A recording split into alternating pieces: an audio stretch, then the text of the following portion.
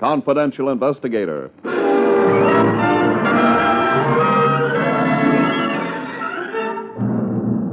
The trouble with murder as a business is that very few of the men who take it up have any judgment.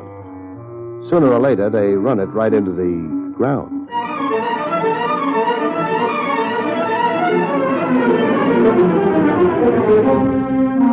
The National Broadcasting Company presents William Gargan in another transcribed drama of mystery and adventure with America's #1 detective, Barrie Craig, Confidential Investigator.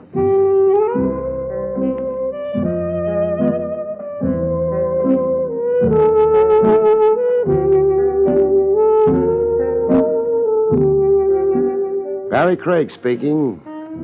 With the weather what it is, a smart operator would be spending his evenings indoors, parked near the steam heat, with a glass in his hand and a small warm glow in the region of his lower chest. I guess I don't qualify. I still like to take walks. Around about this time of the night, there's not much on the street. The air's cold and clean. It's nice to find out you have a pair of lungs which can use that air. Hey, you! Me? Hold it, huh? Hold what? The lippy type, huh? No, just not quick, that's all. You're Craig. That's more or less what I answer to. I got a job for you. I'd better make a note of it. What the devil you took? How often does a job come running after a man? I'd save the conversation for a friend, Craig.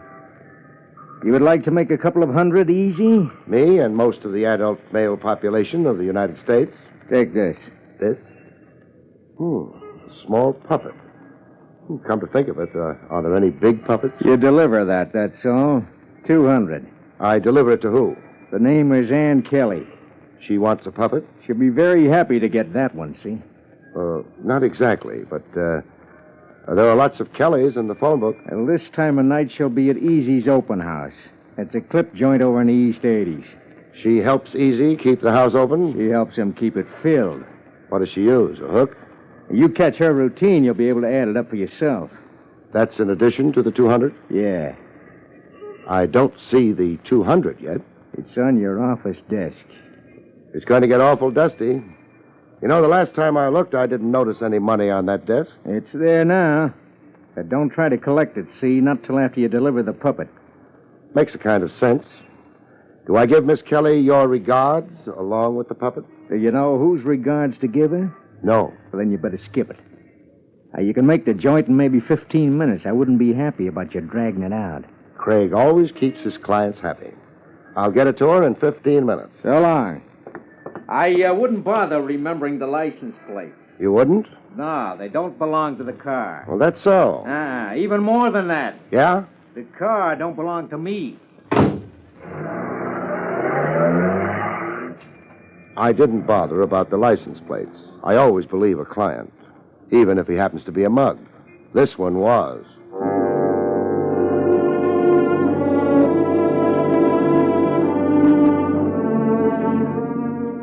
But he wasn't a liar. Easy's open house was over in the East 80s, and it was open. Ann Kelly wasn't at the moment helping keep the house open. I ducked a head waiter and headed for the dressing room. One of the advantages of being a confidential investigator, you always know where the back rooms are, if you can call it an advantage. One of the doors had a gray slip of paper glued to it. The name on the paper was Ann Kelly. I didn't have to think about it much. The slip of paper had started out in life nice and white. Practicing how to be a drummer, boy? That, I decided, was an invitation to come in. Ann Kelly had started out in life nice and clean. We all do. In her case, she'd held on to a little of that niceness, cleanness. A little. What happened to you? You lost your table or something? No. I'm on display out on the floor, not back here, mister. My name's Barrie Craig. Well, that's a very fine name. I'll write home and tell Mother all about it. You're Ann Kelly. I'm not the King of France, but I guess you could tell that. They haven't got a king in France. Oh, I'm here on a job. Really? It's an odd kind of job. You want to cry on my shoulder about it? It's a nice shoulder, but Offhand, there wouldn't seem to be anything wrong with the job. Then why don't you do it? Yeah. It's in my pocket here. Your job? The most important part of it. I was instructed to deliver it to you. This. That's... A puppet. Here. Oh, no. No. Miss Kelly!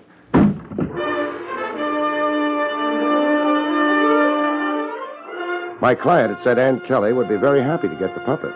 He was wrong. Unless every time Ann Kelly got happy, she passed out. Miss Kelly. Miss Kelly.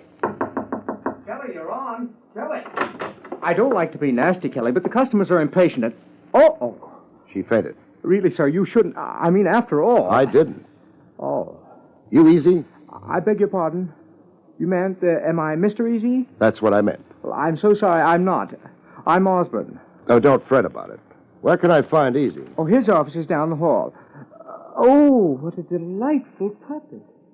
You must have dropped it? No. Well, I mean, is it yours? No. Well, it must be Kelly's then. Fancy. I'm too busy right now. Better hang around until she comes to, huh? Well, I suppose I must. Yeah. I didn't spend any time thinking. I hadn't anything to think about. The hallway back at the club was a carbon copy of the mall. Shabby, the walls greasy with ancient dirt. The light bulb overhead not putting up much of a fight. Easy's office wasn't hard to find. That figured. Light leaked out from under the door. Somebody was in. The door was locked. Osborne could have been lying. Impatient, friend? He wasn't. Mr. Easy was at home. But why the delay? The strong, silent type, friend? The name's Craig. I think I'd like you using it better than friend. I'll try to remember. You coming in, Craig? If you don't mind. So, now what? Just information. What do you know about Ann Kelly? Why do I discuss her with you? I'm on a job.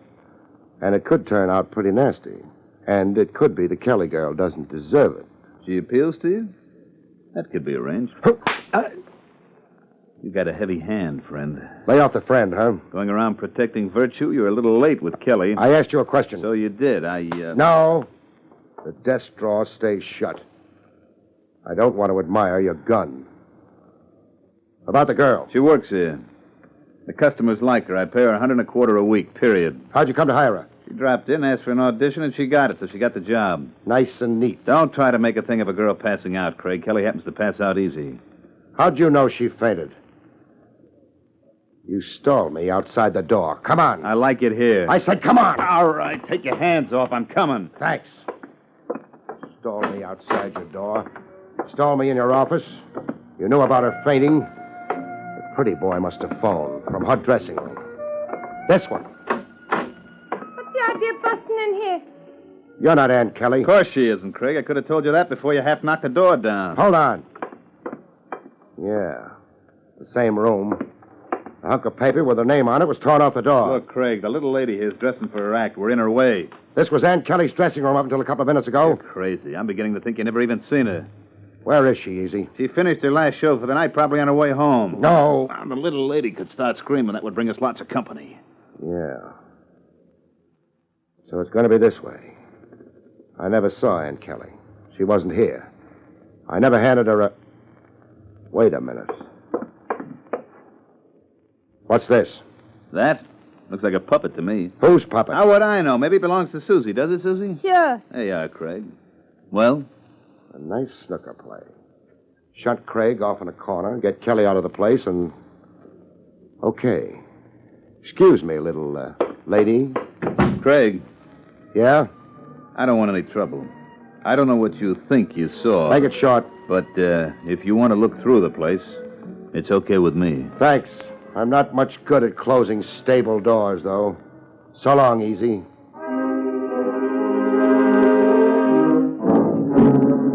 I was in a hurry. Ann Kelly wouldn't be in the phone book. I needed help. A confidential investigator isn't much good on a big deal in a hurry, whatever the book says. I yelled for help to the cops. Lieutenant Rogers.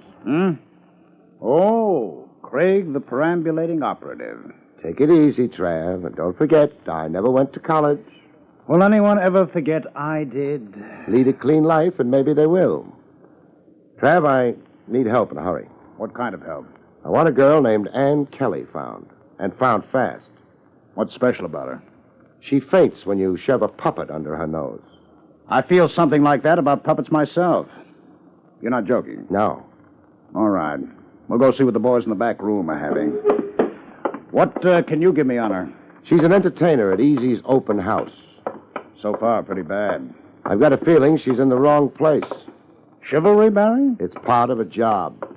I beg your pardon. I almost insulted you by implying you have a heart. Everybody's got a heart. All it does is pump the blood around. I was hired to deliver a puppet to her. She took one look at it and passed out.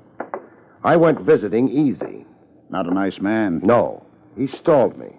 By the time I realized it and shot back to the girls' dressing room, they'd planted somebody else there. The girl was gone. You stop here. I'll go inside, find out if there's a record on her. You sit down and write out a nice description. You might feed a pretty boy named Osborne to your men, too. Works for Easy. Osborne. Sit down, Barry. Get that description done. No poetry, though. Poetry? What's that?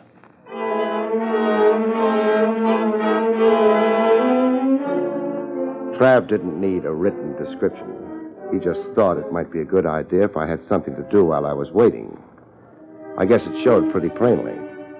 I didn't bother with the description. I just waited. Barry? Yeah? Nothing on Kelly. No record.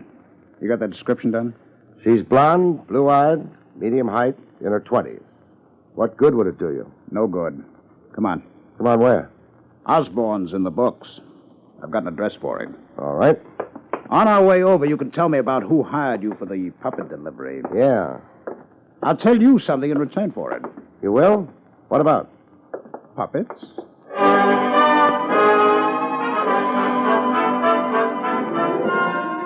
We climbed into Lieutenant Rogers' car and went away from headquarters. My story didn't take up very much time. You never got a good look at your client, then? No, I'd recognize him, but... Maybe it'll come out in the wash. Or perhaps we can correlate a couple of stories. You're speaking to somebody who had his troubles with the 8th grade. Mm-hmm. I imagine the 8th grade had more trouble with you. Barry, about a year ago, the department became indirectly interested in the puppet show. Homicide? Homicide. The primary interest was by the Treasury. Seems a couple of people who were very good with puppets also did pretty well with distributing counterfeit money. Peculiar tie-up. No. The puppets worked with a tent show. A tent show is always moving, hits every part of the country. Its customers keep changing. It's not a bad center for distribution. I guess not. The puppets were handled by a couple of people. A blonde girl named Ann Keegan and her father. Keegan. Kelly. A possibility. However, the Treasury started pressing. Things happened.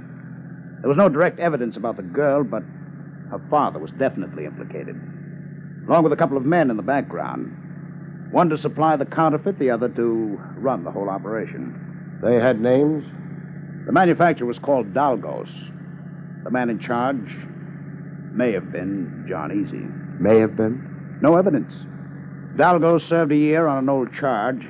The operation was broken up, but a couple of $100,000 in very good counterfeit currency disappeared at the time. And somebody's looking for it now.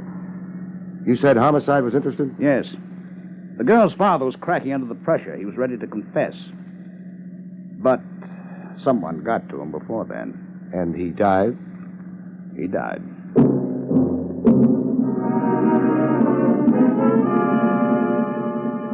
Jigsaw puzzles are fun working out. You keep looking at the pieces, and after a while you begin putting them together. You have your problems, but pretty soon you lick them. And then you're finished. But suppose you don't like the picture you wind up with. Osborne's got an apartment in that house. He tie in with the tent show deal? No evidence.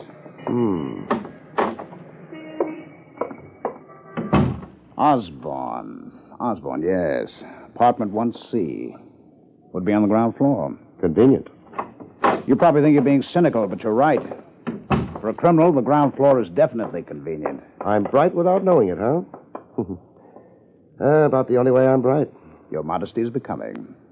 How accurate it is. No knock? No knock. This one ought to do it. We won't loiter until invited. Yes. Yes, what? The room's empty. But the lights are on. Door on the opposite wall. Shut. However... bedroom. And... Not empty. That's your friend, Osborne? He's not nearly so pretty anymore. The girl. No sign of her in here. Nor in the living room. The bathroom. No. Well, the body's still warm. Window open. Alley. Anything besides the garbage cans? Sure. Ash cans. Phone? No. Back in the living room. Nice apartment. A Modigliani on the wall. Modern furniture. With thick walls. The shots weren't hurt. A what on the wall? That painting. Looks more French than Italian. Mm-hmm. You knew who Modigliani was all along. Oh, well. We'll have company in a few minutes. The girl must have decided she didn't care for Osborne's hospitality. Barrie! Barrie, come back here. I don't want you sticking that thick neck of yours out. Barrie!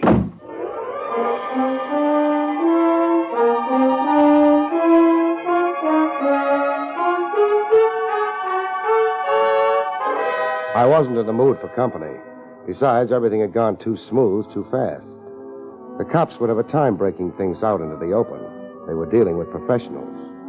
Me, maybe I wouldn't be figured close. I never won any medals for brilliance. It might be a help. Everything had happened in a hurry. The man who'd handed me the puppet that started everything had mentioned how smart I'd be if I stayed away from my office until my job was done.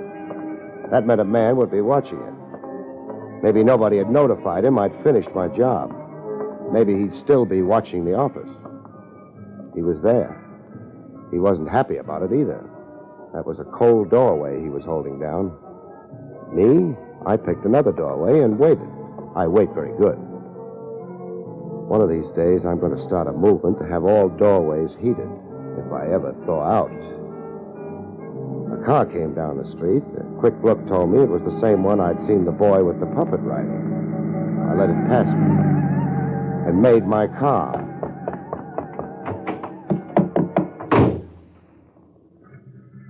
And watched the car up ahead stop for the mug on sentry duty. He climbed in. Everything was okay now. Craig could go upstairs and collect his 200. But Craig had other ideas.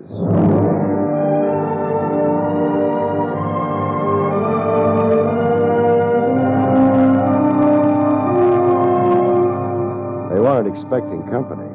They weren't very careful. They let us straight run downtown and over towards the harbor. They pulled the car up into an alley, left it there, and used their feet. It wasn't a long walk. They used a stoop, went into a house that was young and fresh, maybe when the last century died, and shut the door behind them. Force of habit got me to the back door. There wasn't a cop in sight. I leaned on the door. It opened. They were pretty sure of themselves. Downstairs was nothing much. A couple of empty rooms, one that wasn't empty. 2 mugs, neither of whom interested me. I tried the stairs. Nobody was worried. I got to the top. Things improved up there. If you could call it an improvement. The waterworks don't make much of an impression on me, kid. I don't know what you want. In a pig's eye, I've you... already told you. Sure, and I already didn't believe you. I can't. Oh. I got lots more. Well? I could open the door and walk in. I might live long enough to identify my client, but not long enough to do the girl much good. I ain't got all year. I need the green stuff. I got sent up. The cops took over my equipment. I need the green stuff. I pass it on back in business again. You wouldn't want to stand in my way, would you? I never knew anything about... Sure, it was your old man. Remember what happened to him? You It could happen to you. What was the smart move? Get out of there and yell for the cops?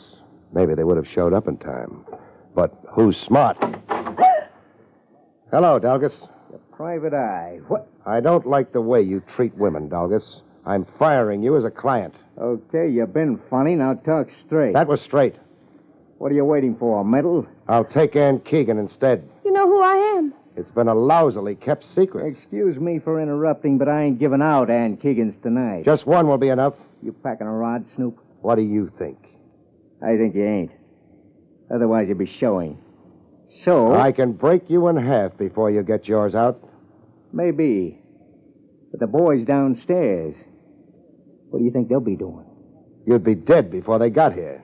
Maybe. Maybe not. But after they got here, you would be dead. And the girl, she might not be so lucky. We've both got something. All you got's a prayer. No. You haven't yelled for help yet. So what? So you're afraid of what I'd do to you before they got here. I'm just hanging around waiting to see how bright you are. We'll leave it at that. I'm not at all bright. I want the girl. Nah. We've both got something. You've got the boys downstairs. Me? I've got the green stuff. The 200 grand in counterfeit money. Where did you... Not here, not on me. How foolish do you think I am? You're running a nice bluff. No bluff. Ann, how'd you get your job at the open house? After my father was killed, Easy offered it to me. He used to be a friend of my father's. He said he'd look after me. I'll bet he did. None of this tells me where the stuff is. Nobody's telling you. Not till the girl and I are out of here.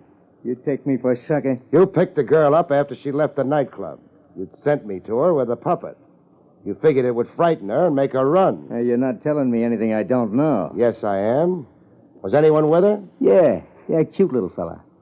I didn't have any trouble with him. His name's Osborne. I ain't anxious for an introduction. You picked up something else when you picked Ann up. Yeah? A murder rap. That's supposed to be funny? A murder rap for who? Osborne. What are you talking about? All I did was push him around a little. When the cops found him, he'd been pushed around a lot. With half a dozen .32 caliber lead-nosed slugs. Oh, what's that got to do with... You've got it all now. How do you like it? I don't like it. At all. You've got one chance of beating that rap. Yeah, how? Keeping the girl and me alive. How would that happen? I can clear you if I want to. But it'll cost you. Cost me what? $200,000 in counterfeit money.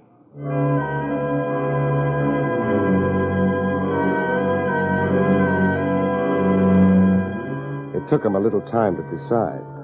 Him a little time and me a lot of sweat. But then he came around, halfway. He let Ann go. She went. But me he was holding on to until I could produce the counterfeit money and the out for a murder rap.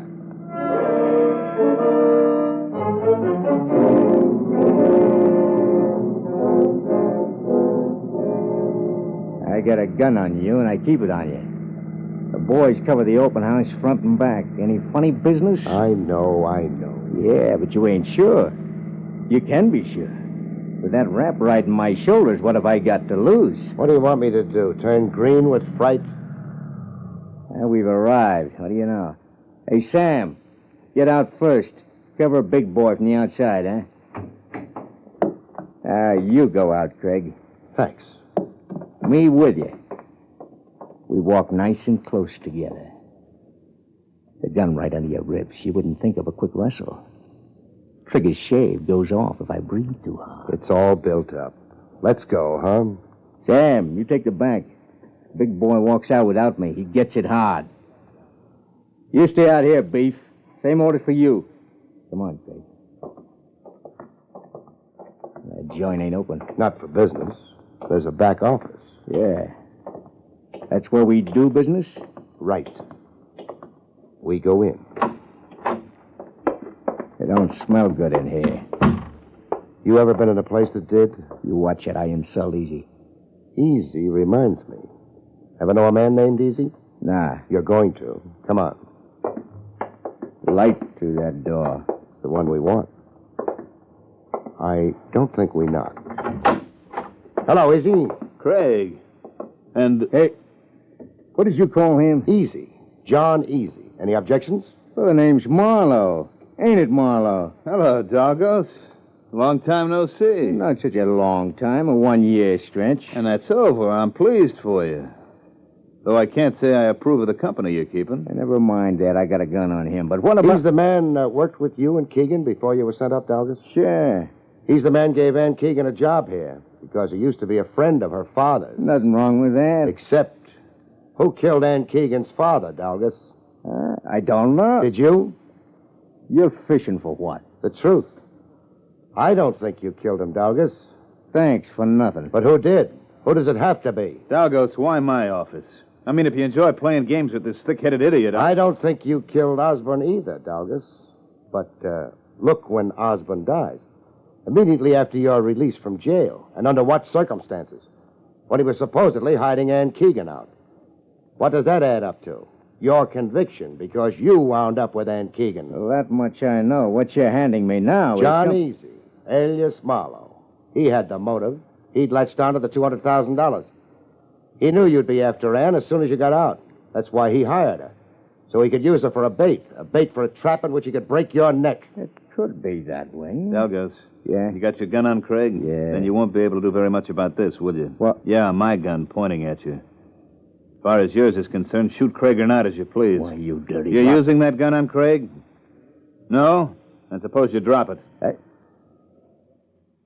Okay. Mr. Craig is unfortunately right. Too bad you had to get him involved in this, Doggos. Otherwise, you'd have a little longer to live. Not much, but every hour counts, doesn't it? You've got the dough. Of course I have, and I'll have fun spending it. With caution. I'll think of you often, Doggos. You can't afford it. Sure I can. Craig tracked you down. You and he had a gunfight. You both got killed. Who knows? Craig might even get a medal. It'll work, Doggos. I don't think so. What? Drop it. I said... What? Hi, Barrie. Hello and welcome, Trav. Mr. Easy, or I guess I should say Marlowe, will live long enough. The counterfeit money? In his safe, I guess. Oh, we'll find out. Are you waiting for anything, Dalgos? Huh? No. I've got a few policemen outside. They've collected his associates. I think they'll be pleased to pick him up. He's managed to acquire a few brand new charges in a very short time. Thanks for showing up on time. I was beginning to wonder if you ever would. You were gambling on the girl, weren't you? Uh-huh. But she was honest that she'd come straight to us, and... Paid off, didn't it? She's waiting for you at headquarters. She wants to see you.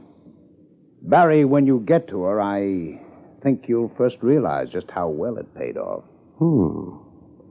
Good night, folks. See you next week.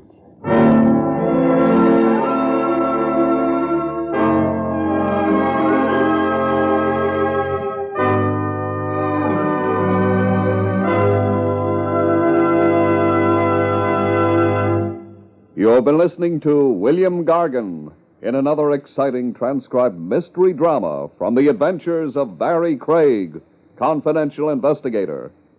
Tonight's story, A Very Odd Job, was written by Lou Vittis. Next week, it's the strange story titled Diary of Death, about which Barrie Craig has this to say. Next week, murder counts to a bloody 3.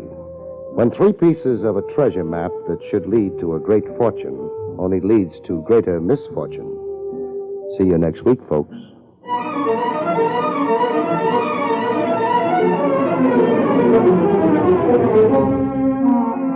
Featured in the role of Anne was Elspeth Eric. Barrie Craig, starring William Gargan, was under the direction of Hyman Brown. This is Don Pardo speaking.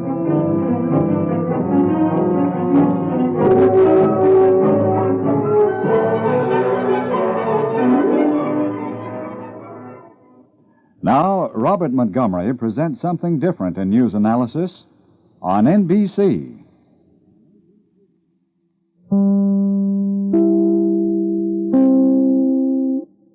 William Gargan stars as Barrie Craig, confidential investigator.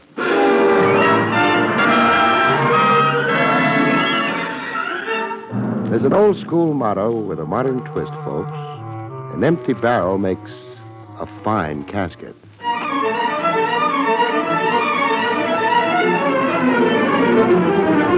The National Broadcasting Company presents William Gargan in another transcribed drama of mystery and adventure with America's #1 detective, Barrie Craig, confidential investigator.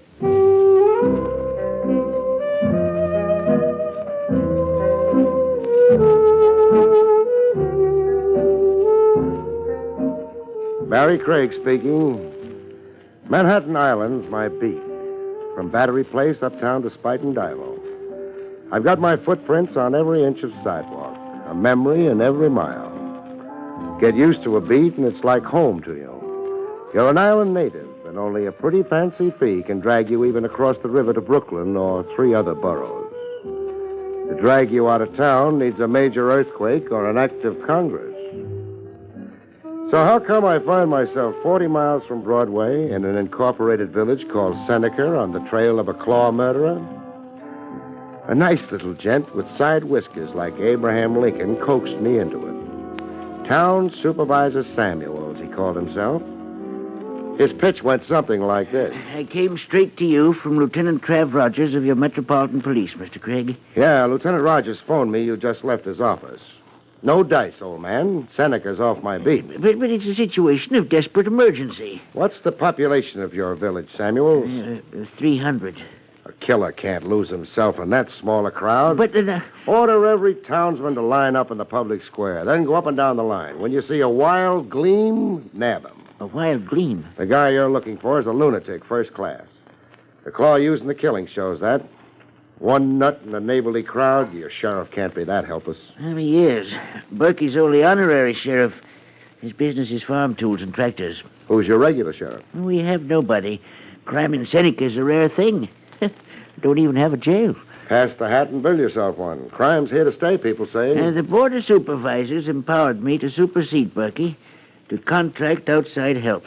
Someone experienced in homicide. You were highly recommended. By Trav Rogers. The lieutenant's having his joke. Please, Mr. Craig. You're a nice town supervisor, and you look like a tintype of an old favorite uncle of mine. I'd like to help you, but no amount of pleading. No power on earth. Not 50 claw killings can entice me 40 miles from New York.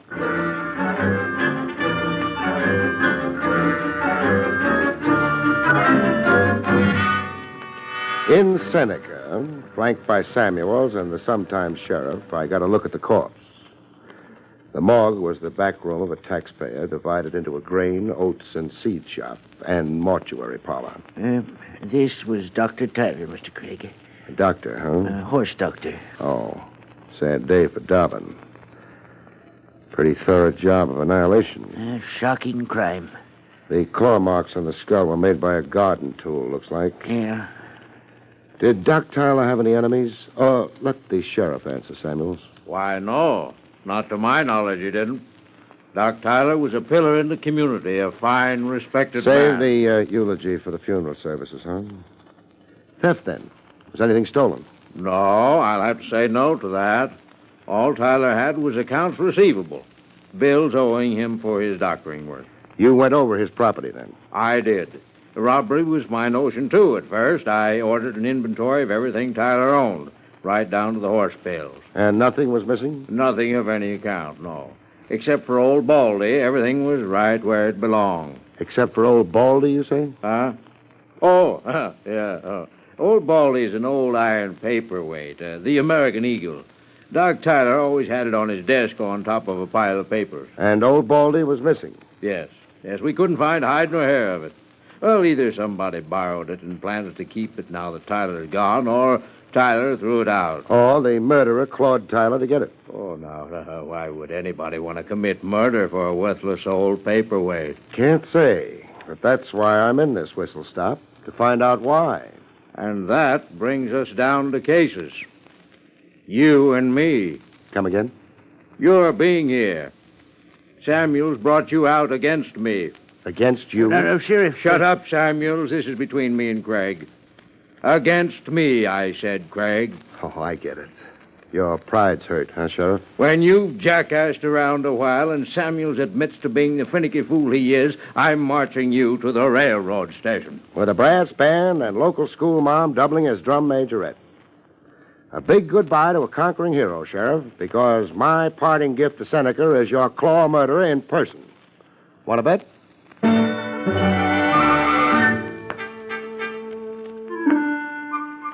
I found overnight accommodations at a Miss Pringle's split seconds before a storm broke. Miss Pringle was a spinster who looked it, and a fluffy white poodle who looked as if he was eating himself into his grave to escape Miss Pringle. This is Fluff, Mr. Craig. Fluff, huh? Does he bark? Seldom. Fluff has chronic laryngitis. Oh. Dr. Tyler, peace to him, was treating Fluff. Sad about Dr. Tyler.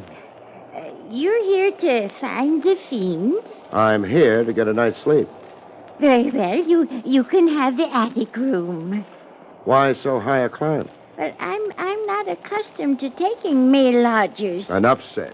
Blankets, towels, is everything there? Oh, yes, the room is ready. And a wall outlet so I can plug in and shave? No, the electric wires don't extend to the attic. Oh. There's a kerosene lamp. Now, if you'll go to your room... You're pushing me, Miss Pringle. But I'm not accustomed to men in my parlor. Enough said. I'll see you in my dreams. Oh, my... Good night, Miss Pringle.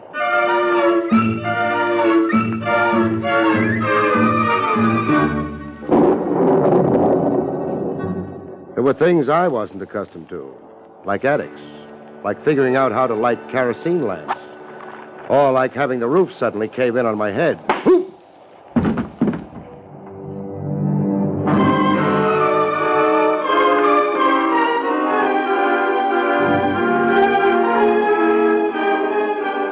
I went down from a sneak blow. A club, the weapon felt like. I went down, but not out. I could see through a red haze like a film of blood, and I could hear glass breaking somewhere in the room. I rolled on the floor, not to be a sitting duck for a second blow. But no second blow came. Just quiet and the rain outside. The rain blowing in from an open window. The window my sneak opponent had used getting in and out. I went out the window after him.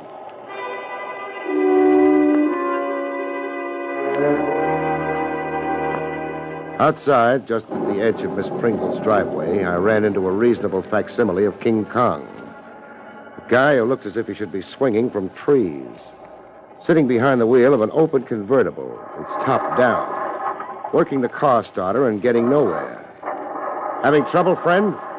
It's slow, don't want to go. The wires are wet. I'm driving good and then it stops. Your wires are wet. I'm driving good and then it stops and then it won't go. You're getting all tangled up in your IQ, friend. Doesn't the top go up? Yeah, easy. This button here, you push it. So push it. No. You've got a medium-sized lake around you. Floodwaters rising from the floorboard. I'm not pushing no button. I like it like this. How did you happen to stall here? I told you I'm driving good. And then it stops and then it won't go. You making fun of me? No. Did we meet a while ago? Huh? Where? In Miss Pringle's attic. No. I'm driving, so how could it be? How could it be? Parked here the last 5 minutes. Did you see anybody in a hurry to quit the general neighborhood of Miss Pringle's? No. I see nobody. You're sure?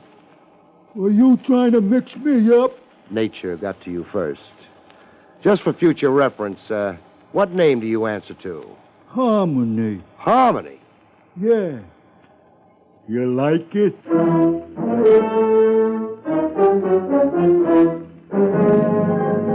Back in the attic with the kerosene lamp lit and Miss Pringle in a trembling spasm, I took stock of the room. Oh, what you've told me, Mr. Craig, it's unbelievable. Believe it. I wasn't born with this rhinoceros egg on my head. But what purpose I'm checking to see. This picture on the floor, where was it hanging originally? The kerosene lamp's throwing so many shadows I can't see the nail hole. Why, it hung there over the highboy. The glass broke? Yeah, it needs a new glass. A ship's print, huh? Yes, the Princess Ida, an old whaling vessel. The picture have any special meaning? Special meaning? A value, An heirloom or something? Why, no. No value. I only paid $1 for... Oh, wait. Yes, come to think of it, I was offered a good price for it. How good a price? $100, if I recollect. For a dollar print? Who made the offer? The young Mr. Stanley, the one with the new antique shop out on North Rugby. Why didn't you sell the picture to him? Well, I'm not sure. For spite, I guess. Spite? Well, the young man was too persistent and bad-mannered. Calling me on the telephone and then tracking his muddy boots on my parlor rugs. But I don't understand why these questions. Somebody was up here to steal the picture. I got in the way and was struck down. But nobody stole the Princess Ida. It was dropped in the commotion and the getaway. I heard breaking glass while rolling on the floor.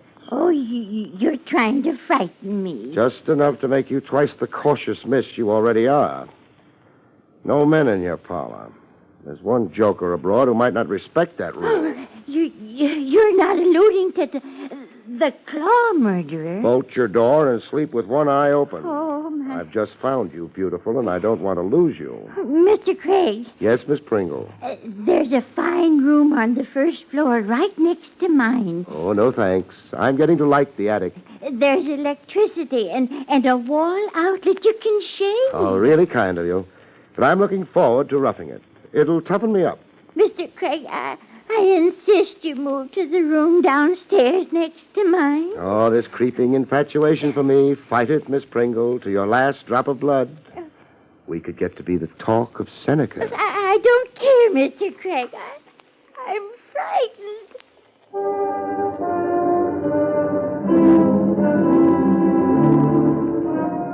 In the morning, I took breakfast with Town Supervisor Samuels. Breakfast and information. I'm sorry Sheriff Berkey made you unwelcome. Berkey's sensitive to competition. I'm sorry about your injury. My injury? You were attacked and beaten last night. How could you know? Miss Pringle had me on the telephone in the middle of the night. Oh. I want to know about a couple of your townspeople. Yeah? First, a bright chap who calls himself Harmony. Harmony? Now, what reason could you... Never mind. I'm asking the questions. Tell me about him. Harmony's Big Toby Keller. Hires out for odd jobs. Spring plowing, window washing, garage work. How about dirty work? No. Craig, you're wrong about Harmony. I'd take an oath. His mind isn't the best. But we know him to be good-natured, honest. Mm-hmm. What about a young Mr. Stanley? Fred Stanley? He's a newcomer to Seneca. What brought him here? A lawyer got him to come in the first place. From Chicago, I think. Yeah, Chicago.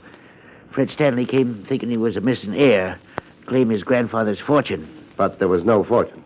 Only an old house just this side of the Seneca line, not worth the taxes on it.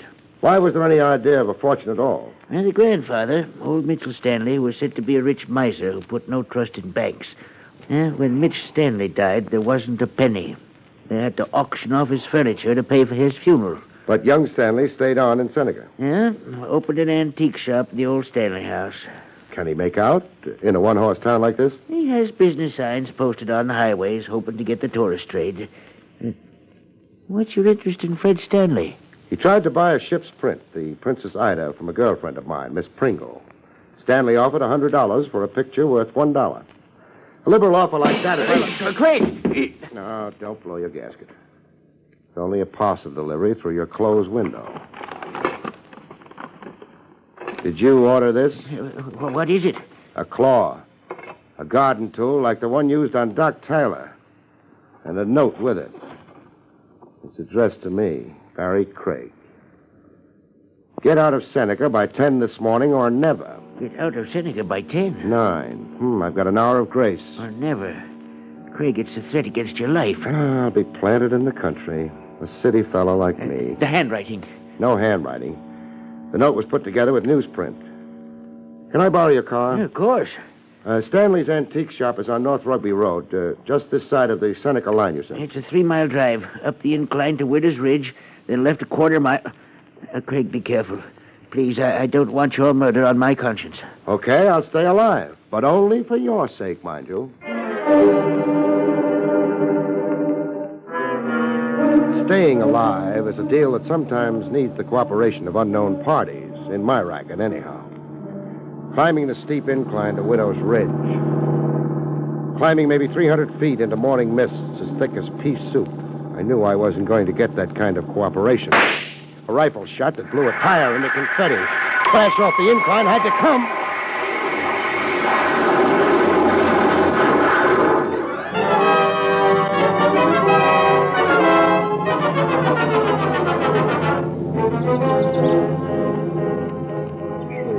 Funny distortions in your eye when you first come to and start taking inventory to see if you're alive.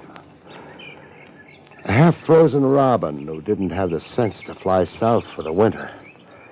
He sat on the side of the hill 10 feet from where I lay, staring solemnly at me and chirping prayers for my safety. Oh, when I started getting to my feet, the robin flew away. The inventory added up. I was all there in one piece, with a few dents that couldn't hurt forever. Samuel's car was down at the foot of the incline, topsy-turvy, like it was playing dead dog. I'd been thrown clear of the wreck. Half my fee into the poor box. I took an oath on that as I started for Rugby Road on foot.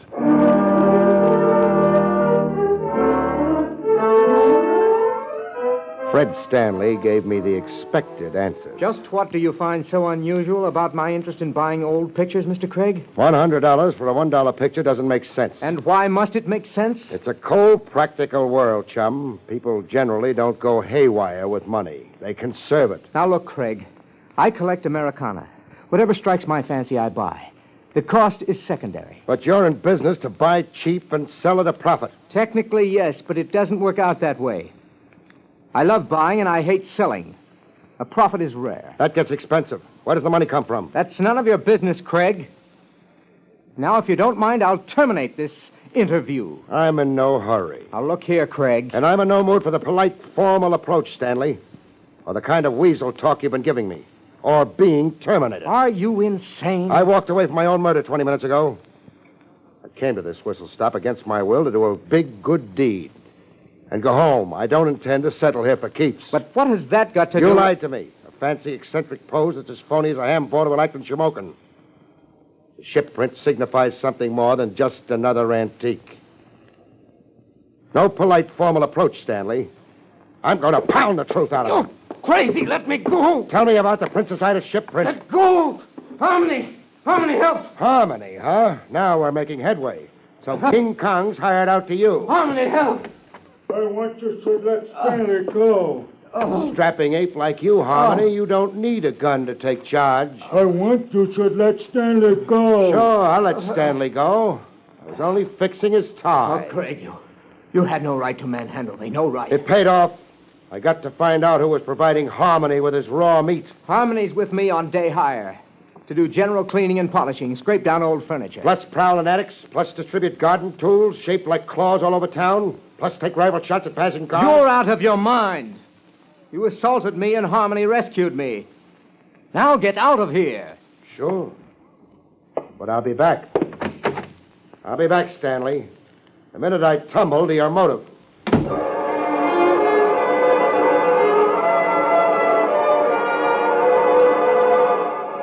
Back at Miss Pringle's to wash up and change my suit for a whole one, I found her prized parlor rug a mess.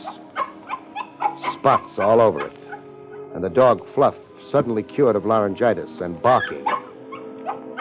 Warm spots with a sticky feeling to the hand. Red like blood. Blood tracked in by Fluff from somewhere.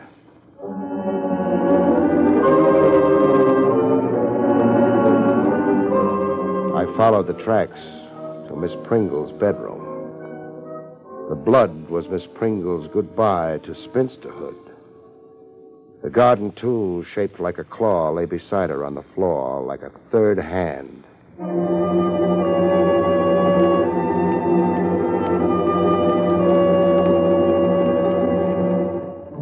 Town Supervisor Samuels, aged 20 years and 20 seconds. Craig, it's ghastly.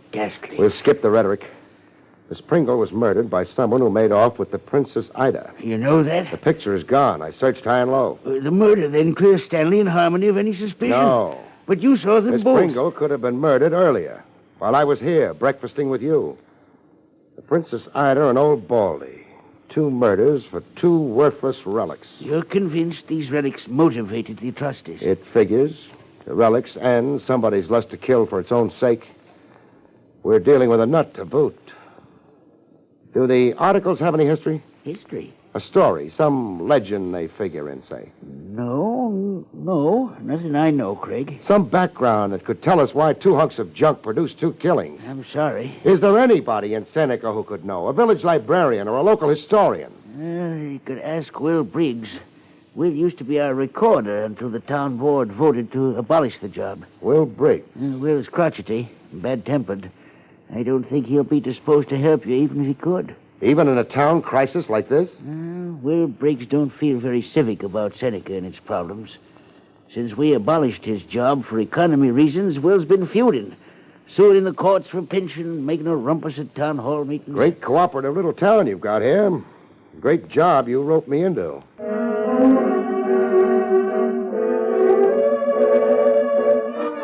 But Will Briggs pulled a switch on Samuel's characterization of him. Briggs fell all over himself cooperating. For $20, Mr. Craig. I am a man without funds. $20, okay. You'll get it. Black-hearted board of supervisors. Did you dirt. Old Baldy and the Princess Ida. Scratch your memory. Old Baldy and the Princess Ida. Funny now, you should be asking about them. Why is it funny? You're the second party that's come to me asking. Who came first? Old Mitchell Stanley's grandson. The one who settled himself into a shop here a spell ago. Young Fred Stanley. What did you tell him? What I'll tell you. If you wait. I have the record here. Yes, here it is. The sales sheet in my own writing for that auction they held at Mitchell Stanley's once to raise money for burying him. I was craking for the auctioneer that day. Get to it, please. In my time. See? It says here we sold beds and tables and floor coverings. Down here it says Old Baldy. 50 cents. Sold to Dr. Tyler. Princess Ida. $1. Sold to Miss Pringle. And the snowman sold for 75 cents. What's the snowman? The design on a patchwork quilt it's named for. Who bought it? Let me see. Sold to Adam Samuels, it says. That's the town supervisor himself. Where's your telephone, Briggs? Telephone? He ain't never invented it from its use to me. Keeping body and soul together as it is. Briggs, don't bend my ears. What's got your back up? Samuels, your town supervisor's number 3 on the Claw murderers list. If it's so, I say good riddance to the black-hearted.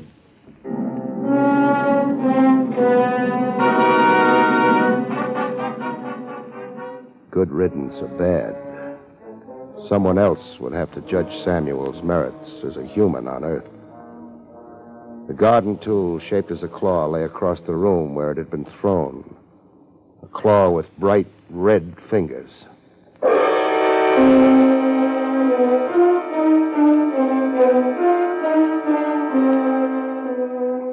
Fred Stanley resisted arrest to the last gasp. Harmony's last gasp, that is. Craig, get out of here. You're under arrest, Stanley. You have no authority. I've got a gun. Harmony. That 8th man comes through the door and he's dead. Harmony. You're asking your moronic stooge to commit suicide? We'll see. Harmony. One down, and Seneca's a better place for it. You killed him. He's only wounded. Where do you want it, Stanley? I'll go with you.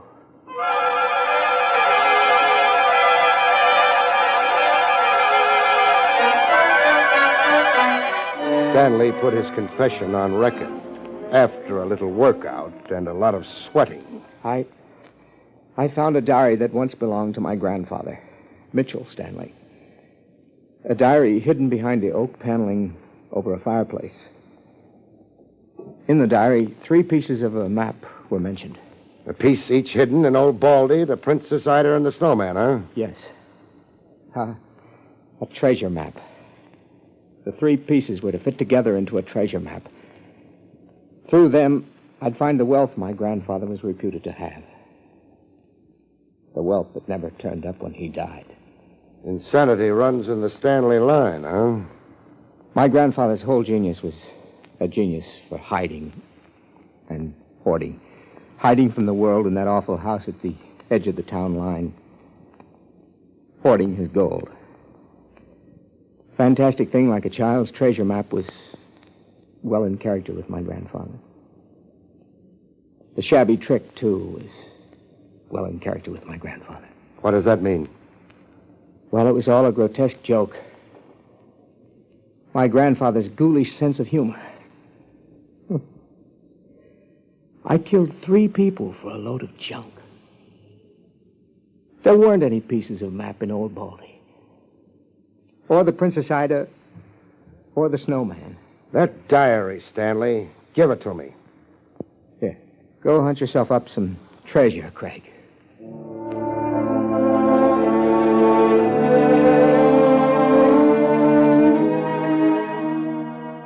There was an anticlimax to the Stanley story. In a village beanery, with the sometime Sheriff Berkey trying to act apologetic and yet keep his dignity. I suppose you'll be leaving now, Craig, eh? Yeah, I can't wait to stand on Broadway and flip a cigarette into the gutter. Well, I've been a jealous fool. So would I be, in your shoes. Oh, thanks. Will Briggs is coming over to see you. He says you owe him something. Yeah.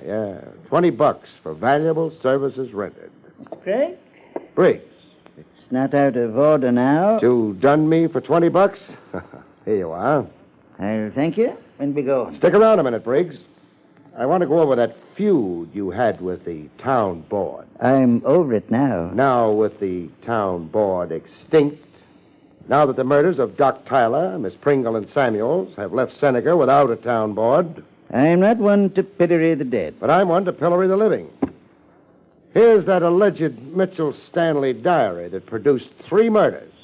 Is it now? And this is that auction sales sheet in your own handwriting, as you told me.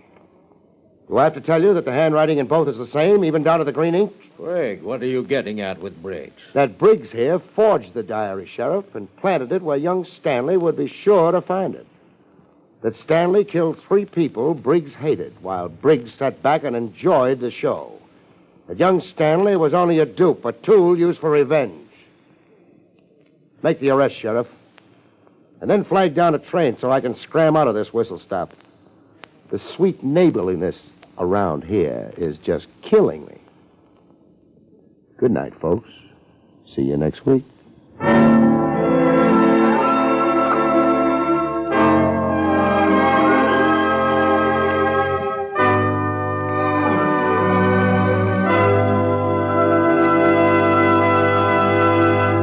You have been listening to William Gargan in another exciting transcribed mystery drama from the adventures of Barrie Craig, confidential investigator. Tonight's story, Diary of Death, was written by John Robert. Next week, it's the strange story titled A Time to Kill, about which Barrie Craig has this to say. Next week, I have a wow of a time in the kindergarten when a whimsical corpse insists on playing hide and go seek. See you next week, folks.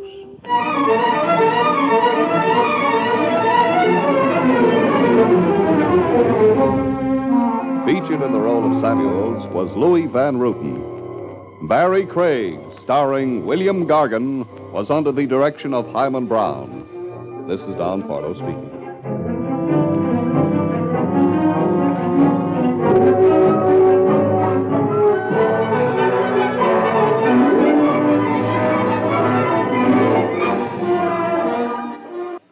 Next, Robert Montgomery presents something different in news analysis on NBC.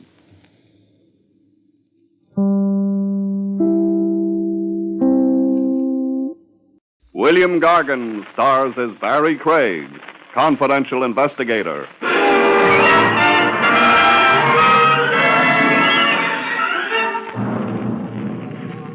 Murderers rarely have many friends. People can't keep up with them. You see, folks, they set such a killing pace.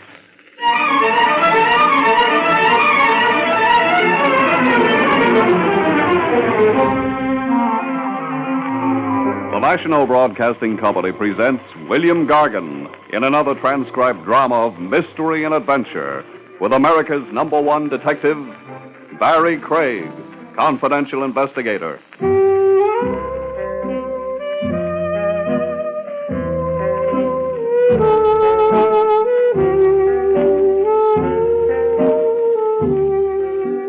Barrie Craig speaking. In my business, a guy doesn't have many friends. We know too much about people. The wrong kind of things and maybe the wrong kind of people. Or are there any different kinds? I wouldn't know the answer to that one. But after time enough and jobs enough, about the only thing the investigator can be sure is clean is his license, if he keeps it under glass. The hours are lousy, too. Hello, Willie. Evening, Mr. Craig. You want some coffee? In Willie's wagon? Lay off the cracks. It looks like coffee. It smells like coffee. And it tastes like sulfuric acid. I'll have a cup. Thanks. How about some nourishment? I'll have a couple of donuts instead. A couple? What do you think I am, a weightlifter? Just watch your teeth working on them. Hey, you on a job? No. Well, then what's keeping you up this late? Your coffee, mostly. You didn't have any before you walked in here. I can dream, can't I? Besides... Yeah? I felt like company. Private eye gets tired of his own thoughts pretty quick. Why don't you quit thinking? I did half a dozen years ago. I've been a happy man since. Business. What'll it be, Bud? Does it have to be anything? I seen one of those before. Back up. Against the wall, huh? Sure. Hold it, Craig. The personal touch? Just sit there. Work on your donuts and coffee. I eat just as well without a gun. That's to keep you quiet, not stimulate your appetite. Thanks for explaining. Why do we have to be quiet? I want it that way. Uh-huh. Is Keep Craig Quiet Week? Yeah. I just passed the resolution. In a little while, I'm going to get sleepy. Don't let it bother you. My point is, do I have to be quiet only in Willie's wagon, or can I go be quiet at home? Craig. Yeah? I tried for you at your office first. The elevator man told me you'd probably be here. Jake's a prophet. Anybody else comes calling for you, the elevator man will tell him the same thing. You make it sound like a procession visiting Craig at midnight. Business isn't that good. Not a procession. One customer.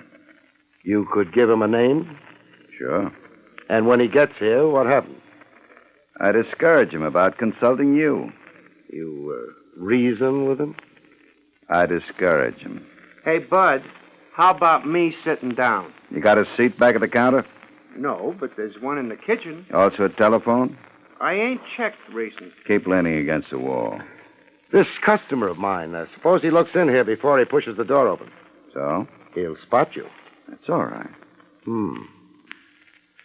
Look, if I'm going to stay awake, I'll need more coffee. You. Yeah? Mr. Craig wants some more coffee. Okay.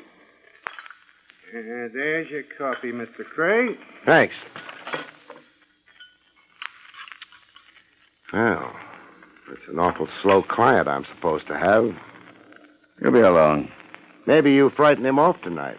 What happens tomorrow? People run out of tomorrows sometimes. Yeah. All right, that could be him. Stay put, boys. I could use a client. Not this one. He won't be any use at all. Too bad. Hey, Willie, what'd you put in this cup? Huh? Tastes more like concentrated lye than coffee. Shut up. It's an insult, not coffee. Here, you try it. It was hot, wasn't it? I'll take the gun now. What the? Those shots came from the door. Yeah. Car took the corner on a couple of wheels. Couldn't spot the license. That guy's bleeding all over the floor. Yeah. Well, he'll stop in a little while, Willie. No more blood. Yeah? Yeah, his heart isn't pumping it anymore.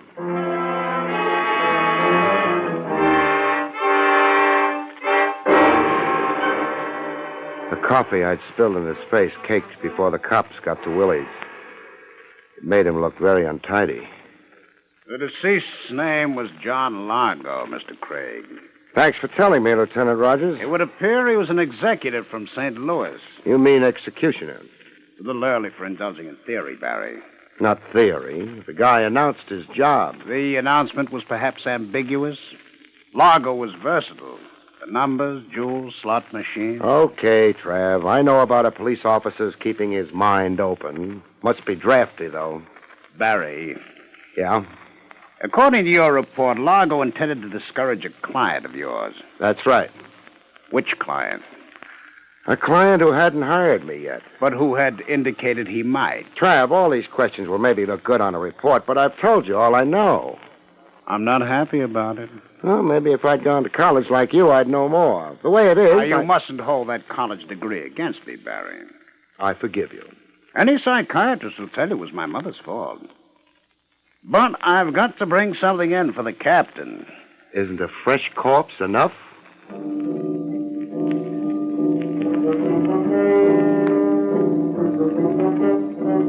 Trav let me go after a while. It had been a dull night. Willie's wagon was lousy with the press, and Trav had to concentrate on the department's public relations.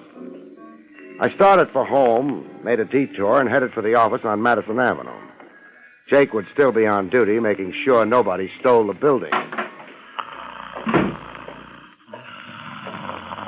Jake. Jake. Any cow wants to get milk, she can come to me. I ain't going out in the middle of the night. Jake, you're not on the farm anymore. What? Oh, too bad. You should have stayed up in Vermont. No, I got tired of it. Why? Too close to New Hampshire. I've been kind of expecting you. Yeah, I noticed your wide eyes. Jake, a little over an hour ago, a small, fair-haired man was here asking for me. Yeah, I remember him. I told him you was out getting poisoned over at Willie's. He find you? He found me. What I'm more interested in is the second person who asked for me tonight. I don't blame you. What? I said I don't blame you. Must be your Vermont accent. Never mind blaming. That second person was a client. I know that. That client of mine, from the looks of things, committed murder a half hour ago. Your office must be getting pretty crowded. My office? Jake, didn't you tell my client where I was? Client didn't ask. Preferred to wait in your office. In my... Oh, that's what you meant about it getting crowded. Yeah. But the murder didn't take place in my office. Not the one I'm talking about, anyway. That's nice. Makes less work for the cleaning women. But in that case... Never mind. Take me upstairs. Yep. Going up? Where else would I be going? I don't know. Them's my instructions. Always ask the passenger which direction he's going. Jake, what kind of a man was he? Who's that? The one up in my office. Well, up in Vermont, we wouldn't call him a man. You wouldn't? No. What would you call him? A girl.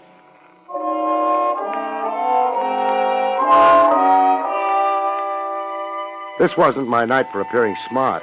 I stared at Jake with my mouth open until we reached the third floor. By that time, I managed to get it shut. Jake went back downstairs. I went down the hall to my office and went in. And discovered that we'd call her a girl in New York, too. Mr. Craig? Yeah? Sorry I kept you waiting. Oh, that's all right. After all, you didn't know I was waiting for you, did you? I guess I didn't. Well, I was. You had an idea about hiring me? Actually, it was my brother's idea. I see. Oh, that is, I'm Sally Marlin. My brother is Donald Marlin. It figures. You're laughing at me? No. I wouldn't like you to, even though I'm not doing this very well. Exactly what are you doing? Oh, explaining. Donald's in trouble. The world isn't doing too well either. Are you trying to make me angry? Yeah. Why? Maybe you'll get around to telling me why you're here. My brother Donald has been in trouble ever since he came back. He thought perhaps he might hire a good private detective who would help him. And for some reason that I can't understand, he decided to hire you. Thanks. Then why didn't he come here? He was afraid to leave the house. He sent you instead? Yes. What kind of trouble is he in? Well, the kind of trouble where he might get murdered. Usually a man in that kind of trouble goes to the cops. Donald can't. Why not? Well, he doesn't want to get into the papers. Things like that. He's shy? Mm-hmm. Good night, Miss Marlin. What what did... When it comes to protection, a private eye can't come within a couple of light years of the cops. Nobody afraid of being killed was ever that shy. Well, I'm sorry. It's because of the purple cow. The one nobody's ever seen? Oh, no. No, this one is a little statue of a cow made out of purple glass. How much is it worth? Well, it's kind of an antique, and... Your brother has it, but neglected to get legal title to it? Something like that. That's why he can't go to the police. I'll have to see him. Oh, of course. We live at 39 Barchester. 39 Barchester. Mm-hmm. Donald gave me some money to... Well, I guess it's called a retainer. Uh-huh. $200. We'll consider it a retainer. I guess it's too late tonight for you to see Donald, but the first thing in the morning, Mr. Craig? The first thing in the morning. Then, good night. Good night. Miss Marlin, Yes? you said your brother had been in trouble ever since he came back. Uh-huh. Ever since he came back from where? Why, St. Louis, Mr. Craig. St. Louis.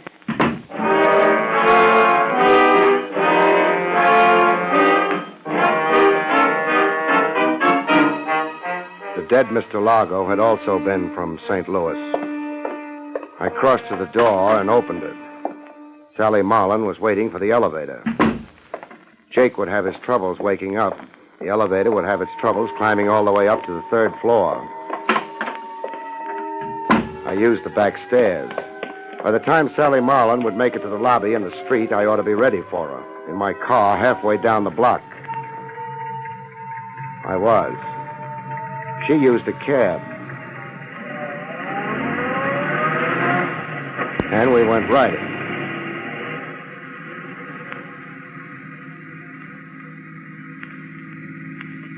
It wasn't a long ride. Her cab slowed down and stopped. I stopped. She paid the cabbie off and went inside. The cab scrammed. I started up. I drove past the place she'd gone into and memorized the address. It was not 39 Barchester.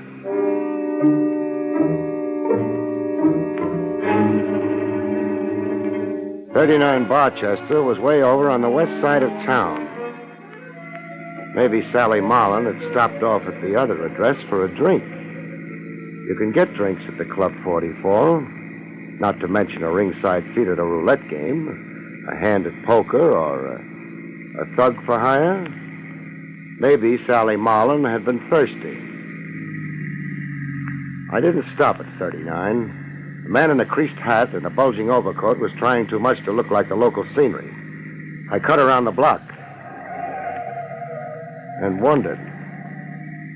There'd be an alley leading to the back of 39 Barchester. There was.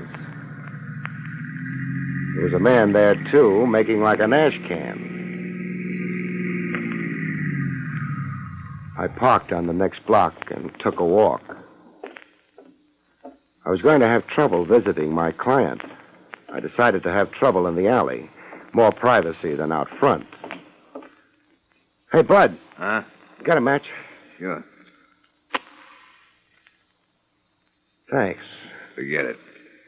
How's life among the ash cans? Huh? Kind of cold, isn't it? It ain't warm. You'll be glad to get back to the club. You ain't kidding. Well, what are you waiting for? Cochran sent you? What do you think? Yeah, but he didn't say nothing about pulling me out of here. Hey, wait a minute. I seen you before. Is that supposed to be a big surprise? I seen you before. Your name's Craig. Word gets around. You're a dick, a private dick. Says confidential investigator on my door. You don't need a gun. Keep your hand away from... Wise guy, Not tonight, you won't.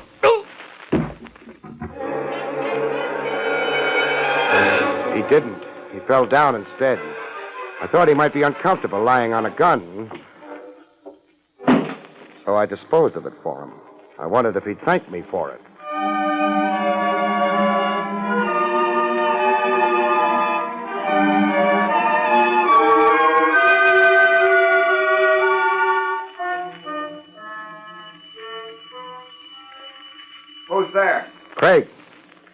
again. Craig, you want me to wake the neighbors?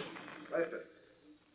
I'm going to open the door slow. I want your hands in front of you and clean when I do. Okay. Otherwise, I start shooting. Hold it. Yeah. Come in. Thanks. I have to be careful. Sure. Sit down. Thanks.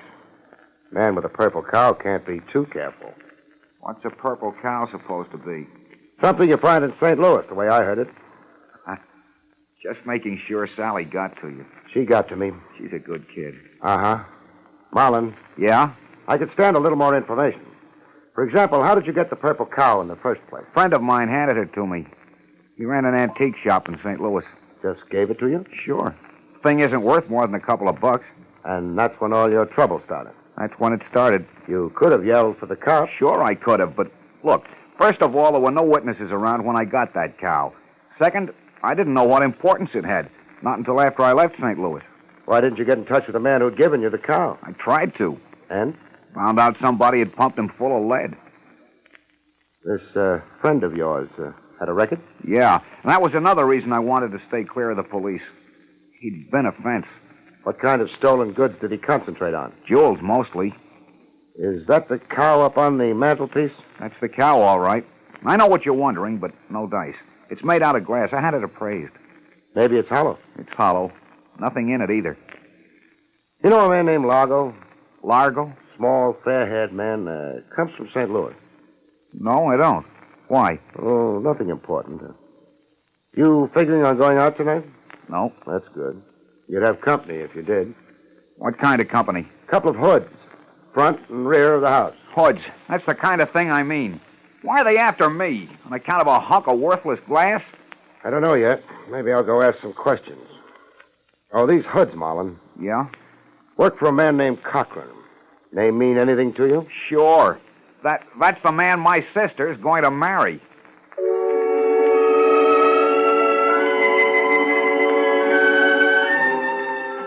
I used the front door. The mug in the alley might be resentful. I had no time to sue them. I had a headache. I wanted to go home and kill a couple of beers and sleep. Marlin was safe for the night. So was the cow. No reason why I shouldn't go home. Maybe that's why I didn't go home.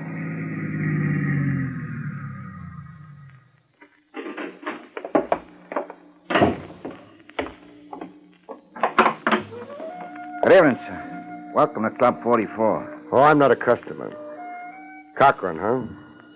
Mr. Cochran? All right. Let's be formal. Mr. Cochran. Mr. Cochran's not in, sir. Okay. Take me to where he isn't in. Harder. Listen, you. No, I'm too tired. Stop crowding. You're all alone compared to what I could do to... Tough? Big. You could be cut down. Let Cochran try it. Come on. Okay, take your hands off me. Just a sample. Let's go.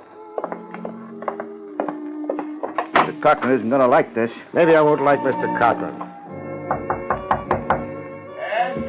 The gentleman to see you, Mr. Cochran. Gee, thanks. Mr. Craig. Frank. Hello, Miss Marlin. Hello, Cochran. I couldn't start nothing out in the club, Mr. Cochran. Don't be silly, sir. Mr. Craig is always welcome.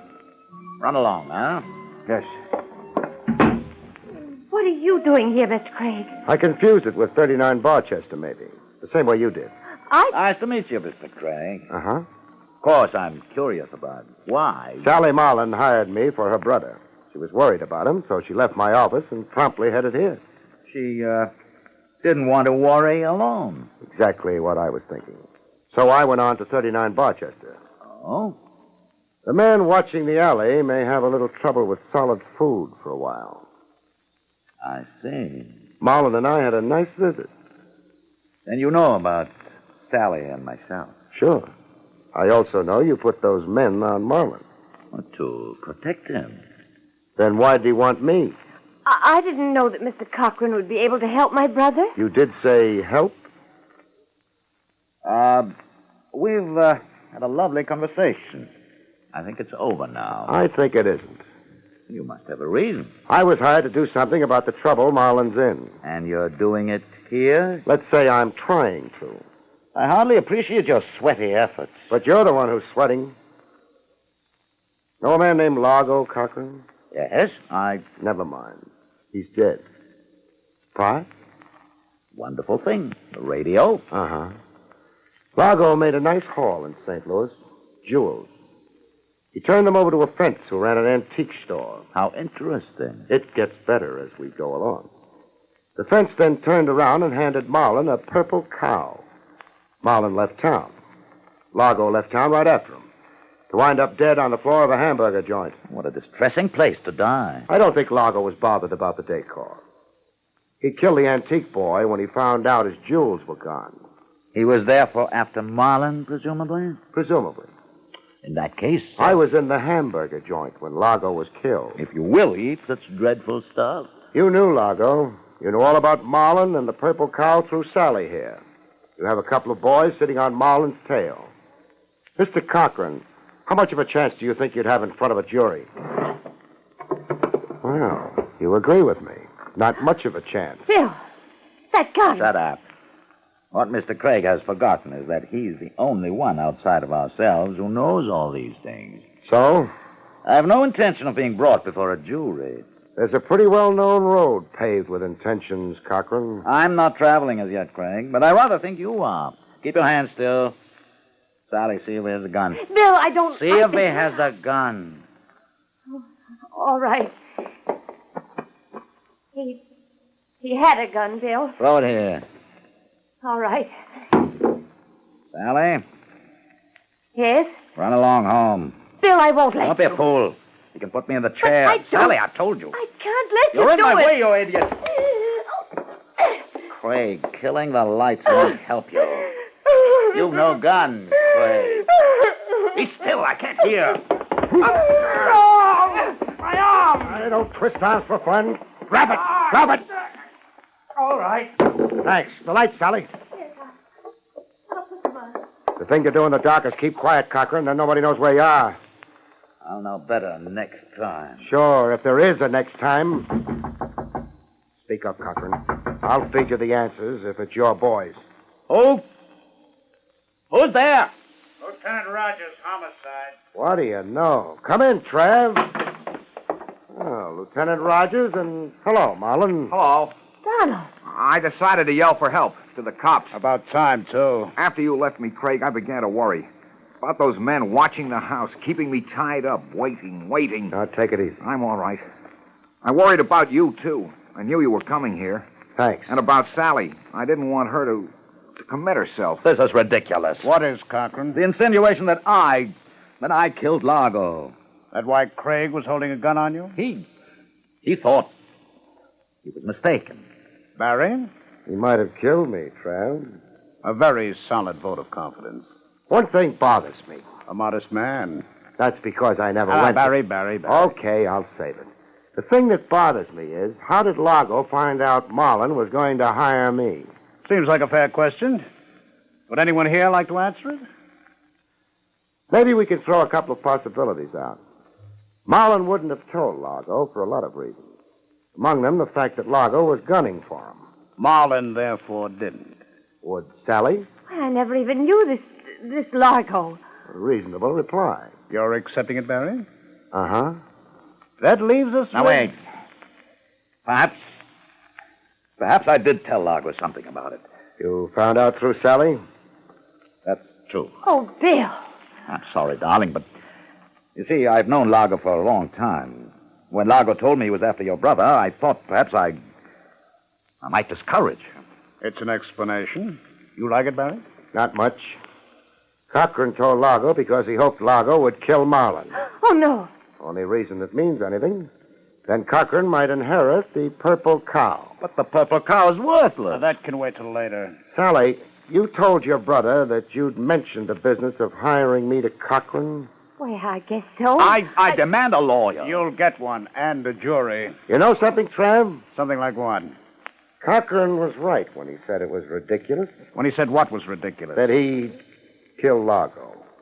Oh? Because he didn't. Well, this is a fine time to tell me. Who did? The person who understood my last question to Sally. The person who's making a beeline for the desk with a gun on it. mean, it was... Sure. Your brother, Mr. Donald Marlin.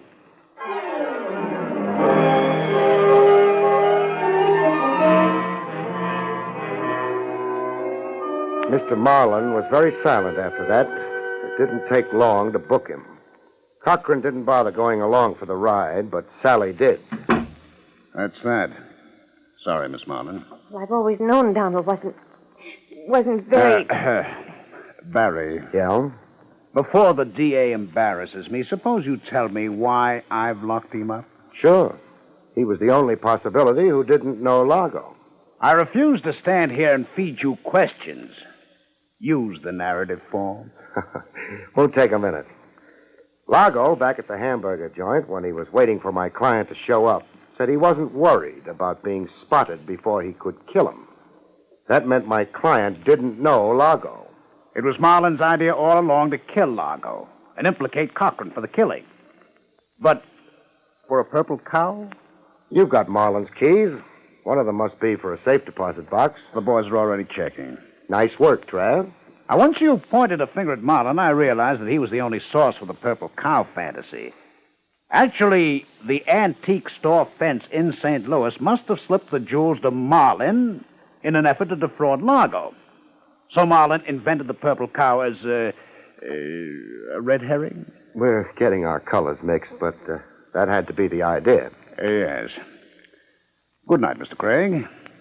Good night, Miss Marlin. I can't think of a last line. Well, I can't either, but... Oh, you've been sweet, Mr. Craig. You never suspected me. Does there have to be a last line? No. Good night, folks. See you next week.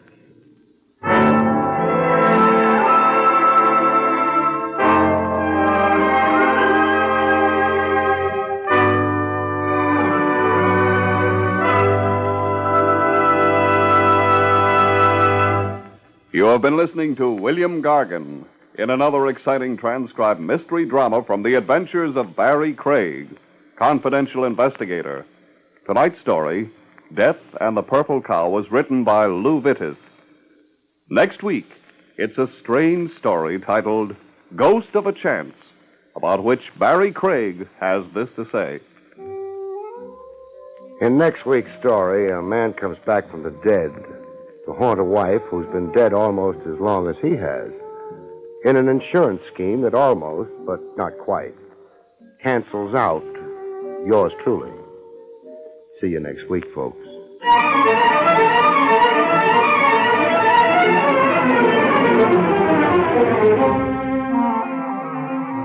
Featured in the role of Sally was Arlene Blackburn.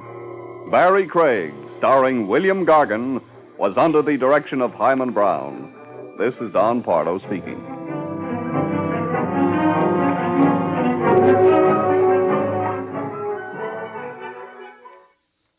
Now enjoy Meredith Wilson's Music Room on NBC.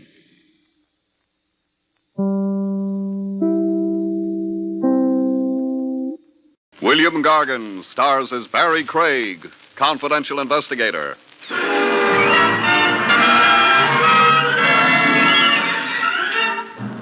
One sure way to reduce the body beautiful and eliminate excess fat is horizontal living. Lie prone and don't blow your lid. Your coffin lid, that is.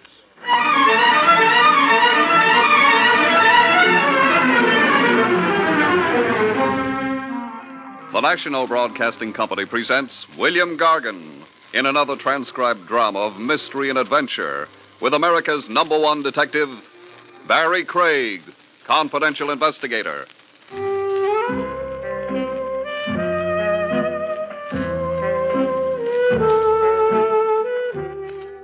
Barrie Craig speaking.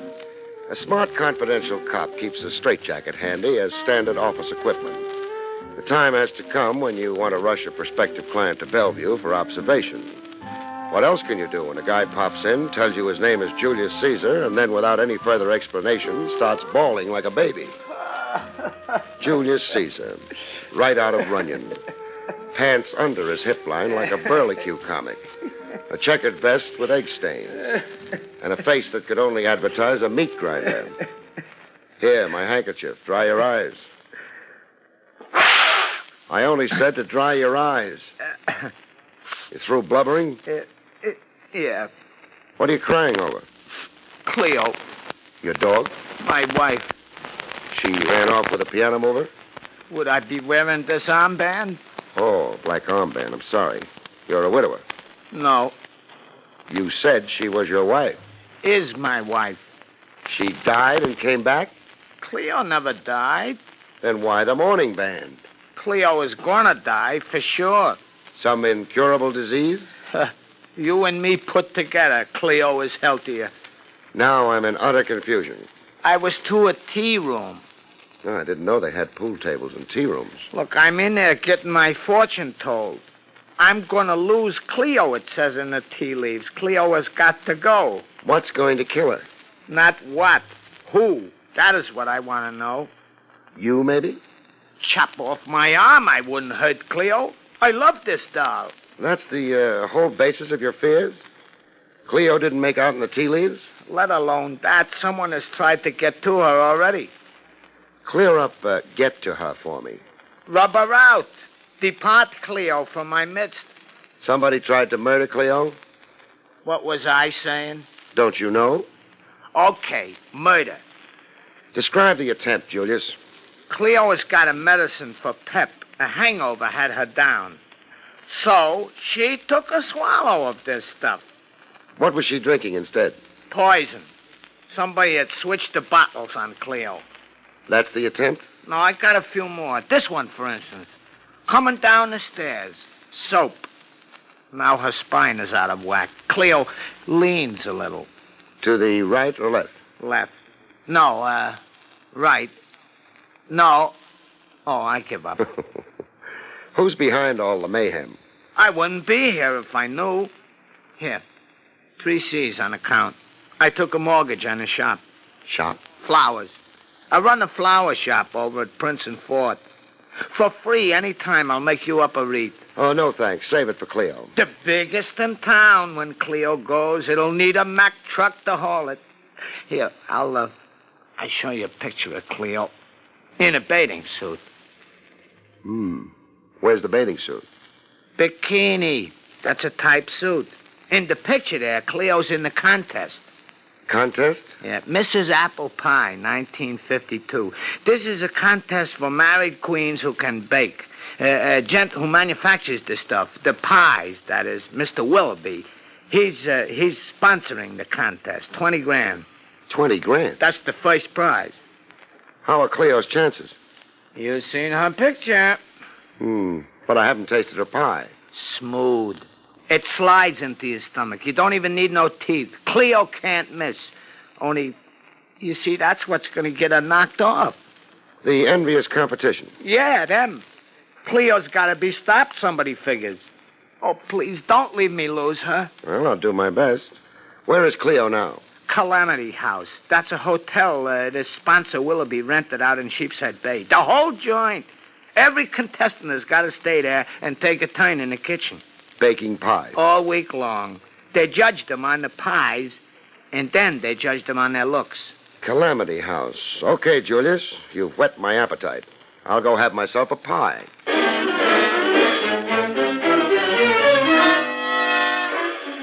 As it so happened, I ran into Cleo before I got to Calamity House and Apple Pie Heaven on the highway, going up an incline where a sign warned Horseshoe Curve. Coincidence or destiny? I made a note to look up a mystic and ask him sometime. Anyhow, I hadn't made the top of the hill when a car flung around the upper level curve coming down toward me. A car out of control, it looked like. I braked to a dead stop. The runaway car whizzed past me. I got a photo look of a lady driver, and then came the crash.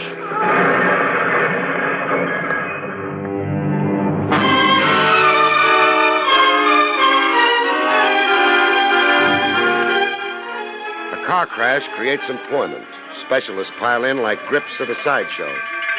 When the emergency squads got finished, I huddled with Lieutenant Trav Rogers. Trav had jumped at the chance to head out to Sheepshead Bay at the first radio flash. Trav liked the sea air. Cleo Odell was her name. Cleo Odell Caesar. Caesar? She was married to Julius Caesar. Her age didn't show. I'm not joking. No, you're not? All right, instruct me. Later. Meanwhile, let's get down to the whys and wherefores of the accident. Negligent driving or inexperience coming down inclines or her brakes wouldn't work. Au revoir, Cleo Odell. No good, Trav. What's wrong with my reconstruction? The cuts and gashes on the victim's face and neck. You get badly marked up and cut racing downhill into a crash? I examined the car. So did I. The safety glass cracked, but it didn't shred or splinter. Yes, that's so. I made a note of that, even wondered a bit. With no chips of glass flying about, how could she get cut up as she was? Another thing. Yes, Craig? If you checked over the corpse. I left that to Dr. Conway. I didn't. I satisfied myself. The bleeding from those cuts on her face and neck, they'd begun to dry. You're certain of that? I'm positive they couldn't be fresh wounds sustained from the crash itself. Those cuts and gashes came earlier, before the bottom of the hill. You've mustered a pretty convincing story. I've got a clincher. Come over to the wreck. Take a look at the gas accelerator. All right. So? Feel around it. It's wedged to the floorboard. What's wedging it? What? Oh, wait. A pebble. This pebble was wedging the gas accelerator. I discovered that 20 minutes ago. But I had two men, Muller and Wilson. They missed the pebble. They weren't looking for evidence of foul play. No. Looked for all the world like a cut-and-dried vehicular accident. A car out of control, an unfortunate fatality. It was murder. Cleo Odell was beaten to death, beaten around the head and neck by a blunt instrument. That's where she got those cuts and gashes. The killer then sat her in the car, rigged the gas accelerator by wedging it with this pebble, switched on the ignition, sent the car down the incline. Trying for the perfect murder.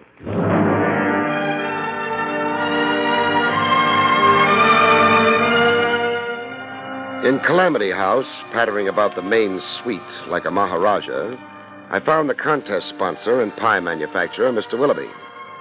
His Highness was wearing a scarlet lounging robe with a golden dragon growling across it. This tragedy, Mr. Craig, it casts a damper. Murder does that, Willoughby. Murder? But I thought... The first police flash was a mistake. Clea was beaten to death before she went joyriding down an incline. I'm bewildered. I cannot grasp. Let's stray from the corpse until your blood pressure can take it better. Answer me this. What were Cleo Odell's chances of pocketing your $20,000? Why, most excellent indeed. Her pies hit the spot? They were outstanding. In the first 4 contest days, Cleo Odell had won 456 points. We have a point scoring system. Skip the intricacies. Who was the runner-up? The missus closest to Cleo's 456. The contestant most likely to win, if not for Cleo. Why, Lois LaRue. Her point score so far, I believe, is 372. Yes, 372.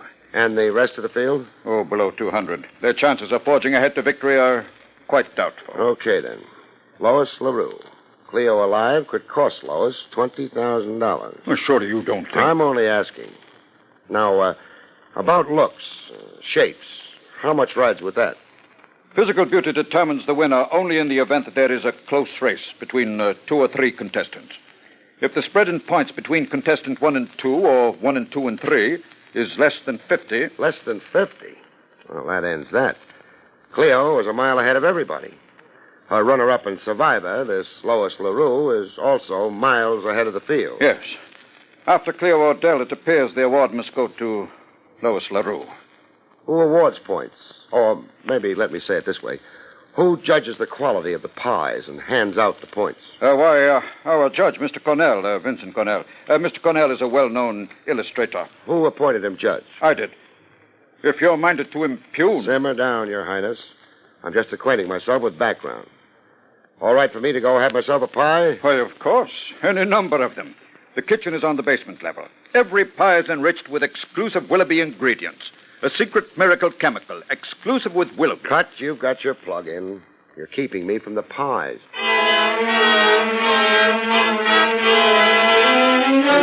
I loaded up on pies, and then I let Lois LaRue feed me vital statistics about herself. A brunette with hair of midnight black, and a cute nose that tilted at the tip like a ski jump.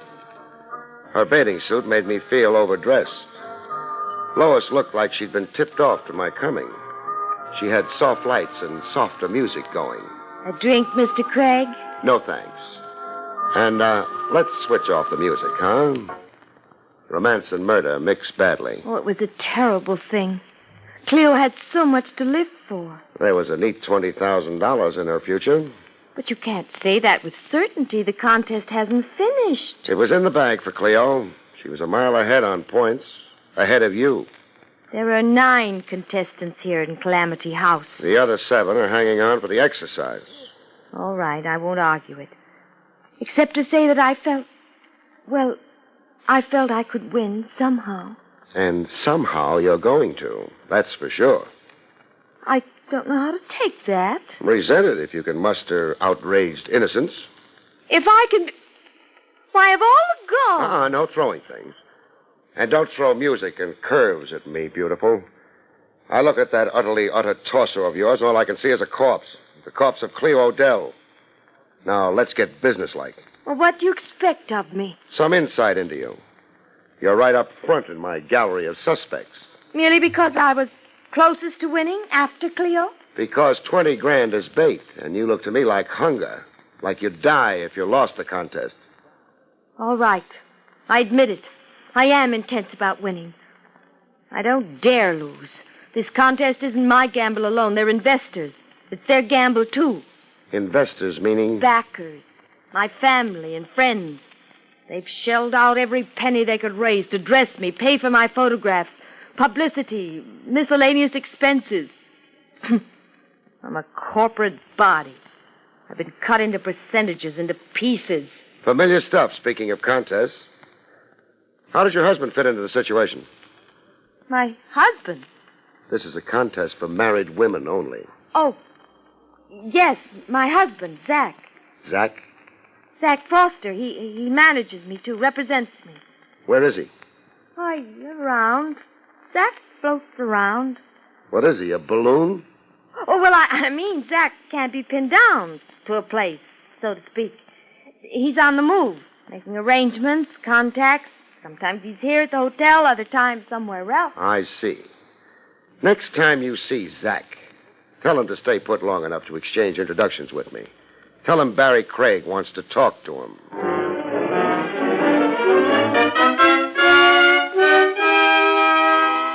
The absent husband, Zach, presented himself a little unexpectedly. I was down in the kitchen again, sinking my overjoyed molars into more pies. You Barrie Craig? Wait till I check my driver's license. Put your hands up. Must I? And don't put your hands up. See if I can. Should teach you. Oh, my jaw. Teach me what? To terrorize my wife. I talk better standing. I terrorized your wife, you say? Lois LaRue. I found her in hysterics, a poor kid. Crying her eyes out. You just left, she said. I talked to her, sure. You worked over her, like she was on trial. She must feel awfully guilty to have reacted like that. Watch that tongue, Craig. You can't throw murder accusations around and get away with it. Not with Zach Foster around, huh? Lois is sensitive. Like a cigar store Indian. She goes off her feet. She can't bake. She thins down because she can't eat or sleep. She loses her figure. She consequently loses the contest. Yeah. Is that your game? To take the steam out of Lois? You working on the slide for some other contestant? Uh-huh. You admit it. I'm working in the open for some other contestant. For Cleo Odell. Wise guy. Cleo Odell. Want to confess to murdering her, maybe? Craig, I'm gonna declare total war. You already declared it, chum. You fired the first shot. It's my turn now for a counteroffensive. I was up before the count of 10, chum. Let's see if you beat my time.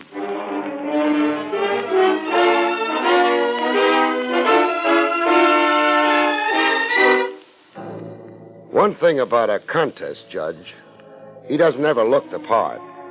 He looks nervous, like he's only doing the job because somebody's got a gun at his head. The illustrator, Vincent Cornell, gave the standard impression. Oh, how I ever got into this thing. How did you? Mr. Willoughby requested me to judge the contest as a personal favor to him. Why should that move you? Well, Mr. Willoughby is an important advertiser in magazines I do illustrating for. It was necessary goodwill that I... And you did. Now to the contest. Question. Has there been any undue pressure on you? Undue pressure? To influence you, get you to vote points. Favor some one contestant. What makes you think to ask that? Since I don't see you blow an immediate fuse, it looks like my question is very much in order. I have no answer for you. Don't make me coax too hard. We're not just passing the time, Cornell. Yes, I know the seriousness, the enormity. Miss Odell... The recent Miss Odell. I can't afford to get involved and get mixed up. A scandal could be troublesome to me professionally. Pursue your investigation in some other manner. Interrogate the others, and good luck to you. I simply will not be involved, and I'll say nothing. In fact, I'm resigning as judge at once. Come off it, Cornell. You can resign all over the lot, but you're still going to find things troublesome. What do you mean? Late hours in a certain room in police headquarters. There'll be 20 guys packed around, with you the center of attraction. How do you sleep sitting up in a straight chair?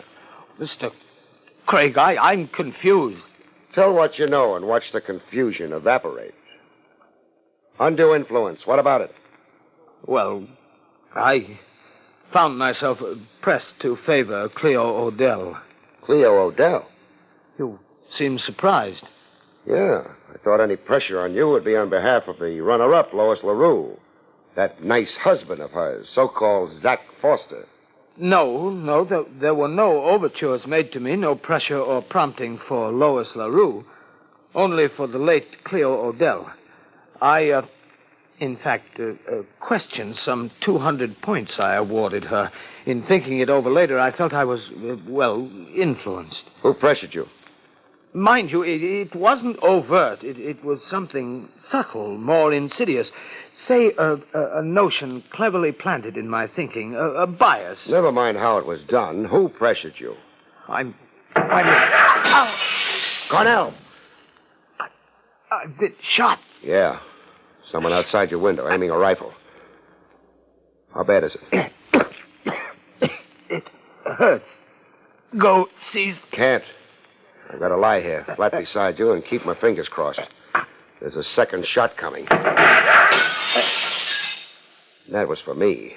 Insurance in case I'd gotten the whole story out of you. Name who pressured you for Cleo. Cornell. Cornell. Not much point questioning a corpse.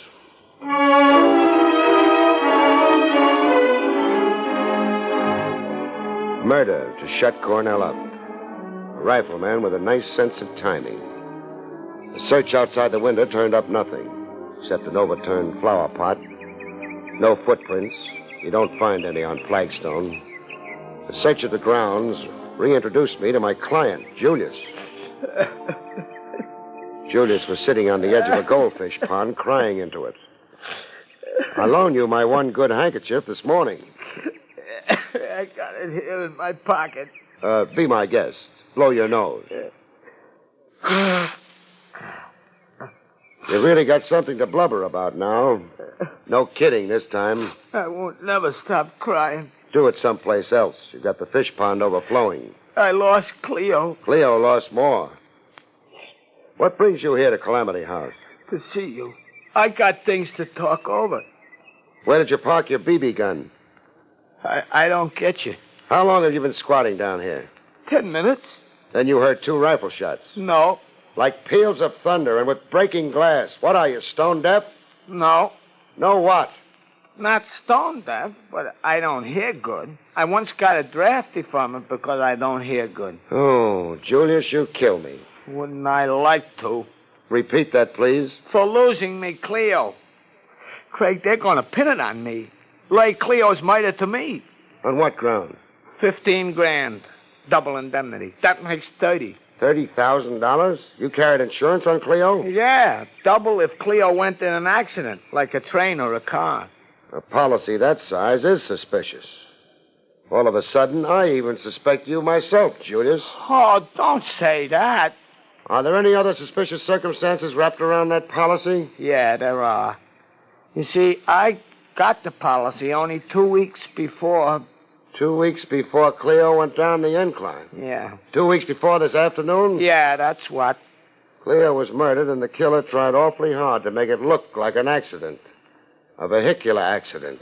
Looks bad for me, huh? I can practically see you in the electric chair. Oh, Craig, don't say that.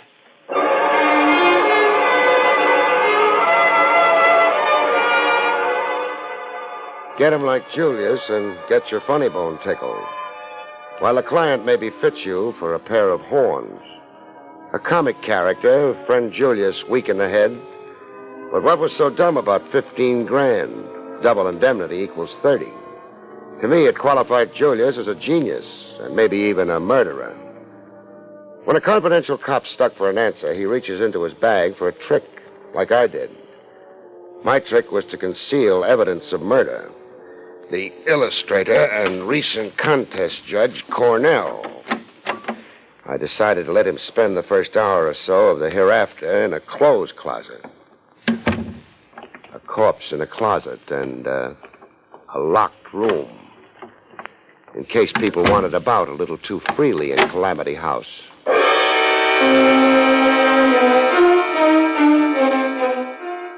I made myself conspicuously available in Calamity House, the main lobby. I couldn't be missed by anybody. Even a blind man could reach me by the odor of my cigar. The first gent to buttonhole me was Zach Foster, looking as if it was quite an effort to come up and talk to me. Craig? Zach. Okay to talk to you? Is it round two? No. War's over as far as I'm concerned. Anyhow, Peace. It's wonderful. Frankly, I'm frightened stiff. Of what? Well, you mainly. The way you go about things. And the slant you're working on. How Cleo Odell died, who killed her, and why. Did you? No. But it might fit. You might make it fit. That's why I'm scared. For me and a kid. Who's the kid? Lois. You see... You're about to make a confession. Yeah. A confession is something I think you've already guessed. That you're not married to Lois. And you did guess. No.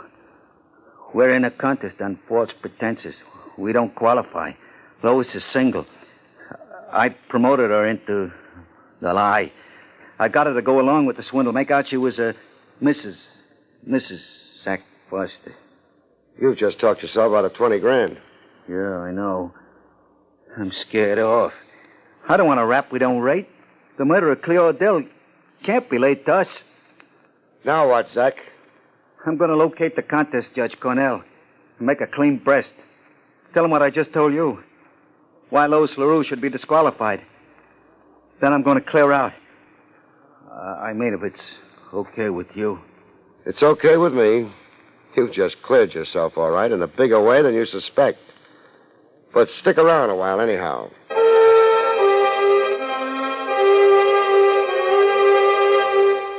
I stuck it out in the main lobby of Calamity House, behind a cigar, conspicuously available to all comers.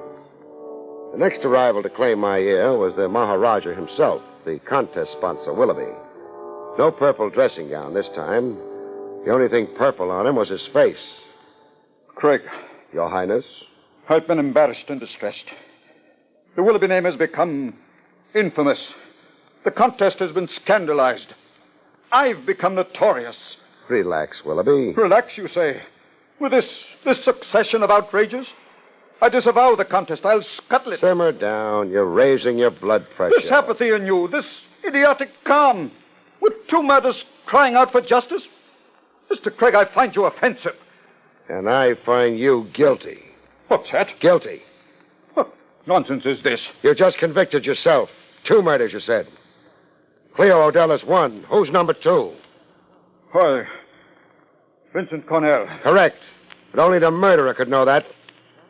Only the murderer? There's been no advertising of Cornell's fate. I've got him in a clothes closet. His death is a secret 2 people share, me and the killer. That's you. You can clam up or you can talk. Whatever your motive was, it can wait. I can wait. But you're licked. 2 murders. You did them both. Yes. I did them both. Cleo Odell, because she knew me when we met, she recognized me. An ugly and untalented person. I was forced to see that she won our contest. And after victory, I knew there'd be other blackmail, other tribute to pay. If I didn't dispose of her first. What did Cleo have on you? An unsolved murder. In the long ago past. 17 years ago. My wife, I'd struck her fatally in the heat of a quarrel.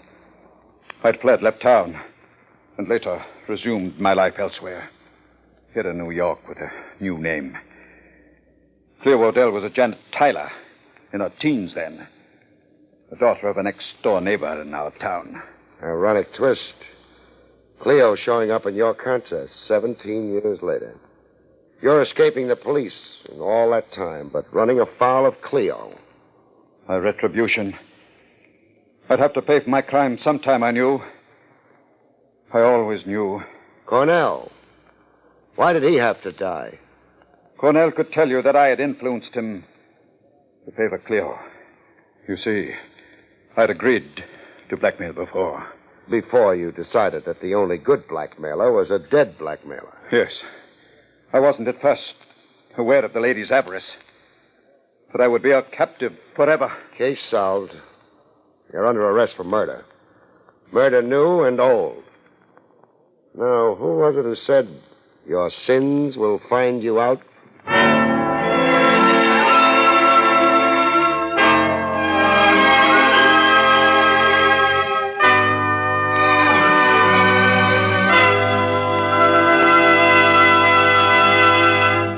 You've been listening to William Gargan in another exciting transcribed mystery drama from the adventures of Barrie Craig, confidential investigator. Tonight's story, Murder by Threes, was written by John Robert. Next week, it's the strange story titled Dead Loss, about which Barrie Craig has this to say. Next week, a man comes to visit me 6 months after he's buried. A lady dies long after she's dead. And a beautiful young girl does what? Good night, folks. See you next week.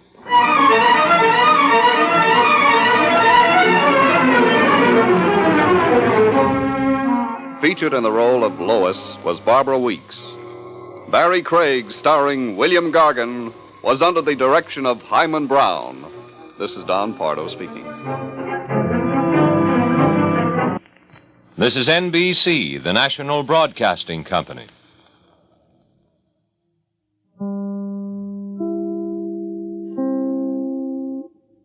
William Gargan stars as Barrie Craig, confidential investigator.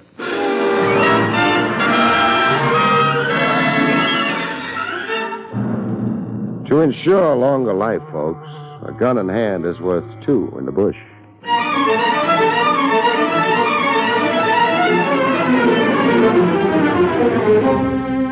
The National Broadcasting Company presents William Gargan in another transcribed drama of mystery and adventure with America's #1 detective, Barrie Craig, confidential investigator.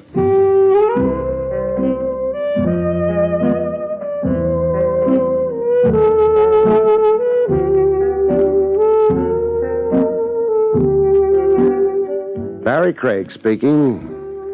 There's a popular notion people have about confidential operatives. Stop any guy in the street and ask him. The notion? Steam-heated love, or, as the French say, amour. My classification of workers always got a blonde on one arm, another blonde in his lap, and a third blonde in his eye, so people think. The truth, as a matter of fact, is people are so right. Textbook biology aside, the true reason for our howling success with the ladies is our fatherly appeal. It's women looking for the male protection they missed since the carefree days of the cradle. It's the unladylike search for the strong, dominating male who knows all the answers. It's also the classic feminine urge to pin horns on the masculine cranium. I won my horns by parking overtime outside Grand Central Station. I'd gone in to see if the mayor was making good on his promise to keep the trains running on time. I came out to find a summons tied to my windshield wiper. A green ticket. The $15 variety. Ouch. In my car, I found something more had been added to liven up my humdrum existence. A Cupid doll. Painted a rainbow pink with saucer eyes, and blowing so many scents over me, I got an immediate perfume jag. Isn't there some mistake? No. You, didn't mistake this for public hack? No. Then, I'm in the wrong car? Are you? I'll check. Well, keys fit the ignition. The car belongs to me. Oh, how wonderful. But you don't. How sad. Funny. Funny? I always wonder just how the future Mrs. Barrie Craig would happen along. Run into me turning a corner?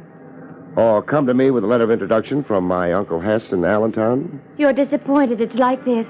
I'm frightened. Frightened? My blood pressure. 10 more points and I'm flying with the angels. Oh, then you like me. We'll get married and have 6 kids. 7. 7's a lot of laundry. We'll live in the country. I'm allergic to marigolds. A picture wall looking out on green fields. Comes August, I sneeze and my eyes get red. We'll name the children Tommy. Not all 6 of them. 7. Oh, I did want one daughter. What will I call you when I'm hunting high and low for my cufflinks? Cerise. And when I want help with the supper dishes? Barrie. And when we toast marshmallows and reminisce about how we first came to meet, what should I remember? How I hid in your car to escape the dragon. The dragon? A repulsive little man who follows me. Where did he follow you from last? Connecticut. He was on the train. From Connecticut to my car? Yes. I see. Where is Mr. Repulsive right now? Behind us. Behind us? In the gray coupe. He's waiting to follow us when you pull away. I'll fix that. Oh, no. I'm Samson. I break heads like matchsticks. Please, no. No violence.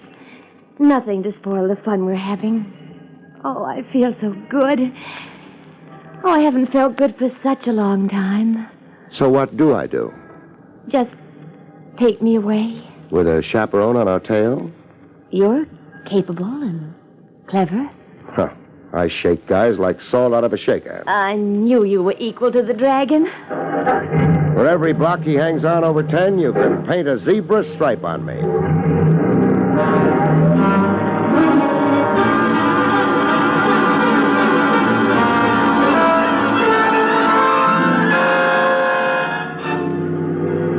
In no time, I had more zebra stripes than skin. The repulsive dragon hung on for 10 blocks, then 30 more, then through the Holland Tunnel, way into Jersey. I hung up a new highway speed record, but the gray coupe stayed in the money. Your dragon drives like he was born to the wheel. But you're so much better. All of a sudden, baby, I'm not so sure. I got off the highway, snaked up and down deserted side roads. I followed the moon across rocks and stumps of forest like my car was a Jeep, but the gray coupe hung on. Hung on close enough to point up the risks in my undertaking. The dragon's spitting fire at us, baby. He's shooting at your tires. Oh, you're wrong about the tires. Oh, Barrie, you've been hit. How are you going to like me with a dimpled elbow? In front of him like this, we're a nice, lush target. Oh, you're not stopping. I've run out of road. Dead end ahead. Oh, but we can't. Barrie, look. He's crashed. Yeah, he has. That will teach him to shoot and drive at the same time. He ran into a tree. Remind me to kiss the tree. Let's go offer our condolences. Uh-huh. Wait. I almost forgot. Got a dime handy? A dime? Oh, yes. Here. But why? I'm throwing it to Finnegan. For luck. It was Finnegan who made the gray coupe crash in the nick of time. Oh. You understand? Yes. Finnegan's your good angel. Oh, I almost forgot, too. Let me see. A quarter. I'm throwing it to Mrs. Rumpelheimer, my good angel. You're growing on me, baby. No question about it. You're really growing on me.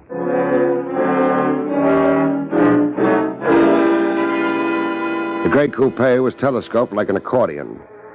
Getting the unconscious dragon out of the wreck was like breaking into a sardine can with your fingernails. An owl kept applauding the show. A vest pocket dragon, small hands and dainty feet, and the emaciated look of a guy who went hungry Mondays, Wednesdays, and Fridays. How badly hurt is he? He could be worse. He could be dead. Contusions. When he comes to, he's going to hate that word. Your elbow. Only a nick that can wait. Buster here is really emergency. I've got to get him to a hospital. But... If he keeps bleeding, the dragon will change to a zombie right in front of us.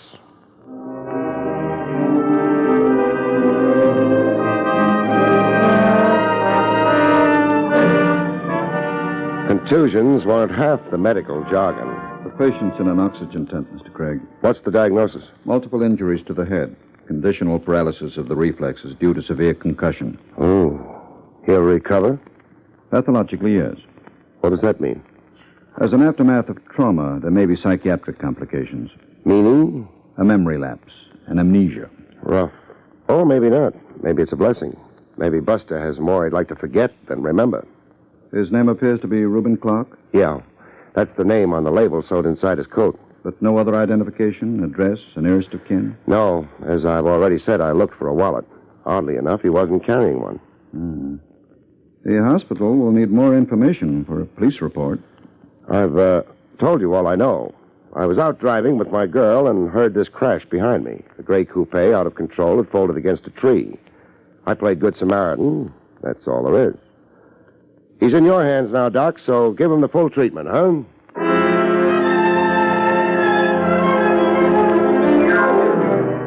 Get a perfume jag on and your brain takes to the hills. It happens to a bachelor pushing 40.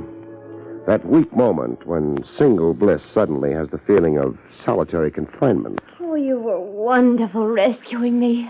The congressional medal goes to that tree. Do what you did for me in blind faith. All through history, men have gone blind and boneheaded over a Cupid doll. Mark Antony, for instance.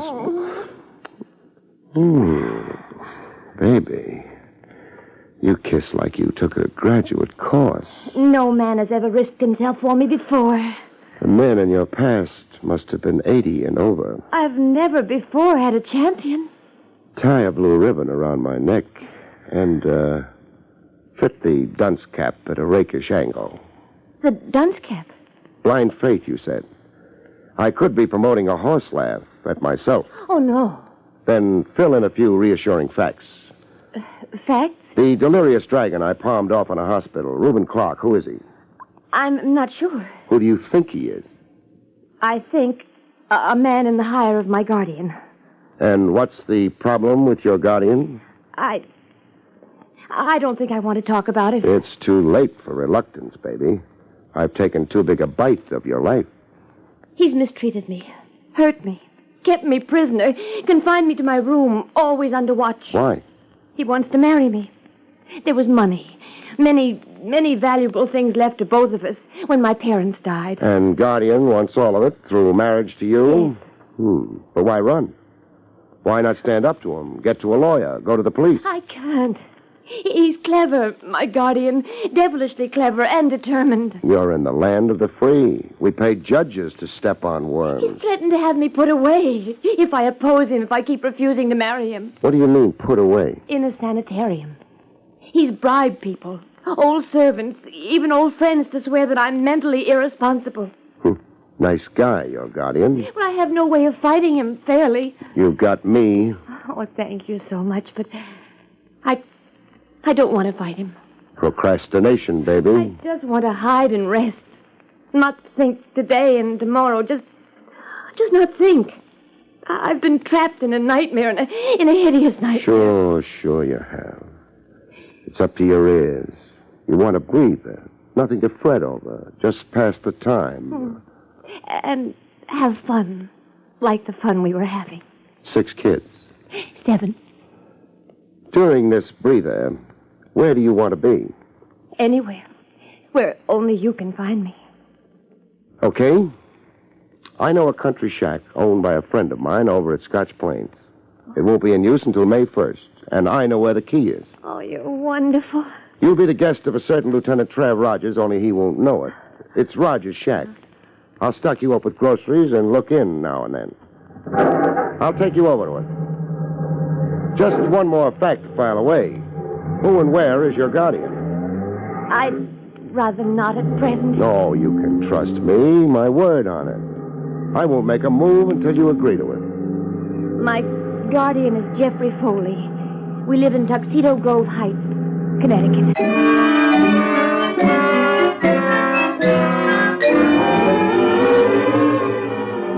Back in my office, I got my first real indication that boy-girl woo-hoo sometimes echoes back ow-wow. An uninvited caller. Male, 30 about, a flashy dresser and a peppermint-striped shirt, gray suede gloves, and a nickel-plated revolver. You Barrie Craig? No. What do you mean, no? This is Craig's office? Was. I took over this morning. I'm a distant cousin. Then where's Craig? Passed away. Croaked? Yeah, all of a sudden at 2 a.m. this morning. What are you giving me? The obituary. Into your pocket and throw your wallet on the desk. I want to check. It so happens I'm carrying Craig's wallet to turn it over to the estate. Where's the dame? Dame? You're asking for something, Craig. Your arm will get stiff pointing that gun. I got a heat lamp home. Oh. You don't want to talk about the dame, huh? I've got a block against discussing women. I was a retarded adolescent. Want to talk about the track? The dame. Famous battles of history, then. The dame. You're a hard man to please. Get over to the window. The window? Open it. You can't throw guys out of windows. Why not? The sanitation code. Littering the sidewalk. You'll be socked $5 in magistrate's court. Open the window, comedian. Now, close it. Close it? Just what did that accomplish? You're smart. Figure it out yourself. I just did. Who was I signaling? The big guy. He'll be up to talk to you. Later. Later? After I've softened you up. So you can talk politely to the big guy. He don't like wisecracking comedians. Now lie down on the floor. What for? So I can get at your head. Standing up, I can't reach you. You are kind of short for a muscle man. Bending over the dice all the time I was a kid grew down instead of up. So lie down, Craig. Nice, huh? You can close the safety catch on your gun. I'll lie down nice. Now tell me a funny story while I work.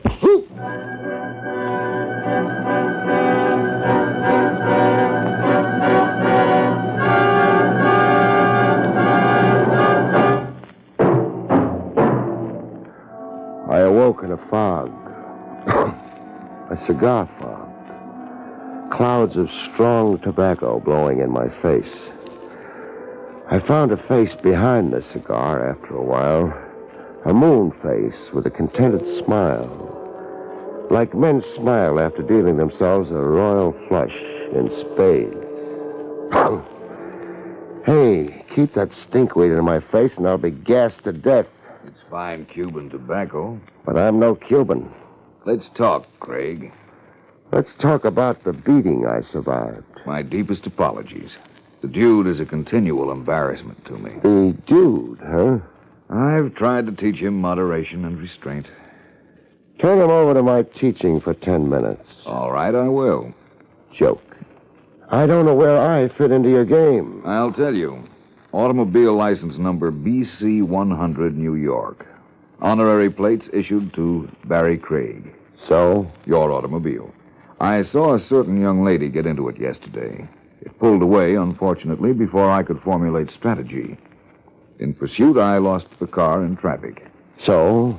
This morning, I identified you as the owner of the car. Where's the girl, Craig? I don't know. She thanked me for the lift and got off at Battery Place. I don't think so. You'll have to take my word on it. Temporarily, perhaps. I'm fairly resourceful at proving liars to be liars. The dude's arm weary right now. I'm also a vindictive man when lied to. My one great failing. Who hasn't got one flaw in his character? You're, a practical man, Craig. Is that a cash bribe developing? A modest gesture of goodwill. $1,000? Keep your money in your pocket. You're not tempted? Only curious. What makes the girl worth $1,000 on the hoof? That doesn't concern you. It had better not concern you. You're a fool, Craig. Lochinvar riding for a fall. Who's Lochinvar? You're championing a girl you know nothing about. Whatever she told you, Craig, you can be sure it's pure invention. I'm only sure you're after her, and you ring counterfeit. Craig, I warn you. And that stooge in a peppermint shirt you use for a calling card.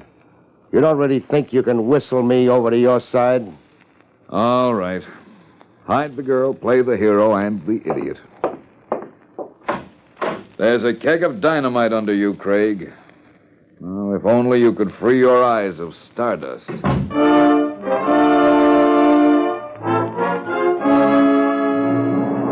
Keg of dynamite. The phrase kept repeating in my head until it gave me the willies.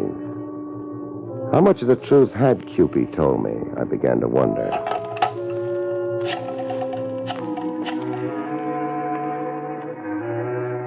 Information? Will you get me the phone number of a Jeffrey Foley, Tuxedo Grove Heights, Connecticut?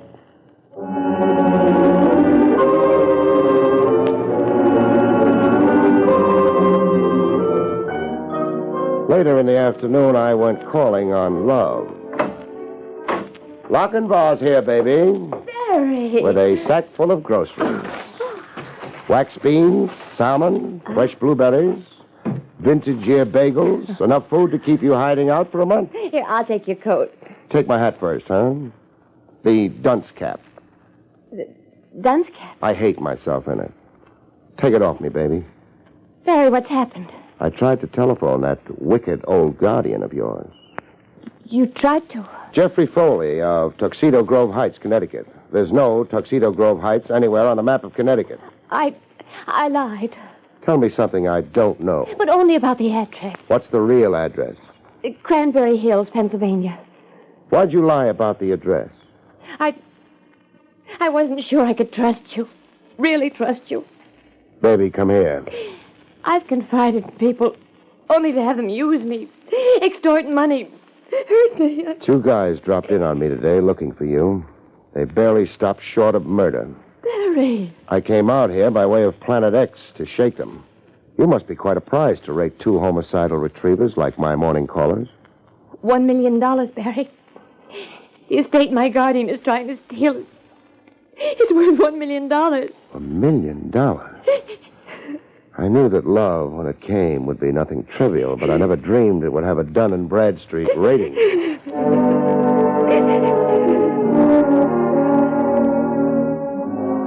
A perfumed doll cries on your shoulder, and reality drowns in a tub of tears.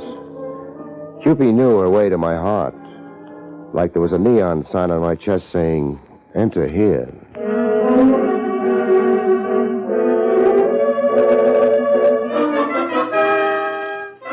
When love let go of my throat long enough, I took a half-hearted whack at confidential investigating. I did some more sneak checking on Cupid. The repulsive dragon, Reuben Clark, I wanted his version of events. Patient has shown extraordinary improvement, Mr. Craig. Is he conscious, Doc? Yes. I want to talk to him. I don't think... Don't think. The first story I told you, I thinned it down a little. The fact is this. Police badge. Uh-huh. But, Don't pump me, Doc. I'm engaged in Operation Top Secret. I can't give out facts until I've wrapped up the case.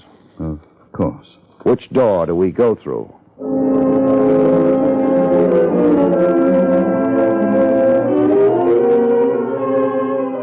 The dragon talked like a guy kicking himself around the block.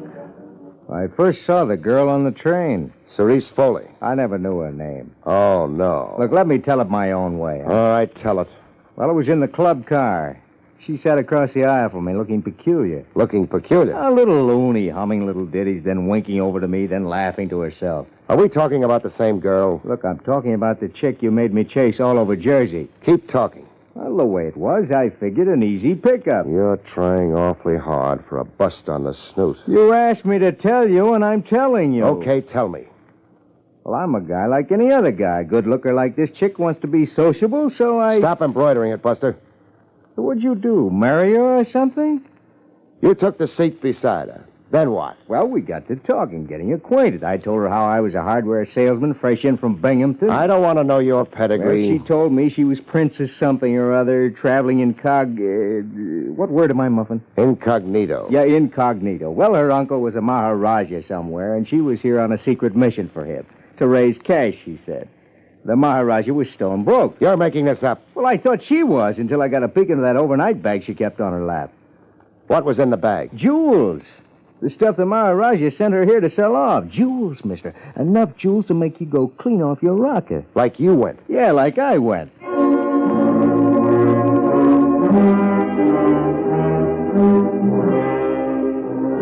Cupie confirmed the fact of the jewels.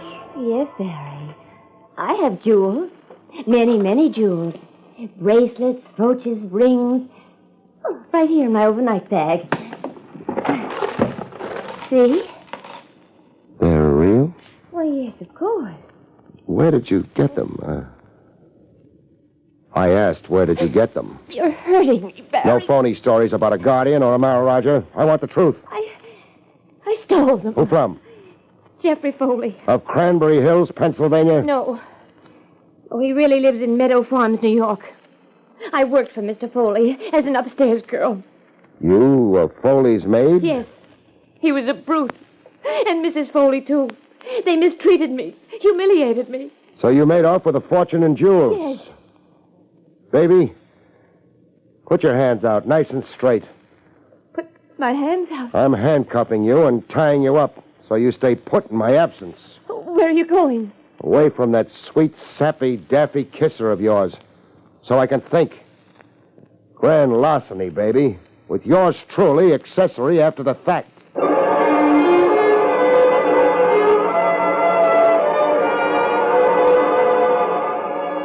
I thought it over, stewed over it, and wound up telling it to Lieutenant Trav Rogers.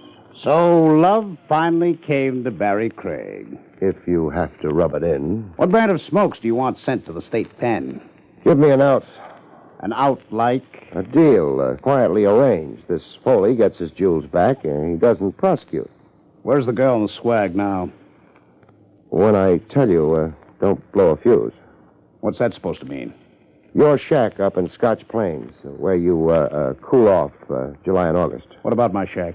The girl's been hiding out there. She's there now. Craig, of all the crust. I didn't think you'd mind. You didn't think I'd mind a common thief, and a moonstruck admirer and an accomplice. Now, Craig, you're under arrest, and so is your Cupid doll. The minute I arrive in Scotch Plains.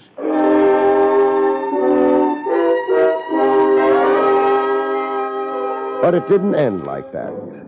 As it turned out, after some nice police handling, I had a couple of new wallops, a couple of new surprises in store.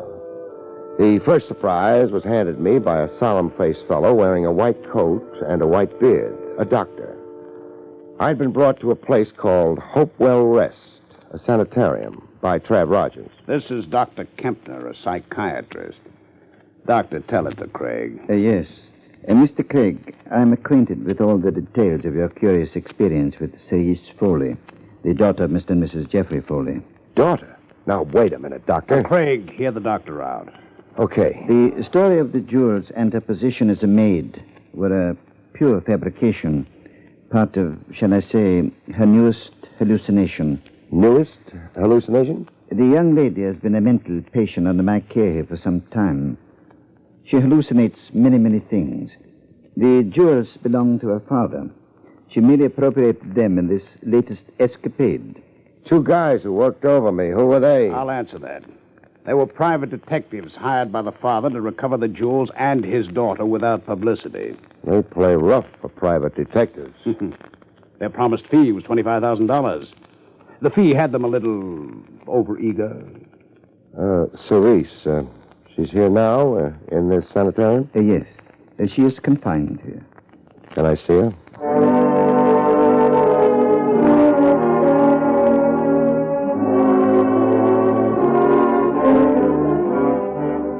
Surprise number 2 added some gray hairs to the few I already had.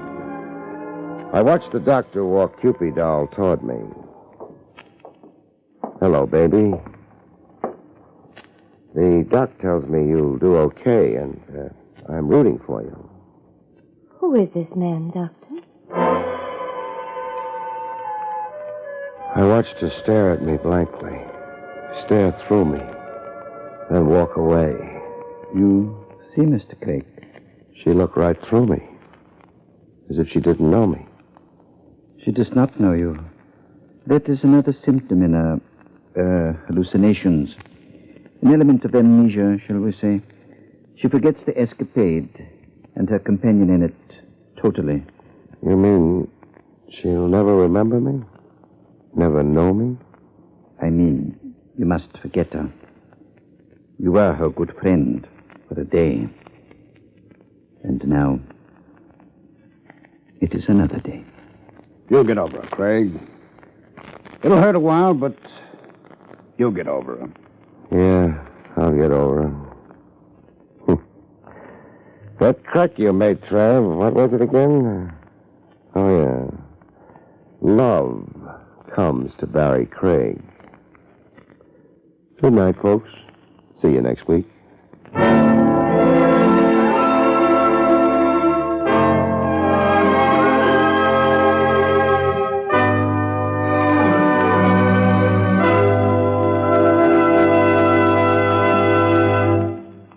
You have been listening to William Gargan in another exciting transcribed mystery drama from the adventures of Barrie Craig, confidential investigator. Tonight's story, A Time to Kill, was written by John Robert. Next week, it's the strange story titled Motive for Murder, about which Barrie Craig has this to say. Next week, death flies the Atlantic from Lisbon to New York. A corpse breaks the bank for $40 million, and yours truly almost sprouts wings. See you next week, folks.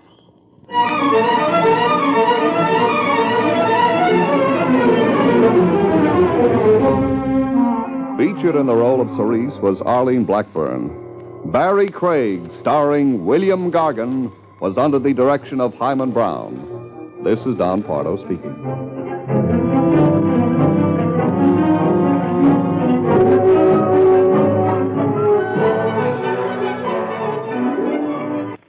Next, Robert Montgomery presents Something Different in News Analysis on NBC.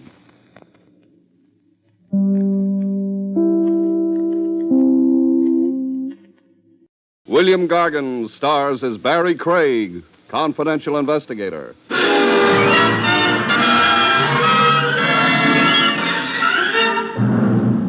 Murderers may have their difficulties, but they do have one advantage over the rest of us. Their work may be killing, but it's not they who get killed.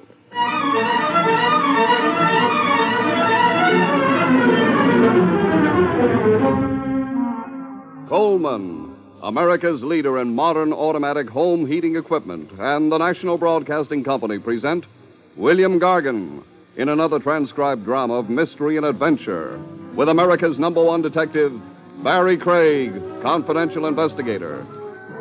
But before we bring you tonight's story, a word from Coleman, America's leader in modern automatic home heating equipment. Hey, Pop, what are you doing? Setting the clock, boy. What for, Pop?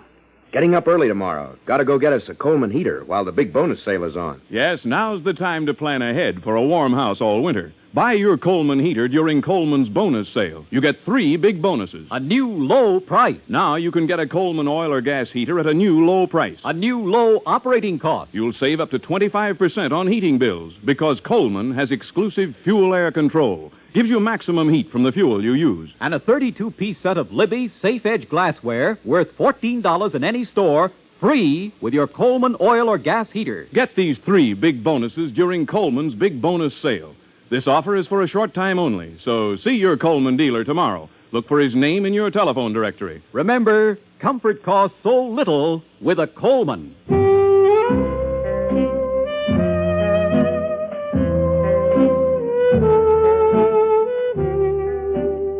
Barrie Craig speaking.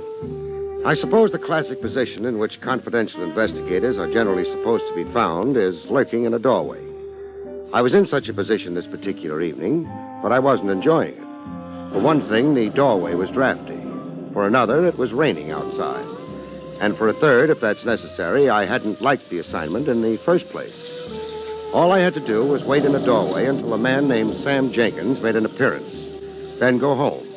The next morning, I type up a report to the effect that Sam Jenkins was seen leaving 1012 East 43rd Street at 11:01 p.m. the previous night, and mail it to his business associates. Generally, there's a check in the return mail, all of which is fine, but not especially exciting, except that sometimes it gets exciting anyway. Am I blocking your view, mister? That would depend on what I was looking at. Let's say the house across the street. It's a large house. I'm a large man. I've noticed that. Well, then why not take a walk down the street? I like it here. Look, mister, why don't you go find yourself a keyhole to peep through and save yourself some trouble? Maybe I like trouble. You figuring on making some for me? Okay. I think I'm going to enjoy this. Enjoy what? Slugs in your stomach? The gun's loaded. I've got a license for it, and I'd be delighted to explain the whole thing to the police. It's your move. You feel pretty brave standing there behind a gun, don't you? Not especially. I just happen to be working, and I don't like interruptions. I'll get in touch with you some other time, wise guy. Please do. Goodbye. The large gentleman moved down the street, turned the corner, and that was the end of it, for the time being. It was a pretty obvious effort to make me stop watching the house opposite, and Jenkins exit therefrom. It hadn't worked, though. At least at the time, I thought it hadn't. By the time a couple of hours had rolled by, I wasn't so sure. The rain had stopped, and the night was getting old. Jenkins was still in the house opposite. He wasn't supposed to know I was following him and reporting to his associates. Up until the time I made my move across the street, I was pretty sure he hadn't known. That didn't explain why he was still in the house. I decided he might just as well find out about me.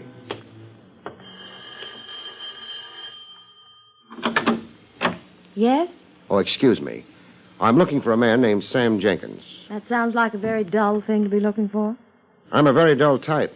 Still, in my own dull way, I'd like to speak to Mr. Jenkins. Oh, don't misunderstand me. I've no objections to your speaking to Mr. Jenkins. You're making it a little difficult for me to get at him without running over you.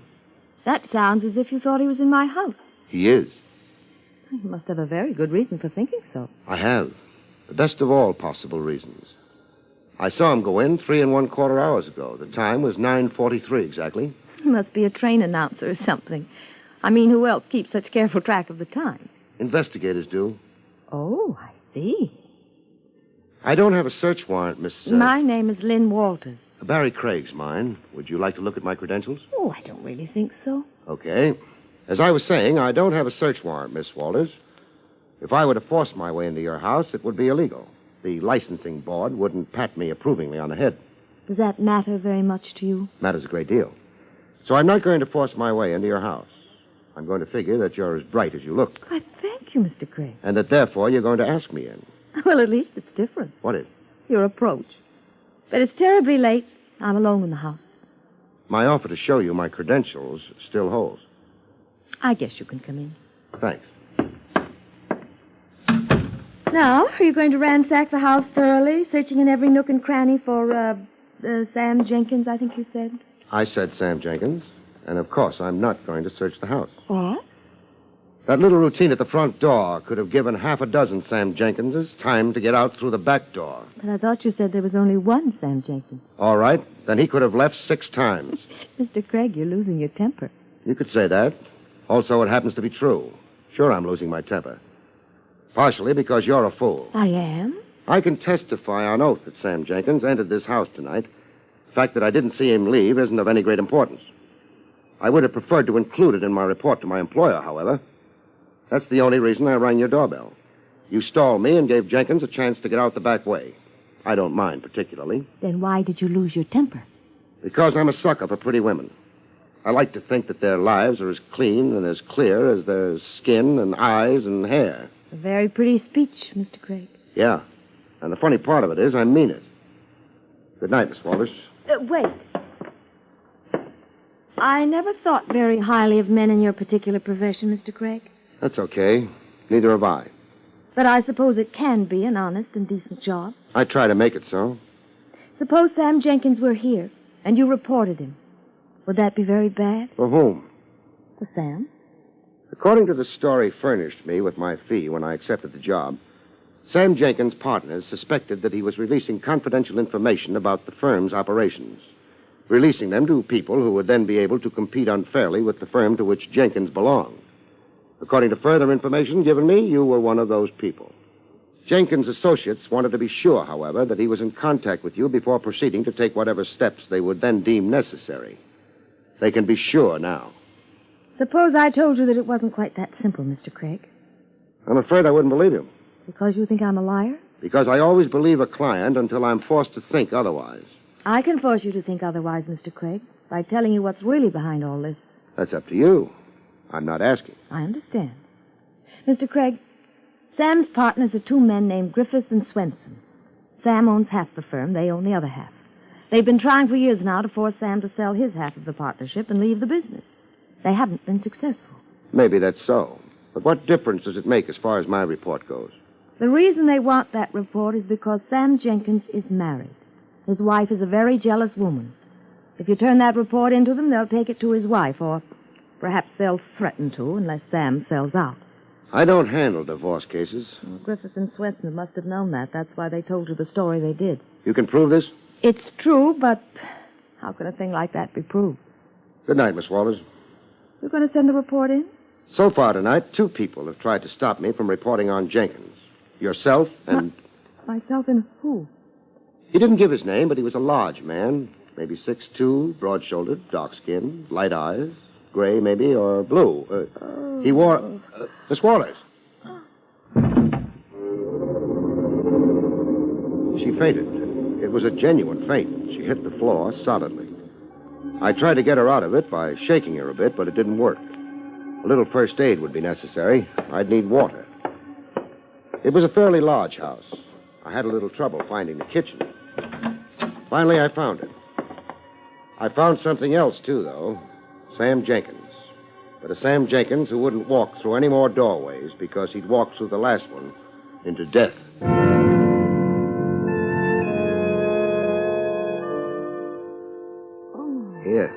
Here.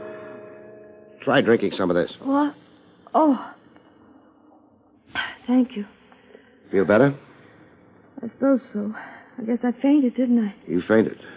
Here, let me help you up. Oh. Hey, better grab a chair. Yeah. That was very silly of me. What's his name, the boy with the broad shoulders? You mean Baldwin? Oh, you tricked me into answering that. Is there any reason why I shouldn't know his name? It doesn't have anything to do with anything. Maybe you're right. I got the water you've been drinking in the kitchen. From everything I hear, that's an awfully good place to get water. I ran into something while I was there. Something I hadn't expected. Are you going to complain about my housekeeping? Maybe. I don't think you tidied up as well as you might have. Oh, you're embarrassing me. I think you're the one who ought to call the police, Miss Walters. They might give you a better break if you did. Call the police? About domestic untidiness? Yeah. When that untidiness includes a corpse. I'm not very good at being subtle about things. What are you trying to say? I told you I was in your kitchen. Someone else was there, too. Someone who's going to stay there until he's carried away. Sam? Sam Jenkins, yes. You must be mistaken. There are a lot of things I could be mistaken about, but they don't include corpses. I don't understand how He was stabbed. I didn't touch the knife, but from what I could see of it, it came from someone's kitchen. I'd say the odds were that it came from yours. She didn't faint again. She just turned white. After a while, she had a look at what was lying on our kitchen floor. Maybe she'd seen the body before, maybe not. She managed to make her phone call, and the police arrived. I wasn't there to greet them, though, because I'd managed to persuade her to furnish me with Mr. Baldwin's first name. It was Frank. She didn't know, or at least she said she didn't know, his address. I went back to my original employer to make my report in person. What is it? Barrie Craig, Mr. Griffith. Just a moment. What on earth You've got neighbors. I don't think they'd be interested. I'm sorry. Come in. Thank you. I presume you have something to report, Craig, but isn't your zeal a little excessive? It's 1 a.m. I know it's 1 a.m. And I can't imagine anything being so urgent that it requires waking me at this hour. How about murder? Are you drunk? No. Who was murdered? Your former associate, Sam Jenkins. Now, that's impossible. Why? Did you think he was immortal? No, of course not, but...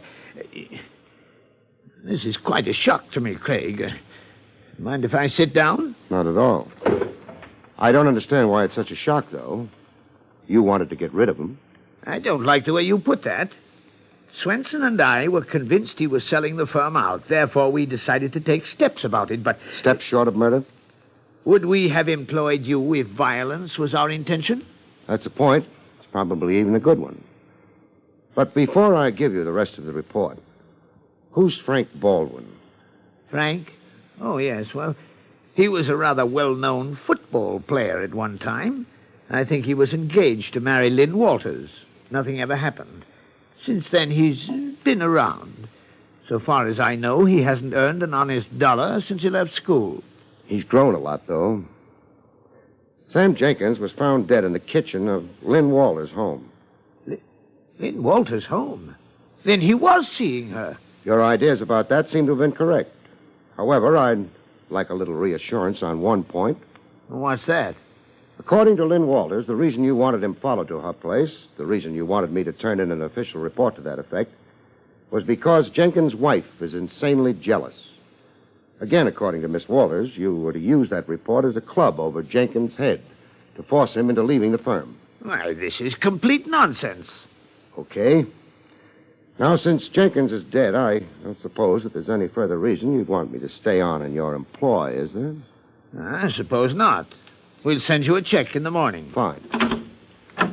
And that, of course, means you're not my client anymore, Mr. Griffith. Yes, I suppose that's correct. I think it's fine, because now I can tell you that you're a liar. I didn't slam the door behind me, but I left. I didn't report to Swenson either. Griffith would take care of that. I went looking for a man named Frank Baldwin, who hadn't earned an honest dollar for years. A man who at one time had been engaged to Lynn Walters and might still be in love with her. A man who had known that the front door of her house was being watched, and who might have checked on the back door, the one that led to the kitchen. Hello, Baldwin. Oh. Number 6 ball in the side pocket. Hey, that was a nice shot. Thanks. Also proves you've got nerves of steel. Look, run away. You annoy me. I'm just beginning to annoy you, Baldwin. Don't you want to know how I found out your name? I'm not interested. You should be. When old girlfriends start talking about a man... What old girlfriend? Lynn Walters. She told you my name? Lynn wouldn't have done that. Maybe not, under ordinary circumstances. But a girl who suddenly discovers herself to be supplied with a corpse in the kitchen is likely to lose her head. What are you trying to give me? A bad time. How am I doing? You still got that gun? I've got it, but it's in my pocket now. I'm not working, you might say. Let's go for a walk, huh? Sure. Oh, leave your cue stick here, though. I'm terribly absent-minded. Come on. Kind of late, isn't it? Depends on the hours you keep. Listen, I gotta know. You said something about a corpse in Lynn's kitchen. Who was it? Who do you think? I'm not thinking, I'm asking. Okay, don't get excited. It's no secret by this time. Sam Jenkins. You sure of that? I saw him. There's something wrong. Because there was a corpse, you mean? Or because it was the wrong corpse? I don't think we're going to carry this conversation on any further. I gotta go pay a couple of visits. Okay. But, before you do, Baldwin... Yeah? Have you got any reason to worry about a parked car down the block a bit? A parked car? Why should I worry about it? I don't know, but the motor is idling. The lights are off. It could be waiting for somebody. Maybe you, maybe me. You're just wasting time. My time. So long. So long. Baldwin! Baldwin!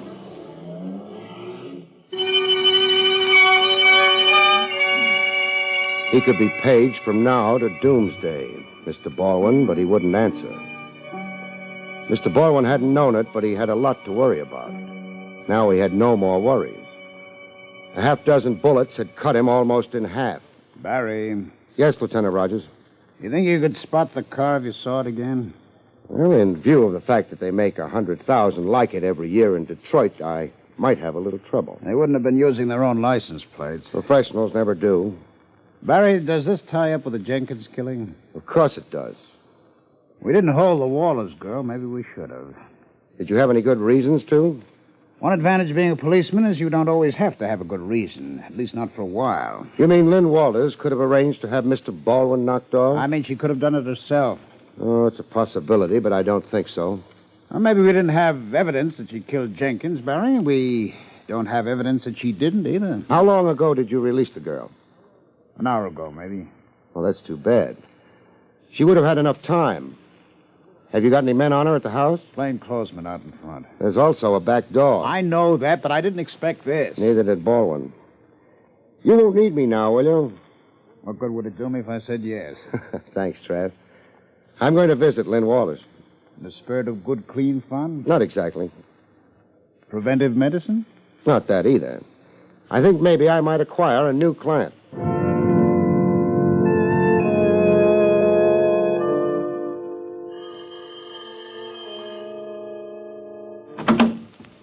Oh, Mr. Craig.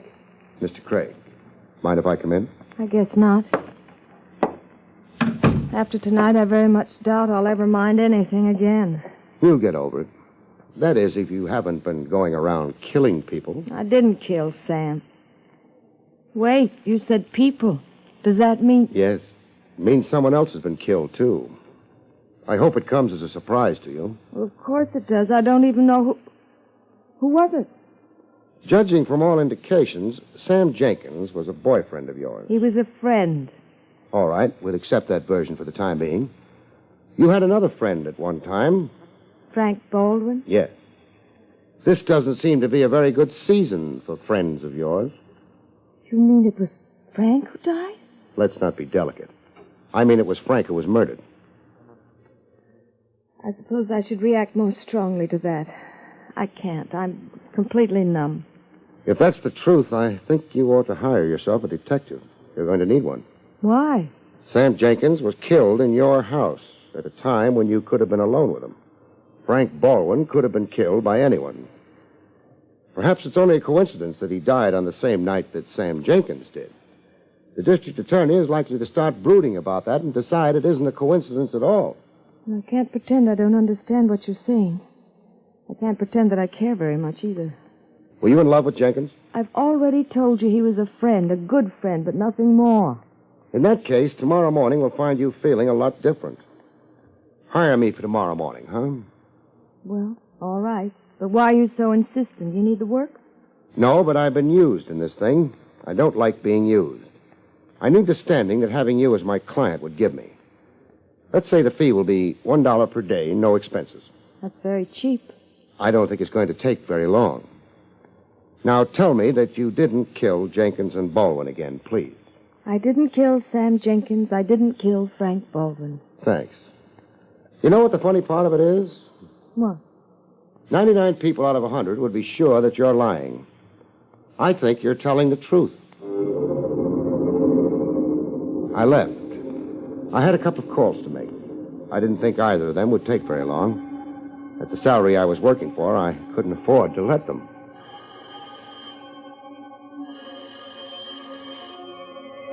Mr. Griffith wasn't at home. It was kind of late for a dignified gentleman like Griffith to be abroad, especially in view of the fuss he'd made when I waked him earlier. Then I thought that perhaps tender solicitude had touched his heart. Perhaps he had gone to console Sam Jenkins' widow. I decided I'd go help him. Who's there? The name is Craig, Mrs. Jenkins. What do you want? Among other things, I don't want to be shouting through a shut door. I'm sorry, but it's really quite late. You're still up. I don't think that's of any particular concern of yours. It is. I'm looking for Mr. Griffith. He's not here. Sure he's here. His car is parked out front. Oh, I guess you'd better come in. Thank you. Who is that? Oh, hello, Mr. Griffith. And why did We you... saw your car parked in front. I didn't take my car. I used a taxi. Never mind. Very clever, Craig. Thanks. I don't know exactly what you had in mind coming here. You're not employed by me anymore, you know. I know. Therefore, you're off the case, and... Sorry, I'm not off the case. I've just changed employers. What are you talking about? To be precise and personal, I'm talking about Lynn Walters. Miss Walters hired you? At my suggestion, she did. She got a bargain. What did she hire you to do? To make sure that she doesn't wind up taking the rap for 2 murders, Mr. Griffith. Oh, yes? Are you sure that she didn't commit them? Of course I'm sure. Why? She told me she didn't. This is ridiculous. I suggest you get out of here immediately, Craig. Before you call the police? That's right. If you persist in annoying Mrs. Jenkins and myself... The trouble is, Mr. Griffith, I'm afraid I'm going to have to annoy you a lot more before I leave. Tom, I can't take much more of this after Sam's death and all. Mrs. Jenkins, I don't like to intrude on a lady's grief, but I'm afraid I'll have to. You see, immediately after I terminated my employment with Mr. Griffith, I called him a liar. I don't care what... You'd better. Griffith and Swenson hired me to find proof against your husband. Proof that he was betraying professional secrets to a competitive firm. I watched your husband for a while and found that he went nowhere near any such competitor. I did discover, however, that he was paying visits to Lynn Walters. When I reported this to Mr. Griffith, he was delighted. He wanted me to make a final check and turn in a report. Lynn Walters is not a business firm. Very well, so she isn't. I fail to see why you have to tell us all this. I didn't discover until I was already on the case that this was a matter of domestic relations and possibly divorce. So far as Lynn Walters knew, she thought that my report would be used to blackmail Sam Jenkins into quitting the firm and giving up his interest in it. But since I find Mr. Griffith here, it becomes obvious that that report was to be used in divorce proceedings. Presumably, the idea was to get rid of Jenkins, not only from the firm, but from your life as well. Tom, will you do something about this man? Now, look here, Craig. Even if what you say should be true... Thanks for telling me that it is. We come to something else. While I was watching outside Lynn Walters' house, a man named Frank Baldwin came along and made an effort to get me to leave. I didn't budge. Frank Baldwin himself left. Well, that's of no interest. You keep saying that. Why? Because all this is important? I fail to see what can be important about it. Just this. His effort to make me move was intentionally weak. He didn't intend to succeed. Furthermore, he knew who I was, which meant that he had been hired to annoy me, but not to move me from my position. Hired by someone who knew that I was being employed to watch Sam Jenkins. The purpose of his approaching me was to make me think that it was Lynn Walters. But Lynn Walters didn't know that Jenkins was being followed. Neither did Jenkins. I know my business well enough to be sure of that. Are you implying that I hired this man Baldwin? I'm implying that the murderer of Sam Jenkins and Frank Baldwin hired him. Why, all this is nonsense. If Baldwin had been hired by the murderer of Sam Jenkins, why did that murderer kill Baldwin, too? For a simple reason, safety. Whoever did the murders was someone who wanted to be very sure of things. Someone who didn't trust legal processes and divorce courts. Someone who didn't trust the hired allegiance of a thug like Baldwin. I thought you were an honest fool, Craig. I'm beginning to think now that you're not a fool, and perhaps not honest. That's why you're waving that gun at me? Yes, I just want to be sure. The murderer wanted to be sure, too. But how sure is she? How sure can she ever be? You mean Lynn Walters did kill Sam? Lynn Walters isn't the only woman in the case. Tom, did you hear what he said? Why, the man's raving. When Baldwin was gunned down, I was within 100 feet of him. He didn't die immediately. Before he did, he had a chance to tell me who had hired him to serve as a red herring. Who had hired him to keep me pinned out in front of the house while she was killing her husband and back. No man could have lived to tell you that with half a dozen bullets in him. How did you know how many bullets he had in him, Mrs. Jenkins, unless you'd shot him yourself? Mr. Griffith, I suggest that you have just captured a dangerous murderer. Keep that revolver on her until the police get here, and, my congratulations. I wasn't particularly happy about the case. I never am when it's a question of murder. No matter how well justice may be served, people have died, sometimes unnecessarily and always violently. I felt depressed. I wondered if Lynn Walters felt depressed, too. I decided to go visit her and match depressions. Funny thing, As soon as I decided to do that, I began to feel a lot less depressed. I wonder why.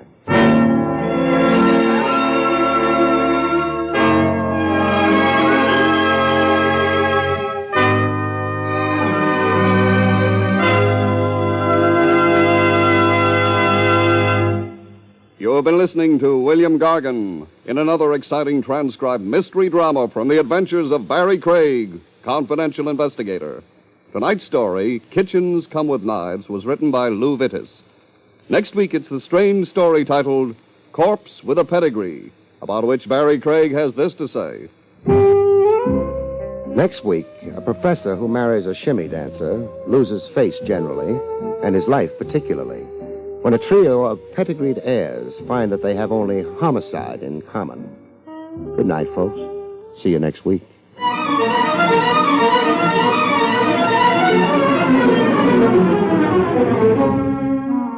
Coleman, America's leader in modern automatic home heating equipment, and the National Broadcasting Company have brought you William Gargan, starring as Barrie Craig, confidential investigator. Featured in the role of Lynn was Barbara Weeks. Don Pardo speaking.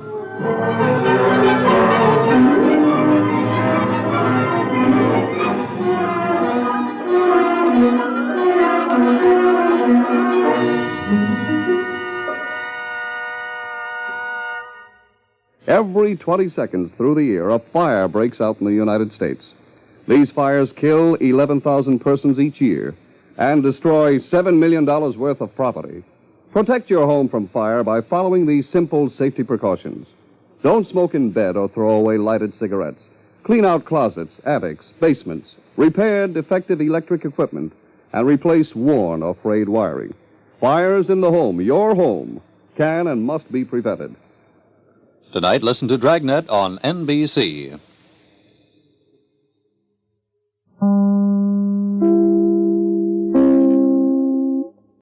William Gargan stars as Barrie Craig, confidential investigator.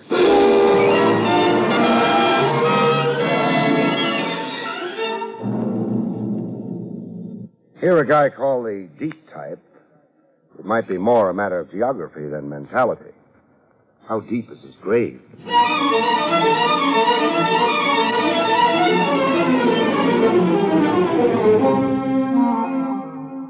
The National Broadcasting Company presents William Gargan in another transcribed drama of mystery and adventure with America's #1 detective, Barrie Craig, confidential investigator.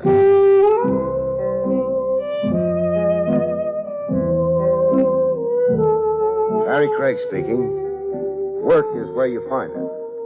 When the case of Harry Jarvis fell into my lap, I was 900 miles from home base, motoring south along the Florida highway. My destination, Miami. I wanted to see how horses were treating men at the big winter track. My usual annual stopover, about 100 miles this side of Miami, was a motel. The Happy Traveler Motel, the big neon sign said.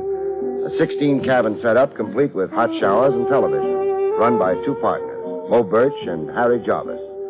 I knew the two of them way back. They'd run a custom haberdashery in New York once, before going south to change their luck.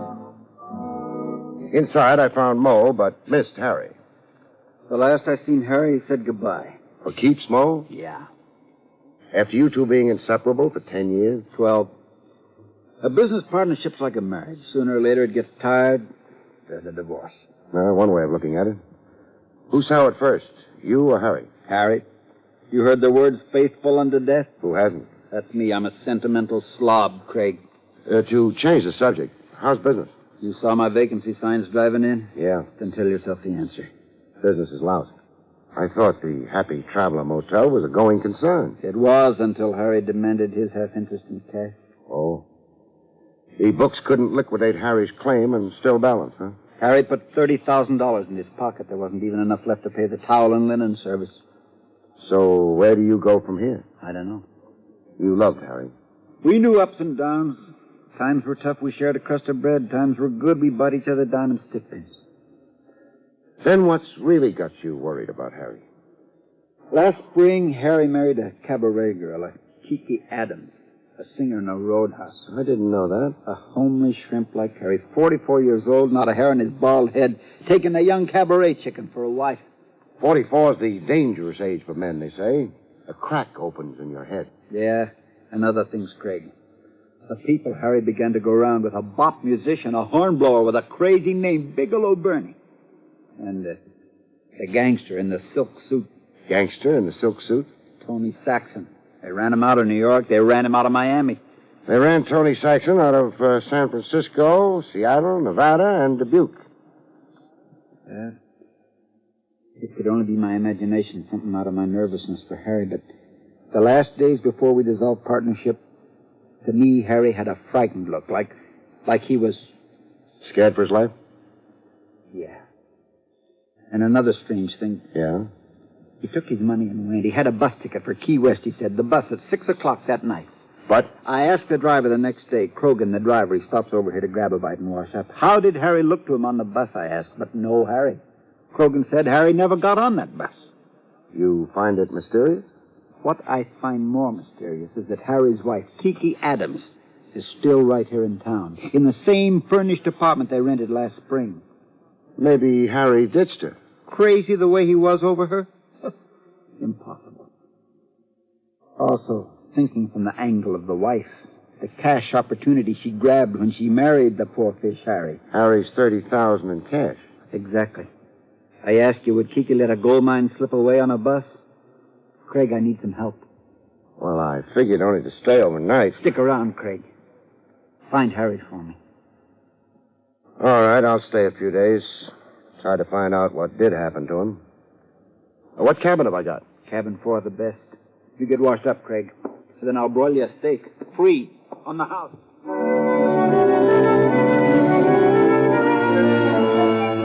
2.5 pounds of porterhouse steak later, with my stomach a foot in front of me, I went calling on Kiki Adams. 212 Elm Street. I had directions on me written out by Mo Birch. Drive east across the railroad tracks, then north 1/4 of a mile past the county jail. 1/4 of a mile past the county jail, I stopped. 212 Elm Street was a 2-story frame building sandwiched between an abandoned schoolhouse and a plumbing supply wholesaler.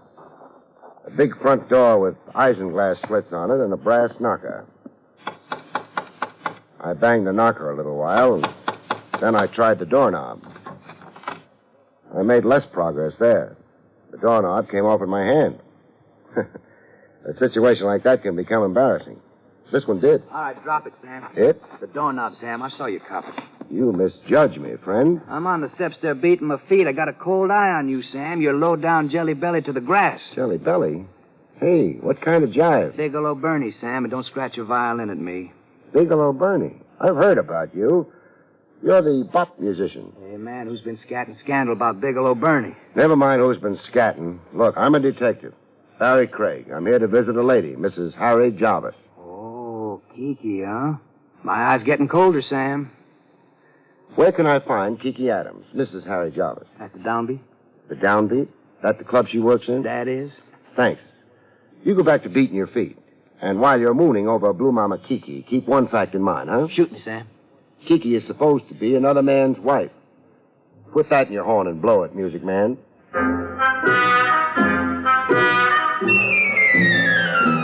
I caught up with Kiki a half hour before her cabaret act commenced. She was in her dressing room doing back bends. Say, you're wasting calisthenics, lady. Strengthening your back muscles won't do a thing for your voice. I'm off the singing bit, lover. Oh? Yeah. Too many canaries around. Every kid out of high school. I see what you mean. So I get trampled in the mob. So I worked out a specialty number. Acrobatics, obviously. Well, more than that. I do a back bend while tooting on the sax. See it? Vividly. While in the back bend, there's a glass of bubbling champagne on the floor. You get off the sax and drink the champagne. Without spilling the drops. Will the act get me to Miami? Unquestionably. Who'd you say you were, lover? Barrie Craig.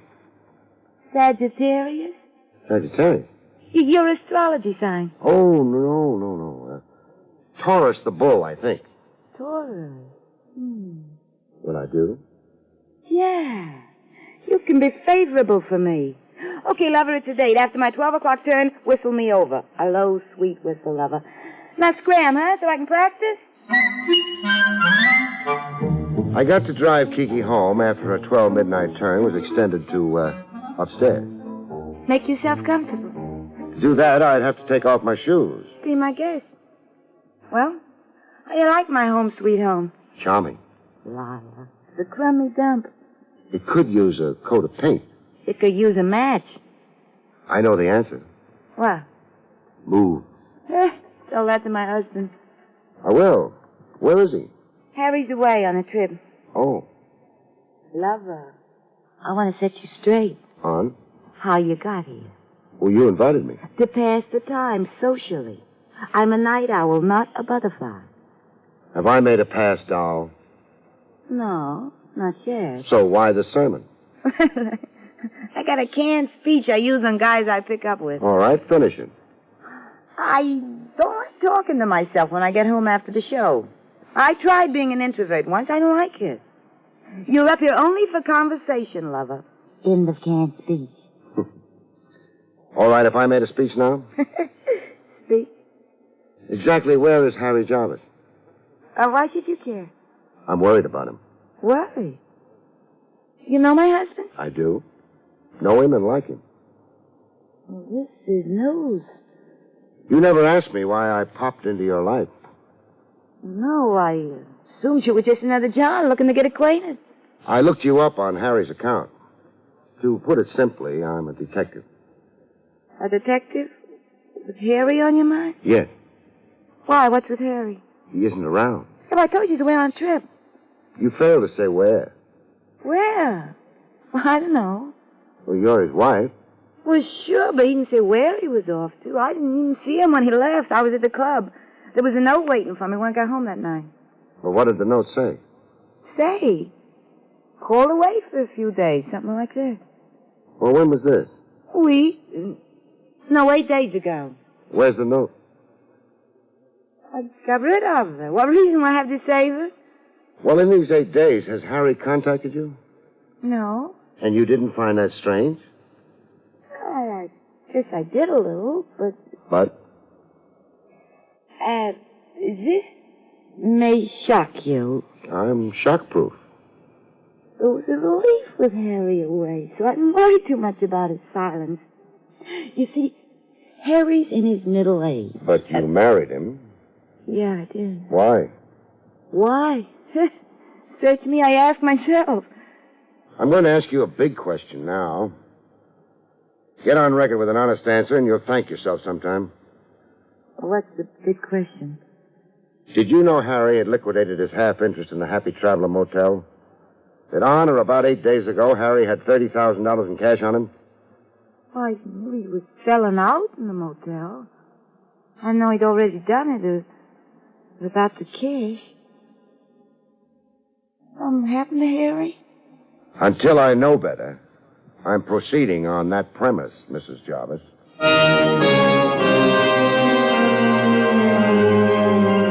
I left Kiki to waste her fragrance on the four walls of the flat. Downstairs, I ran into a familiar figure. Back sitting on the next-door schoolhouse steps, busy, quote, beating his time, the bop musician, Bigelow Bertie. You're real low-down jelly-belly to the grass, Sam. I don't rate the cold eye, Bernie. I did nothing but converse with Kiki upstairs. It's still you and her husband in the field. I mean, if Passion Flower upstairs still has a husband. What's your thought about that, Bernie? Harry will be home. Then, why do you sit outside here beating your time and mooning over Kiki? Another man's wife, and no chance for yourself, you can see. I got an answer for you, Sam. I'm dying to hear it. You see up there where I'm pointing? That flat under Kiki's? Yes? I live there, Sam. I'm beating my time down here because I live up there. Bernie. Yes, Sam. What if it turns out Harry Jarvis is never coming home to Kiki? He left her? Could be, no? Oh, never. Okay, so Kiki's one dish a man doesn't walk out on.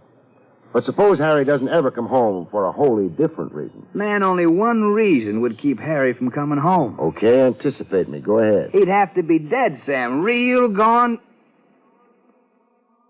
Sam, is that what you mean by Harry not coming home? That's exactly what I mean. That Harry's dead? Dead. With you out in front now in the grab for Blue Mama. You hitting around and maybe I killed Harry? I'm asking you, would you kill Harry Jarvis? No, N.O., man. Then finger somebody for me. Somebody who would kill Harry. Hey, you were supposing before, now you're not. I've given up supposing. Come, Bernie, help the law and you help yourself.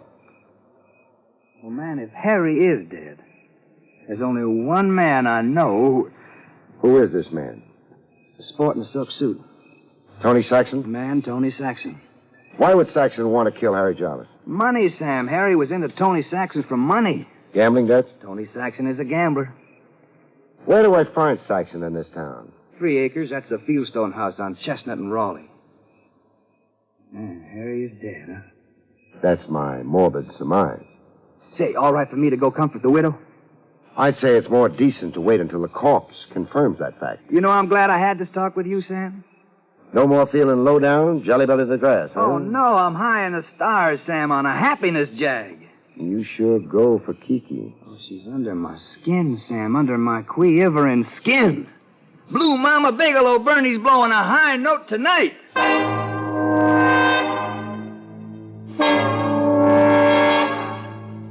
I left Bigelow Bernie swinging in the trees and went to look up Tony Saxon. A Fieldstone house. The house was lit up like the people inside it were afraid of the dark. Every room inside and floodlights outside on the big lawn. To get in, you had to pass through a fence, what looked like an electric fence, to keep prowlers and police at bay. I looked for a buzzer, but couldn't find one for the life of me. While wondering how to get in, somebody solved the riddle for me. How do you do from behind that closed my eyes? I came to with something rattling in my ears. The rattling of bone like teeth. When I got my eyes open enough, I saw what it was. Chips. Ivory gambling chips on a green dice table. I was stretched out on the dice table. He's up 6 and 32. You win, Morty. Pick up your money. A sport in a black silk suit. Tony Saxon. What's this 6 and 32, mister? The time it took you to come to. We made a bet on it here. Me and Morty and Fatso. A bet on how long I'd be out? I said 10 minutes. Fatso there said 8. Morty's bet was 6 minutes. You were out 6 minutes and 32 seconds on my stopwatch. Morty's bet. Morty there owes me a cut for cooperating. Beat it, boys. But not too far. Beat it just far enough to be able to keep me covered, fellas. We don't shoot fish in barrels, Craig. Then give me a running start if you really want to be sportsmanlike. You got death on the brain, Craig. Craig. You keep calling me Craig. Your name. You know. Your wallet says, so does your police license. Did you restore everything back to my pockets in good order? Everything except your gun. You get that on your way out. Irene in the main foyer. She has your hat and your gun. So tell me. One of the boys, Fatso there, saw you prowling outside. He figured you were a lonesome stick-up casing 3 acres. He tapped you. My head doesn't just feel tapped. What happened to all the lights? Lights? The place was all lit up 6 and 32 ago. We turned them off. What happened to all the players? You're pretty smart. Smart enough to know you had a few games going here. Fatso didn't figure me a stick-up. He figured me a cop spelling a raid. He tapped me out until you shooed your guests home. I won't admit it or deny it. What can I do for you? Hand over the corpse of Harry Jarvis. Harry Jarvis is dead. I'll make book. Dead but no corpse. Not yet. That's bad news if true. You lost a friend? A debtor. Harry owes me $20,000. His paper. Maybe you owe his estate $10,000. How's that? The last Harry was seen, he had $30,000 on him.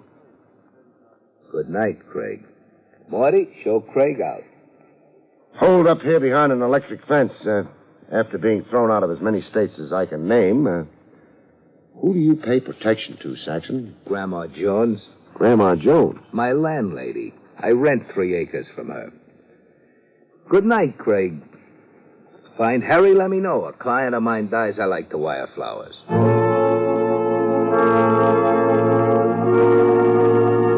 Outside Saxon's fortress wall, I found fresh company. A chap parked in my car, sprawled on the rear seat. He looked dead until he spoke. Don't you be alarmed, friend. You better be alarmed. I'm pointing a gun at you. Well, put it away. My name's Frawley. Bill Frawley. I'm the law here in Northgate. That is all the law they got this side of the county seat. Why don't you put the gun away? When I see the badge. Here it is. See, I was by the spruce across the street a while before, when that Saxton croupier came down on your head. You just watched the show? For now, I'm the law, but I'm peacefully inclined when it comes to Saxton's game.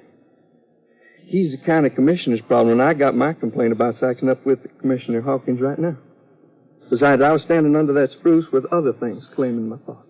What other things? Harry Jarvis, is he dead? What's your answer to it? Dead. Same conclusion you came to, friend. How do you know? Well, see, I was talking to Bigelow Burney after you had talked to him. Oh, I see. I got something down at the jailhouse now that kind of proves Harry Jarvis is dead. You have to come see? I do. Let's start it up.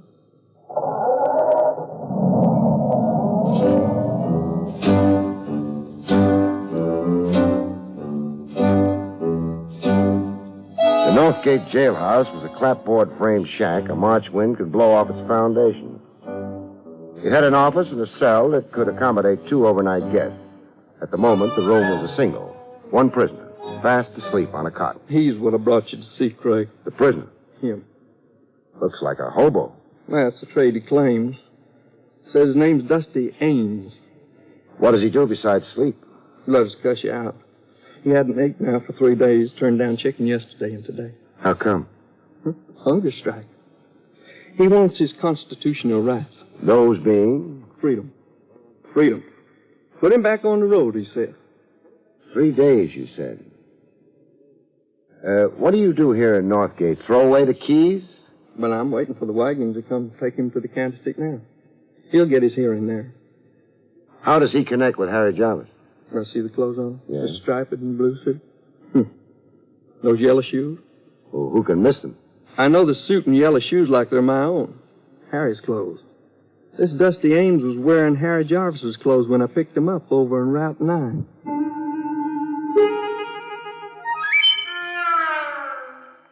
When Dusty Ames came awake, he began to howl. I want my rights. I'm a Federalist. President McKinley will hear about this. He does. You have a miracle on your hands. Look, Dusty, if you've got any wits, collect them. Wits? Why, sir, I was professor of cosmological dialectics in Katydid College. But the road got into your blood, huh? The call of the wild Mackinaw. So you turned in your cap and gown. Took to the open highway. And killed a man here in Northgate. That's a lie. You're in his clothes? I found those clothes, sir. We've been asking you where. I wouldn't tell the sheriff. Why should I tell you?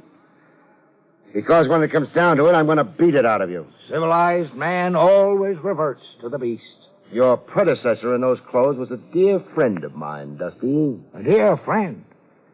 Man's greatest possession in a cold, materialistic world.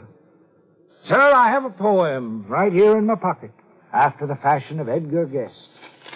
I'll read it. No matter where the road may go, I'll always think of dear friend Joe.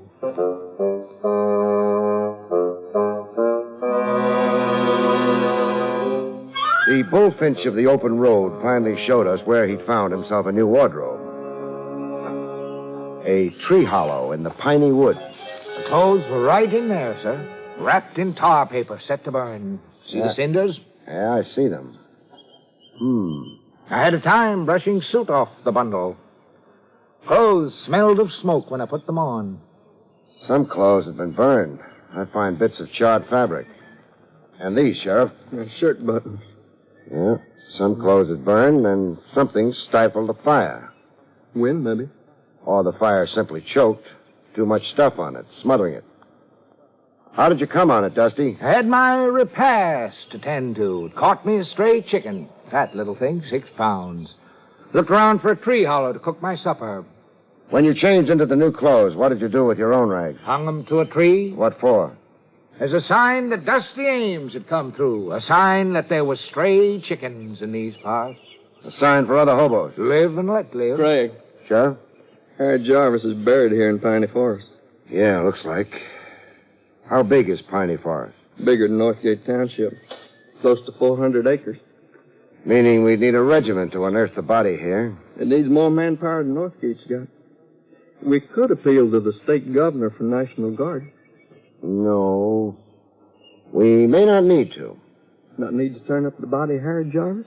The time and labor and agony. We might be able to avoid all that. How's that? See if we can get the murderer to find the body for us. Now, that'd be a trick. Trick is exactly what I have in mind. Yeah. We'll try to make a trick do for manpower, Sheriff.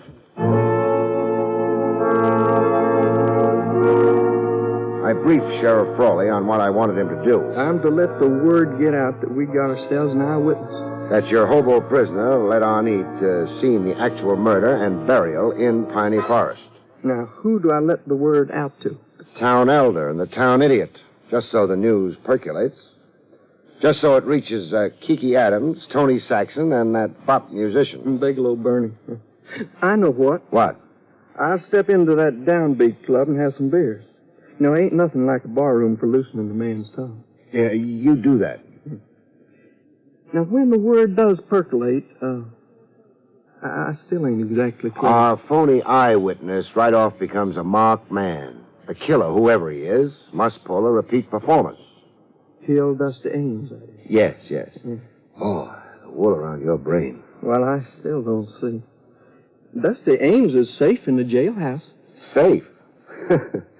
A 9-year-old boy can get into your jailhouse, Sheriff. Just provide him with a dime can opener. Besides, you won't make it tough for the killer to get in. I won't? No. Front door unlatched. Just the cell door closed. With Dusty Ames a sitting duck in a cage.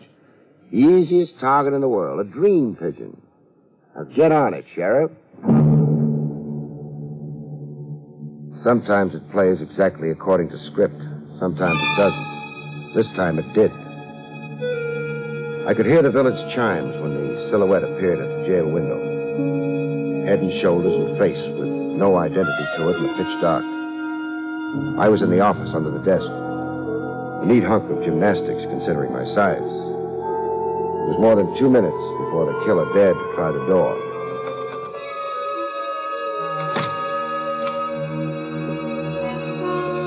His feet were 6 inches from my nose when he stopped dead center in the office. I had to imagine the rest. My line of vision was too low now. I imagined him estimating the sleeping figure of Dusty Ames, estimating how to make his shots effective. I didn't wait for the murder of the hobo. I just took aim at a 45-degree angle from the floor and shot my pigeon in the leg. That's your killer. It's time for rejoicing. But I didn't feel that way this time. I only felt like getting drunk. It cut me like a fox playing games with a rabbit. How's your leg, Mo? On fire. Why didn't you aim higher? Mo, why did you ask me to find Harry? I asked you to find Harry to demonstrate to me how safe I was. I decided to make a test with you, a smart New York detective. If you couldn't catch me, nobody could. I could stop worrying. Well, you gave me a demonstration. You killed Harry for his $30,000.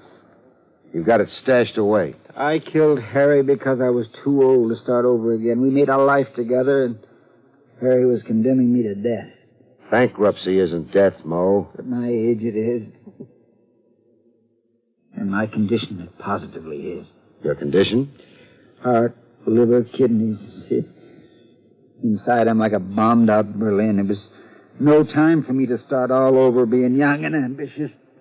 Mo, my thought is you're a little off. No, my friend. Say I'm worn out in the world, that's all. Just say that at 53, I, Mo Birch, got so confused I fired a gun at Harry Jarvis. I want to know where you buried him, Mo. Sure. You want to know, and I'll tell you. All right? No, I'm faint. Sometimes you take no pleasure in the catch. Sometimes all you want to do is get drunk.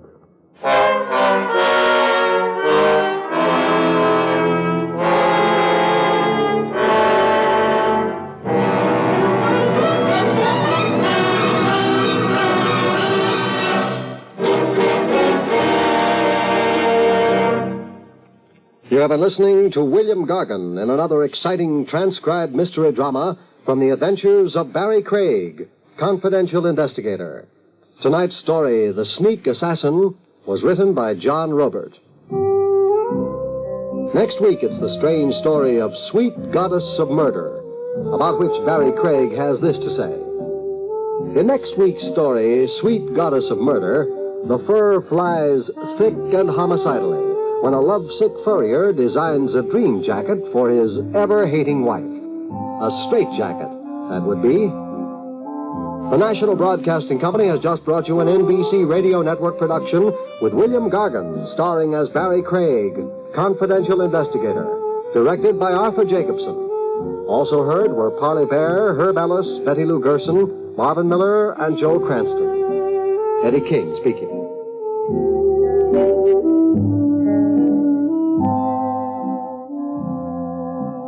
Follow the Abbotts in another exciting mystery tonight on most NBC radio stations.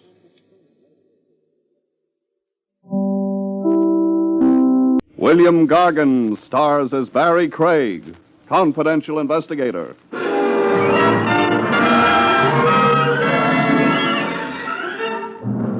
Did you ever wonder, folks, how a certain species of blonde can breathe in spite of a heart of stone?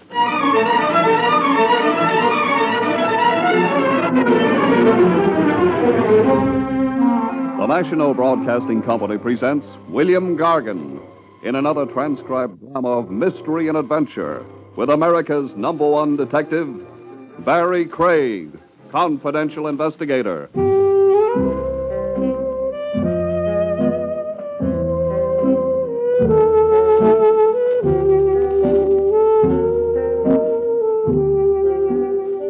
Barrie Craig speaking.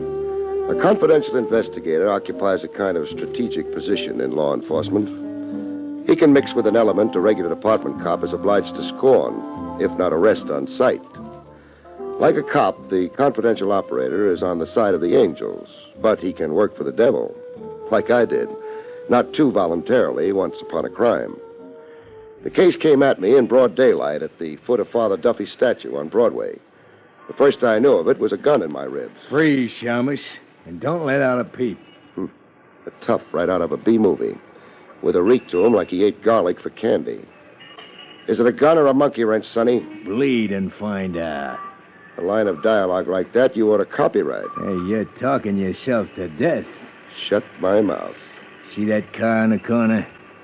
The green and white job that reads PD? Not the police car, smart guy, the one behind it. Oh, the hot limousine. It ain't hot. It was bought legitimate. Pardon me. Go get into it. Times must be hard for you to get down to me. This isn't a snatch. Then what is it? You'll find out. In with you. Give her the gun, Needles, and off the big street, first turn you can make.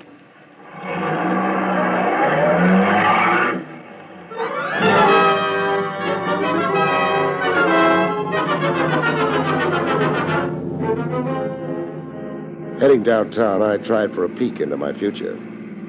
Who was it? Who was who? Hired you to work over me. You're sure in a sweat, Shamus. It's my memories coming back. A lot of guys resent the free room and board I arranged for them up the river. You're guessing wrong. Oh, I'm relieved. Or am I? I'm gonna blindfold you now. A cigarette toast? Now, why ain't you a comedian? Right now, I wish I'd picked the occupation. Hold steady. Can't see, can you? Can't even breathe. Why include my nose in a blindfold? Breathe through your mouth, like me. I haven't the adenoids for it. Yeah, another crack, I'll rock you to sleep. Now shut up and enjoy the ride.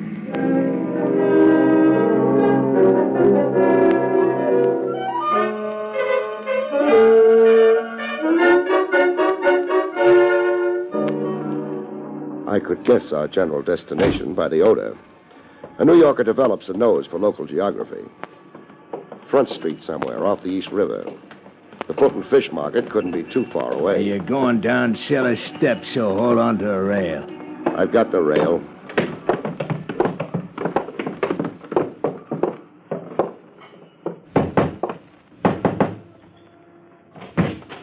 In with your chums. Hey, was that push necessary?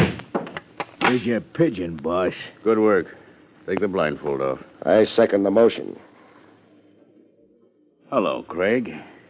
Wait till the fog lifts. Not Sam Stacy. Surprised? I'm shocked at the lousy reporting this town gets. The headlines have you in Acapulco and China. The papers have been crucifying me. Mad dog killer Stacy. Where do they come off with that stuff? A guy named Crowley wasn't only dead. A bullet in his brain, plus his head caved in, plus his features smeared and his clothes gone to make identification impossible, plus being drowned in Long Island Sound. You put your heart in your work, Stacy. I didn't kill Crowley. Nobody will believe you. Sure. I'm a dog with a bad name. Grab Stacy, hang the frame on him. Okay. Start lying at me. Lying? Isn't that why I'm down here with the smell of fish and rats? Why, you... Maxie, lay off. Maxie insults easy. Stop baiting him, Craig. He's a hothead. I must remember to cool him off someday. I'm waiting to hear the lie. There was bad blood between me and Crowley, sure. I never made a secret of it. Crowley began taking horse bets on my side of the street. Like a chump, I shut off my mouth publicly where stoolies could pipe my remarks to the cops. Shut off your mouth about what you were going to do to Crowley. That's right. But you didn't. I didn't get a chance to. You tried to, however. Yeah. I'll give you the truth with nothing held back. At your own risk. Under these circumstances, I don't regard it as confidential. The day before Crowley was fished out of the river, I trailed him to Obermeyer's boathouse over on the north shore of Long Island. But... What's the big but? Crowley shook me. I watched for him in my car off the pier, figuring he'd come walking right into my gun. He never came off the pier. He took off by motorboat. That's your story? It's the honest truth. Why are you crying at me? Get whoever beat me to Crowley. Get me in the clear. I'll pay you a fat fee. If you live. I'll live. I've got a hot flash for you. There's a shoot-to-kill order out for you. I'm in Acapulco, China. Only I know different now. You mean you'll finger me? I mean. It's a chance I'll have to take. The way it stacks, you're my only chance. Why not let me surrender you alive? No good. I'd hate myself in the hot seat. Maxie. Yeah, boss? Dump Craig somewhere. Crease him a little? A little. I can't risk you being able to pinpoint my hideout, Craig, if you decide against me. I've been hit on the head before. I don't want Craig injured, Maxie. Just like you say. A big break for you, Shummus.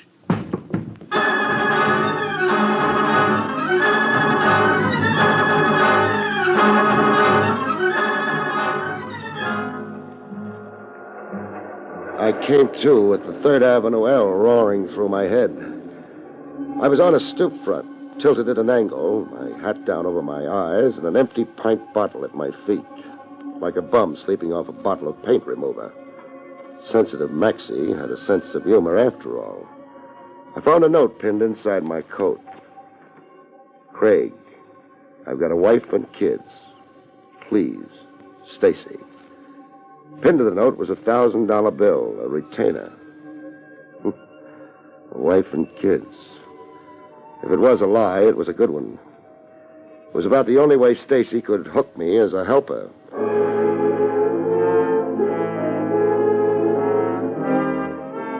Looking to hail a cruising cab, I got a first-hand view of Metropolitan Police efficiency. A familiar flavor that breezed so close it flicked lint off my trousers. Barrie Craig. Lieutenant Trav Rogers. Climb in. Must I? It's an order. Where are we going? To make a police entry that you've been recovered safe and sound. What's the gag? You tell me. You were reported as kidnapped 2 hours ago. Joke.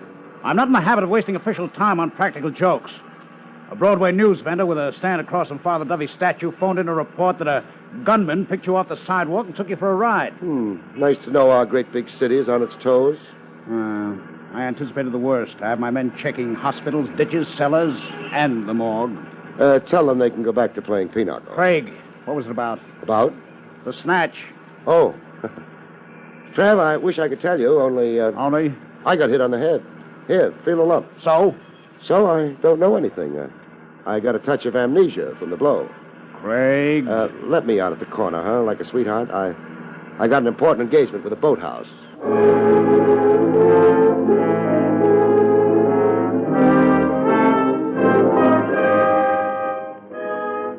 Obermeyer's boathouse looked like a wreck washed ashore by a hurricane. Scrap iron, old anchors, piles of rusted junk. Like Obermeyer never threw anything away. Boats for rent, hour, day, or week, the sign read. Hello? Yeah, Oh, you rent motorboats? you can read. Sassy at your age, and you won't make out with St. Peter. What do you want? Civility. Ain't got any. Rent boats. Who's kidding who? Brace yourself for a shock, Obermeyer. I don't have to. You're a detective. It shows. Big feet, bad jokes, and a swelled head. Now, what you after? A murderer. You won't find him here. The victim was a man named Crowley, a man you rented a boat to. I ain't never murdered a customer. Do you have some reason for being a little slippery, Grandpa? See through it, do you? Like through glass. I've got a reason. $200. Meaning? The deposit this, Crowley? Crowley left for the motorboat. He never came back for it. He never brought the boat back. Found it scuttled on a sandbar. Repairs on it came to more than $200. Relax, I'm not parting you for your money. So $200 is why you never made a police report. Police report, you say? That slippery note's back. You knowingly held back information bearing on a murder case. I'm a poor man. And a grade 8 chiseler. Where was Crowley taking himself to? How could I know? Because you're the inquisitive type. Murder Island? Murder Island? Name it got from the tenants on it. Where is Murder Island? About 4 miles north by east out there in the Sound. Who tenants it? Vince Keeley. If you're a detective, you'll know him. Yeah, I do. Gambling czar, only nobody's ever proved it. On trial for murder last year, only the jury didn't convict. Keeley had an alibi. Yeah, surprise alibi. The last-minute kind that knocks down a case. I want a motorboat at a chartered course to Murder Island. A storm coming up. Well, not for hours, the way the sky looks. Storms are deceiving. I'll take the chance. I'll want a deposit. I'll bring the boat back. If Keeley lets you come back, I'll want a deposit.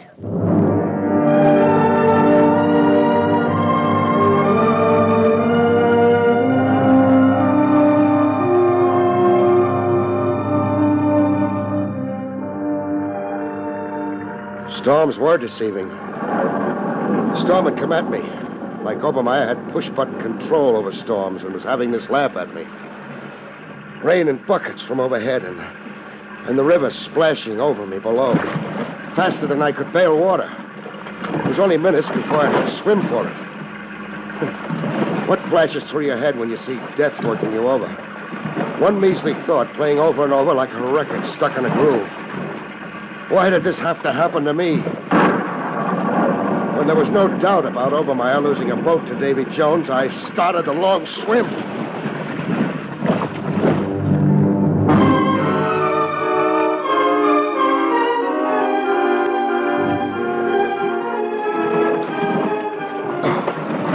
Coming up for the third time. Water running out of your nose and ears. You get hallucinations. Pleasant ones. My hallucination was a sea nymph with the build of a channel swimmer. Looking at her face was like leafing through an old album. She was every lady I'd ever known, starting with my mother. Lie on your back. Give me your hand so I can pull you to shore. Give her my hand. Talking like my life was her special problem. Hold tight now. Hold tight. You obey. You let her take charge while you go to sleep.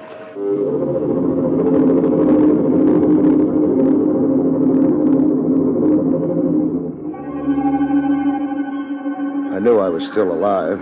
I the sandflies making a playground of my chest. I was on a beach littered with fish skeletons, Hello. and a girl flopping beside me like a come to Bermuda poster of honeymooners. A girl with none of the faces in the old album. Flash storm capsized your boat. Yeah, Obermeyer worked that trick with push buttons. What'd you say? Never mind. You rescued me, huh? I saw you thrashing around like a dying fish 100 yards offshore. How come you were on hand to see me? Have you noticed my swimsuit? I've got eye strain. Are you always swimming in a flash storm? Are you? I'm Barrie Craig. The detective? Oh, I can't believe I'm that famous. You are along 52nd Street. 21 and Nightclub Row. I'm Rose Renee. The queen of burlesque. Oh, I can't believe I'm that famous. You are among connoisseurs. Exactly where are we? On Murder Island. Oh, you belong to it? I'm married to it. Married? Let me try to guess. Mrs. Vince Keeley. Play Hearts and Flowers, Maestro. It's as bad as that? It's a jail sentence. I'm a prisoner of love. Vince bought me, only he welched on the payment. He welched after I said I do. Why the frank talk? When I feel, I broadcast. That's my nature. I'm cooped up on this crummy island so Vince won't have to fight off the boys giving me the eye. The only glad rags I get to wear is a swimsuit. So pick up and go. I'm allergic to morgues. Yeah. Murder is Vince's business, they say. That's no joke. Vince connived his way out of one murder rap last year with a phony alibi. Yeah, I remember the trial. Who was it again Vince was charged with knocking off? Dixie Dugan, his business partner. Oh, Slot machines, dice houses, stolen liquor. Dugan was fed up, about to confess all to the DA when he suddenly turned up dead. Vince served champagne that night to celebrate. Why are you telling me all this? On the hunch that it's case reopened. That you're here after Vince. You really want a divorce? Oh, any old way. Then tell me about a fellow named Crowley. Crowley was Vince's star witness last year. Crowley's alibi for Vince got Vince acquitted. Sister, your divorce is practically on the horizon if you come through with this next one. Did Crowley come here to Murder Island lately? Crowley was always coming to the island. He and Vince were squabbling all the time. What about? Hush money. I passed the time getting an earful of things. Crowley was putting the bite on Vince. Blackmail for his perjured testimony? I asked you. How about Sam Stacy? Never heard of him. Stacy's being accused of murdering Crowley. News to me. I'm shut off from the outside world. Look, I gotta go now before Vince sends out a searching party. Don't let on to Vince we met. Am I the dope to kill the golden goose?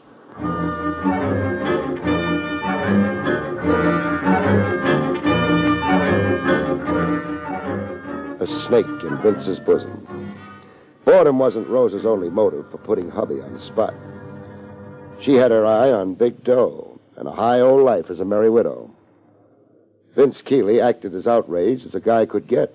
Craig, you've got rocks in your head coming here to burn me. Let's confine the argument to Crowley. I haven't seen or heard of Crowley for over 6 months. Oh, no? No. Then how was the payoff worked? What payoff? The blackmail money to Crowley for the perjured alibi last year. Hey, you're asking for something. You hinting the river? Now, look, you got me all wrong. I made a shady buck once, sure. It's all behind me. I'm out of the rackets now, clean as a whistle, living respectably. Why, I'm even holed up on the island to keep out of trouble, to improve my mind and amount to something more than a mug. I can't cry. I don't have a handkerchief on me. Hey, look around you, Craig. All the books on them shelves. I promised myself I wouldn't get off this island until I read every one of them. Why, even take piano lessons. How about typewriter practice? I asked you to quit writing me. So you didn't murder Crowley to stop his blackmail? No. You also denied that he perjured for you once? I deny it, yeah. And Sam Stacy. Know him? Not familiarly. A punk bookie somewhere, isn't he? He is. They're pinning the Crowley rap on him. Well, it's nothing to me. We through? No. Who was your lawyer? George Brooks. Did Brooks defend you in that murder trial last year? Yeah. Now what are you up to? Just familiarizing myself with all the ramifications of your living. The coming genius like you with books and a piano. I might want to do a profile for the society pages. Craig, get out of here. Sure. But first I'm showing you this. A rod, huh? A rod. I'll take some killing before I'm killed. You're crazy. Prove it by ferrying me off the island. I lost my boat to a storm. I'll have you ferried off, but stay off.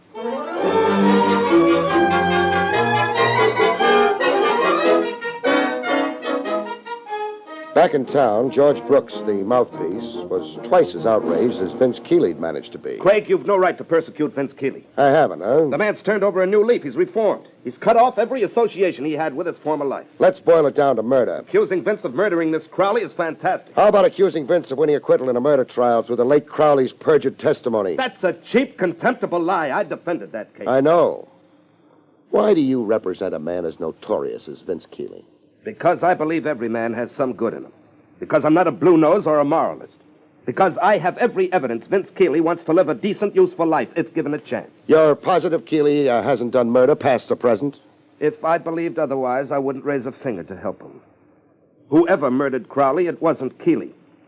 And now, if you don't mind, I've a busy schedule. Okay if I use your phone for a minute? If you must.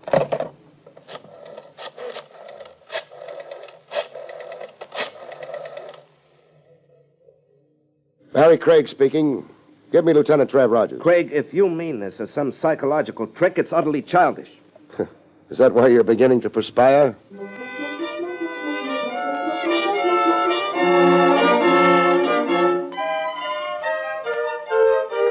Over coffee and sinkers, I got the benefit of Trav Rogers' power of analysis. Putting one and one together from what you told me, one notion keeps standing up in my head, Craig. Said notion being? That you might end up where you began, with your, client. Stacy murdered Crowley like the police bulletins insist, huh? Yes. Stacy hired you as a smokescreen. He heard Crowley had business with the Czar of Murder Island, and... And hoped I'd create a competing suspect in Vince Keeley. And take the heat off Stacy. The notion makes sense, but... You don't buy it. Not until I have another look at Murder Island. Looking for what? The Queen of Clubs. Rose Renee. And at the terrain, the rocks, shrubbery. I'm curious about Crowley's missing clothes, his personal effects. Crowley's clothes? He wasn't wearing any when he came out of the river. You've got a point. Find any article of Crowley's on Murder Island, and you've made a liar out of Vince Keeley. Crowley hadn't been around in over 6 months, Vince swears. Let's go. Oh, just a minute. You including yourself in? It's suicide to buck Keeley and his crowd alone. I'm the suicidal type. Morbid depths to my personality, my horoscope says. Craig, don't be stubborn or vain. The case is too big, too important for a confidential operative to lone wolf it. I've done okay so far, without company. Then I'll have to throw the book at you. You're representing a fugitive from justice, a man we've issued orders to shoot on sight. The regulations governing your license... Cut. Nice speech, but I'm only half convinced. Now, give me the other half. I don't want to see you dead. Your repulsive kisser is an eyesore I've gotten used to. Like poison ivy in July. Lieutenant, you are cordially invited on an excursion to Murder Island.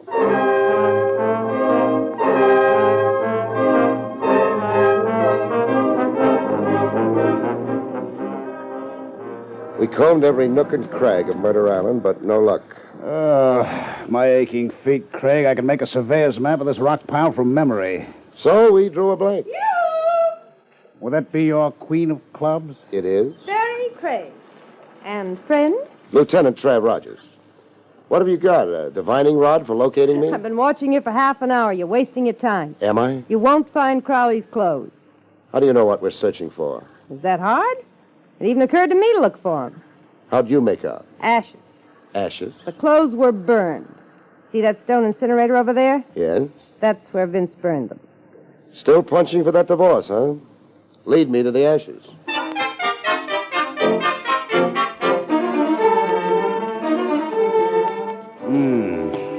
These are the ashes of fabric. You're sure?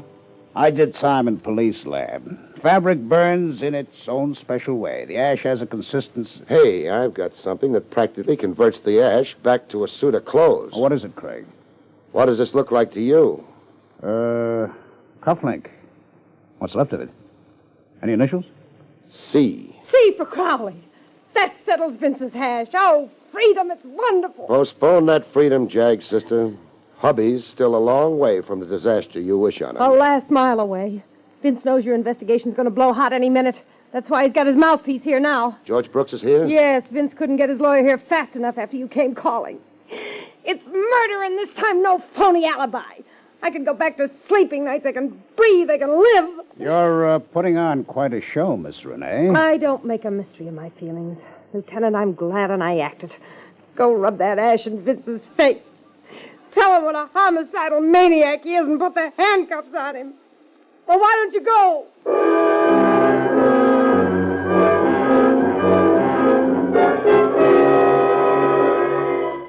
Quite a repertory, Rose Renee. Hysterics. They were long overdue. Vince Keeley roped her into marriage and never let go of the noose. The way you work up sympathy. I'm not all cop, Trev. Who makes the arrest? It's your case. Door's locked. A pistol shot, Craig. From inside the house. Vince! Vince, let me in! Vince! Can you identify whose voice? Brooks, the mouthpiece. Asking Vince to open the door? Sounds like Vince shot himself. Locked himself in a room and shot himself. Make with that bell again, Trav, and don't take your thumb off it. Who? Craig. And Lieutenant Rogers. What was that shot? Vince, in the library. He locked himself in and shot himself. Rough. I begged him not to, not suicide. What alternative did you suggest, Brooks? Alternative? Lieutenant means suicide or the chair for murder. It was 6 of one and a half a dozen of another for Vince. Yes, I suppose you're right. You sound like you've changed your mind about Vince's reformed character. Vince changed it for me. He confessed many things to me. I've been a blind fool. What did Vince confess about Crowley? Vince confessed to murdering Crowley.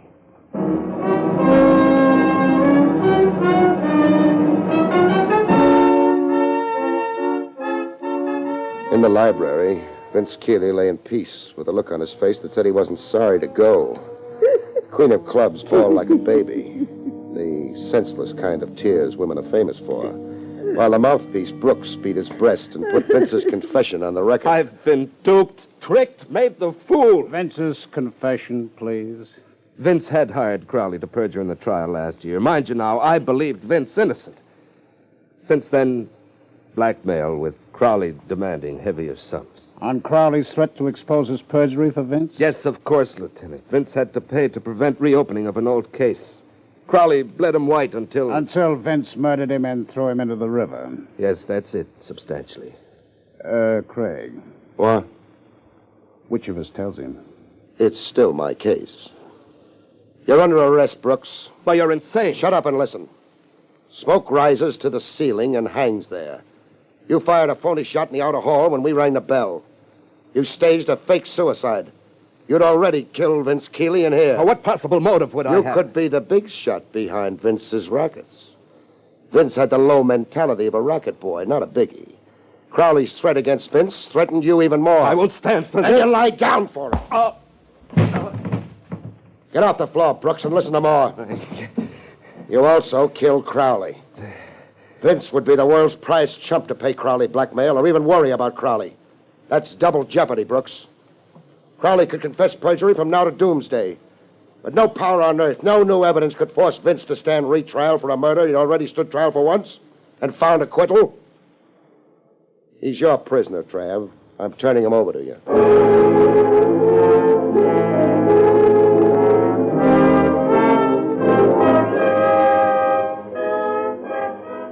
A week later, Stacy looked me up to thank me in a midtown Hofbrau where the Wiener Schnitzel made you hungry for ham and eggs. You took the curse off me, Craig. I'll never forget it.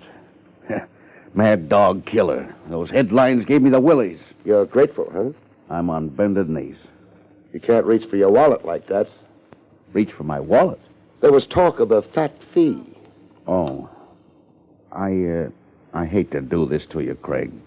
But the fact is... The fact is? I'm broke. Government's new bookie tax. I folded my tent. No bets, no horses. I'm down to driving a beer truck. For the wife and kids? That's another thing, Craig, I want to tell you about. No kids? No wife, even. I'm not married. Good night, folks. See you next week.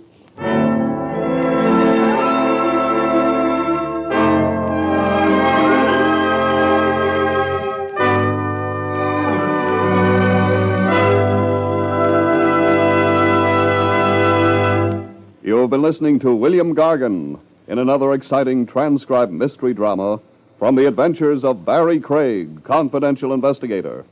Tonight's story, Murder Island, was written by John Robert. Next week, it's the strange story titled Fatal Appointment, about which Barrie Craig has this to say.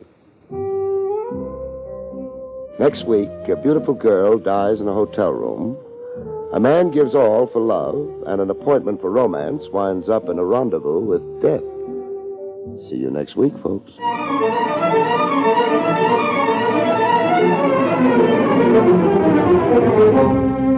Featured in the role of Rose was Elspeth Eric. Barrie Craig, starring William Gargan, was under the direction of Hyman Brown. This is Don Pardo speaking.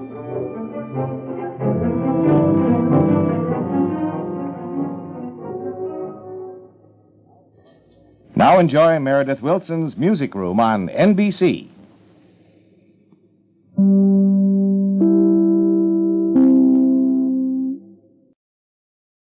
William Gargan stars as Barrie Craig, confidential investigator.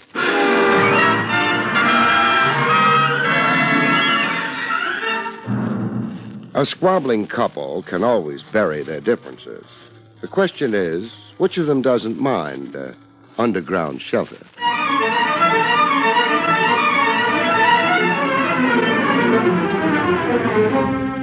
The National Broadcasting Company presents William Gargan in another transcribed drama of mystery and adventure with America's #1 detective, Barrie Craig, confidential investigator.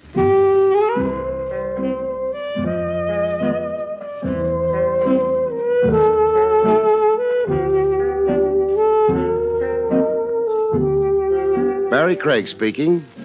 Marriages may be made in heaven, but they sometimes can end in the city morgue. I know one that did. Almost, that is. A bridegroom the lucky wife loved so passionately, she kept trying to exterminate him.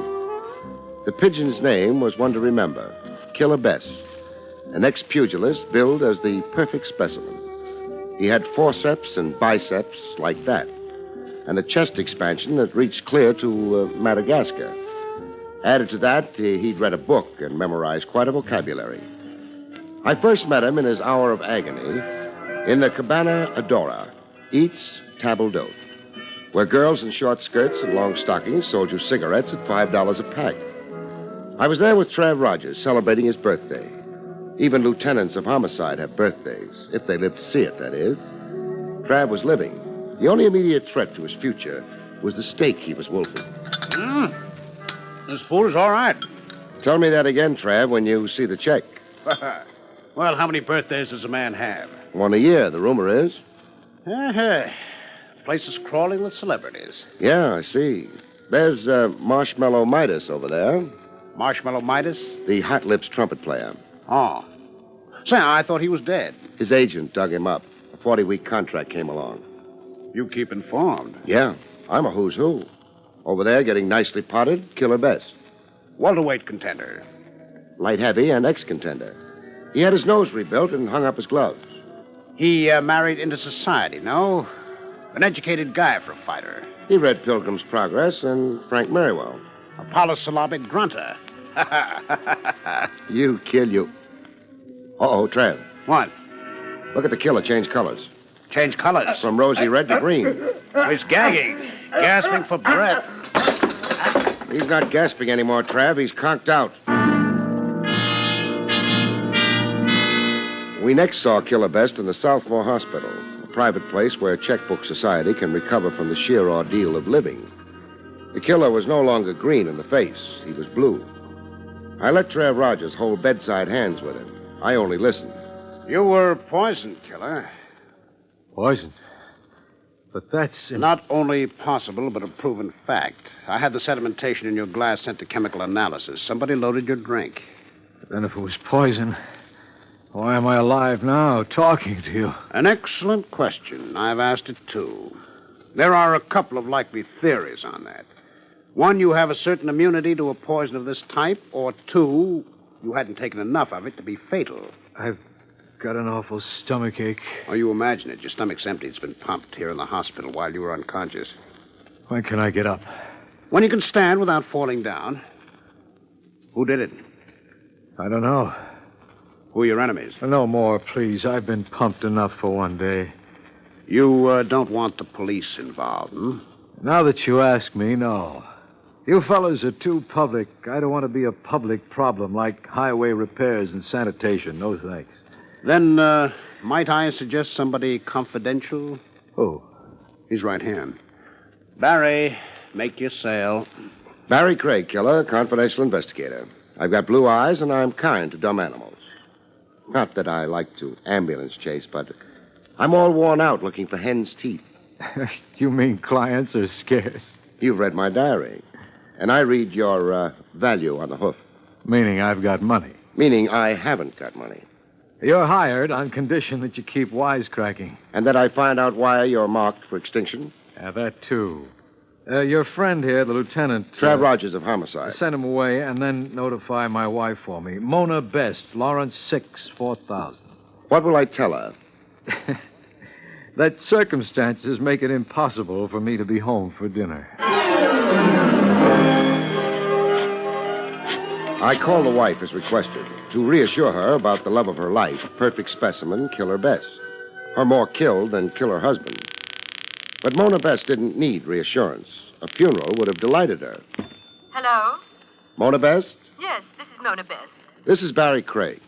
Should I know the name? I've had skywriters advertising it. I'm a detective. I've reported no robberies this month. We've got a comic routine going. I've got serious news, lady. I despise serious news. Do you love your husband? That is a leading question, Mr. Craig. Meaning you don't? I'm ambivalent. Too big a word for me. I love him and I loathe him.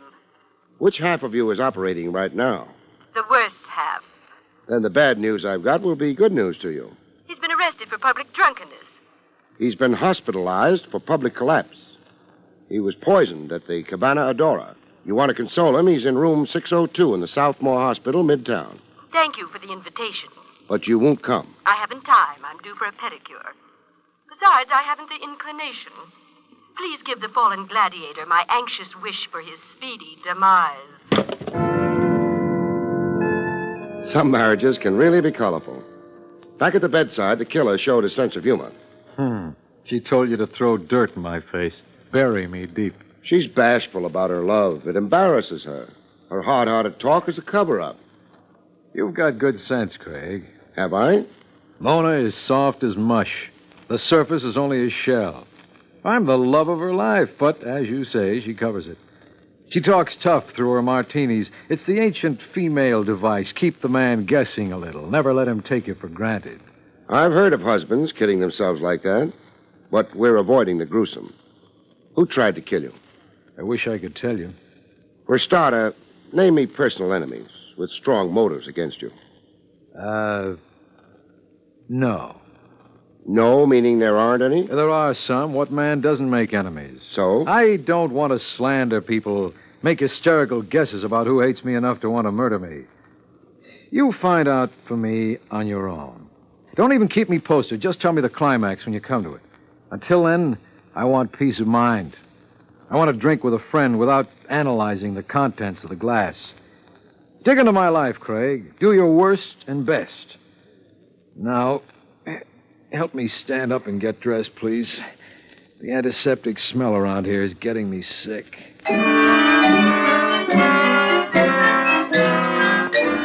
I did my worst and best, checking into the life and times of an ex-pug gone blue blood and social register. At headquarters, Trav Rogers had as many facts for me as I could digest. The killer's history makes a fascinating story. I'll retire to a farm and write it at the age of 86.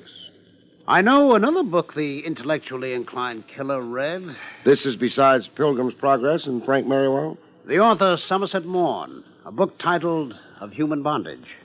Do we have to go through with this aside? A learned note here and there. It adds a fillip to the ordinary crime puzzles. Okay, get it said.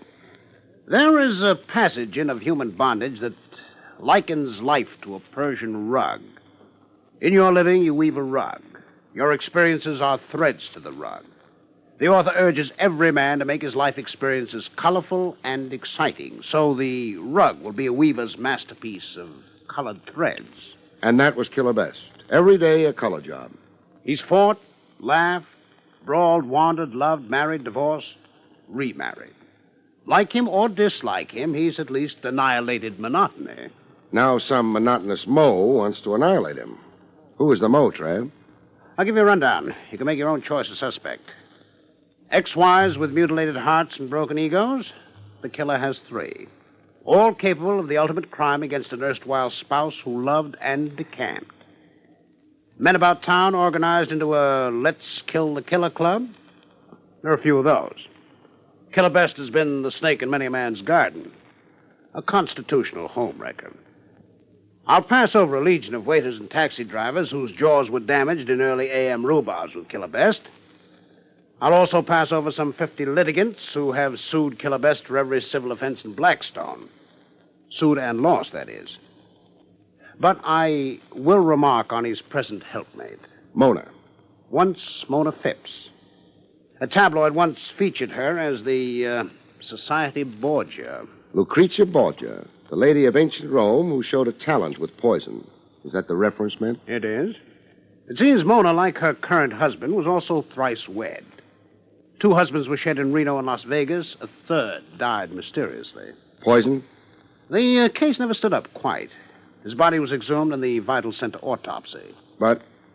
The exhumation took place 3 years after his death. Too late to prove poison. Yeah. There is one more enemy of the killer's worth remarking on. So remark. A lad named Polonius. Remember him? Vaguely. Wait. Kid Polonius. A prize fighter, wasn't he? Yes. A contender who ran afoul of the killer. They had a match. Polonius was knocked out in 4 rounds. So? Polonius lost the sight of one eye. After the fight, he accused the killer of having sprayed his gloves with a blinding chemical. Polonius sued and lost, then swore revenge. He attempted that revenge. In what way? A felonious assault on the killer with a knife. Polonius? Polonius. The killer pressed charges. Polonius served 18 months in the workhouse. Polonius went free last week. Free 1 week and stewing over his misfortunes. Quite a lead there, Trav. You know, I think I'll go see Polonius pronto. Polonius took a lot of catching. His address was whereabouts unknown. The workhouse warden had no address on him, and neither did his aged mother. I interviewed fighters, dice players, bartenders, and I came away with 0. Polonius and the American Buffalo, they both vanished from Times Square. When I located Polonius at long last, I'd lost 2 days of my fading youth and $50. The dough was for information. A bookie named Catastrophe had the address for a price. A fraternity building next door to a college. Polonius was the building janitor. Who's there? Open up, Polonius. I want to talk to you. Polonius had more equipment than a building janitor needed. He had a baseball bat, and he held it like Mickey Mantle. What do you want of me? The question should be, what do you want to do to me? I'm protecting myself. Against? False arrest. Cops hounding me out of a job. Cops making me pull up stakes and go every time I get set somewhere. Why would cops want to do that to you? They're doing it. You're here. Not to hound you. Good to hear. Then beat it. Before you beat my brains in? I didn't ask you here. No. I'll take the bat. Hey, let go. Okay, you win. I don't mind a little baseball fever, but my head's too big for a regulation ball. Now, what's really on your conscience, Polonius? Nothing. And don't ask me, did I poison the killer? You know about that, huh? It's in the papers. And a paragraph in the story reminding that I just finished serving time for trying to bump the killer 2 years ago. You didn't this time? No. I gave up thinking like that in the workhouse. Do a rap, you change your thinking. I imagine. You now feel more kindly disposed toward the killer? I'd be a liar if I said I did. I hate him. I'd like to see him dead. Only I don't want to be the one who kills him. Why not? I got a life to live. I can't live it in jail. I got this job here. I want to settle down to it. I got a girl. I want to get married, raise a family. Nice idea. But I won't be able to with somebody out to knock the killer off. He'll get it next time, and I'll be the goat. I'm a dog with a bad name now. They'll blame me. They'll blame me.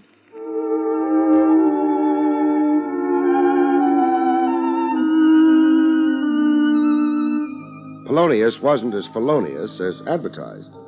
He'd given up on his deadly grudge against Killer Best, so he said anyhow. When he came out of the weeps, he proved what a peaceable citizen he had now become. Listen, Mr. Barrie Craig. Mr. Craig, you can do a big thing for me. Like? Catch who poisoned the killer that other night. Nab whoever it was and take the heat off me. I'll be glad to oblige if I'm lucky. It happens to be my assignment. Well, make it your double assignment. Represent me, too. I'm expensive.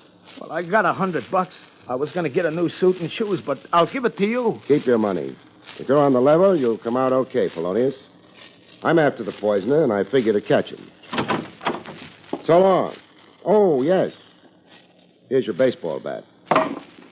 Buy yourself a horsehide ball out of that 100 the next time you get that urge to swing that bat.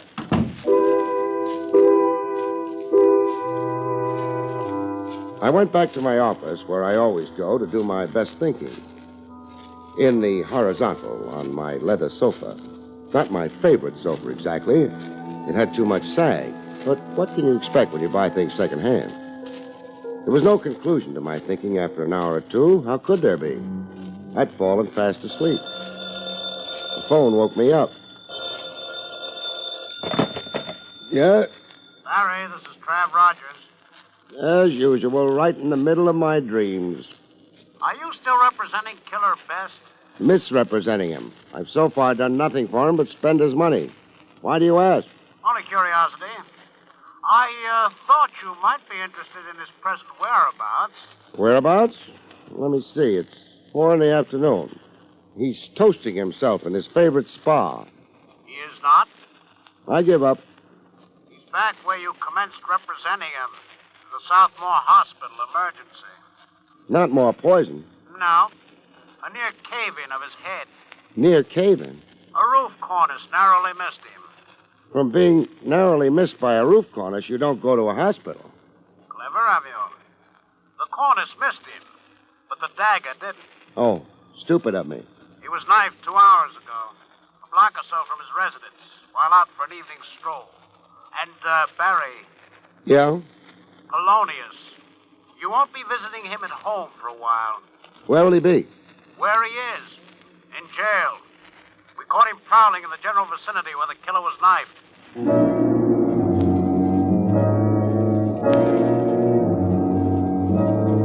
In the hospital, some of the starch was out of the killer. He looked scared and trying not to show it. The knife gash on his shoulder and forearm seemed to hurt like the devil, even though the patient tried to grin. I've survived again. That's something to be thankful for. 2 strikes. Next time up, somebody's out. See that it isn't me. I'm working in the total dark. You've got Polonius. Do you accuse him? No, I didn't actually see the knifer. That cornice that came down on you, tell me more about it. There's not much to tell. I was out walking at the corner of 78th. Boom, came the cornice. It landed practically at my feet. The dagger came after? Yes, 3 minutes later. I'd backtracked. I was 1 block from home when I got it from behind.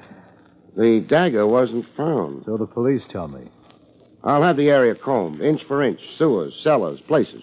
You think my attacker might have thrown it away? They generally do. Get caught running, it's evidence against them on the spot. They're red-handed. I did make an outcry. I yelled police. My assailant would be running pell-mell. He no doubt would have ditched the deck. Craig. Yeah? When I'm out of here, put a man on me, day and night. An operative following me around heel and toe. I want protection. In the tombs, Polonius looked like he was on a marathon crying jag. Craig, get me out of here. If you merit it. You don't think I knifed the killer? Didn't you? Why were you prowling in the vicinity where the attack occurred? I was following the killer around. to see who might attempt to kill him. I wanted to insure myself against being made somebody's fall guy. I thought I was to take care of that. Yeah, I know. You were representing me, but frankly, Mr. Craig, I had no confidence in you. I see. So I'm a schmo. Please, Mr. Craig, get me out of here. I'm afraid you're in for a while, at least. In? For nothing? Just for walking on a street? Just for climbing up on strange roofs and prying cornices loose. You lay that to me? Lie and you'll grow a long beard and stir. And what if I tell the truth? I might intercede for you. Get you paroled in my custody. After you've repented in here long enough. I only might, mind you. Okay. I dropped that cornice. You said you were cured. You'd given up seeking revenge. Yeah, I know I said, but there was the killer on a stroll for himself, dressed like an English lord and wearing a fancy vest and spats. My blood got hot. I looked at my crummy pants and the cardboard in my shoes. I thought of how he used chemicals on those boxing gloves once and cost me a chance at the title, let alone this eye here. I went up to the roof. It was temporary insanity, Mr. Craig. Plead with the judge for me like that. Only temporary insanity. I'm better now.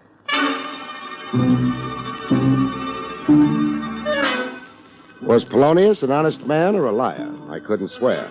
But one thing was for sure, he was a character. I organized the search for the dagger used on Killer Bess. Look for a dagger in a square-mile area, you'll really know suffering. No luck so far, Barry. It figured to be tough. I've got men in wading boots sifting sewer slop, men emptying trash cans and poking into cellars. Nice cooperation, Trav. Thanks. Oh, don't be so egotistic. I'm doing this on behalf of the people of the city of New York. Oh, pardon me. The assailant may not have thrown his dagger away. They invariably do. Still. Oh, wait. Here comes Detective Wilson with a look on him that can only mean one thing. Eureka. He's found the dagger. Finding a dagger is one thing. Tracing it to its source is a horse of another breed. After the same 14 men, plus yours truly, got ourselves acute atrophy of the metatarsals, our aching feet, that is, we gave up canvassing storekeepers. Later, on an idea that didn't seem too bright to me, I tackled Mrs. Killer Bess, Mona. Tried tackling, I mean. Mona wasn't home. Her social secretary, a good-looker named Candy Joplin, was. Can I help you, Mr. Craig? Yeah. First, where is Madame? Out. Just out? She didn't say where. I've got something here. A dagger. Ever see it? I'm not sure. You think you might have? Yes. In a case in the library, I seem to remember a pair of antique daggers. Let's adjourn to the library. That the case? Yes. Well, what do you know? Here's the twin to the one I brought in. Who owns these daggers? Mr. or Mrs.? I don't think I'm able to answer that. But I think I can be of some help. Please be. The daggers, they're antique. They're antique. Mrs. Best shops for her antiques at the Attic Mart on 3rd Avenue. I've often stopped in there with her. The Attic Mart. Unaccustomed as I am to antique hunting. Goodbye, doll.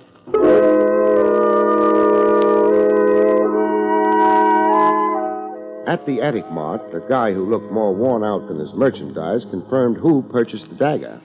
Yes, I have the entry here. Mrs. Best, a fine lady. You mean a fine customer, don't you? Yes. She's here every week, always to buy. This particular dagger, it's a very good specimen of old Persian craftsmanship. I've heard enough. There is perhaps something you would care to be shown? There is. The door.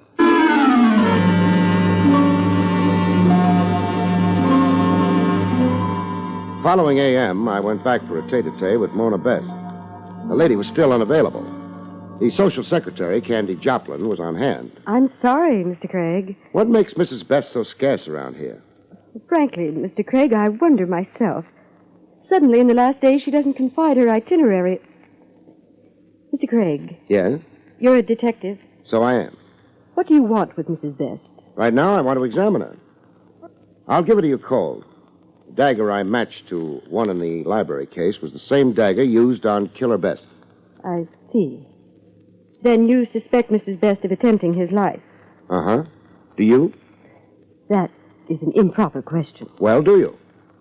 Mrs. Best has behaved peculiarly. I've sensed, jitters. Don't stop now. I wasn't entirely truthful yesterday. I didn't think it properly my business. Your question about Mrs. Best's whereabouts... Be truthful now. Well, the fact is, I saw her packed secretly. It seemed to me 2 valises. I heard her on the telephone making plane reservations. Where to? Acapulco, Mexico. This was the night before last. Skipped, huh? Attempted murder and flight. You mean that... Mrs. Best is presumably a fugitive from justice.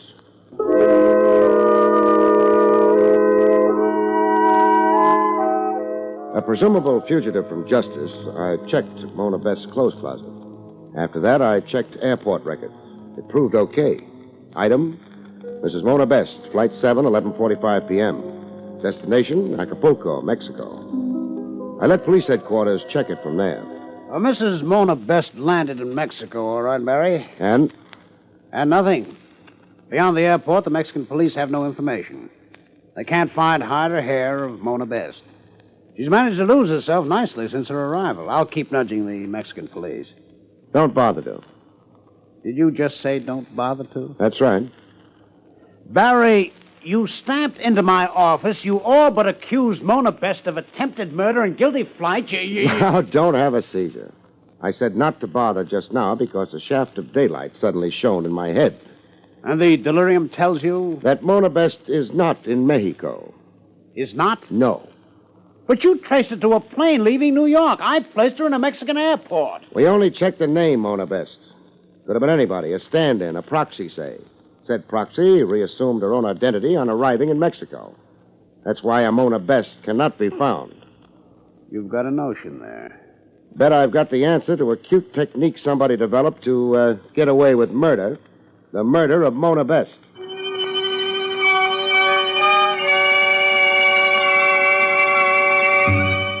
I reported the purported death of his wife to my skeptical client, Killer Best. Craig, the heat's got you. Mona's as alive as you and I. I don't think so. Moreover, I'm not so sure I can accept Mona as a suspect in these attempts on my life. Right now, I'm not so sure I can either. Except Mona as a suspect, that is. Now you're talking at cross purposes. You said before... To catch your reaction. No, Mona wasn't behind the attempts on you. As a matter of fact, there never were real attempts on your life. Now, look here. You staged them. You poisoned yourself just enough. You stabbed yourself, not too seriously. Why would I hate myself that much? Because you hated your wife more. I won't right now go into your love for her money. You murdered Mona Best. Then you staged phony attempts on your own life to throw suspicion on her, so her absence would be accounted for. So the world would think Mona Best ran away into hiding, a fugitive from justice. You were smart, really brilliant, except for one fatal flaw. Want to know where your trick failed? I can't stop you from talking rot. A fugitive from the police wouldn't make plane reservations in her own name. She'd use an alias. Only thing, you had to have the name of Mona Best on the flight sheet so as to hoodwink the police. You murdered Mona before you staged the so-called attempts on yourself. The social secretary, Candy Joplin, is with you in the scheme. It was she who probably posed as Mona Best on the telephone with me that first time. So was some obliging proxy in with you. I mean, the one who took the plane ride to Acapulco. You sure get girls to cooperate, handsome. Now, the high-voltage question is, where are your wife's remains? In a culvert. Up near our hunting lodge. I didn't kill her, Craig. It was an accident. We were out hunting deer in season. Mona did weird things with camouflage. I shot her accidentally. I was in a panic. I didn't think the truth. Cut. You're confusing me with the jury. Even if you convinced me, I couldn't acquit you. I'm only the guy making the arrest, client.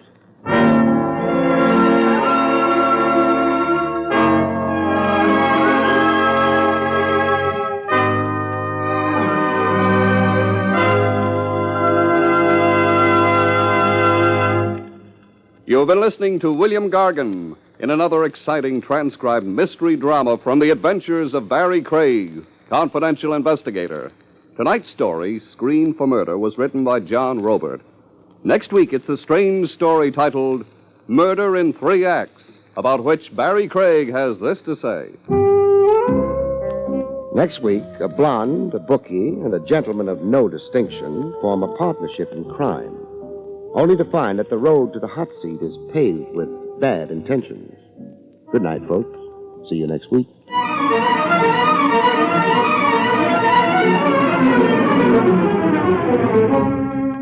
The National Broadcasting Company has brought you Barrie Craig, confidential investigator, starring William Gargan. Featured in the role of Candy was Fran Carlin. This is Don Pardo speaking.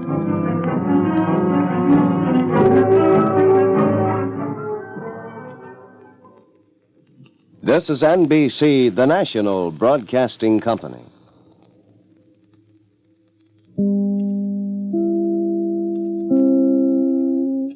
William Gargan stars as Barrie Craig, confidential investigator.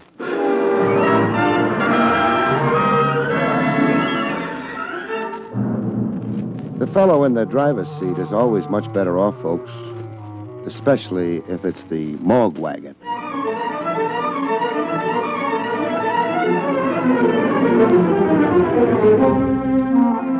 The National Broadcasting Company presents William Gargan in another transcribed drama of mystery and adventure with America's #1 detective, Barrie Craig, confidential investigator.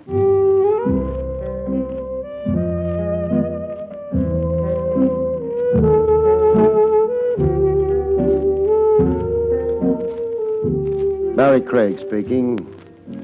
A thing that defeats a confidential operator is his heart. I don't mean the wear and tear that comes of chasing creeps around the landscape. Heart. Meaning the way you get involved emotionally with a case or a client. Like a doctor gets involved with a patient or fights not to. The human angle. You go for it with a tear in your eye and a throb in your throat. And you're no longer working for a fee. No, sir, you're a dedicated sucker, like I was in the case of Boxer Doyle, a ring champ of his day. My first introduction to the strange Boxer Doyle story began in the Times Square Penny Arcade.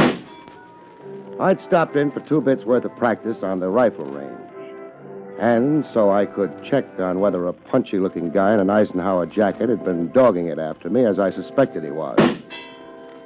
The Eisenhower jacket was watching my marksmanship, all eyes.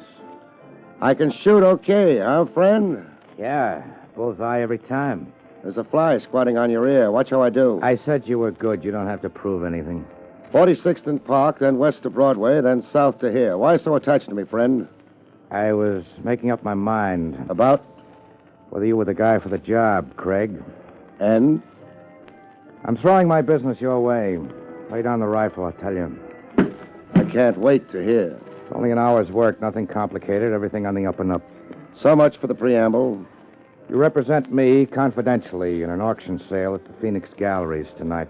What am I bidding on? A diamond belt that once belonged to Boxer Doyle when he was welterweight champ. Mrs. Doyle's put it up for sale. I want it. Why? Sentiment. Boxer Doyle's been one of my heroes. You can still bid on it yourself. You don't want the job? How much can I be losing? $500. High pay for an hour's work. Get me the diamond belt. What's the ceiling, Mr. Bid up to $5,000 if you have to. And if I'm outbid? I don't think so. It's been appraised at only $1,500. Sentiment is expensive. Come to a side. I'll count you out the dough.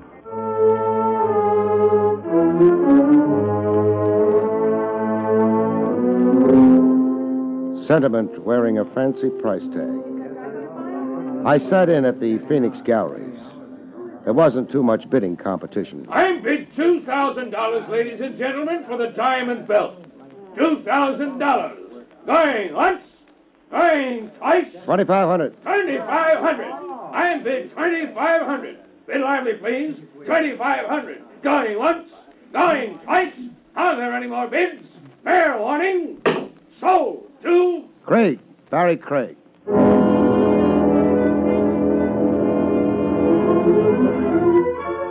I turned the belt over to Mr. Mooney, collected my 5 bills, and wrote him off as a sentimental screwball. A weird deal, kind of, but legitimate on the face of it. So why push my imagination? Another day, another dollar, I figured it. That is, until Lieutenant Trav Rogers popped into Ronzini's pizzeria to drop a poison pellet in my minestrone soup. How's the soup, Craig? 9 parts water, 1 part can, as usual. A bowl of minestrone, Tony. Mind company, Craig? The eats are public. Just don't jostle my elbow. I never do when a man's eating soup. Police protocol? Emily Post. Oh. I came across an interesting item in the morning paper. There are Iranians in Iran. Back page, where they put the fellas and oddities. I'm reading. Diamond belt, once presented to Boxer Doyle by the Sports Writers Award Committee, was sold by the Phoenix Auction Galleries by order of Mrs. Boxer Doyle. The belt was purchased by Barrie Craig, whose successful bid was $2,500. You spend money, Craig. What's money for? Same morning paper. An inside page now. A muckraking column titled Sports Topics. I'm reading. Memo to the police. The auctioning of Boxer Doyle's diamond belt at the Phoenix Galleries last night prompts an old question. What did happen to Doyle? And who's covering up why? Who'd you buy that belt for, Craig? Why such a guess? You're not rich enough. Or sentimental enough. It's confidential, sorry. Think again. And eat soup? Boxer Doyle disappeared years ago. Dropped out of sight, dropped out of the world. The police handled it as a missing persons case. We got nowhere. Now, this business of the belt might be the first significant development in the sticker we've long given up on. You can hope. I want to ask your client about his expensive interest in the Boxer Doyle diamond belt, just on the chance. I'll ask him. Now, Craig. I owe him that much discretion, Trav. I'll ask him, then you ask him.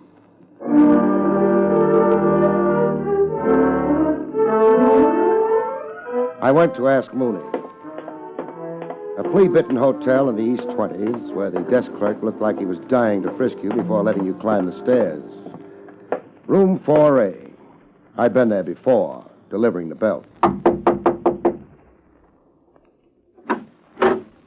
Craig, you forgot something? Yeah, a footprint. I must have left it somewhere on the rug. Pick it up and go. Go where you're going? You use your eyes a lot.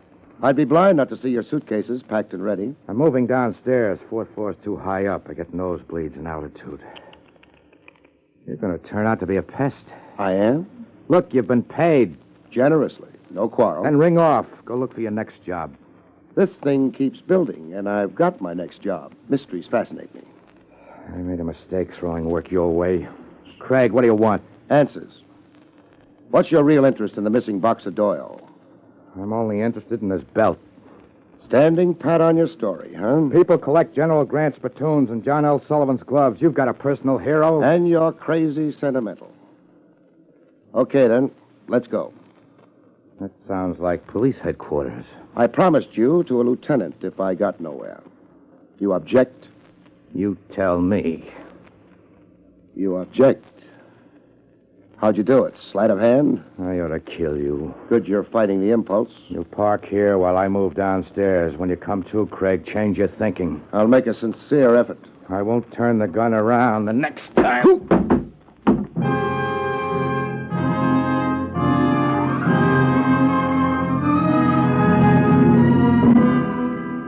There was no use trying to change my thinking. When I came to, the only thought in my head was how to get out of a locked closet. Get out before I died of suffocation.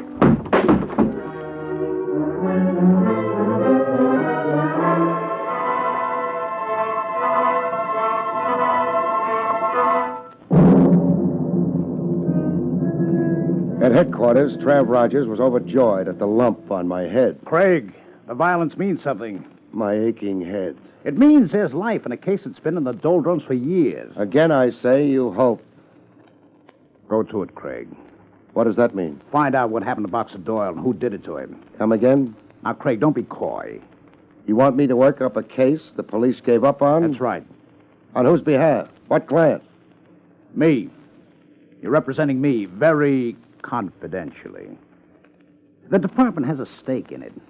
Nothing less, say, than its honor. We've been pilloried by the press, sniped at by columnists, abused by 1,000 sports fans who love Boxer Doyle and who idolize his memory. Let's see the file on Boxer Doyle. No. Our files merely tell the story of a failure. Then where do I start? There are two important principles after Boxer Doyle himself. Mrs. Doyle and Sam Spiro. Spiro was Doyle's manager and close friend. Barry, I won't forget this favor. Don't forget one other thing. What's that? My fee, client. Want to commit yourself now? Why not? The best dinner in town at 21. Steak, caviar, champagne. Corona cigars bigger than chimney stacks. All on me if you come through. And if I flop? Hot dogs and an orange drink. On you. I'll take the proposition up with my ulcer.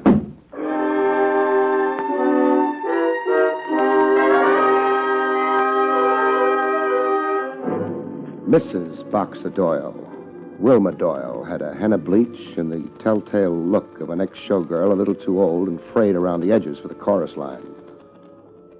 What's this visit about, Mr. Craig, Barrie Craig. I explained over the phone.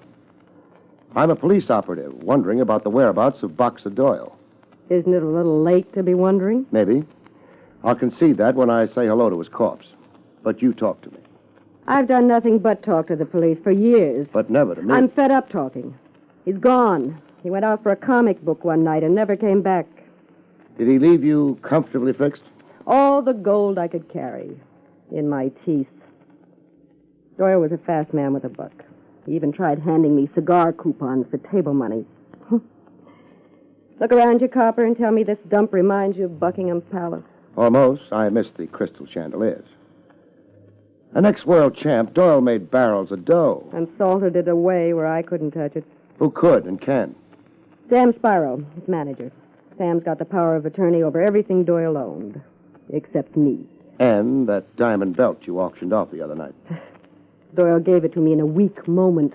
All in all, there was no love lost between you and Boxer Doyle. We fought all the time. Doyle scored KOs that don't appear in the records. Why would he pick up and disappear? Whams in his head. Toward the end of our happy marriage, Doyle was 90% off his rocker. I slept with a gun under my pillow in case he went berserk. What had him down? His career was behind him. He'd hung up his gloves. Sour, disappointed, and depressed. Hey, you ought to be all out of questions. One more. Who's in the bedroom? What kind of a stupid... The door's open a little. It wasn't when I came in. Who's getting an earful? My boyfriend. Boyfriend? Is it a crime? Doyle walked out here nearly 8 years ago. Steve, come out and be introduced. This is Steve Marcy. Steve Barrie Craig. A pleasure. It isn't mutual. Steve! Shut up, Wilma. He's not here for your good. I got an earful, Craig, and a line on your angle. Which is? To weasel and browbeat Wilma out of her rights as Doyle's widow. Said rights being? An accounting of every penny Sam Spiro holds of Doyle's and Wilma's right to cash in Doyle's insurance. If Doyle's dead. He's dead. Legally, anyhow. Enough time has elapsed. You're petitioning the court to have Doyle declared legally dead? Wilma is. Oh. I don't like that wise guy, oh. You're so full of dislikes, Buster. And ready to demonstrate. Oh. Ooh. Nice right cross. Was it just knuckles or brass knuckles? My bare fists. You're a boxer? I'm a boxer. The lady's preferences run on a single track. Get out, Craig. Sure, but not the way I am. I don't mind nursing my jaw, but not my pride. When the contender comes to, tell him he's a sucker for an uppercut. I'm sorry, Mr. Craig. Skip it. I'm out to weasel you, he said. That's both true and false, Wilma, depending on how the facts develop.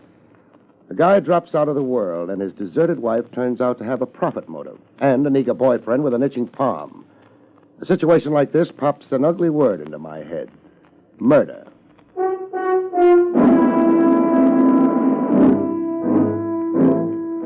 On the street, a few doors down from Wilmer's tenement palace, somebody blew over to me with the evening mists. Mind company, Craig? No, provided you don't say goodbye to me in locked closets. Keep walking. I sense a gun, but I don't see it. You've seen me draw. Yeah, regular sleight of hand.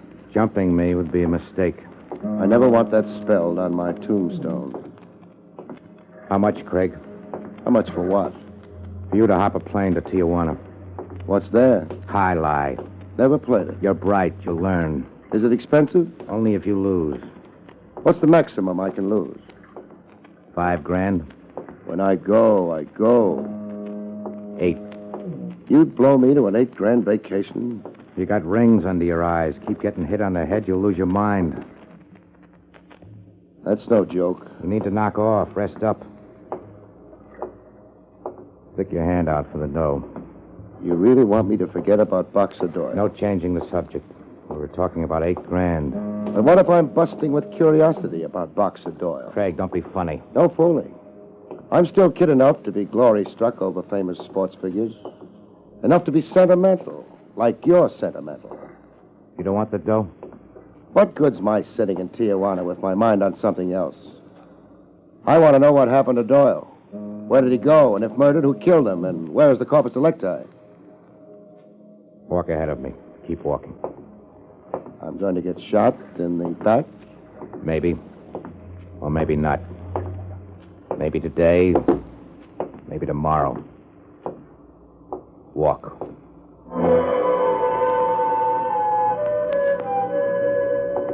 Walk away from a gun. You don't have to feel the lead to feel shock. You imagine it. The sudden burning heat in your spine. So hot, it's ice cold. But Mooney didn't shoot. I just walked away from him into the fog.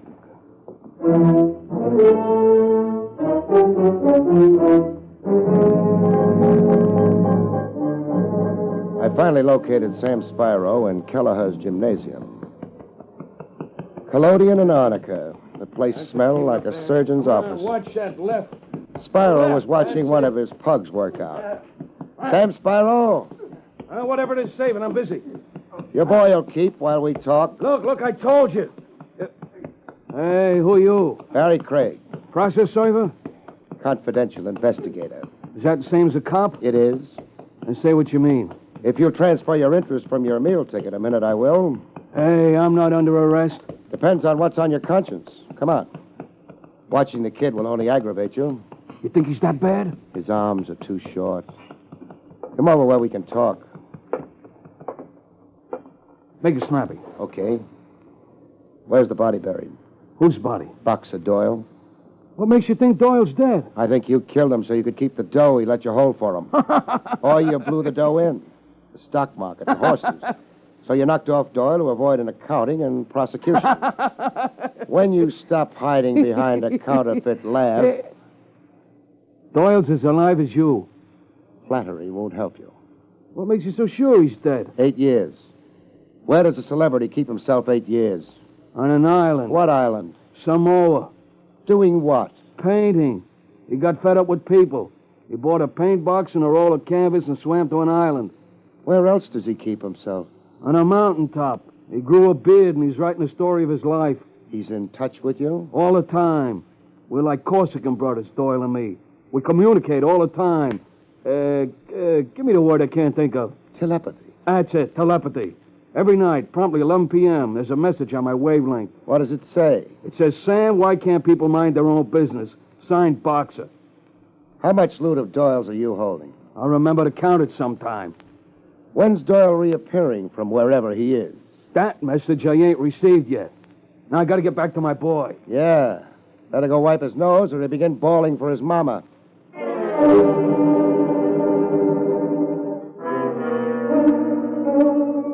Over steak burgers and curlicue potatoes, I ran over what I had with Trav Rogers.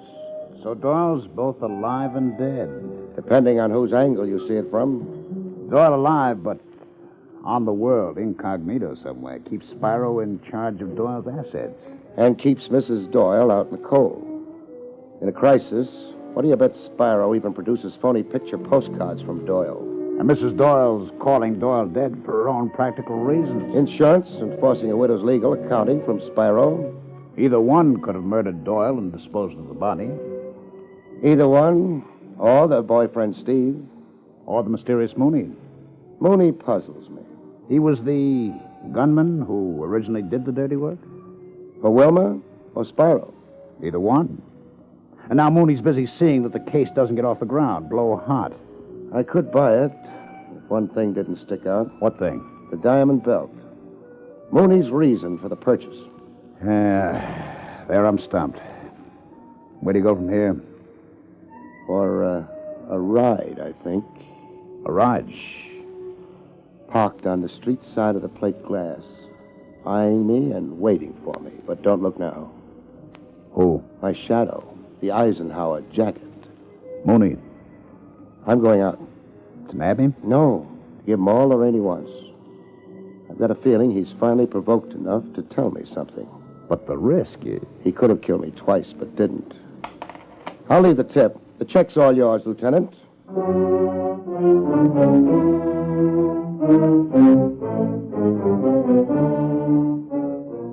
I didn't wait to be coaxed to take a ride. I guessed you were waiting to chauffeur me, Mooney. You've got nerve, Craig. You've noticed, huh? And gall. You sure made a study of me.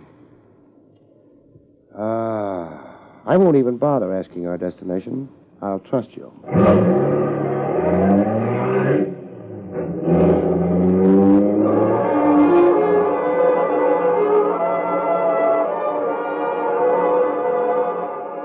Our destination turned out to be the home of a man whose shingle outside a big rambling estate read Dr. Otto Steiner.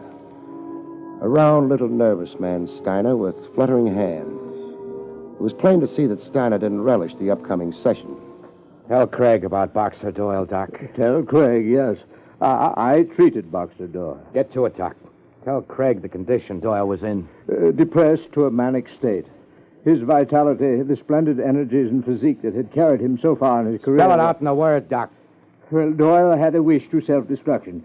He told me he had attempted his own life on 2 occasions. That is about all, I suppose. That wraps it up. Not so fast, Mooney. Doc, Doyle was in treatment when he disappeared? Yes. How long had you known Boxer Doyle? Oh, a very long time, Mr. Craig. I was his personal physician and friend for a long time before his breakdown. Let's get out of here, Craig. Kind of a fast shuffle, Mooney. Is it deliberate? I said let's get out of here.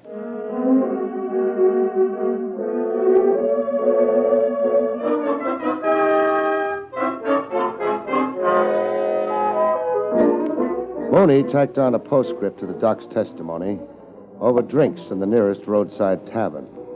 A small beer for me and lots of drinks for Mooney, like a guy drowning a painful memory. You heard the doc, Craig. What were you to Doyle? My name isn't Mooney. Barley. Trainer Barley. Trainer Barley? Fame rubs off. I was a ranking contender once until Doyle flattened me. Sorry, I can quote you baseball batting averages and pitches. When Doyle stopped me, I joined up with him. As Doyle's trainer. As Doyle's friend. You were really close to Doyle, huh? I worshipped the guy. When Doyle went, the book closed for me, too. Now you know why I bought in that belt. Yeah, now I know. Now you know why I didn't bid it in myself. You didn't want to be identified as Trainer Barley. I didn't want any publicity on it. Sob stuff in the papers. The $64 question, mister.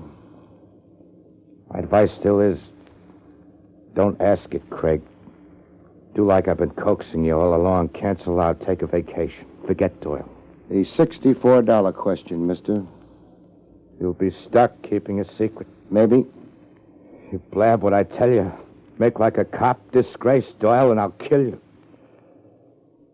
Doyle tried twice, the doc said. There was a third try.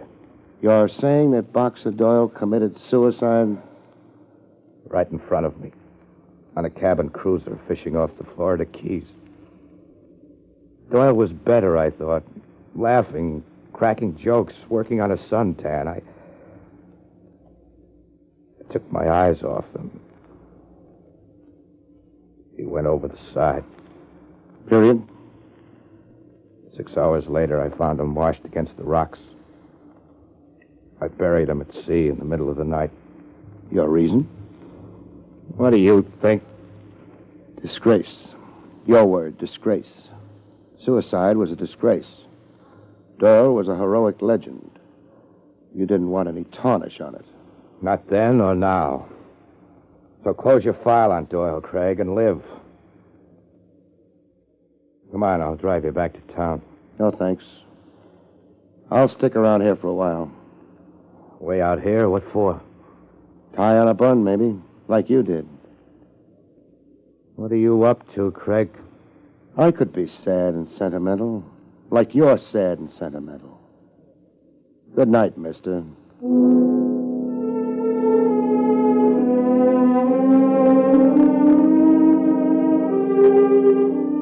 When Trainer Barley tore himself away, I got on the phone.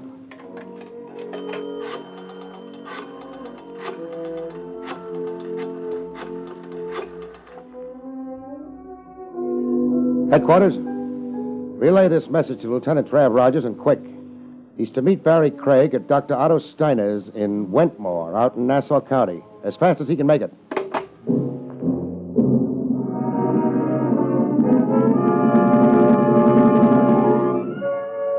Leaving the tavern to hitch a ride to Doc Steiner's, Trainer Barley tried to make good on a threat.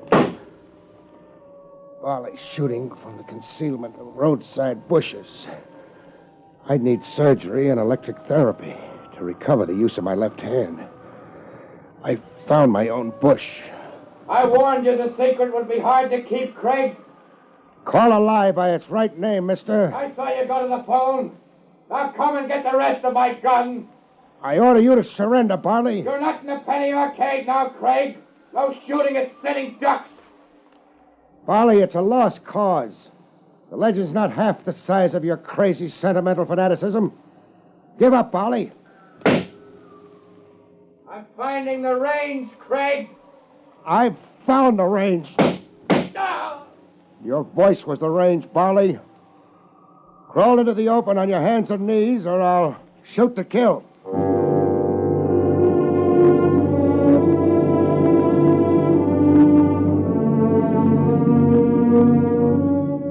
Later, after patching up Barley's leg wounds in a private hospital behind Otto Steiner's residence, Trav Rogers and I got to meet Boxer Doyle in the flesh. Gentlemen, this is Boxer Doyle.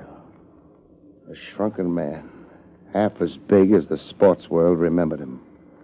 He sat in a chair facing a window, vacant to his surroundings, deaf to our voices. Around his waist was a diamond belt held in place by pins. This was the secret Trainer Barley risked his life to keep? And Sam Sparrow. Only his wife knew nothing. A rare disease of the spine. Malignant. Doyle fell away bit by bit to what you see. How long, Doctor? Not long. He has nothing left. Only his magnificent fighting heart. Trav. Yes, Craig. When the story gets out, I'm taking over. As crazy fanatic as Trainer Barley. Any tarnish on the legend of a great champ, I'll break heads. Good night, folks. See you next week.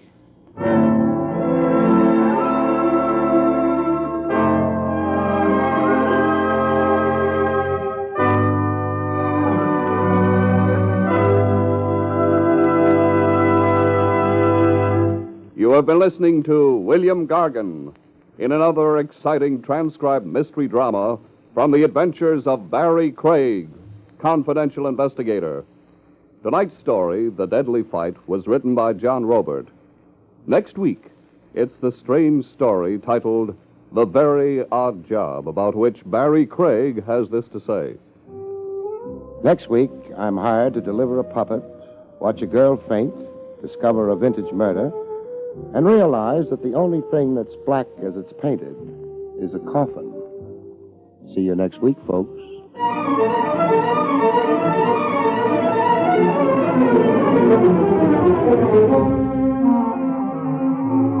Featured in the role of Mrs. Doyle was Fran Carlin. Barrie Craig, starring William Gargan, was under the direction of Hyman Brown. This is Don Pardo speaking.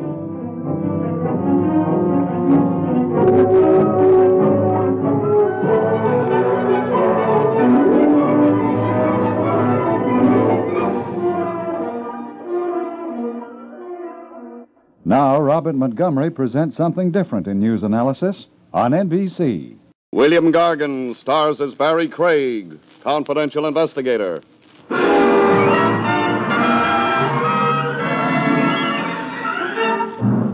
Murderers really have a hard time. In other fields, if a man's work is properly appreciated, he gets higher pay. All a murderer gets is higher voltage.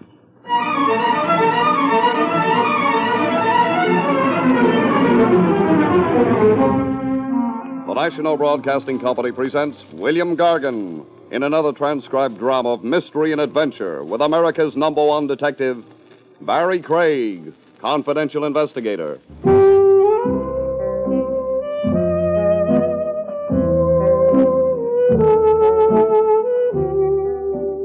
Barrie Craig speaking.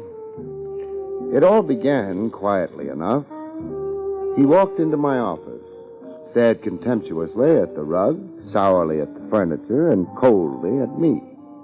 He said, "Good afternoon, Mr. Craig. I am W. Stubbins. How do you do? I am an attorney. I represent Arthur Philip Peterson." You do, huh?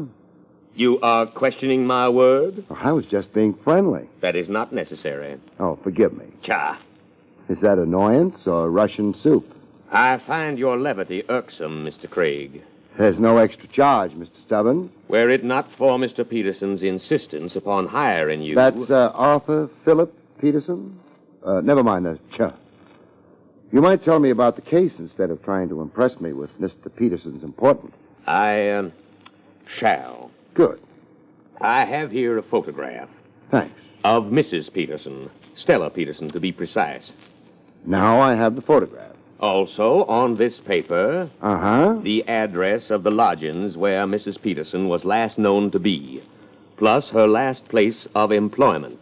I'm to assume that she no longer lives or works at these addresses? That is correct. And I am to locate her? If possible. How long has it been since she dropped out of sight? Oh, 3 months or so. Somebody wasn't in a hurry. There were circumstances. Oh, I'm sure there were. The photograph's nice and clear, but... I have also here a physical description of the lady. Age, coloring, height, weight, and so on. Well, that might help, but it isn't exactly what I had in mind. Says here she was 24. How old's Peterson? 61. Well, now we know a lot more. How well do you know Mrs. Peterson?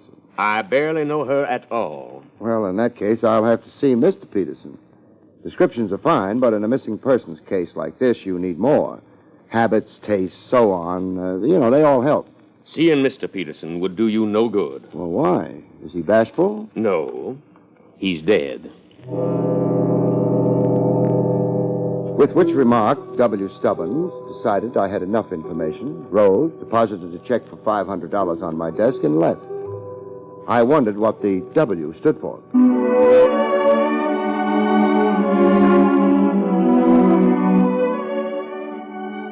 The address of Stella Peterson's last known lodging was 1217 West 29th Street.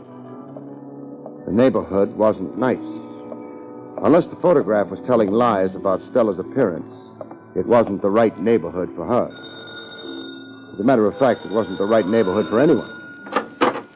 Yeah, You're Mrs. Cole, the janitor? superintendent. Sorry. I've been checking the mailboxes in the hall. Stella Peterson's name isn't on any of them. Why should it be? Well, she lives here, doesn't she? No, Oh, she must have moved then. not from here she didn't. Not from here. Mrs. Cole, are you trying to tell me Stella Peterson never lived here? I told you. Oh. She may have been using a different name. If you'll take a look at this photograph, you might recognize her. What would a girl like that be doing in a house like this? Well, that's one of the things I wanted to ask her. Don't bother dropping around with the answer when you find out. You don't recognize her? No. Well, tell me, how long have you been superintendent here? 10 years. Thank you, Mrs. Cole. Don't mention it. One thing puzzles me, though. Yeah, You recognized her name immediately. Didn't ask to have it repeated. that's so. I'm still puzzled. You oughtn't be, mister. What makes you think you're the first one who's been here asking for her? The interview was definitely at an end. Mrs. Cole shut the door in my face. I had no regrets about leaving that house. It was a process that only the dead wouldn't have enjoyed. I climbed into my car and went away. I wondered how big a liar Mrs. Cole was.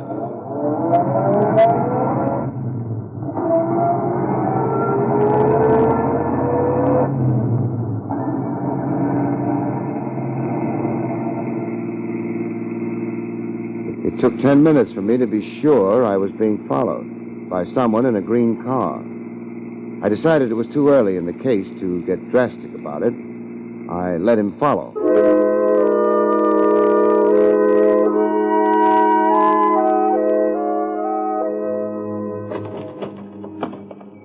Stella Peterson's last known place of employment was in the low 50s. It was also something that called itself the 1020 Club.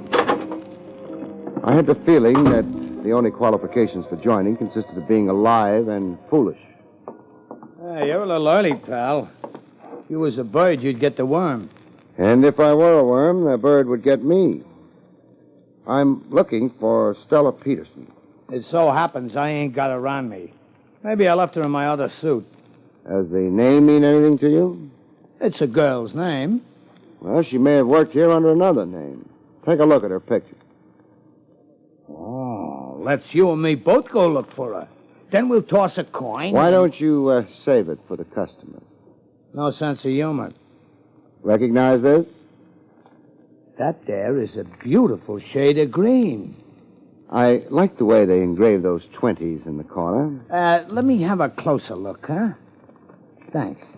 Huh. Where do I go to find Stella Peterson? You tried the Lost and Found department at Grand Central? Hey! You want to be careful snatching a bill like that. You could tear it. I'll be careful. You're not letting me keep it? It's not a sample. Well, like the guy said, easy come, easy go. Which guy? I never heard of him. Well, it's been fun. The last customer offered me 50. He did? Yeah, but I like you better. Why? He only let me look at it. All you come up with was a 20, but at least you let me touch it. So long, pal. The nice thing about being a confidential investigator is you get to meet such lovely people. Even policemen. Well, Lieutenant Rogers. Hello, Barry. Buying me dinner, or are you working? Well, maybe we can combine the best features of both, Trav. Name one good feature of working. Well, you get paid for it. I keep forgetting that. Working with the department, it's easy to do. Wouldn't your boss object to your eating on his time? He's dead. I guess he wouldn't object. He must be a lively corpse if he's going around hiring investigators. The name's Arthur Philip Peterson. Oh, very impressive. What's he hired you to investigate? Well, I've got a picture here. See? Didn't anyone ever tell him he couldn't take that with him? He's not really trying. He died sometime last week. Heart. That's his wife. She left him more than 3 months ago. Uh-huh. What information do you want stolen from the department? Anything the department has on her, if it has anything. We'll see. What's the front name? Stella. I'll feed it to the gallery, boys. What else? A green car keeps driving around behind me. License number 1W 17660. You want us to discourage him? No, I'd feel lonely without him. I'd like his name, though, in case we ever meet socially. 1W17660. I've got a couple of hours' work here, Barry. After that, I'll be your guest. Fine. I'll go back to the office. You can call me there. Maybe we'll eat at Willie's Wagon. No, thanks. I've still got scars from the last hamburger I tried to eat there. Well, you can't say the meat isn't fresh. But does it have to be alive? In a couple of hours, then. All right. Keep out of trouble. I intend to be very hungry.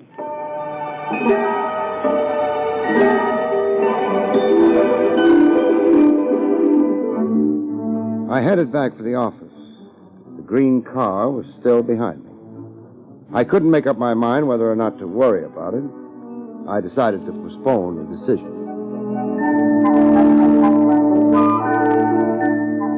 But I didn't use the front entrance to the building.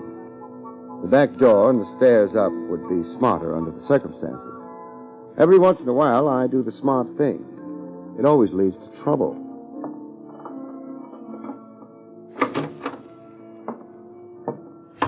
No. Huh? Don't put the light on. Why not? I'll shoot you if you do. How good a shot are you? Pretty good. You're a big man. I'm not very far away from you. Meaning anybody who could hit the side of a barn door? All right. I'm willing to discuss the matter. We're not going to discuss the matter. Get away from the light switch. Want me to leave? No. Go to your desk. What am I supposed to use instead of vision? Radar? Your eyes must be getting accustomed to the dark. Just walk straight forward. Straight forward. Women and cats are much better at this kind of thing. Look out! Oh! That was a chair you ran into. Thanks for telling me. I tried to warn you. If you really cared, you'd let me put the light on. No. Sit down. You mean I happen to be directly above a chair right now? The one you knocked over. Pick it up. Oh, okay. If I knew exactly where you were, I could throw this chair at you. That wouldn't be nice. It might be. The only trouble is I don't know you well enough yet to decide whether you deserve being thrown chairs at. Well, thanks for asking me to sit. Mr. Craig. Yeah? Why are you looking for Stella Peterson? What makes you think I am? But you are, aren't you? One of the things you want to look for if you ever hire a confidential investigator is whether he knows how to keep his mouth shut. About confidential things. Well, yes. You're looking for Stella Peterson isn't a secret. It hasn't made the front page of the Times either. You've been asking people about her? When I went down to lunch today, I asked the boy at the newsstand who won the sixth at Jamaica. I'm not investigating a racehorse. That's not the same. No, it isn't. But there's nothing you can do about it. Look, Why not try telling me why you're so interested in anyone looking for Stella Peterson? I'm interested because... Yeah? Because I'm Stella Peterson. By this time, my eyes had adjusted a little better to the absence of light. I could see her, but not well enough to tell whether or not she was lying. If you want to stop a search, the best way is to indicate that the object searched for has already been found. I wasn't satisfied. You may be Stella Peterson. Don't you think I know who I am? But I don't. Well, I am Stella Peterson. Repeating a lie doesn't make it into a truth. I'm not lying. I didn't say you were. I'm not saying you're telling the truth either. One way or another, I've no way of telling. Why should anyone imitate me? Why should you be afraid of letting me look at you in the light? It's too dangerous. Someone outside should see the light go on here. Sooner or later, it'll have to go on. But not when I'm here. Okay. Good night. But you haven't told me why you've been looking for me. I haven't told you that I am looking for Stella Peterson either. Shh. Too early for Trev. Someone's out there. Yeah. Outside the door. What are you doing? Moving up to the door on one side of it. Door isn't locked. We're going to have company. Don't use that gun of yours. So glad you could come. Hey, let go. Never come visiting with a gun in your hand. Okay, I'll drop it. You're breaking my arm. Oh, thanks. Now, get over to the side. All the way over. Wise guy. Now, nice. The gun. Yeah. And I think the lights. Where the... The door to the next office. Jimmy'd open. That's how she got in here. How who got in here? You don't see anyone here now, do you? She could have got out through that door to the next office. Who could have? The one who got in. And who was that? Well, that's what I asked you. We're back at the beginning again, huh? Yeah, it looks that way, don't it? All right. So far as you're concerned, it began with your walking in here, carrying a gun in your hand. Why the gun? I thought the joint was being burgled. I am a public-spirited citizen. And you happen to be strolling past the office? Up on the 4th floor of an office building, late in the evening? Yeah, that's right. It ain't so drafty up here like down on the street. Not as safe either. You're not going to try any rough stuff, are you? A police lieutenant named Rogers is going to be along in about a half an hour. I already got all my tickets to the policeman's ball. Maybe, but what he'll give you is a burglary charge. Burglary? Yeah, breaking and entering. Plus attempted armed robbery. Add it up for yourself. Add it up? That could be 10 years. Easily. Oh, now wait. I didn't burgle. My word's a lot better than yours. It ain't enough. Maybe you're right. See that pen on my desk? Yeah? Pick it up and put it in your pocket. Well, what do you... Hey, wait. That'll prove that I robbed you. Nothing doing. Would you rather I shot you as you were breaking and entering? But you didn't. But I will. Pick up the pen. No. What do you want from me? What's your name? Empty. Who hired you? You prefer 10 years up the river? Meaning you're more afraid of whoever it is. I'd better get out of here. Hey, come back here. You knew I wouldn't use the gun on him. Barrie Craig here. Trav, Barry. I won't be able to make that dinner date. Why not? A homicide was just phoned in. Woman named Cole, over on... On 29th Street? Yeah. Hey, how did you know? 1217 West 29th Street? She was the janitor? The superintendent there? That's right. I'll meet you there. All right. By the way, before I forget, we checked the license on the green car that was trailing you. Yeah? It belonged to a woman named Stella Peterson. So long.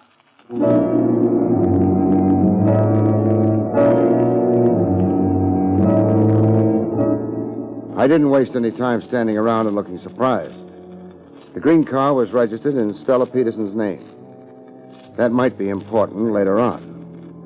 Right now, a woman named Mrs. Cole was more important. She was dead. But I thought she might have something to say to me anyway. Hey, Lieutenant. Oh, hello, Barry. How was she, Strangled? Not pretty, but quiet. Yeah.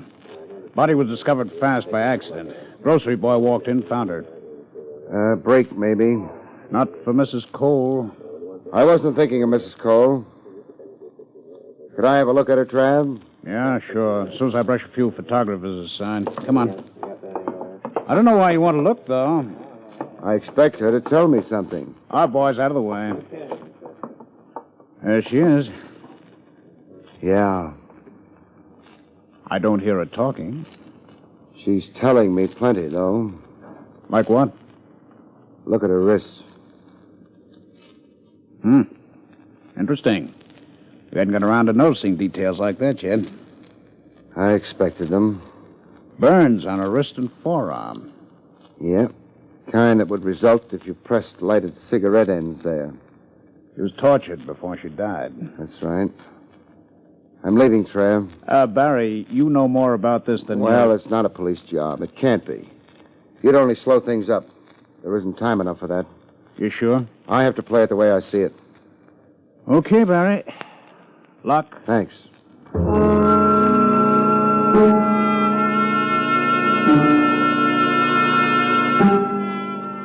The thing was forming into a pattern. I didn't feel bright realizing it because the pattern was backwards. And I was a step behind, as I'd been since the beginning of the case. Maybe a fatal step.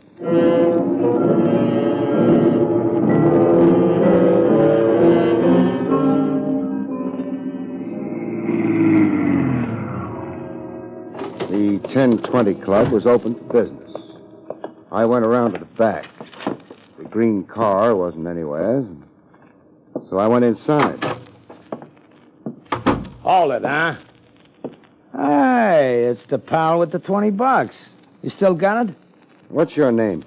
Wendell. Is that the name that wins the 20? Mrs. Cole is dead, Wendell. Mrs. Cole? Well, this conversation is getting out of hand. Who's Mrs. Cole? Janitor over on 29th Street. The house Stella Peterson stayed in for a while before ducking for cover. Yeah, well, janitors don't lead healthy lives. Lots of them die. Of strangulation? Well, maybe she was cheating on her husband or not emptying the ash cans right. She was tortured before she died. Tortured? Yeah. The way I figure, whoever tortured her got what he was after. How do you figure that? He wouldn't have killed her otherwise. She was a lead. Maybe the only real lead he had. That could be. Where's Stella?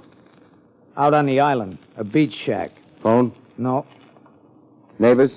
Not for miles. Come on, we're in a hurry. A big hurry.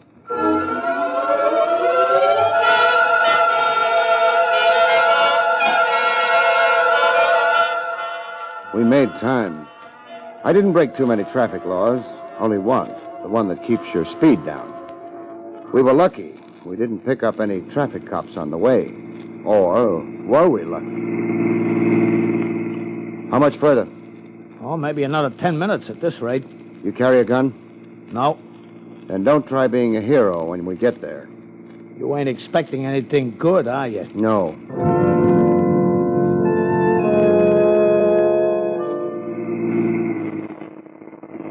Who does the shack belong to? Mrs. Cole. That's why... Anybody besides you and Mrs. Cole know Stella are staying there? I don't think so. But that was before they got to work on Mrs... Forget it. For now. Stella dropped in at my office. Huh? She had some idea of forcing me to tell her who'd hired me and why. Once she found out I was looking for her. I know. Sure. You were driving the green car. The one that was tailing me. Yeah. Stella took it to drive out to the shack? Yeah, after she ducked out of your place. Too bad you didn't know about Mrs. Cole then. Yeah, too bad.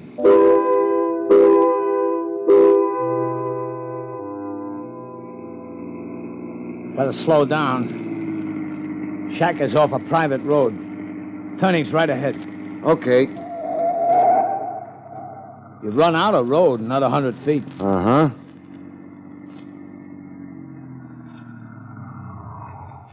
All right, now. Come on. This time of year, the beach is deserted. That's why Stella figured it was safe. It was for a while. That the shack? Yeah. The light's on. Odds are against her being alone. Wendell, maybe you better get back to the car and... Oh, no, I'm in this with you. Okay. Stella's a good kid. She must be, to get this kind of loyalty.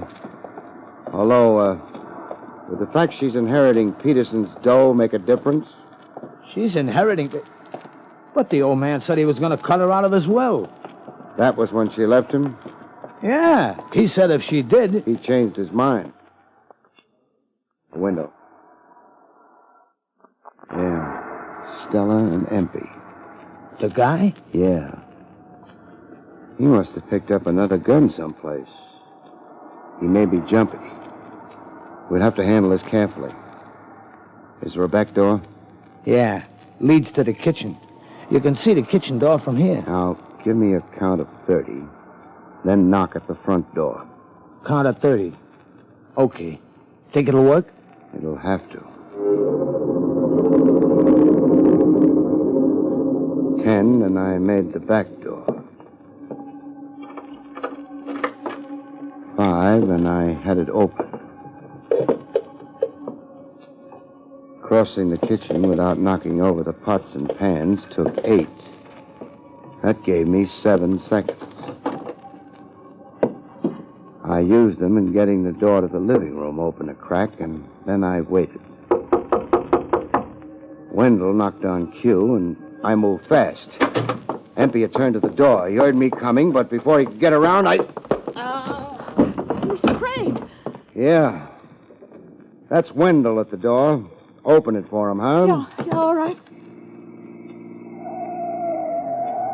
That was when I heard the sound of the car. I didn't hang around. I ducked into the kitchen. Hiya, Stella. Wendell. Mr. Craig knocked the man out, the one... Mr. Craig? What happened to him? I don't know. He was just here. He must have gone out the back way. Oh, I better get this boy's pop gun. He's coming, too. I got it. He'll be all right. He'll be fine. Mr. Stubbins. Mr. Stubbins, drop the gun, you. Me? Yes. Oh, I didn't know you meant me. Yeah, better. MP? He don't feel good. The idiot. How he ever let you get the best of him, well, never mind. Mr. Stubbins, what are you going to do? What do you think? But why? What have I done to you? It wasn't you, my dear.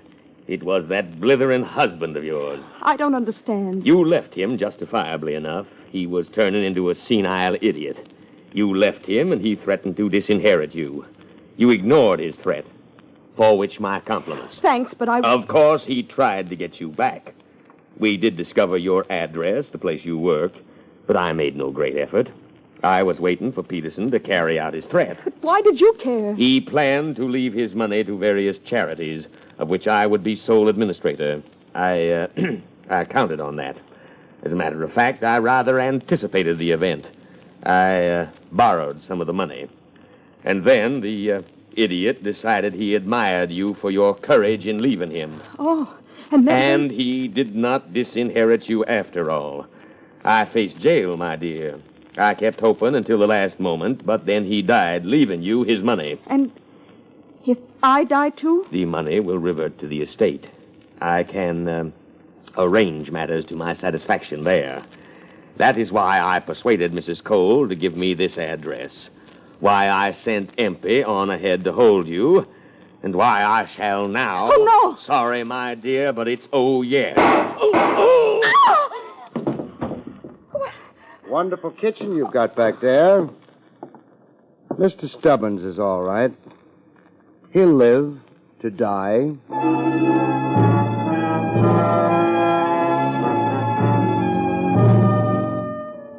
There's not much explanation needed, so if you don't mind, I'll get it over with quick. With Peterson's death, Stubbins had to move fast. But he didn't dare move without confusing the trail. That's why he hired me. If I could find out, fine. If I failed, there was always Mrs. Cole and torture. In either case, the trail would be confused. Why didn't it work? Why did I expect him to be the killer? Because he was the only one who could have sent Empey to my office. Darling, I owe you everything. Not really everything. Well, enough so that I want to give you this. This is why I wanted to get the explanation over with quick.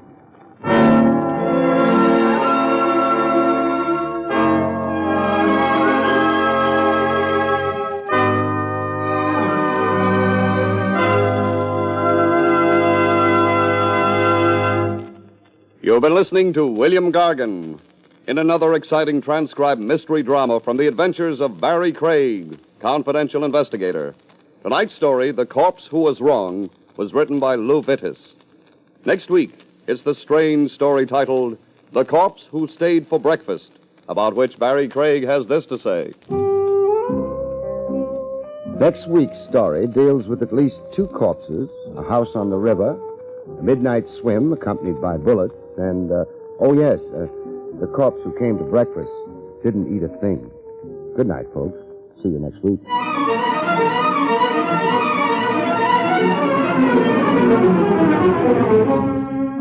The National Broadcasting Company has just brought you William Gargan, starring as Barrie Craig, confidential investigator. Featured in the role of Mrs. Cole was Bryna Rayburn. Don Pardo speaking.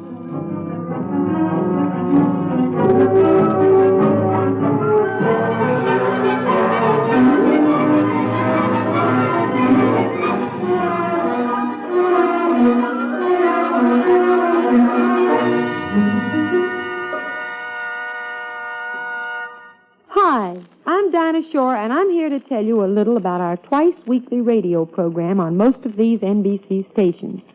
We're on every Tuesday and Friday evening, and we do our best to crowd each of our 15-minute programs with real entertainment. Why not make it a regular date to listen to our Dinah Shore show every Tuesday and Friday evening on the NBC Radio Network. It's another exciting Dragnet adventure tonight on the NBC Radio Network.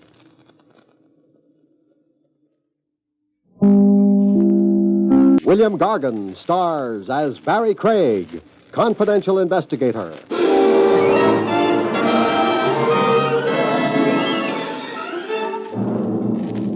People who are in the market for murder should always pay full price.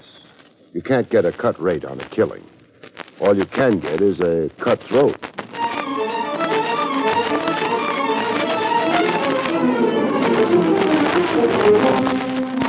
The National Broadcasting Company presents William Gargan in another transcribed drama of mystery and adventure with America's #1 detective, Barrie Craig, confidential investigator.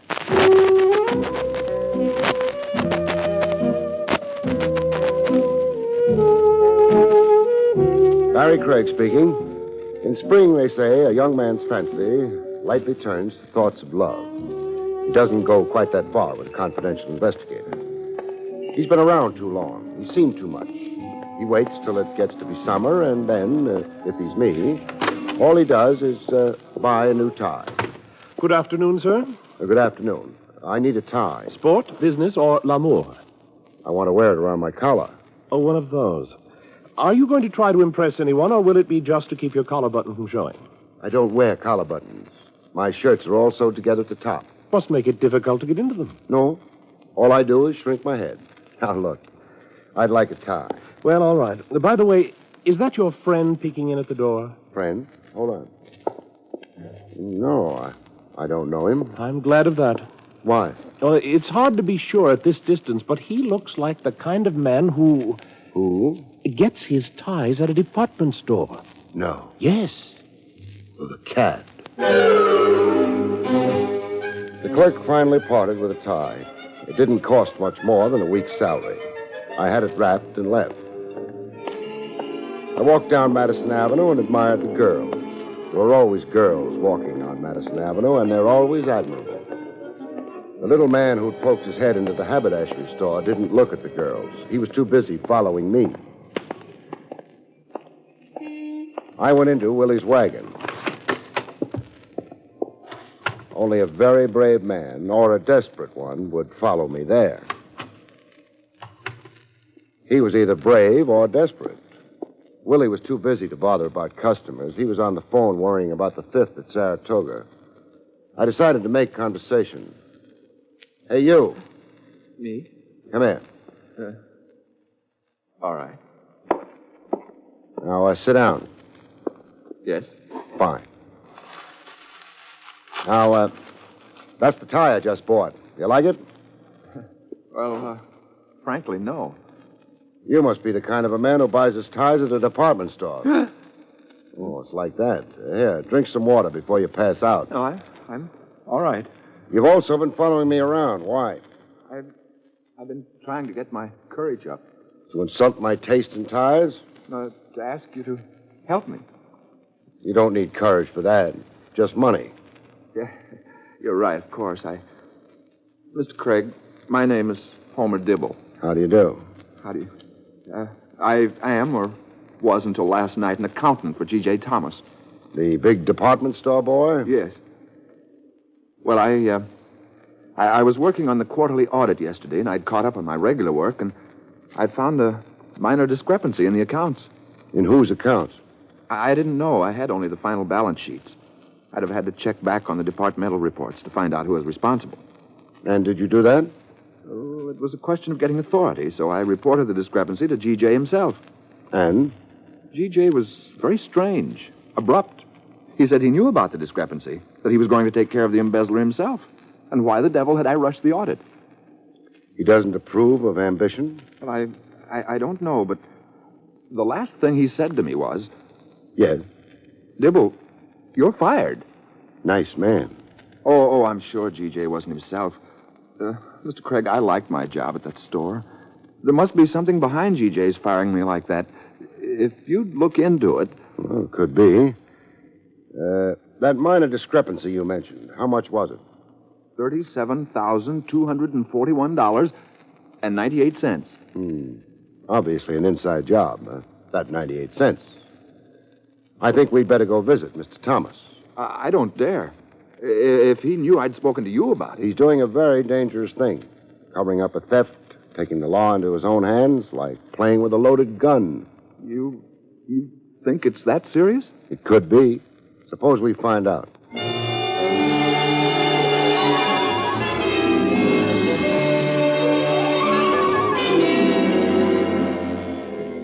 Mr. Dibble was highly concerned.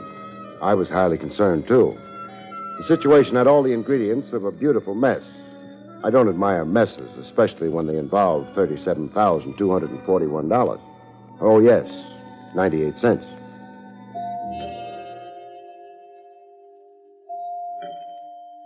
Business at the Thomas department store must be good. Yeah, it is an impressive house, isn't it? Yeah. If they played their cards right, they could probably get Grant to move here. I'm worried. What about? Oh, G.J. is likely to be very angry with me. He might fire me. He did fire you. Oh, that's right. I don't think that doorbell took the first time.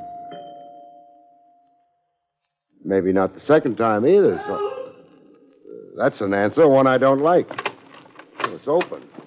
That yell came from someplace down that corridor. Oh, dear. Whatever will G.J. say? Oh, we'll ask him. First, we've got to find him, though. Door up ahead's ajar. Uh-huh. Leads to the place these doors always lead, the library. Good heavens. G.J.'s butler's lying down. He looks very peculiar. Maybe he didn't think of that when he fainted, after he yelled. Fainted? At what? Well, it's seeing G.J. Thomas behind the desk here. I can't... Lying down, too. But his case is a little more serious. There's a knife in his back. Oh, dear. Easy, now don't you start fainting on me. What happened is obvious. We rang, the butler started down the hall, went into the library to check with Thomas, saw the blood, and... Well, what happened to Thomas is obvious, too. Someone murdered him? Whoever it was didn't stick a knife into his back because he thought it would improve Thomas's disposition.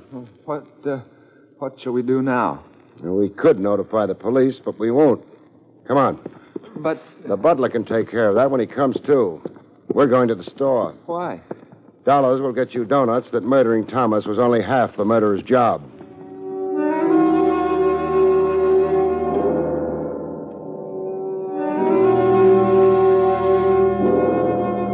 My car was out front.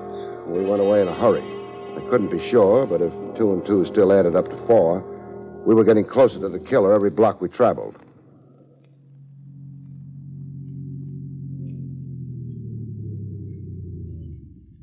Well, G.J. Thomas's pride and joy. There's a night watchman on duty, isn't there, Dibble? Yes, there is. Fine. Let's bang on the door. Well, net result, dead silence. Time's passing, Dibble. Would you have a key to the store? Well, yes, I do. Even though you were fired? Well, I forgot to turn it in. Uh-huh. Okay, open the door. All right.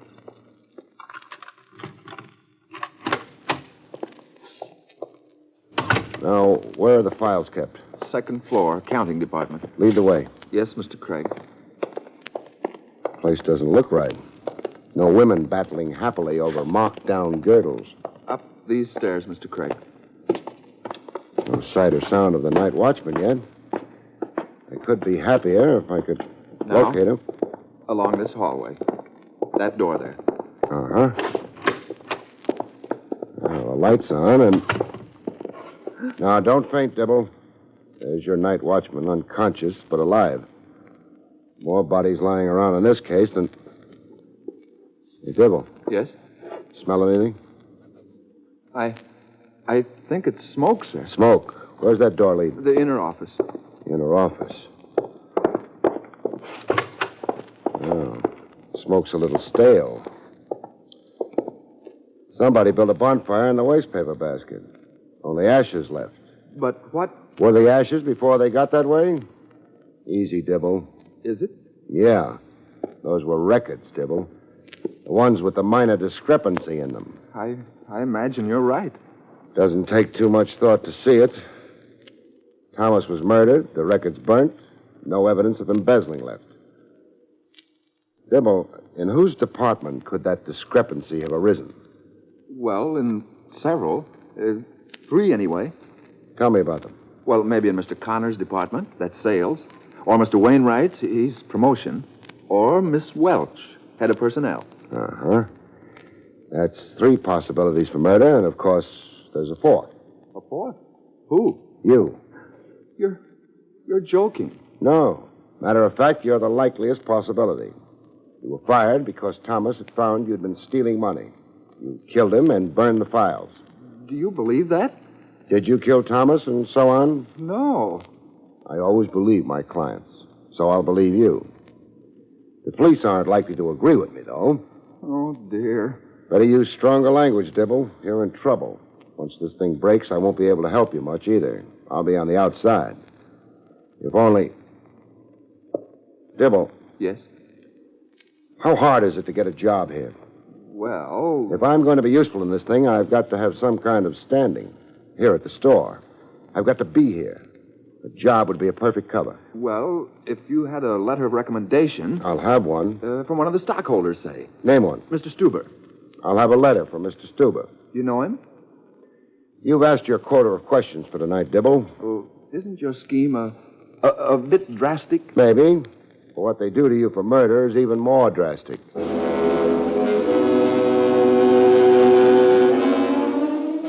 Mr. Dibble blinked his eyes several times and started to turn green. On him, it didn't look good. I dragged him out of the store. The air helped, and by the time I dropped him at his house, he looked comparatively normal. I wouldn't know compared with what. And the next morning, I reported to personnel at the G.J. Thomas department store. After a while, somebody got around to noticing me. It couldn't have been more than a week later that, Mr. Craig. Yes. Come in, please. Thank you. I've just been reading this letter of recommendation of yours. You must be a slow reader. I beg your pardon? I spent most of the morning in that anteroom. I didn't care for the furnishings to start with. Now, look here. You're Miss Welch, aren't you? I am. Then why don't you stop trying to sound as if you were 50, hopeless, and hideous? That's a nice blush. Well, you can stop all that. This letter gives you a very nice recommendation. It should. What? Mr. Stuber is very enthusiastic about me. So I notice. Which means that whatever I personally think of you, I'll have to hire you. What do you personally think? Oh, you don't have to answer that now. Thank you. Save it for after hours. The question is, where can you serve Thomas best? Well, it's your question. Go ahead and answer it. I could put you in lingerie. Over my dead body? Say, there's a joke there if we want to struggle for it. We don't. Oh, I know. I don't like the look in your eye. It's not friendly. We're starting a demonstration display in the basement today of dishwashers. Dishwashers? I'm not the domestic type. Mm-hmm. Women away from home don't look for the domestic type. You'll do. Mr. Craig, is it? You know it's Mr. Craig. Does it have to be... Dishwashers? Yes. Okay, Miss Welch. To the dishwashers.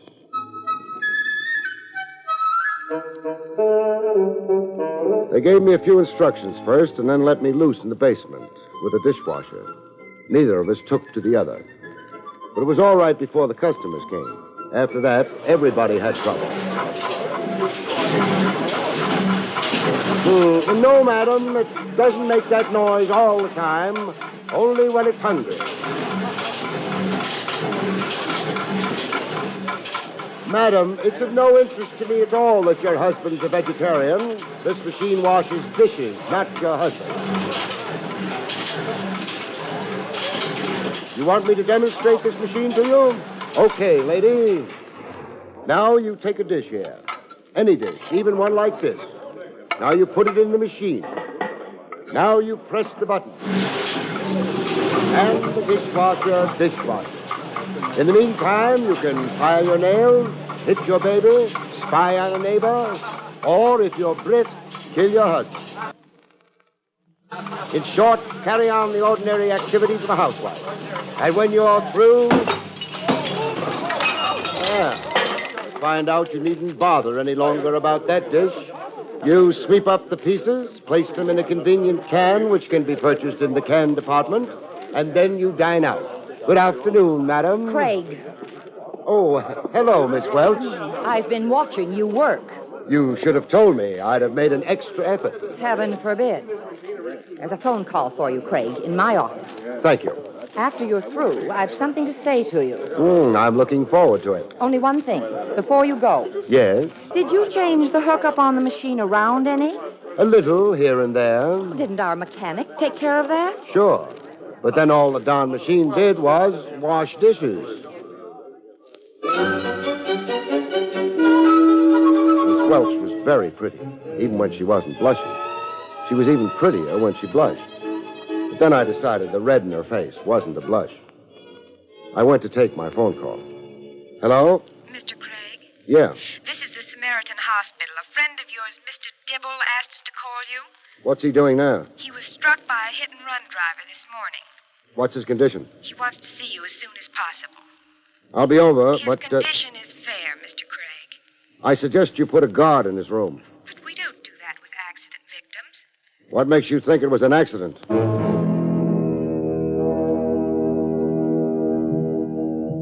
It took a little more than that, but finally a guard was assigned to make sure that Mr. Dibble's condition wouldn't get worse rapidly.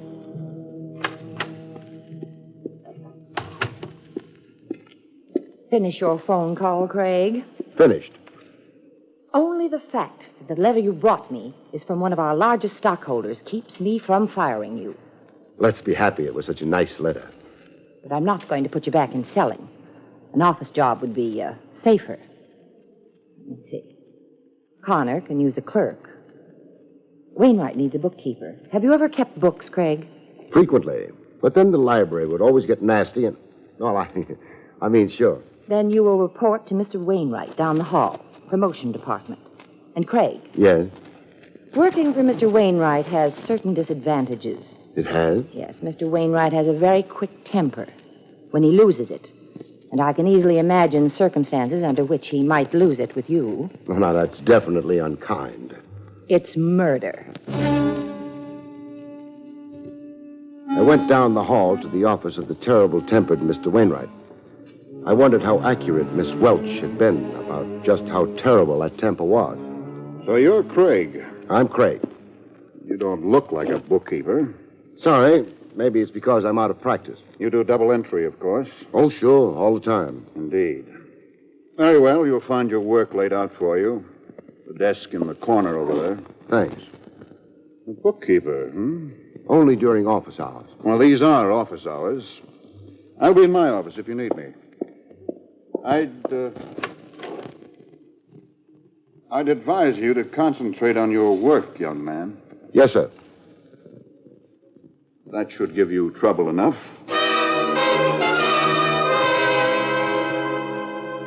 I didn't like Mr. Wainwright's last remark. It was so right.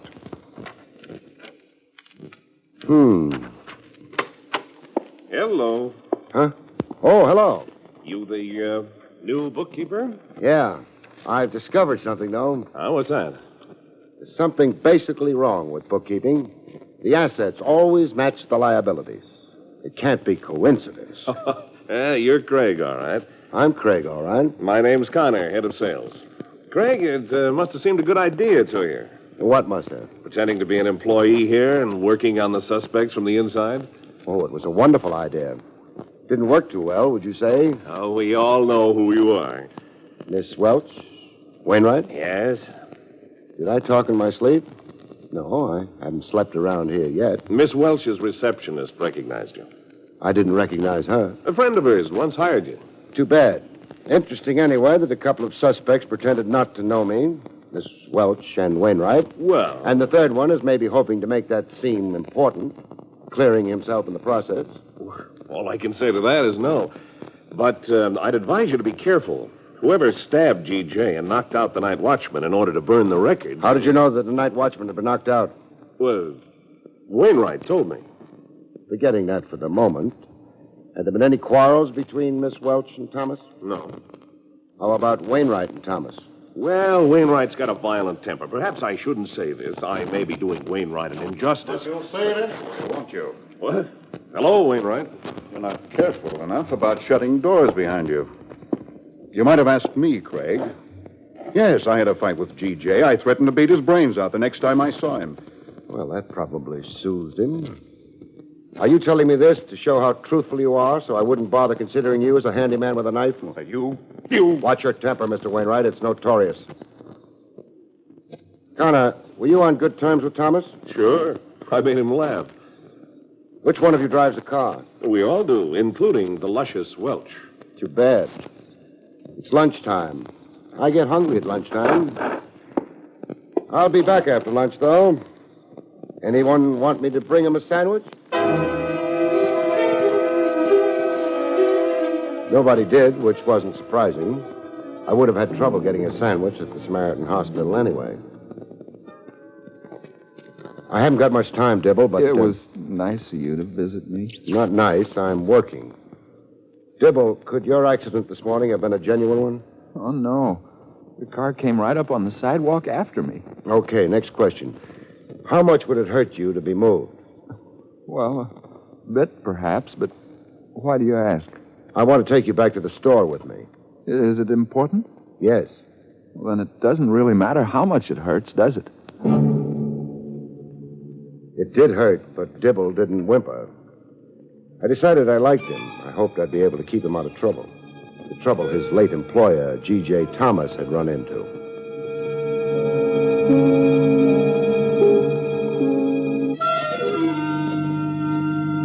On the ride over to the store, I coached Dibble. He was horrified. I was asking him to tell a lie. By the time I got through telling him a few things about the methods with which murderers are caught, he was very disillusioned.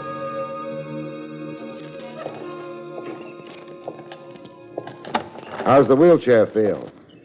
Only way to take a walk. Won't everyone be surprised to see me here? Happily surprised, except one person. Who's that? The murderer. Now, the first stop, Wainwright's office. Now, let's get the door open. And make an entrance. What the devil? Now, hello, Mr. Wainwright. Meet Mr. Dibble. I know, Dibble. What happened to you, Dibble? Somebody tried to kill me. A rabbit like you? Even rabbits can be dangerous. Mr. Wainwright, would you mind getting hold of Mr. Connor and Miss Welch? Why? It might be fun. I don't think it will be fun. Well, do it anyway. After all, you know who I really am. Well, all right. Mr. Wainwright didn't seem very happy about something or other. He's not a happy man. Don't worry about it. You remember what I told you to do? I remember. Good. Good afternoon, gentlemen. Good afternoon, Mr. Connor. Brother, what a binge you must have had. I'm not hungover. I was run over. Oh, I'm sorry. I was just trying to be light and happy. The rest of our miserable little crew. Darling Miss Welch, stalwart Wainwright. Oh, of course, someone's missing. Who? G.J. Thomas, remember him? Shut up, Connor. Mr. Wainwright is so blunt, manly. If nobody minds, I'd like to point out that someone in this room murdered Thomas. I mind, but what can I do? Actually, there's no problem. The identity of the killer wasn't hard to establish. But there was a lot of confusion around that central point. It might help to clear it up. Well, go ahead. Clear it up. Thanks. Now, one of you three had embezzled some $37,241. And 98 cents. Let's not forget the 98 cents. Thomas knew about that, summoned the guilty one to his house in order to confront him or her with his or her guilt. Is that fact or theory? Half and half, say.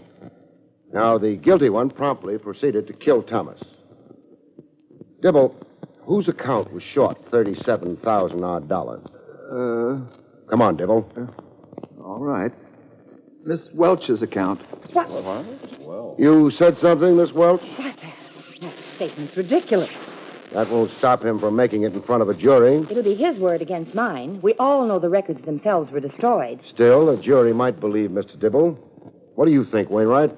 I think Dibble's crazy. And you, Mr. Connor? I never cared for the luscious Welch, Craig. So efficient.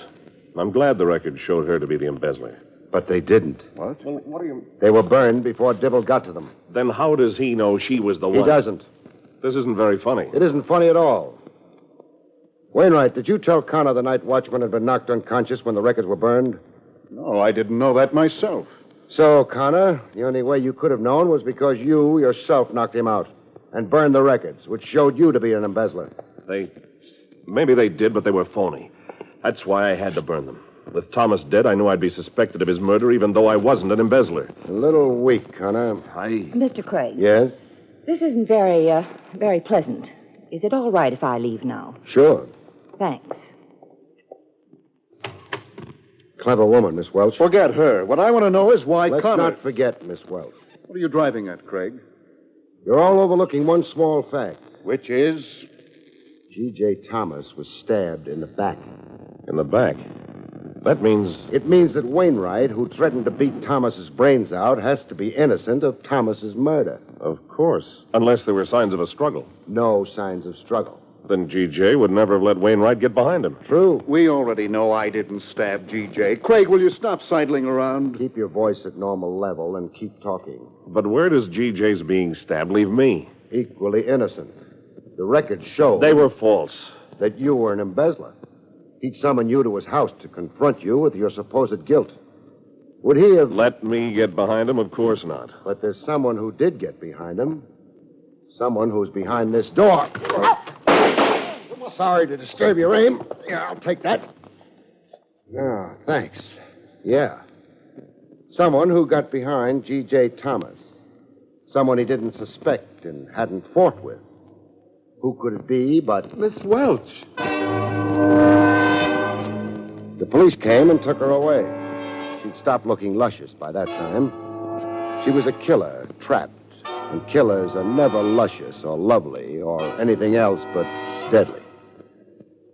Miss Welch had embezzled the money, falsified the records, and it was very clever of you to detect her, Mr. Craig. Thanks. Oh, I have your check here. Oh, forget it. What? You're getting your job back at the store, but even so, you can't afford me. Besides, I make it a rule never to get paid twice for the same job. But you haven't... I will be.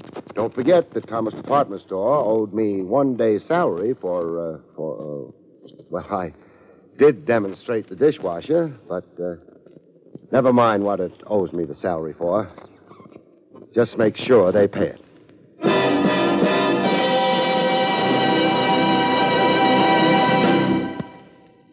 You have been listening to William Gargan in another exciting transcribed mystery drama from the adventures of Barrie Craig, confidential investigator. Tonight's story, Death's Bargain Basement, was written by Louis Vittes. Next week, it's the strange story of Midsummer Lunacy, about which Barrie Craig has this to say. In next week's story, Midsummer Lunacy, a fortune-hunting manicurist bites her nails down to the cuticles when the man of her schemes loses his mind easier than he loses his heart. Good night, folks. See you next week.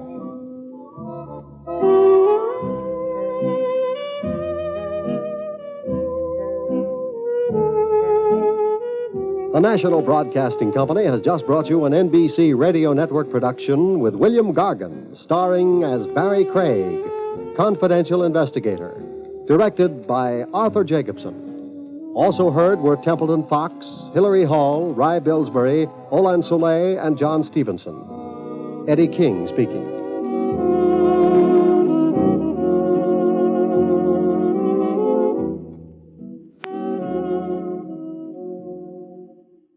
It's tough to be left out. Yes, ask any serviceman how it feels when the mail is being distributed. William Gargan stars as Barrie Craig, confidential investigator.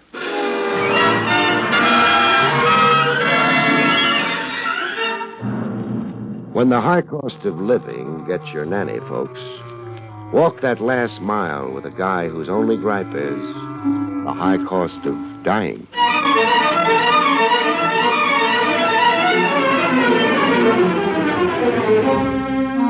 The National Broadcasting Company presents William Gargan in another transcribed drama of mystery and adventure with America's #1 detective, Barrie Craig, Confidential Investigator.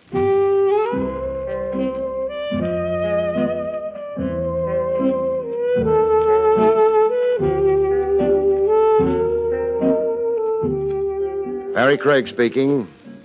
Over the hot stove, winters, while lubricating your tonsils with a hot toddy and wondering how long to spring, freelance operatives pass the time exactly the way barbers, ball players, and bookies pass the time. They talk shop. The toughest case you ever worked, the arch criminals you've met, and the pat alibis you've ripped to shreds. Men will be kids, and you pin a medal on yourself. The medal I always cop off comes when the bragging gets around to the most dough, the most loot at stake in a case. My topper is a modest $40 million. I got the case in the back row of a 40-cent movie house over on 3rd Avenue. A Miss Briggs came looking for me, with an usher behind her throwing a spotlight on me with his flash. Mr. Craig. A tall lady in stiff corsets who looked like somebody's loyal girl Friday paging me. Mr. Craig. Sit down and enjoy a movie, Miss, Briggs. Miss Briggs. I can't stay, thank you. You are Mr. Craig. Red top, handsome though rugged, the outdoor look. Am I describing myself or flattering myself? You're describing yourself, yes. Then I'm Barrie Craig, and that's for sure. Have some popcorn. I must talk to you, but please not here. In the lounge. Gregory Peck will be awfully mad if I walk out on him. Please, Mr. Craig, people are staring. How did you corner me like this? Jake, your elevator man. He said you were always here in the back row, taking your afternoon nap when you weren't busy. Jake, huh? Snake in my bosom. Remind me not to confide in him so much.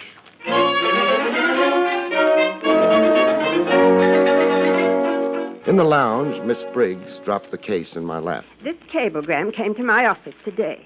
What's your office? Branch Talbot, attorney at law. I'm Mr. Talbot's secretary. Old Faithful, huh? I've been with Mr. Talbot for only 9 years. Oh, you're only breaking in.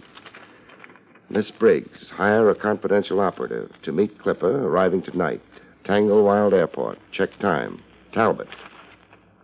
What's the emergency? My employer, Mr. Talbot, is returning from abroad, from Portugal, with a client, Floyd Spencer, Jr.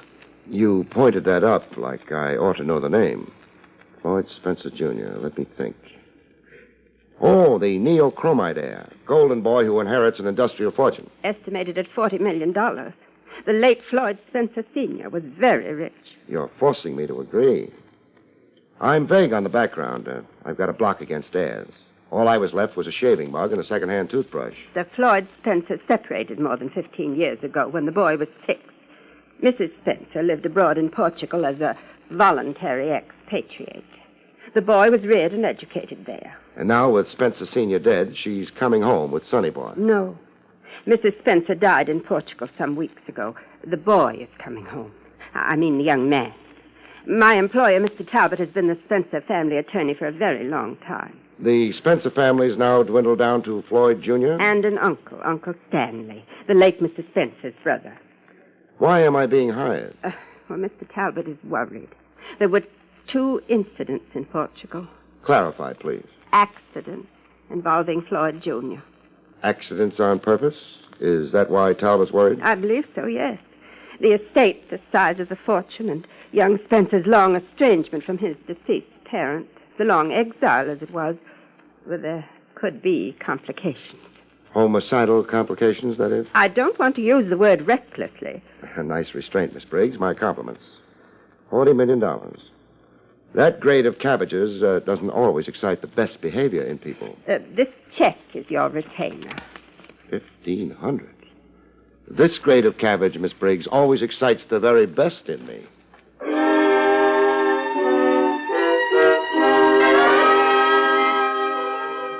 A fog lay over the Tanglewild Airport like blotches of green and gray paint hanging midair. I waited on the edge of the landing field, close as I could get without risking sudden decapitation.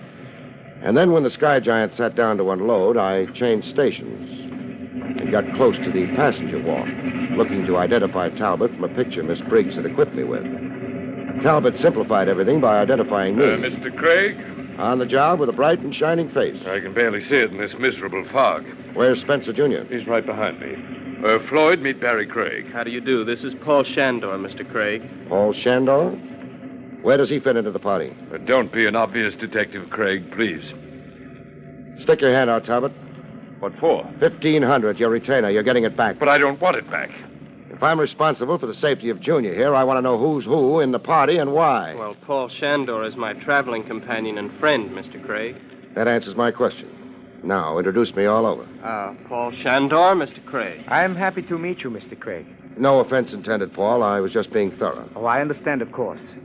You are Floyd's protector. And I worry about it. Golden Boy here stacks as high as the national debt. We'll wait right here until everybody's off the field and gone. After that, we'll leave through a route I've mapped out. Craig, are these precautions, admirable as they are? It's why you hired me, Talbot. So let's not be impatient, huh?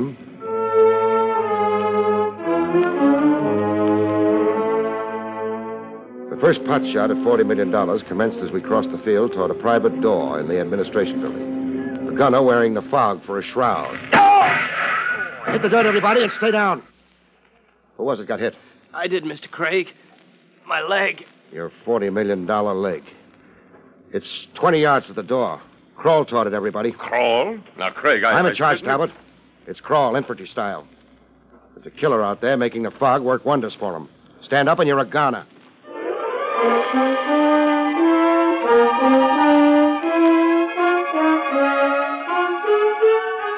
In the administration building, Spencer Jr. got his leg wound cleaned and cauterized and a shot of penicillin to keep bacteria from getting ideas. It's only a superficial flesh wound, the doctor says. Thank the fog for that. And the fog saved Floyd's life, yes, but it also enabled the assassin's escape. If he's escaped. If he... Well, I don't understand. Walk with me, Talbot. I'd mapped out a route, they said. A plan, remember? Yes. An empty field. Then through a private door. Just our party.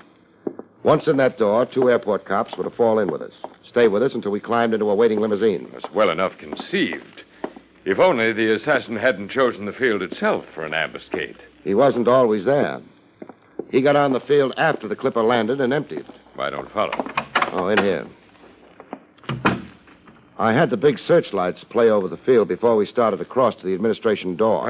Yes, there were searchlights for a moment. Then 2 blinks, stop, 1 blink, to signal me everything was okay before our party started to cross. Our gunner sneaked onto the field through the same door we were heading toward. But why through the same door? Because he had to, for timing and target range. The regular field gates measure 250 to 400 yards away. Oh, and the fog would make such marksmanship improbable. Make it impossible. Your stress on that same door and on the time element, it obviously has significance. It does. It signifies Joe Potato. Joe Potato? Over there on the bench. I brought him out with me. Joe takes pictures with an eye for goons, creeps, and connivers. Oh, Joe, come here. Hey, Craig, I don't want to be waiting around long. It's drafty in here. No good for my rheumatism. Meet a friend, Joe.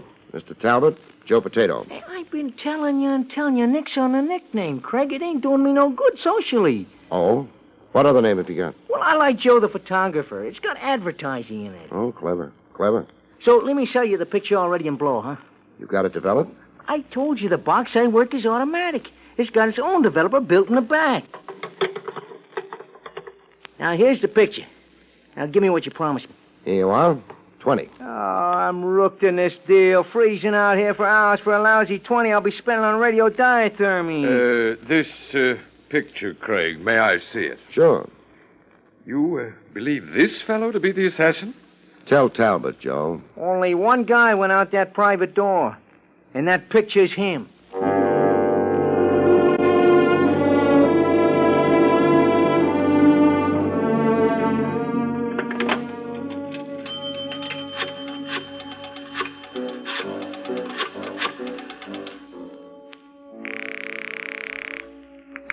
Police headquarters. Trev Rogers. Speaking. Oh, Barrie Craig. You sound far away. It's Alaska, I hope. Tanglewild Airport, Long Island. Sorry. There's a clipper leaving for Hindustan in an hour. Climb aboard it, Craig, with a one-way ticket. There's a character in balloon pants leaving here for your office in 3 minutes. Joe, the photographer. Joe Potato. He just changed his name. Why are you sending him to me? He's carrying a photograph. A face you see on post office circulars. Check it with your rogues gallery file. What's the rap? Hunting out of season. The game warden's office is in Albany. When you've got something, try phoning me at the Floyd Spencer Estate, Twin Oaks in Southampton. Don't wait at the telephone, Craig. You'll grow a long gray beard. So be a traitor to your police oath. What's one more killer on the loose? Kill it. Craig, I insist. Goodbye now. Craig!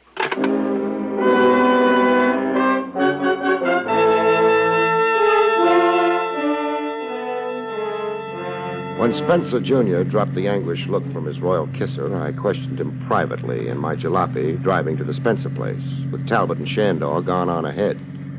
I wanted information, and I also wanted the bang of being all alone with $40 million. I'm not sure I understand your questions, Mr. Craig. Excuse my peasant English.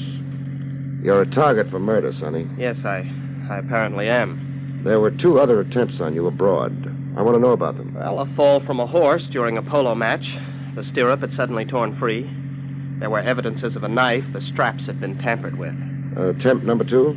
After dinner one night, I became violently ill. A ptomaine attack. I was rushed to a hospital. Your food had been poisoned? I suppose it was, yes. Whom do you suspect? Nobody. If I have enemies, I don't know them. Who profits by your death? Who profits? The estate. Who gets it? Oh, well, my Uncle Stanley, I suppose. He's the closest relative I have. Is there any other information you think I should have? I don't want to attach importance to something possibly imaginative or a pure coincidence. Let me interpret it. You tell it. Well, for weeks, in Lisbon, in Cairo, and later again in Lisbon, I had the feeling I was being followed and watched. I'd turn unexpectedly and see a person somewhere in the background. Always the same person. Describe this person. A bland face, like an Oriental's is bland. A man of dainty size, simply clothed, and wearing a fez. A fez? Yes, a bright red fez. Where did you see him last? I dislike saying this positively. Then say it negatively, only say it. I'm not sure, but that he wasn't on the clipper coming across.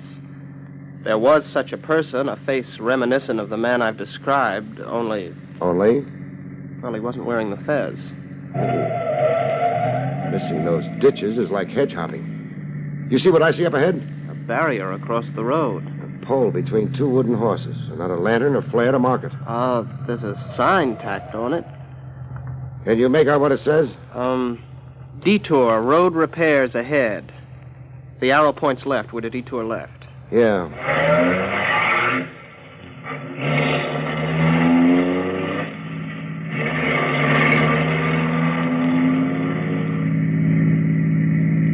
Hey, this is a road like a wagon trail.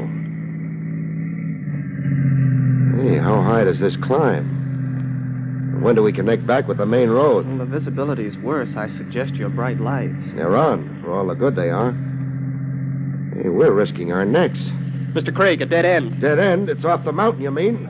Cross your fingers, I've got to crash.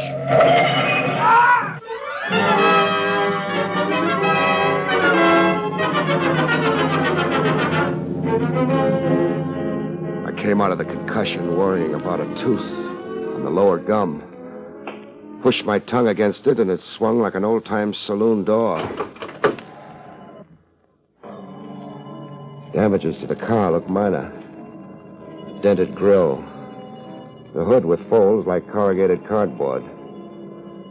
I stood beside the car, breathing in deep, fueling my lungs, before I remembered to worry about Spencer Jr. The kid lay unconscious on the front seat where he'd been riding beside me. Quiet, with his eyes wide open, like a guy stunned into a trance. Normal enough reaction to a car burrowing itself into a cliffside. Chafe his wrists to get the blood circulating, and he'd come to as good as new. Spencer. Spencer. Only thing, Spencer Jr. wasn't coming to, ever. I was rubbing the wrists and patting the cheeks of a dead man.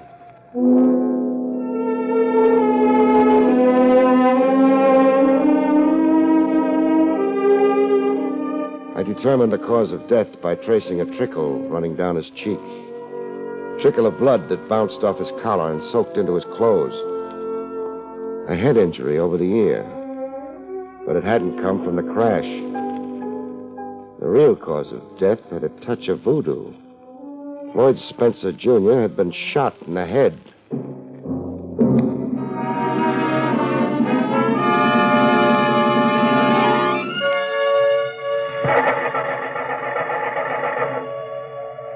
tried starting the car without any luck. My jalopy would need towing. That is, if a tow car would dare up the old wagon road. I was standing around keeping a corpse company and wondering how to get both of us back to civilization when the Fez rode into the picture. A car tooting its horn and shimmering its lights up the old wagon road toward me. I watched the car door open and a Fez pop out. A bland face like an Oriental's, a man of dainty size. Just as Spencer Jr. had described him. Your car is disabled? Your eyesight's better than that. It crashed. Yes, now I see. And your companion, where is he? Dead on the front seat. Dead? From so small a collision? Dead from a bullet in his brain. So? Who are you? Marcel Surac. How did you come to be tagging up here? In pursuit of you, of course. What detained you? I've been admiring the landscape up here 15 minutes at least. I lost contact with you on the detour. The phony detour, the way I figure it now. Somebody rigged that detour to send me up a mountain that spiraled to a dead end. Yes. The detour was, how do you say, manufactured. I examined it. I didn't. I still want to know how you caught up with my party way up here. Your tire tracks. In the pitch dark with headlights swallowed up in mists? I am very expert in scientific pursuit. Yeah, I heard. Cairo, Lisbon. And on the Clipper without your Fez. You stayed closer to the late Spencer Jr. than his skin. Why? For the present, I do not care to divulge. Change your mind, mister. The kid was murdered while we both lay unconscious after that crash. Someone waited up here for a free shot at the kid if I miraculously kept the car from going over the cliff. He was in my care, and I flopped. I fell for the detour gag. Now talk, or I'll tear you apart. It is so very foolish. Force will not succeed. It won't, huh? Let's see if you're right. You are so very foolish. No! Force will not succeed, I am pleased to remind you. That fancy flip that sent me sailing. What's the trick? Jiu-jitsu. I am the finest exponent of jiu-jitsu in the world. Oh, let's have another go at it. No, this time I will shoot you. A gun, huh? You are under arrest, Mr. Craig. Come again? I am a confidential investigator. You're a confidential investigator? Licensed by the governments of Egypt and Portugal. In my pocket, I have credentials and a letter of introduction to your authorities. What's the charge against me? Murder. I am sure that you have murdered the young man Floyd Spencer Jr. Please to enter my car. Sure. In a minute. Please, now. I gotta tie my shoelace. Okay. Tied it. Oh! I'm the foremost pitcher of rocks in all of the boroughs in greater New York, except Brooklyn.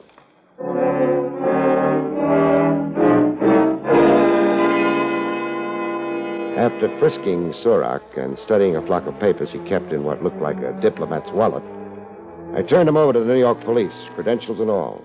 It's an official case now, Craig, of public concern, too big for you to dominate. What's your verdict on Marcel Surac? He is what he says, a confidential investigator. Detailed by whom?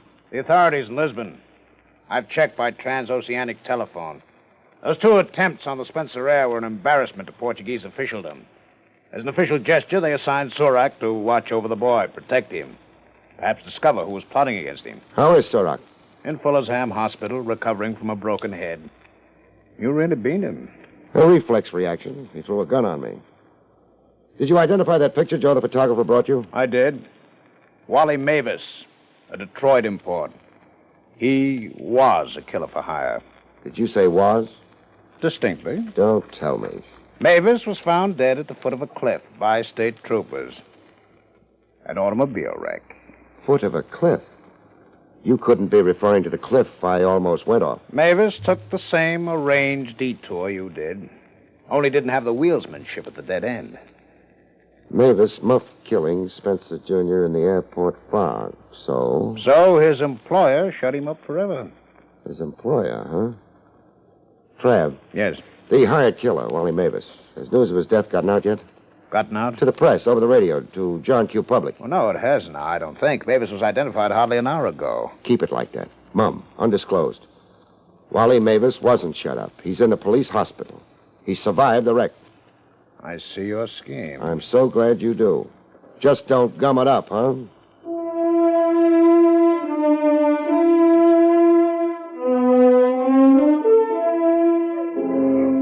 ancestral home of the Spencers, Twin Oaks, had the usual high stone fences and baying hounds. Inside, at long last, I got to meet Uncle Stanley. Where is my nephew, Mr. Did you tell me your name now? 3 times. Outside the door, at the door, and in the vestibule. Oh, so you did. You're Mr. Howard. Craig. Well, my nephew was coming with you, the lawyer Talbot said. Now, where's my nephew? In the morgue. The morgue, did you say? I said. He's dead. He was murdered. Oh, now was he? Is that all the reaction? Huh? Oh, what did you say now? I said, where's the reaction? You lost a favorite nephew. Favorite? Oh, the boy was no favorite of mine. I noticed. 15 years in that foreign land and coming home now to steal what belongs to me. Where did you say he is now, did you say, huh? Taking in a movie. Where's Talbot and Paul Shandor? Sitting in the library. The boy's no favorite of mine. 15 years in that foreign land, and now he comes home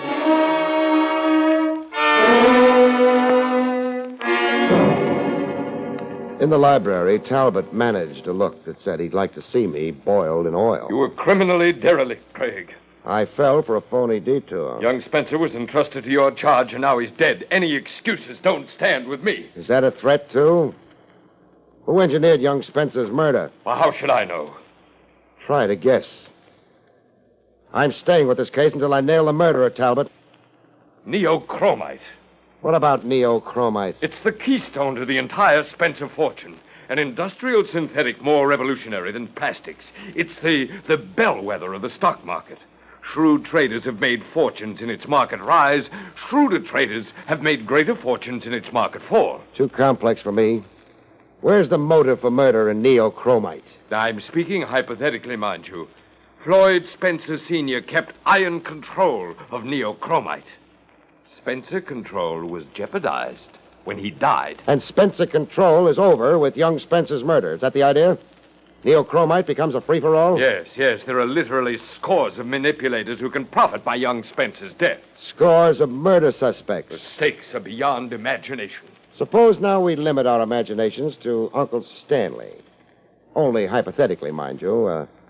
What's Uncle's state of mind? Feeble. You've talked to him. How about his state of energy? Energy? To hire a professional killer, then go it alone and rig a phony detour sign.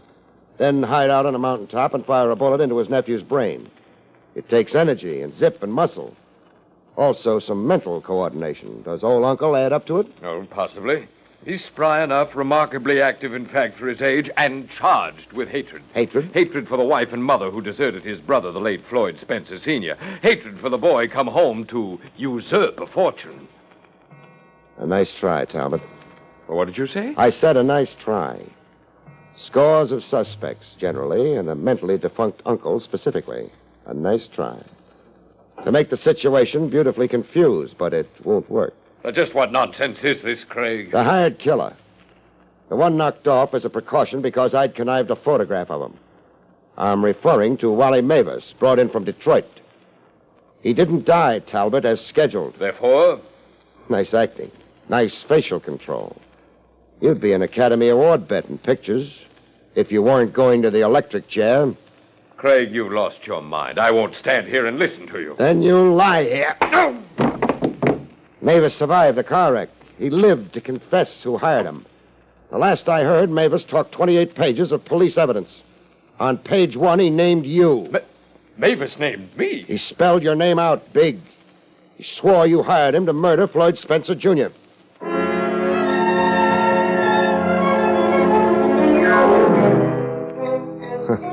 An old psychological police trick with a beard like Rip Van Winkle's. But how it worked. Talbot was too much of an amateur in murder to smell out the trick or hold off from singing out his guilt in a voice that started out baritone and ended falsetto. Trev Rogers motored himself over to Twin Oaks for some post-mortems. So Talbot had looted the Spencer estate and was afraid of an accounting. Check. An accounting. Forced by young Spencer, and Talbot would go to jail. Talbot wanted time, lots of time. He hoped to make good his theft from the Spencer estate through neochromite. Buy cheap. Profit by the confused market reaction created by the murder of the Spencer heir. Mm-hmm. Buy cheap, then sell high. That's the whole story. Hiring me was a camouflage. A screen to hide behind. Not very clever, In my book, hiring you made Talbot a prime suspect. In my book, too, right from scratch. So let's not brag. Too bad about young Spencer. 21 with $40 million. The whole wide world his for the taking. Kind of a sad end for him. Don't shed tears, Trav, for the wrong corpse. The wrong corpse? Take a gander at this snapshot. I found it on Marcel Serac when I frisked him. Huh. It's a picture of young Spencer's traveling companion, Paul Shander.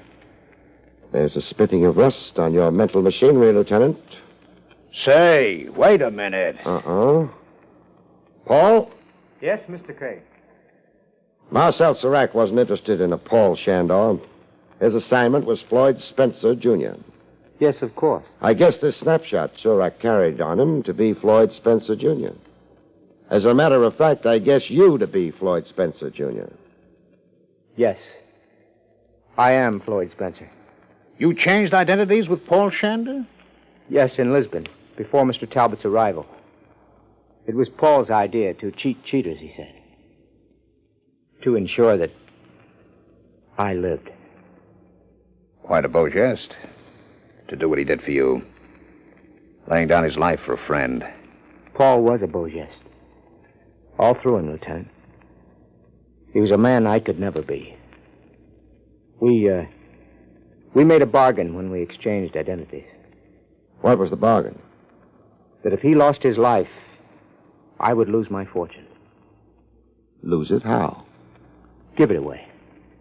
Befriend the world was how Paul put it. And will you? I'll try to keep to my bargain. I, too, want very much to be a beau geste. $40 million. And, brother, does this sad old world need befriending? Good night, folks. See you next week.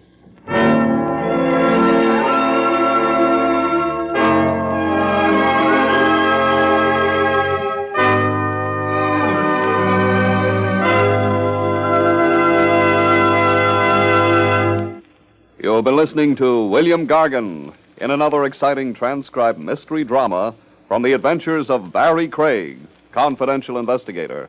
Tonight's story, Motive for Murder, was written by John Robert. Next week, it's the strange story titled Murder in Mink, about which Barrie Craig has this to say. Next week, I meet a girl who has lost a mink coat, a man who has lost his head, and a corpse which has lost its life. See you next week, folks.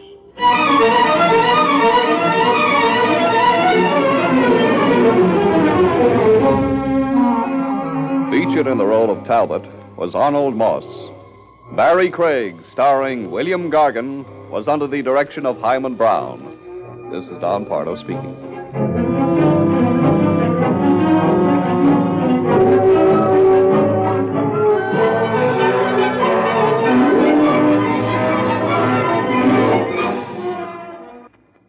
Next, Robert Montgomery presents Something Different in News Analysis on NBC.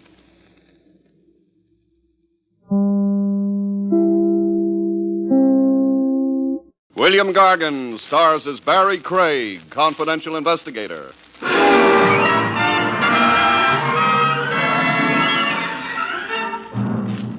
Temperature affects your daily life. No question about it. A lot of people are allergic to cold, and a lot of cold stiffs are allergic to a certain overheated place.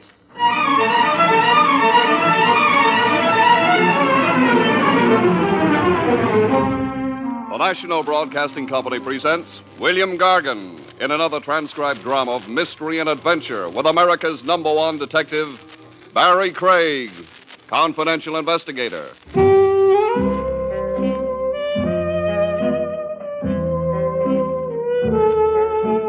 Barrie Craig speaking. Robin Hood was a character in fiction. No such character except in some writer's brain. Yet every now and then, a live descendant of Robin Hood happens in real life. Some screwball who steals from the rich to give to the poor. Like a certain bank embezzler, I had the misfortune to be handed as an assignment one day. A small bank in a town with an under 20,000 population. The bank manager, a shriveled-up little guy named Woolsey, explained why he had reached way into New York for an investigator. Well, my hope is that you can prevent a terrible scandal, Mr. Craig. By catching this absconding teller. Yes, Kirk Dennis. Scandal, you said, in a tone of voice like the Banshees were after you. The Banshees are. You don't know Echo Corners. Tell me about your quaint little town. Well, you've heard of mountaineer feudists. The bloody Hatfields and McCoy. Here in Echo Corners, we have that precise situation. Barbarism and hatred that divides the town. This side against that side. On election day, we have the state militia to prevent feelings boiling over. Civil disorder. News of the embezzlement gets out, I'll be crucified. But a theft happens in the best of towns. Yes, but the blame is mine for Dennis' flight with bank money. How come? Well, Dennis is a sort of protege of mine. I've sponsored the man. I met with severe criticism when I gave him a job in the bank. Criticism? Why? Dennis had been involved in some scrape prior to the bank job. Scrape like? An automobile accident and property damage. Well, that's only a civil case. No, criminal. Dennis was accused of hitting and running from the scene. Sentence was suspended, however. One half of the town had a gimmick for reading Dennis out of organized society. Yes, and then I foolishly hired him in the face of such criticism.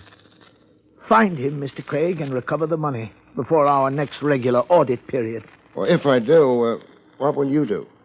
Well, I'm not sure. I think merely restore the money to our safe, wash my hands of the affair. You're thinking unlawfully.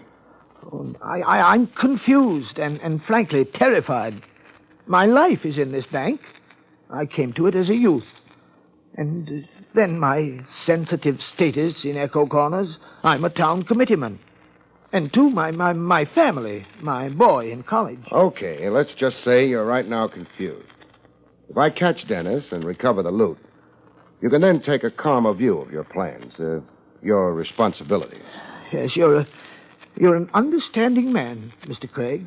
Well, give me the facts on Dennis. His background, cronies, family here in Echo Corners, if any. How much was stolen, his habits, stuff I can work with.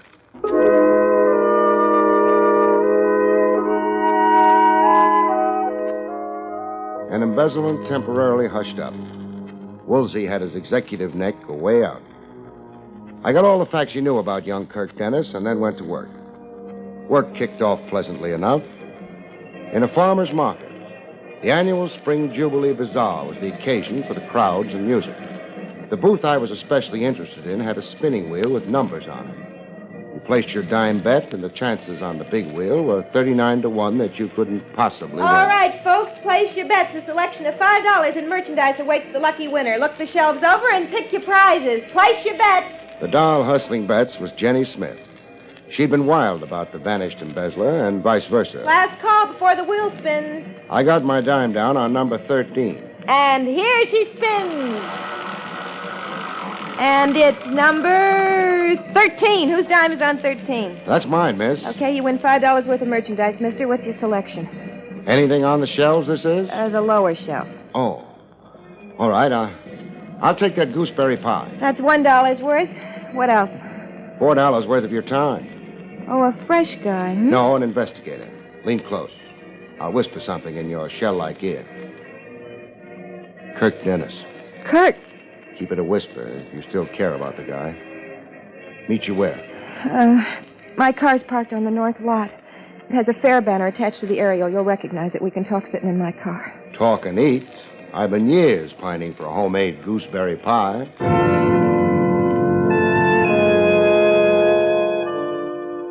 When the pie was devoured, we talked. What's this about? 10 to 20 years. 10 to 20 years? The time friend Kirk will spend in a clink for absconding with bank money. Kirk? You sound like you put embezzlement past him. Oh, it's just impossible to believe that Kirk would do anything criminal. The jails are full of the nicest people. Look, if what you say about Kirk is true, why haven't I heard about it? Confidentially, it's not yet been broadcast. It's top secret. Kirk can help himself. Reappear with the money, mitigate his crime.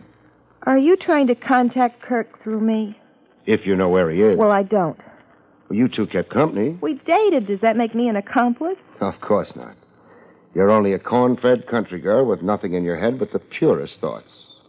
You never pined for big city lights, spangled evening gowns, mink, and all that sinful stuff. It never enters your head. Hardly ever. Thanks for frankness. Have you any idea where Kirk might go? No. Any place he dreamed of shoving off to? Dreamed?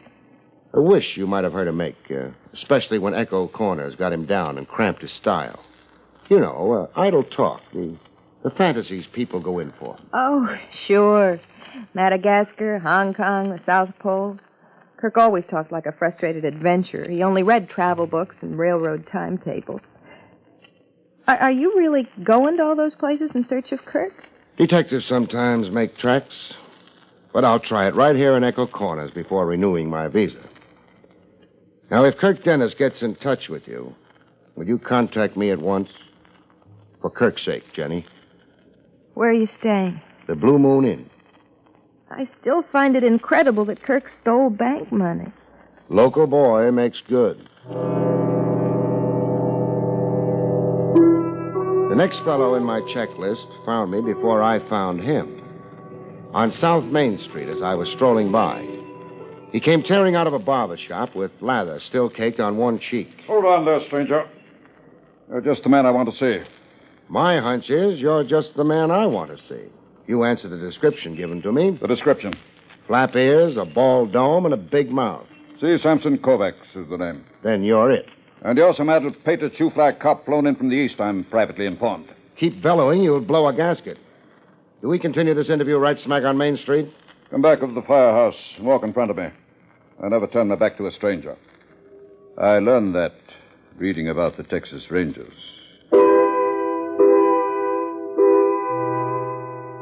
Back at the firehouse, Kovacs raced his tongue in high speed. I'm privately informed a certain whelp whose name is better unmentioned. Kirk Dennis. Wash him out. That this thieving scoundrel took to his heels with a certain parcel of money. $80,000. You keep interrupting. You talk all around the landscape. Some brass tacks, huh? Who keeps you informed? Kovacs is not without friends. And not without suckers. Is that a merely reference to the venerable trade I pursue? Money lending and bet-taking isn't a trade, Squire Kovacs. It's a racket. What is a harness race without a wager? How about the money lending? And at a rate of interest that begins at 20%, I'm reliably told. You've been listening to my yellow-livered detractors. How much did Kirk Dennis owe you? I held his paper for, $5,000. Plus 20%. That makes the debt $6,000. It is an infamous lie. What is? That I put Dennis up to violating his trust as a bank teller. That Dennis stole money at my behest. Now, who said that? There have been whisperings. When did you last see Kirk Dennis? Not for a moon. If he skipped to Echo Corners in the county, you're stuck with $6,000 worth of uncollectible paper. How about that? A man dishonors his debt to me. I'd follow him to the ends of the earth. Then start traveling after Dennis. No such emergency. Dennis has performed with commendable regard for me. Meaning? An envelope left under my door. 2 nights ago, was it? Yes. The night of the Mad Hatter's ball. In the envelope is debt paid in full. Dennis left an envelope containing $6,000 under your door. He did? Stolen bank money. I dispute and deny that. You'll have to give it back. Not without a legal struggle.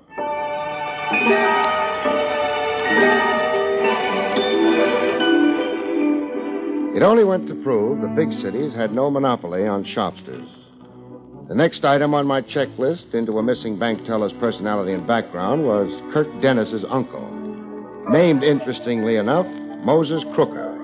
I got there at dusk, to the tune of barking hounds anxious to improve their bite on strangers, bums, and detectives. My information was that Dennis had lived with his uncle. Yes? Moses Crooker? That's me. My name's Barrie Craig. All right if I visit a while? Welcome, man. So was out for a weary traveler. Huh. Sweet music to my ears. What's that? So far, I haven't found Echo Corners too hospitable. Well, there are those that are and those that ain't. Come in and sit. Yeah, I'm glad you thought to stop. I've been aching for company all day. You have? Just busting to talk to somebody. Am I mistaken, or are you bubbling over with happiness? Ain't never been happier. Not since the cow had triplets. Two things get a man bouncing that high. One's romance. Oh, it ain't that. Since the Pellagra got Emmy, it ain't never been that. The other thing's money. You came into money. I better not be answering that. I hit the nail, huh? You know, I ain't sure I like your prying. But you invited me in to talk. You were busting to talk, you said. Yeah, but I don't like anybody taking the words out of my mouth. Oh, I'm sorry. I jumped the gun. Well, if you're going to do your own talking... I must tell you, blow up from the compression. You see this? A tin can. A can for the lard back in my grandfather's time. Well, what about it? What do you see on it? See? Well, rust, for one thing. The rust of years. And dirt caked all over it. Where's it been? Buried. Where I turned up a patch this morning to see the corn. Buried, and you dug it up? Buried where it's been long before I was born. An old tin can for lard, but it's a pot of gold. Buried treasure, and you're the lucky finder. In my hour of need, the good Lord saw fit. Can I get a squint into the contents of the can? You can, so you can see what I saw. And, so I'll know I ain't been dreaming. Well, what do you see? Money in bills. The can's packed with money. $5,000, I counted. You dug it up, you said? Out in the corn patch. I've got a little shock for you, Crooker. A shock? The can's older than sin, all right. As antique as your memory of your grandfather. But the money isn't. The money ain't? The money's soggy and soiled a little, but it's comparatively new money. Look at the modern size of the bills. The 13-figure serial numbers on it. Practically fresh out of the mint. All of it. Fresh? You say? Fresh? Crooker. He'd fainted dead away. He lay on the floor like a guy who'd won the sweepstakes, only to have his horse declared disqualified after victory.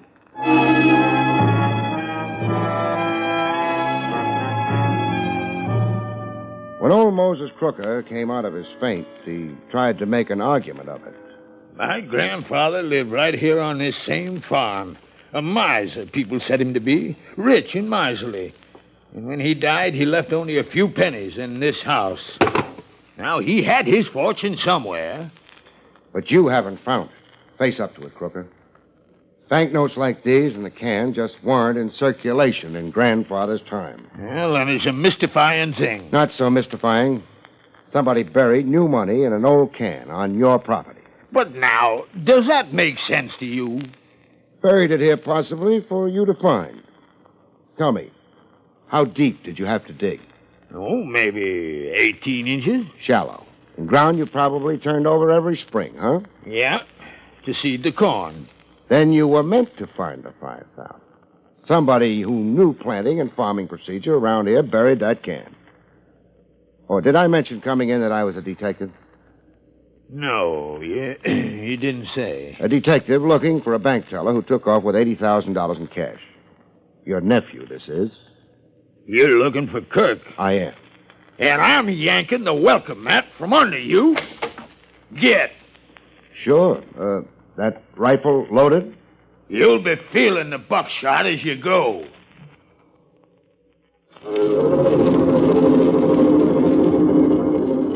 I said Echo Corners was downright inhospitable.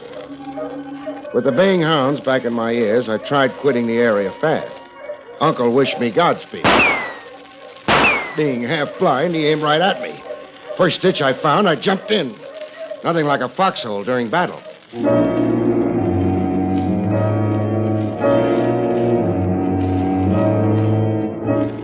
I made a progress report to my bank manager client, Woolsey, on his insistence. Well, the news can't keep much longer. The sheriff's been around talking snide. Why not let the news out and stand up to it? I'm afraid. I'll be blackened and shamed. I'll lose the bank. You mean your job in the bank? I'll be voted out. Well, some of the loot's been distributed. $6,000 to Kovacs to buy up Dennis's IOUs. $5,000 left for Uncle Crooker to feather his old age. To lift the mortgage? My bank holds a $5,000 mortgage on the Crooker place. Oh, a touch of Robin Hood in your missing teller. Pay the bank back with its own money?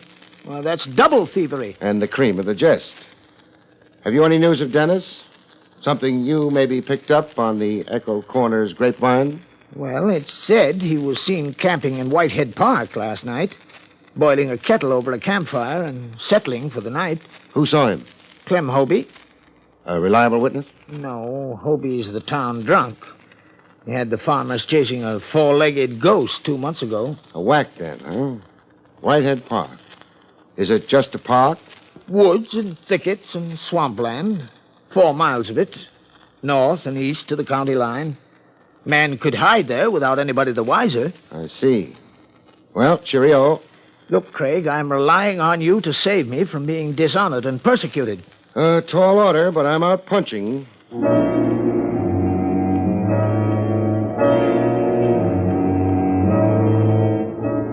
I took to the woods just to familiarize myself with the terrain in case I did have to flush a fugitive out of them. Whitehead Park looked like African bush country. Very dense, very restful.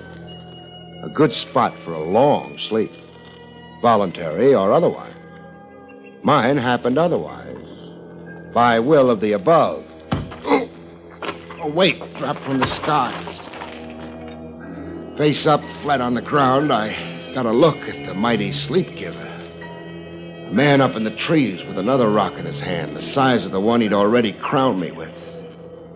I couldn't make out the man's face. My eyes weren't that good.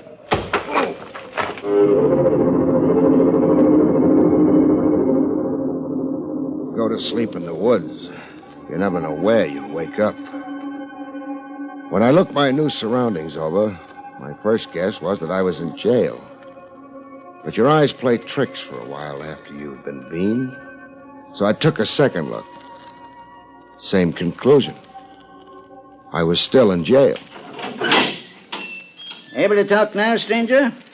I'll check. Dabba, dabba, dabba, dabba. Yeah. I can talk fine. You're under arrest. I've noted same. If I read your badge correctly. I'm the sheriff here in Echo Corners. And the charge against me? Vagrancy, suspicion of chicken stealing, sleeping in Whitehead Park where a deputy found you. We don't let bums hang around here long, stranger. So why aren't you leaving town? I insulted you. Add a new charge to the old one. All right, what's my punishment? I'm riding you to the county line and booting you across it. What if I cross back on that county line? You could walk into a shooting. But if I'm not a vagrant? I say you are. With $400 cash in my wallet? Yeah, I'll show you. Say. Something wrong? My wallet's been lifted. You're claiming you were robbed? I'm claiming maybe you took it. You're accusing the sheriff of stealing. Let's just say confiscated it. So you could declare me a vagrant and boot me out of Echo Corners. That's funny talk. You know who I am and why I'm here. You're that half of the town that wants the bank manager, Woolsey, out on a limb. In disgrace and bounced out of the bank managership and off the town committee. You don't want me to catch a crook for him. If I admit to it? Deny it and I'll call you a liar. Give me my wallet and let me out of here. Woolsey ain't worth your time. Him suppressing the theft and mocking the law in Echo Corners. Woolsey's just a worried man. I'm sheriff here, but Woolsey brought you in from the east. So that's your real gripe, huh? Look, Woolsey had a right to hire a private cop. And from the sample of your tactics I've just had, I don't blame him. I'm advising you to go home, Mr. And I'm Craig. advising you to go... Well, go find out who beamed me in Whitehead Park this afternoon. My wallet. It's in my desk. I'll give it to you on your way out.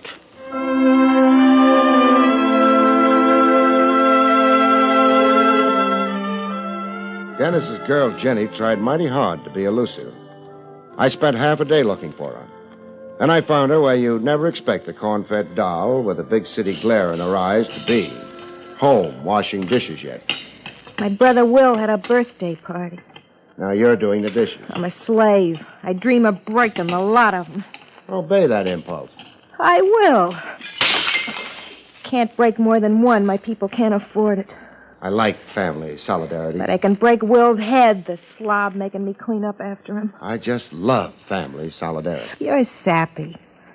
Talk to me about Amour. I got nothing to say about Kirk. Then I have something to tell you. What? Since we last spoke, you've gotten money from Kirk. What? Money? You're crazy. Analytical. It figures Kirk also got money to you. He got money to a creditor, to his dear uncle. Why would his generosity of spirit stop at you? You, the girl he loved. Come on, Jenny. Except stolen money, the only change of scene you'll ever get is the big house for delinquent ladies. You don't know Kirk actually stole from the bank. It seems fairly certain. $80,000 is missing. Well, still you don't know Kirk had anything. How much did Kirk get to you? $2,000. The note said for me to buy a wardrobe and a valise. A valise? To travel where with? The note didn't say. I was to wait for another note. How was the note and the money gotten to you? Left in my mailbox. Look, Kirk could have given me that $2,000 from his own savings. Useless to wriggle, Jenny.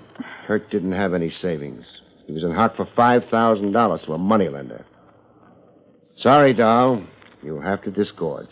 I loathe, detest, and despise you. Now, Jenny, listen carefully. It figures Kirk will be in touch with you again. He'll give you your travel plans and destination. Where to join him with that new valise. I want to know what his message is, the minute you get it. I'm not sure I'll let you know. For Kirk's own sake, protect him from himself. You will, Jenny. You're at heart a corn-fed girl raised on Sunday meetings and the Ten Commandments. You'll put temptation behind you. I'm going to break another dish.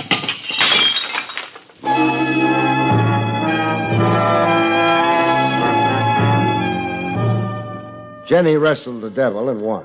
She put temptation behind her. She told me so in a phone call to where I was staying, the Blue Moon Hotel. Barrie Craig, a stranger in paradise. Hello. This is Jenny. Dear Jenny. Go jump in the lake. Only in a sweetheart dive. Meet you in a bathing suit. Now, finger Kirk for me. Oh, hate myself. There was another note in my mailbox this morning. Instructions on where you were to join him? Yeah. Where? Tomorrow noon in Boston. I'm to be standing outside a hotel, just standing until Kirk comes by in a car. What's the name of the Boston hotel? It's a French name I can't pronounce. Well, try pronouncing it. Chateau Paraquet. Chateau Paraquet. Misplaced hotel. Why isn't it in Paris? It blew over to Boston in a high wind. Bless you, Jenny. You're a bulwark of justice. I'm a dope.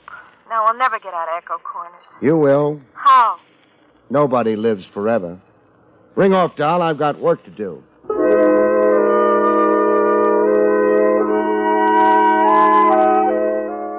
Do handsprings and pull rabbits out of hats. Some clients aren't satisfied. They insist it's a lousy show, as my client did. Why, you let Kirk Dennis escape Echo Corners. Did you expect me to police the whole county? But your methods have been self-defeating. Just how, Woolsey? Your liaison with Jenny, the one real contact to Kirk. You handled it abominably. Your beef being? Only Jenny could have led you to Kirk, given enough rope, lulled into a sense of false security. But you were concerned with the girl's morals. You should have kept Jenny under surveillance, but never approached her. Meaning I should have let her go meet Kirk in Boston and then nab the pair of them? Yes, at the point of their rendezvous. Now Dennis will disappear into the world. We'll have no clue at all to his whereabouts. Would you be very surprised if I said I do have a clue to Dennis's whereabouts? You have? If I said I don't think Dennis is in Boston or anywhere but right here in Echo Corners? But I don't... Would a fugitive thief be stupid enough to expose his whereabouts to a girl he knows must be under police control here in Echo Corners? Well, a man in love might. Not in my book. Anyhow, not this soon after the theft. Not with the case red hot and blazing. And I've got more ideas, Woolsey. Yes? About Dennis's lavish handing out of money. 6,000 and 5 and 2 to Jenny. That's 13,000 out of 80 stolen. But all strictly percentage philanthropy. The crook still has 67 grand, all to himself. What did you do with that dough, Woolsey? I? Do with the money? Don't let's drag this out. Your crime is showing like Casey's red flannel nightshirt. You slipped notes in letterboxes. You handed dough around like Robin Hood, only to support your baloney claim that Kirk Dennis stole the money. But the net you kept is a very tidy sum. Now, Craig, think. Kirk Dennis fled. Yeah, I know. And that little disappearance gimmick is what ties the noose around your scrawny neck. When did Echo Corners have their last hanging? Oh, Craig, you're insane. Wise. Wise to you. Theft and murder. You did both. Okay, if you're going to make it tough to find the corpse of Kirk Dennis. Who are you telephoning? The sheriff. He feels left out of it. I'm inviting him, deputies and all, to turn the town and county inside out, looking for the remains of the late Kirk Dennis.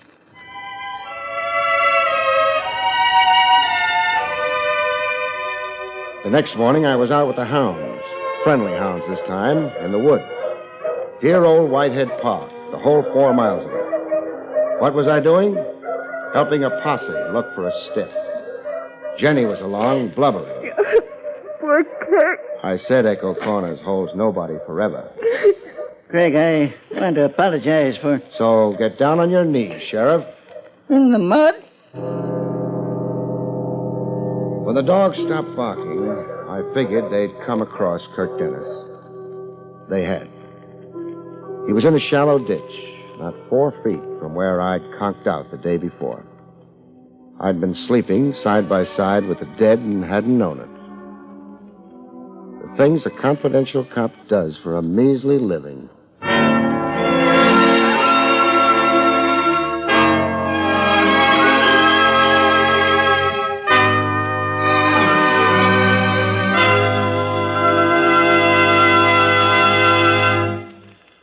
You have been listening to William Gargan in another exciting transcribed mystery drama from the adventures of Barrie Craig, confidential investigator.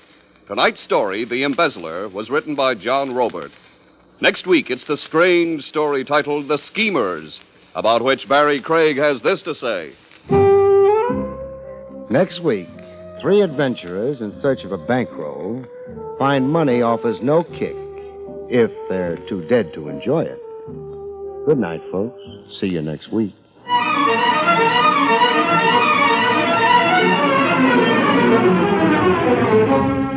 The National Broadcasting Company has just brought you William Gargan, starring as Barrie Craig, confidential investigator. Featured in the role of Jenny was Terry Keene. Don Pardo speaking.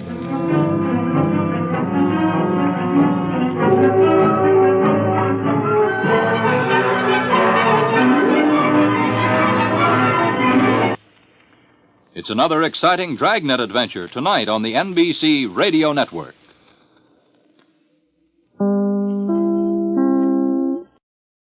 Esquire Boot Polish and Bargain, starring as Barrie Craig, confidential investigator. Murder can be a very does have one consolation. It's not you who comes home at the end of a day's work and says to the wife and kiddies, "People, I'm dead."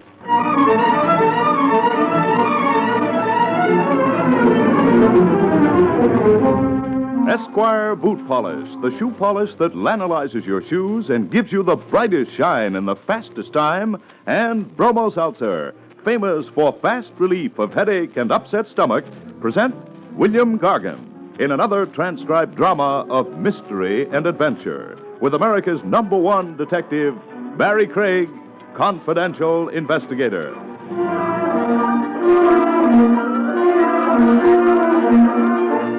This is Bill Gargan.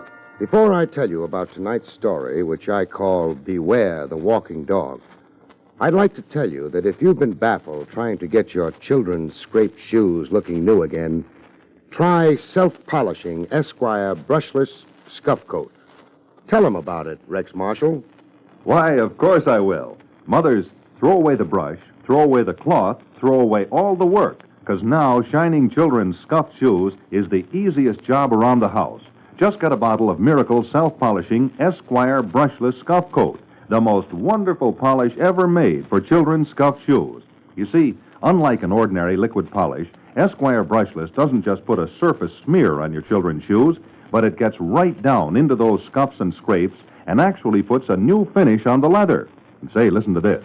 Esquire Brushless dries bright without rubbing. That's right. Just apply and it dries bright, thanks to the miracle ingredient Oxalan B that does all the work for you. It brings up the shine and keeps those shoes soft and natural looking. So remember now, to make your children's scuffed shoes look new again without any work at all for you, get Esquire Brushless Scuff Coat in any color you need. Look for the bright yellow Circus package.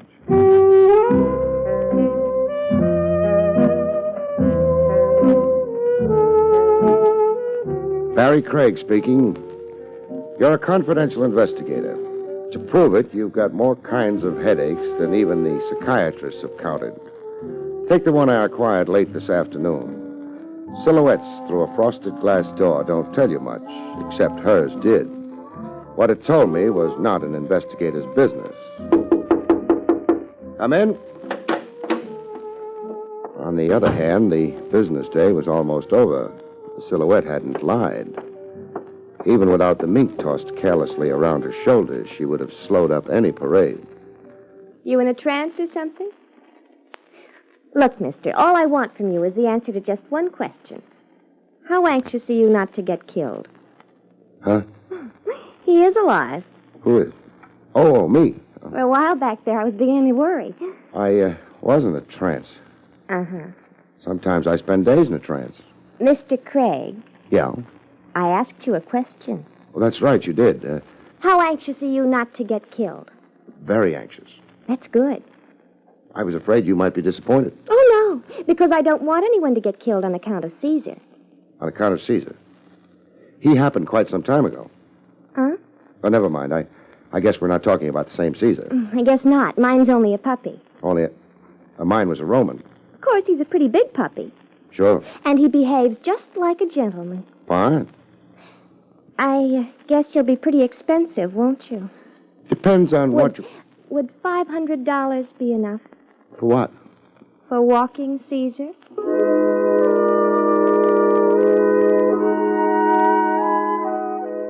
Maybe it was because she was beautiful that I didn't promptly toss her out of the office. Or it could have been the 500 she mentioned. It was probably the 500. You want to hire me to walk your dog? Mm-hmm. For $500, just how far do you expect me to walk him? Oh, just to the park and back. I live at the Grover Apartments on East 74th, so it's not terribly far. I know the place. My name's Doreen Dimple. I'm in apartment 14C. Wait a minute. And the 500 is for one round trip? Well, not exactly. Because after all, if that was the only thing, why should I hire a confidential investigator? You know something, Doreen? What? That same thought's already occurred to me. Corky was right. He said you were smart. Who's Corky? A gentleman friend. How does he sign his name? With a pen. Never mind. You were getting ready to tell me why you decided to hire an investigator to walk your dog. Well, the last couple of times I walked Caesar, somebody tried to shoot him. Missed? Mm-hmm. You're sure it was the dog they were shooting at? Am I sure it was... Mr. Craig, Yeah? can you imagine a man shooting at me? Not easily. It could have been a woman, though. Uh-uh. I saw the man. And he was too far away for me to recognize, but it was a man. Then we let it go at that. You want me to walk the dog until I find out who's taking pot shots at him. That's right. You mentioned 500. Here. Thank you. What time does Caesar prefer? Around 8 o'clock at night. I'll be over at your place then. Oh, I'm so glad. By the way, Doreen, you in show business? How did you guess? Professional secret. Not to mention Doreen Dimple. That's me. I know. It's also an incredible name. It is not. I made it up. That's what I meant. You at liberty now? Well, I've retired, actually. Oh. Corky's idea? Uh-huh. He was afraid if I kept on working, I might catch pneumonia. Well, that's always the danger in theatrical work. Sure. A girl's so exposed. Yeah. Well, so long, Doreen. I'll see you at 8. So long. Me and Caesar will be expecting you.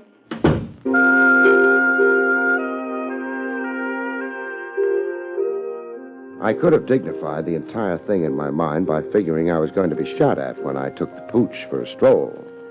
But I suspected it was Doreen who was target for the week, and I just turned out to be nursemaid for Hound. But there was always one possibility. Caesar might bite. Hello, Jake. Hi. Hope I didn't disturb you. I wasn't doing nothing. Crops on Madison Avenue don't need attention? They've all gone home for the day. That's too bad. Jake. Yeah? You can start now. Oh, I keep forgetting. Speaking of crops, did you notice my client? Yeah. Why have you got your eyes closed? Resting him. I know what you mean. Her name's Doreen Dimple. I don't know about the Doreen, but I got to... Jake, remember, that's not the kind of thing they approve of in Vermont. That's why I left Vermont. I go to work for Doreen tonight at 8, her apartment. Need help? I don't think so, Jake. Thanks anyway. All I have to do is walk her dog. Is that so? Yeah. Appears like I still got language difficulties with you New Yorkers. Jake, walking Doreen's dog means nothing else but that. Oh. Well, then maybe you'll enjoy the company. The dogs? No, the fellow that was waiting for her. Fellow who... They go up together? Yep. Probably a friend of hers. Yeah. No reason for me to worry about him, is there? I don't know. Either he was built funny or... Or what? He was carrying a revolver.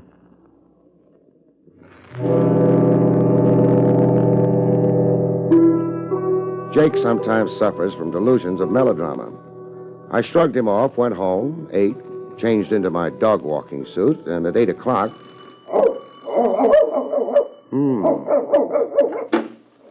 Mr. Craig. Miss Dimple. Huh? Oh, you mean me? Yeah. Come in. You called me Doreen at the office. I'm always informal at the office. Well, you better keep on being informal, because if you call me Miss Dimple, I won't know who you're talking to. Even my mother didn't call me Miss Dimple. Well, could you quiet that monster? That's Caesar. My mistake. How about quieting him? Well, he always barks like that unless he's been introduced, so... Come on, he won't bite. I think he's got weak teeth. Caesar, this is Mr. Craig. How do you do? I think he's going to like you. Well, that's nice. I might have a little trouble hauling him around the streets otherwise. He'll be very good. So I can concentrate on trouble from somebody else, maybe? From who? You probably know his name better than I do. I don't... You meet anyone when you left my office this afternoon? No. My mistake. Let's go, Caesar. Hey, I hope the leash holds. I left my elephant gun home. You be careful, Mr. Craig. Sure. And you're not worried? No, after all, what have I got to lose except Caesar's life?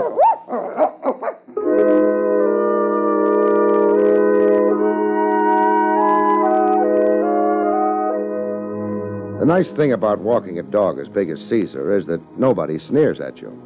For $500, I can be sneered at, but I don't insist on it. The streets were kind of quiet and cold. Nothing happened until we got to the park. All that happened then was that Caesar got excited. All those trees. He got over them after a while, and we started back, which was maybe a mistake. Doreen Dimple had warned me there'd be times like this. I was philosophical about Caesar's danger until one of the bullets removed my hat, at which point I gave up philosophy and took up diving. This made me a lousy target. The unseen gunman must have been annoyed. He parked his car on the road leading through the park, I guess, because I heard him taking off. At least I hoped it was he.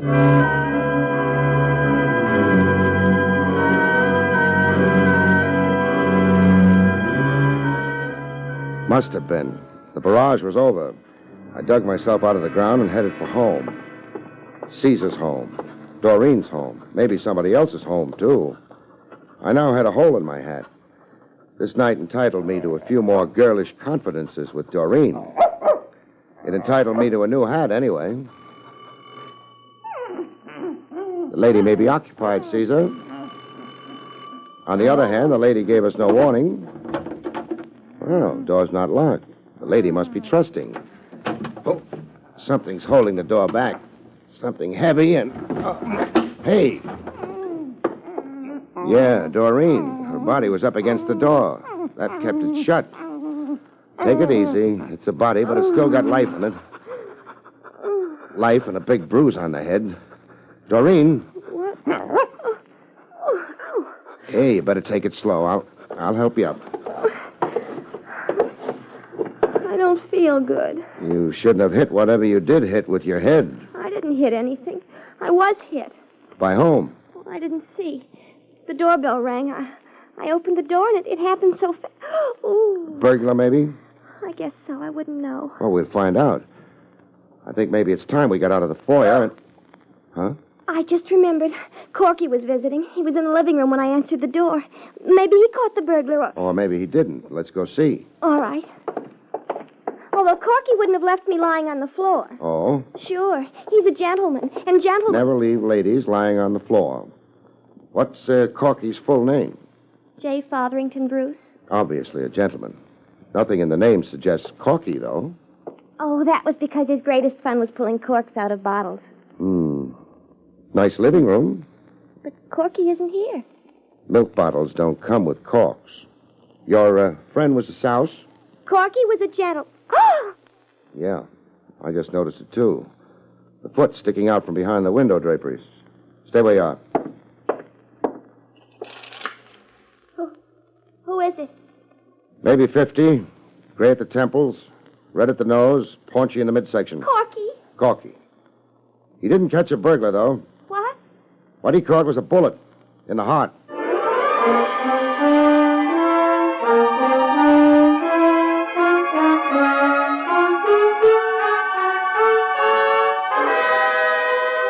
Back to William Gargan, starring as Barrie Craig in just a moment. But first, a word from Bromo Seltzer, famous for fast relief of upset stomach as well as headache. Miss Jordan, report to clinic. Miss Jordan, report to clinic. Miss Jordan... In recent clinical research, nurses reported that sparkling, refreshing Bromo Seltzer relieved distress of stomach acidity and nervous indigestion better, more effectively than other leading upset stomach remedies tested. You see, Bromo Seltzer contains sodium citrate, one of the finest ingredients known to doctors for the relief of acid indigestion. And only Bromo Seltzer gently relieves nervous tension so often associated with upset stomach. Next time you have acid indigestion, take Bromo Seltzer. Like so many nurses, you too may agree. For upset stomach, Bromo Seltzer works best. Remember, for prompt relief of stomach acidity as well as headache, take sparkling, refreshing Bromo Seltzer. For best results, use cool water, follow the label, avoid excessive use. And next time your stomach is upset, remember that many nurses report. For upset stomach, Bromo Seltzer works best. And now, back to William Gargan, starring as Barrie Craig, confidential investigator.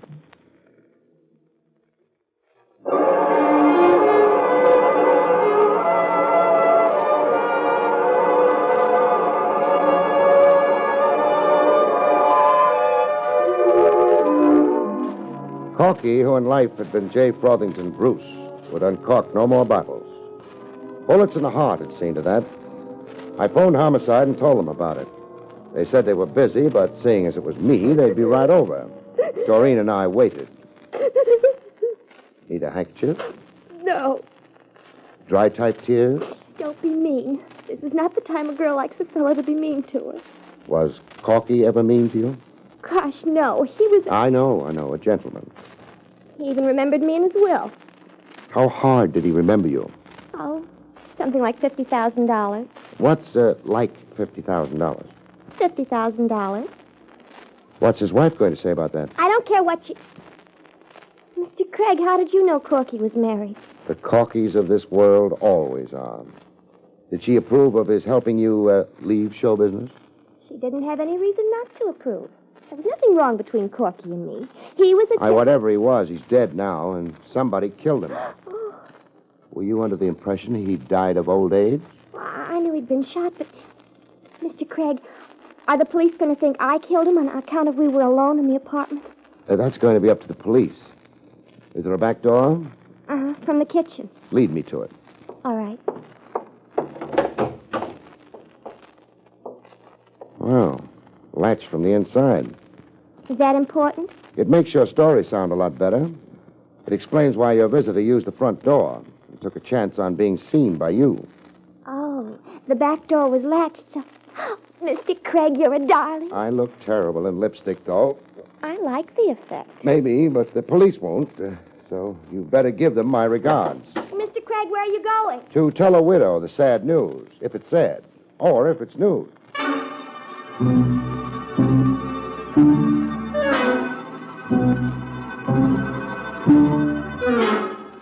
I know enough to wait for the police on a murder case, but sometimes it's better not to know too much. Because people who don't know too much sometimes get told. Yes? It's pretty late, I know. It's very late. If we spend much time out on this doorstep, it'll be later still. Maybe too late. Too late for what? A heart-to-heart talk before the police arrive. Are they arriving? Pretty soon. I won't pretend I know what this is about, but come in. Thanks. You're Mrs. Bruce? I am. I figured you for at least 20 years older and a lot less decorative. Thank you. This way, I'm a little worried. What about? The way I had it set up. You were supposed to be as old as your husband. Not the kind of woman who could stir a pulse anymore. And? I'm having trouble with mine. This, way you had it set up. Set up for what? The murder of your husband. Pretty brutal, excuse me. It doesn't matter. Maybe it does. You're not shedding any tears. Phony one. I wish I could, but... Yeah. The book of etiquette calls for them, but it's better this way. Better? More honest, perhaps, but hardly. My business, I don't run into honesty so often I'm calloused about it. You been home the last couple of hours? Yes. Is that when... Yeah. Anybody around who can verify that? Why? You'll need a verification. You inherit, don't you? I suppose so. Maybe the guy trying to imitate wallpaper behind those curtains might help. Oh. I spotted him the minute I walked in. Oh. Briar. A pity he was so observant, Helen. Depends on how you look at it. Why the act? Did you think maybe it was her husband ringing the doorbell? Her husband never rings. My name is Anthony Briar. I'm an attorney at law. How do you do? Mrs. Bruce was considering a divorce. Uh-huh. Because she's a bad shot? What do you mean? Because she missed Doreen a couple of times when the blonde was out walking the dog? I don't know of any... Anthony. Well, there's no reason to bare our souls to this... Keyhole peeper? No, there isn't. We knew about Doreen. She was going to be named in my suit. Corky didn't keep her very much of a secret. The scoundrel even named her in his will. I know. I still don't know, though, why you ducked for cover when I rang the doorbell. That's easily explained. We were afraid you might be someone working for my husband. You see, he's accused me of... With Brian? Yes. How true is it? Why, you... Oh, come on. Let's act like we're grown up. Well, I am very much in love with Mrs. Bruce. Always have been. But she's not. The jury might believe that. Or it might not. A jury? Maybe I'd better repeat myself. Your husband was murdered in Doreen's apartment. Mrs. Bruce doesn't know where... Phooey, both of you know. If you were going to name her in a divorce suit, you'd have had a detective on her. Look, you put up a very bad performance for a lawyer. Mrs. Bruce maybe better look for somebody else. Good night. Wait. Yeah? You haven't told me your name. Barrie Craig. You said something about honesty. Mr. Craig, Anthony was not here with me for the last 2 hours. He came just a few minutes before you Helen, did. there was no necessity You've for kind of deprived him of an alibi, haven't you, Mrs. Bruce? I suppose so. As well as yourself. Good night.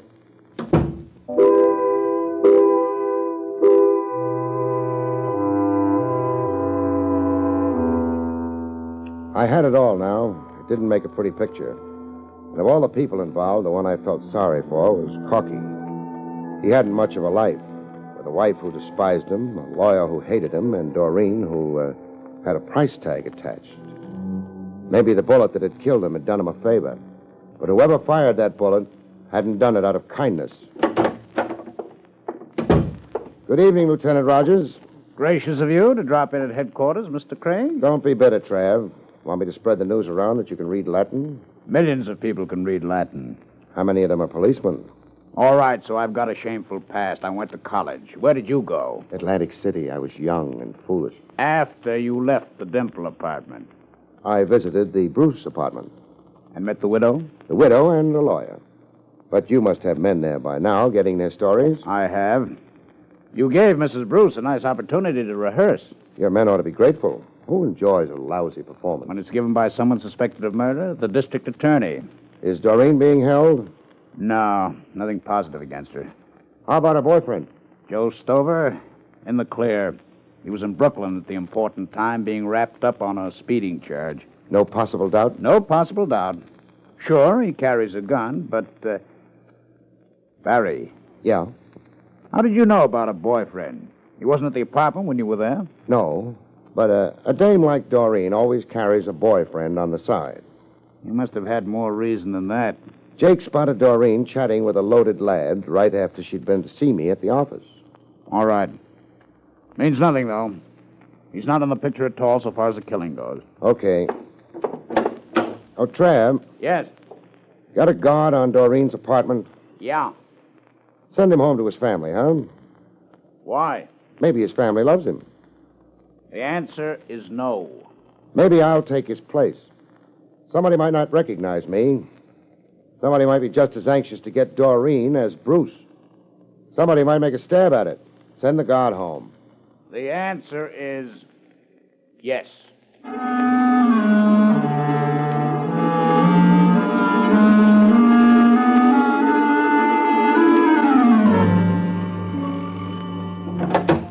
Who? Oh, Mr. Craig. Yes. Mind if I come in? Of course not. I'm glad you came. Thanks. Not only because you're nice, but because the policeman who was on guard went home. I was sort of frightened. Shouldn't have been. You've got Caesar. Well, he's cute, but I don't think he'd be much protection. Maybe not. Barrie, why did you really come here? Just a hunch. I thought maybe whoever didn't like Bruce mightn't like you either. Oh. I might be able to discourage him. Or her. Mrs. Bruce? Maybe. Or maybe Briar. Who's that? Lawyer, in love with Mrs. Bruce. You ever meet either of them? No. They were never here at the apartment? No. Doesn't mean anything. Either of them could have paid you a visit while you were out. The police think that they were... The police are keeping an open mind. Mrs. Bruce and Briar both had motive and opportunity. So, for that matter, had you. But I was unconscious. You could have donated the bruise to yourself. Is that what you think? No, I'm sure someone else slugged you, but there's no proof. If there was, you'd be in the clear. You better go on to bed. It's late. But how can I prove it was someone else who hit me? You can't. Go on to bed.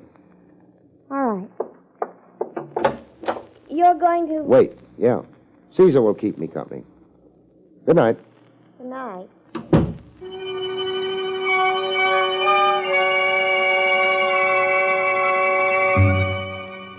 I didn't think it would be too long a wait. It wasn't. I had more than Caesar to keep me company. I couldn't sleep, Mr. Craig. Do you think... Oh. Somebody... Yeah. Should I? Yeah. Go ahead, see who it is. Nobody's going to try anything in the corridor. It's too exposed. All right. Caesar, you'll have to excuse me. I'm using the back door. Sometimes you meet more people that way.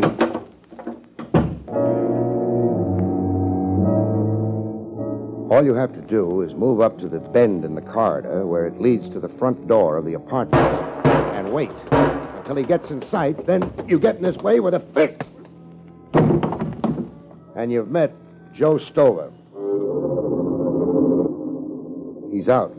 The gun in his pocket's still warm. You take it for company, move up the corridor to Doreen's apartment, go inside the half-open door, bend over the body on the floor, and make sure it's only a flesh wound the girl's got.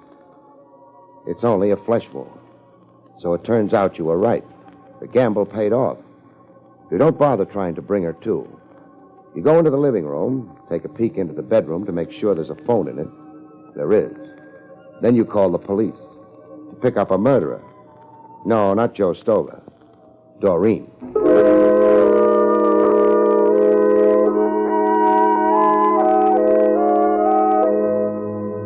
So you see, Trav, as soon as I told her the bruise on her head wouldn't be good enough proof, she ducked into her bedroom, phoned Stover, told him to come over and shoot her in the shoulder. That would be very good proof that she hadn't hit herself on the head. As she hadn't. Stover had done that, too, setting up the picture. Yeah. I was pretty sure she was the one all along. She brought me in to prove someone was after her.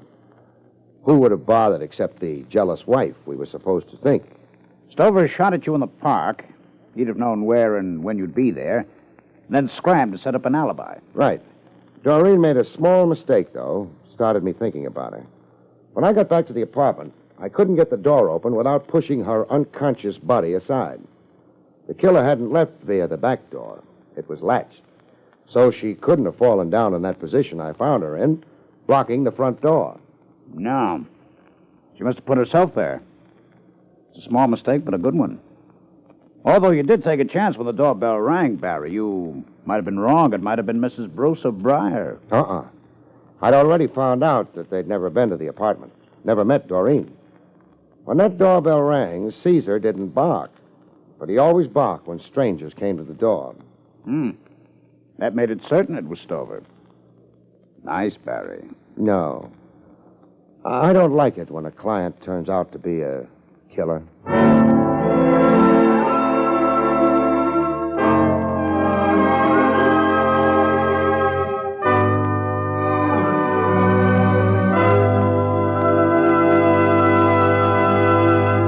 You've been listening to William Gargan in another exciting transcribed mystery drama from the adventures of Barrie Craig, confidential investigator.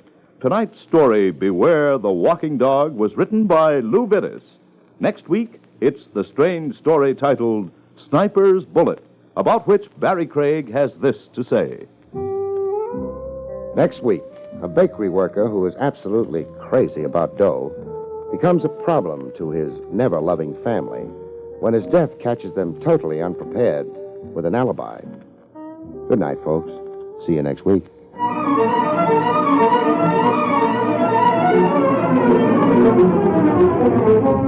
Esquire Boot Polish, the shoe polish that lanolizes your shoes and gives the brightest shine in the fastest time, and Bromo Seltzer, famous for fast relief of headache and upset stomach, have presented Barrie Craig, confidential investigator, starring William Gargan. Featured in the role of Doreen was Jane Webb. Carl Caruso speaking.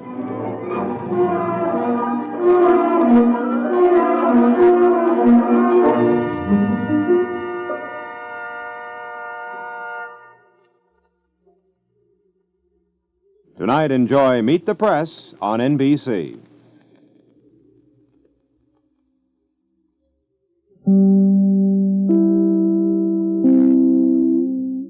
William Gargan stars as Barrie Craig, confidential investigator.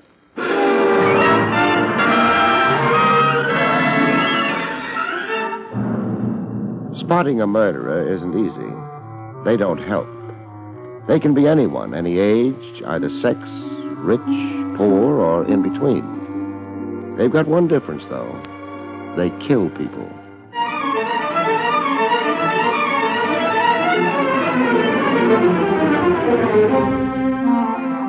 The National Broadcasting Company presents William Gargan in another transcribed drama of mystery and adventure with America's #1 detective, Barrie Craig, confidential investigator.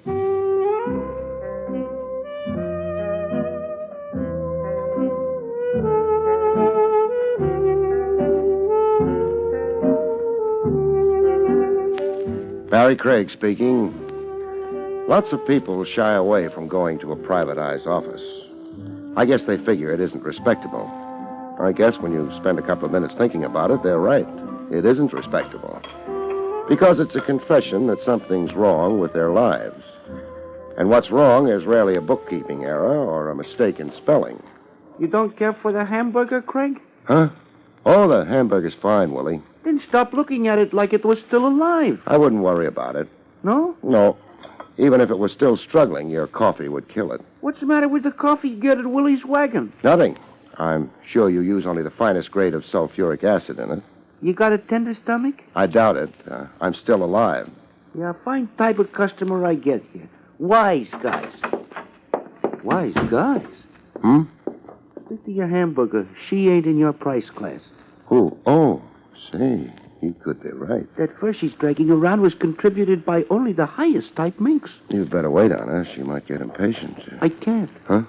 I ain't had a manicure in weeks. You are Mr. Craig. I am? I waited outside the building in which you have your office until you left.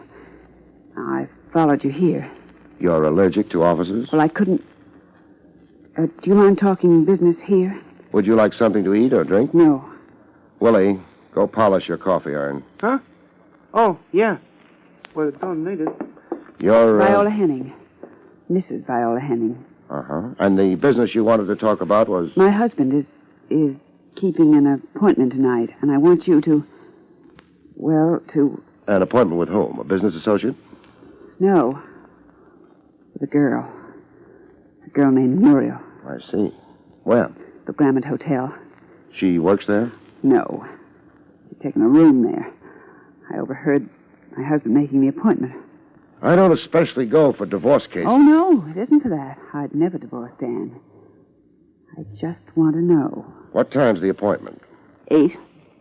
And all you want to know is if your husband, in fact, does keep this appointment. Yes. Would $100 be enough? Oh, more than enough. Then here you are. Thanks. You won't tell anyone. Investigators with loose mouths don't last very long, Mrs. Henning. I suppose not. I'll phone you in the morning. Fine. Good night. Good night. Yeah. For that, you need a license? Huh? The babe and the minks. Just a case, Willie, on the face of it. The face wasn't bad. No, but what's underneath?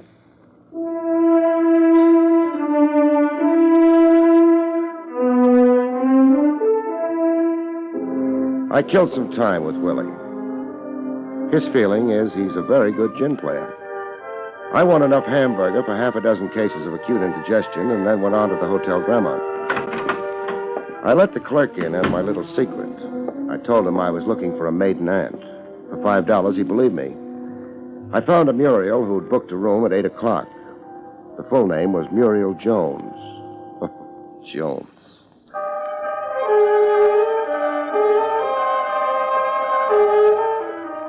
The room number was 807. The time was 20 minutes after 8. I decided I'd be the boy bringing the ice water. Maybe they hadn't ordered ice water. That would be all right. I didn't have any with me. I lifted my hand to knock, and I didn't get around to it. The door was locked. Nothing happened after the shot, so I knocked after all. Maybe I was naive, but kicking the door in didn't seem practical. I turned out to be right. Mr. Craig! Hello, Mrs. Henning. Mind if I come in? No. No.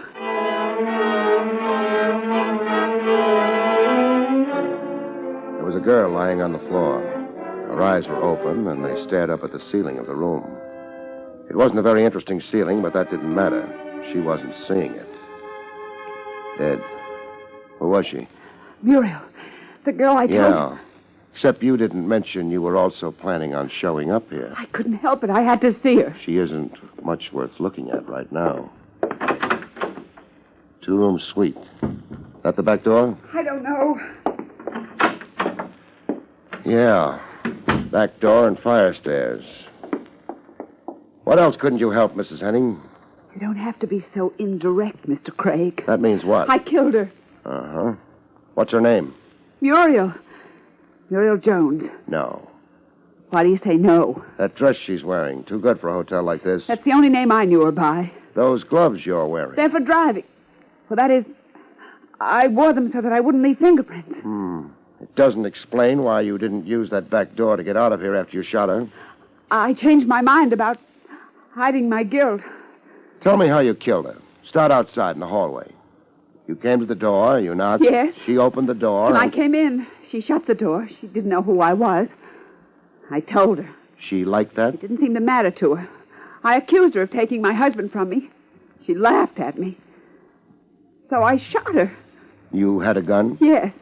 You shot her. She fell down and died. You heard me knock. You hesitated. Then you opened the door. Yes. I've had time to look around the room. I've looked. What difference does that make? You say you shot her. I did. What did you do with the gun? Eat it?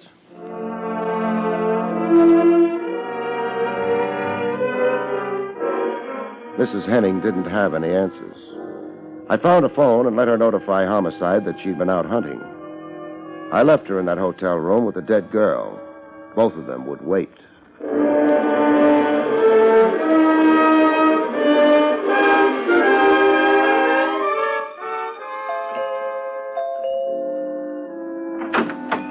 The butler at the Henning home didn't seem delighted to see me. I think it was my tie bothered him most. I figured if I ever wanted to visit again, I'd get it hand-painted. Johns tells me your name is Craig. Johns tells you the truth, Mr. Henning. Yes. Well, what... I'm a confidential investigator. I could show you credentials. Oh, there's no reason to waste them on me. What can I do for you? Is your wife in? My wife? Why, yes, she's upstairs asleep. Asleep? It's a little early for that, isn't it? I don't see how that's any of your concern.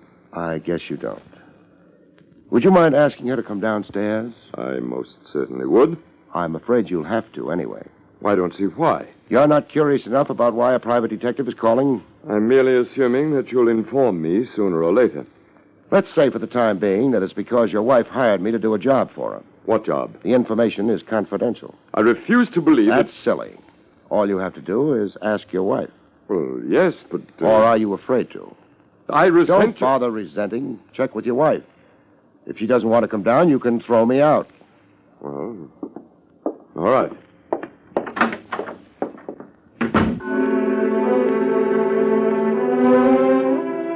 I didn't know exactly what made him go through with it. Maybe it was because his tie was already hand-painted.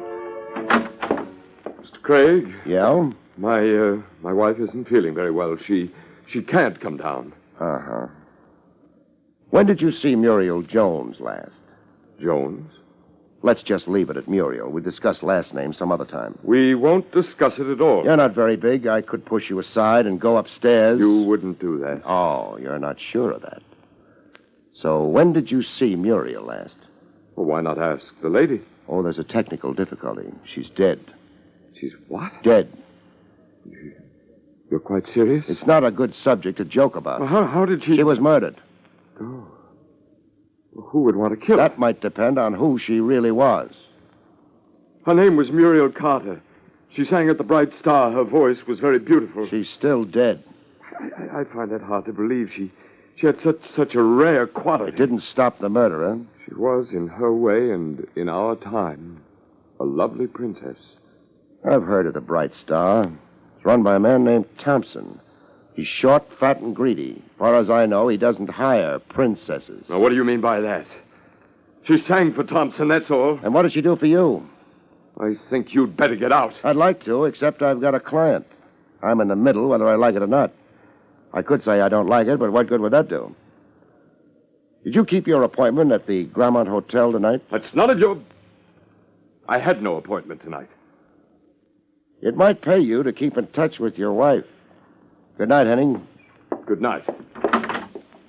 Your wife, who's upstairs and not very well. Yes? By this time, she's also downtown having a conversation with the district attorney. Did I say good night?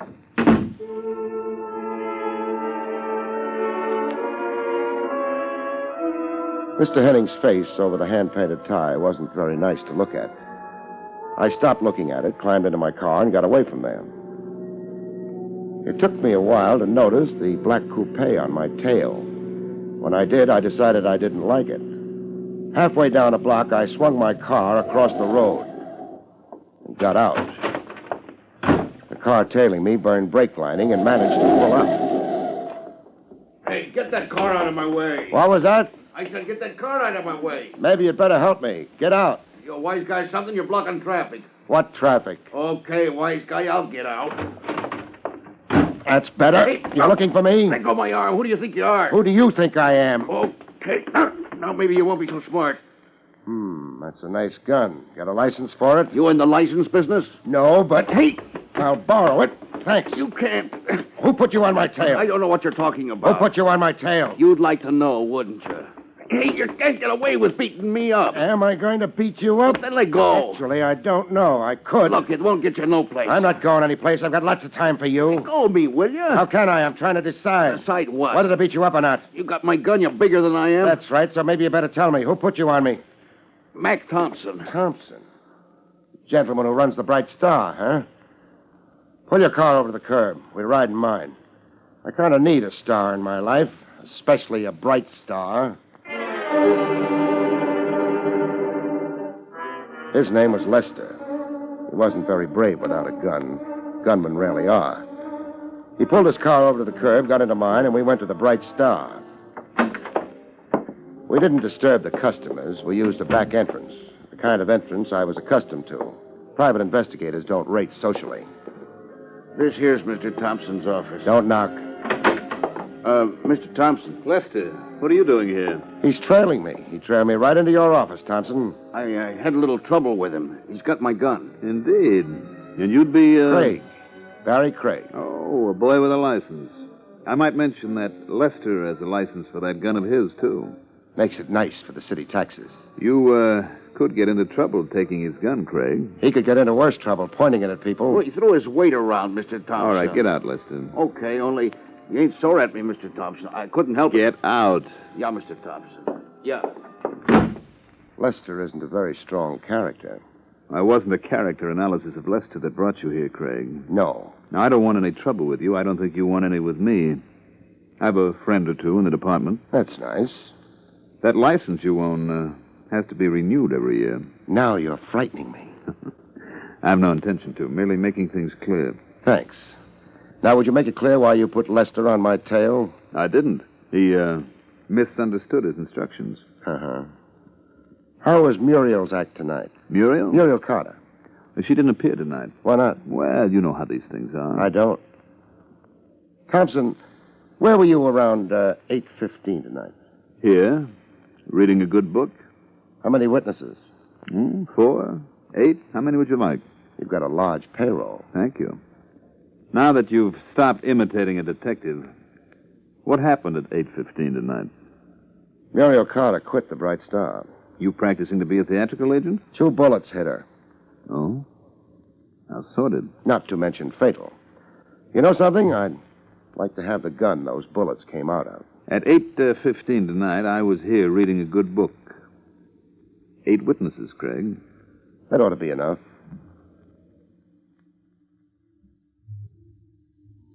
Thompson. Yes? I don't believe the performance. I beg your pardon? You're playing it too tough, too straight. Which means? I think you went for her. That may be true. It's a habit of mine. I've seen her. More than habit, Thompson. She was worth a gross of your ordinary stock. Possibly. So I'm all broken up inside by the news. It wasn't news. Why was Lester staked out at the Henning home? Good night, Mr. Craig. I'm still looking for that gun. Good night. The hallway outside Thompson's office had run out of lights. It was dark, and I headed for the floor quick, but halfway down I found out it wasn't entirely my own idea.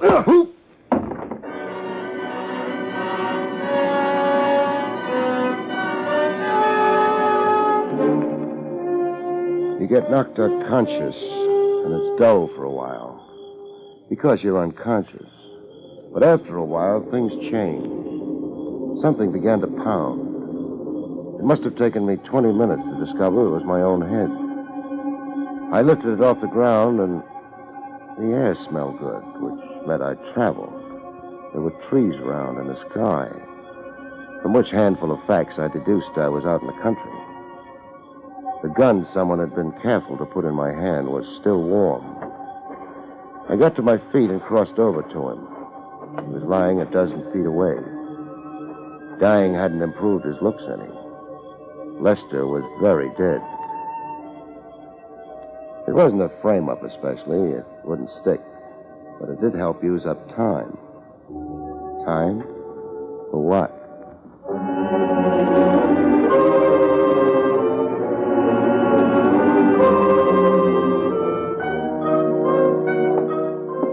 Headquarters had a nice green lamp burning outside.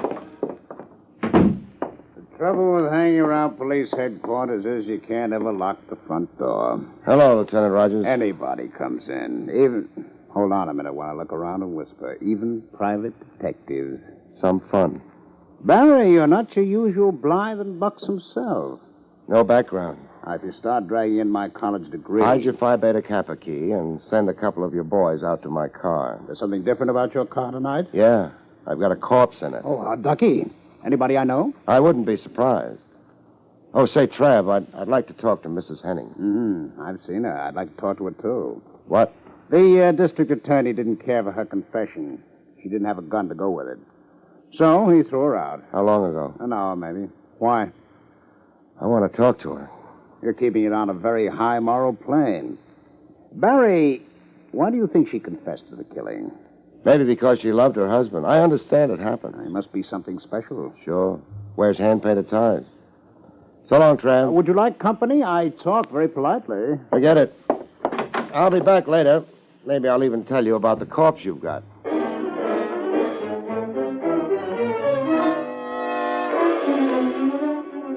My head didn't feel too good. Maybe I was wrong. I'd find out. The Henning house was dark when I got to it. I didn't worry about the butler much. It turned out that I didn't have to. The front door was open. The skating rink they used for a foyer was dark, but a line of light under the door down the hall told me where I wanted to go. Nobody noticed my low bow as I went through the door. Oh, Mr. Craig! Which way? The window. Caught a tail light going around the corner outside. There's nothing special about a tail light. I was late. Mrs. Henning.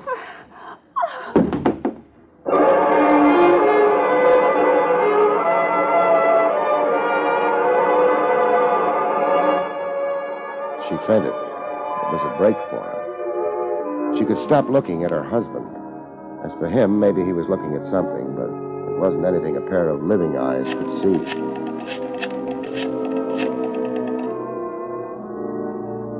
Lieutenant Rogers, homicide.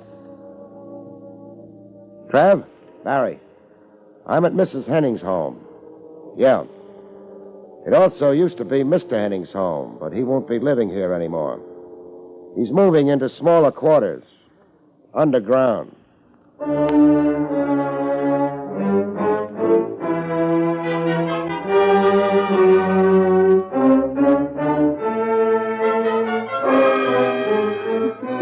Take it easy, Mrs. Henning.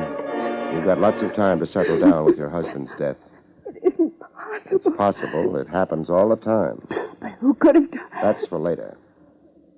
You wouldn't want to confess to this murder, too, would you? How can you say things like that? Practice. I need a little information quick. The truth, maybe.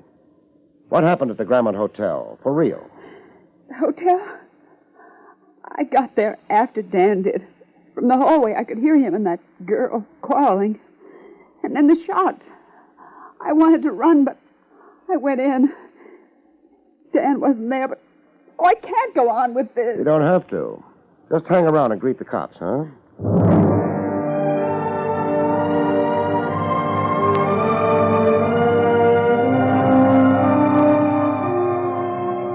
No matter how many times you've seen the dead, they still don't appeal to you, even with hand-painted ties.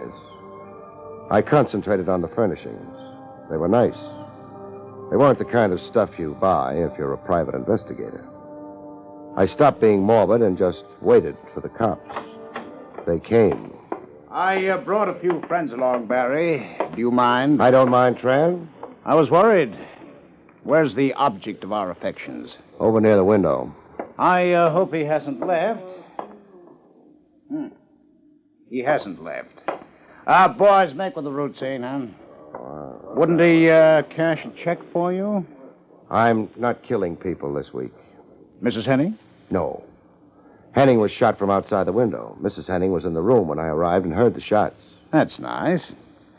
Maybe it's the perfect crime. Maybe. Mrs. Henning's in her bedroom. I imagine she'll wake up if you knock. So long. And where, if I'm not too inquisitive, would you be going? You're too inquisitive. Barry! Don't worry about it. All I'm doing is looking for a star to hitch a wagon to. A death wagon.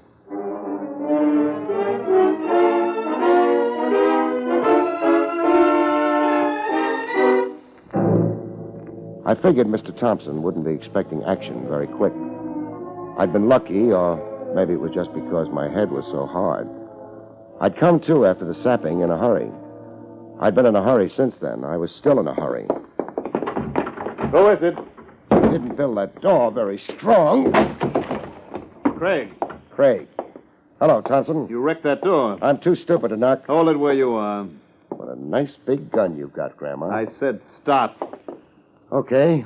I'm up against your desk anyway. Nice hunk of mahogany. What do you want? You. Look, I'm in no mood. This isn't comedy. I want you for murder, Thompson. Why don't you come and get me? I will if I have to. You under the impression you're bulletproof? I'm glad you reminded me. Very nice hunk of mahogany. Pity it got in your way.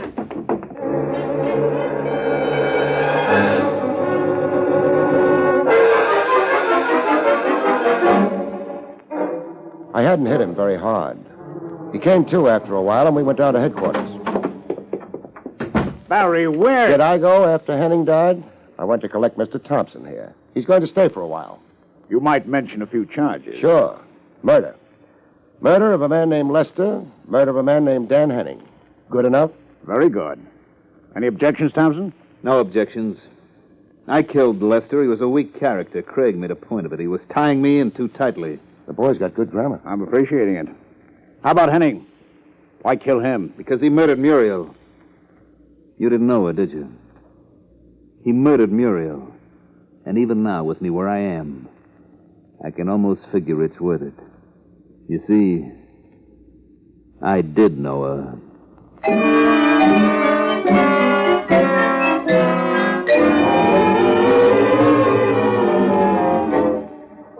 I left Thompson with Lieutenant Rogers. Maybe, according to his own bookkeeping, he'd been right. I'd seen Muriel Carter and was willing to give him an outside doubt. My job wasn't finished, though. I had a final report to make to my client.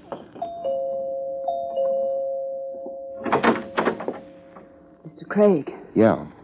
Mind if I come in? I don't think I'll ever mind anything anymore. Come in. Thank you. The police are gone. They took Dan. You better sit down. Yes, hadn't I? You hired me. I've got to finish things up. Things? What things? I didn't know there was anything left. Oh, nothing important, but... Mrs. Henning, did your husband ever wear driving gloves? No. Or any other kind? No, he didn't. Thompson's been arrested. Thompson's the man who killed your husband. Oh? Well, that won't help Dan, will it? No. Thompson was in love with Muriel Carter. He had company. The only thing is, Thompson wasn't the one who killed Muriel. I know.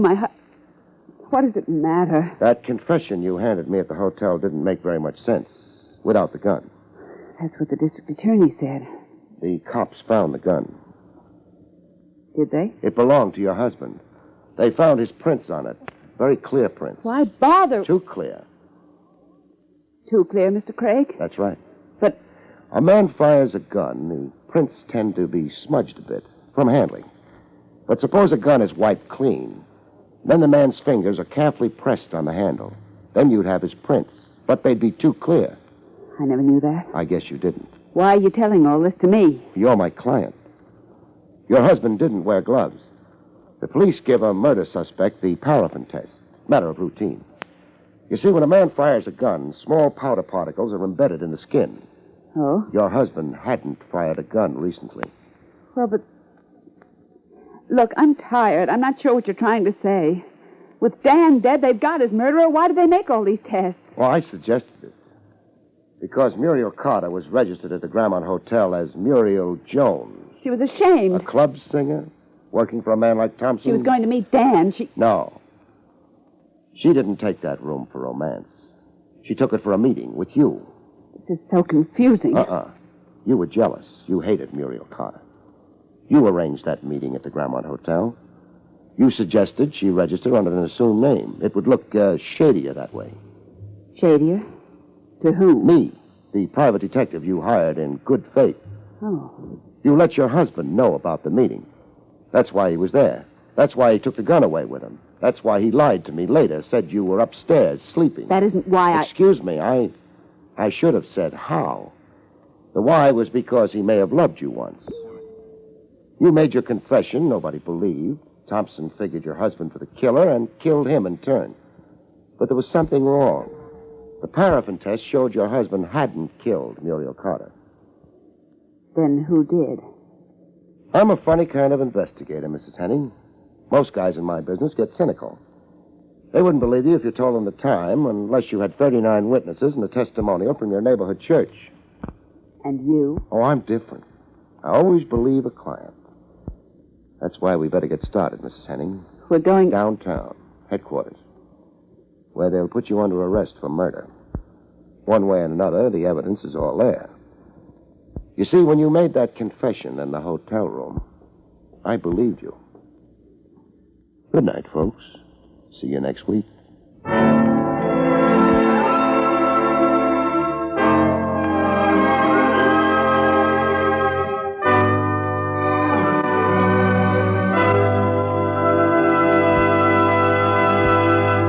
You have been listening to William Gargan in another exciting transcribed mystery drama from the adventures of Barrie Craig, confidential investigator.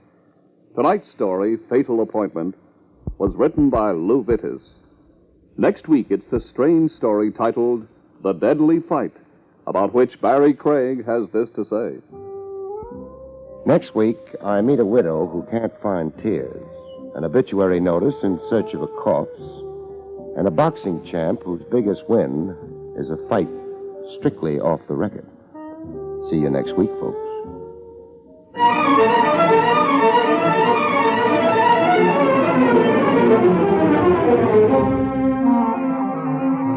Featured in the role of Viola was Joan Alexander. Barrie Craig, starring William Gargan, was under the direction of Hyman Brown. This is Don Pardo speaking.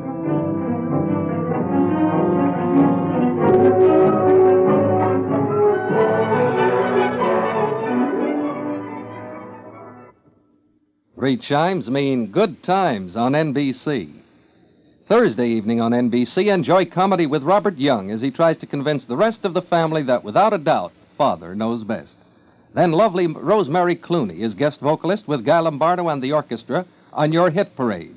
And for high adventure, join Mr. Keene, tracer of lost persons, as he investigates the alcoholic bride murder case. Then Saturday, it's the Camel Caravan with Vaughn Monroe and his orchestra. Now enjoy Meredith Wilson's Music Room on NBC.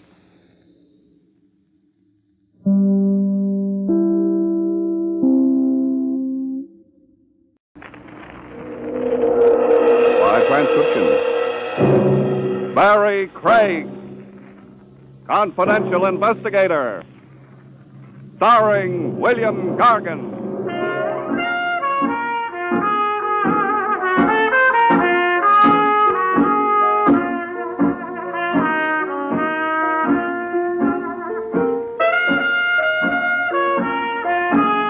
Barrie Craig speaking.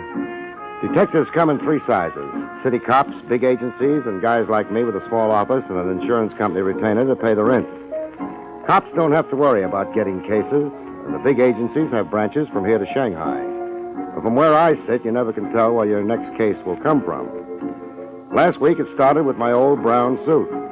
I'd been on a bodyguard case, and the suit looked as if I'd been sleeping in it for a week. There was a good reason for that. I had. I tucked it under one elbow and ducked into George the tailor's.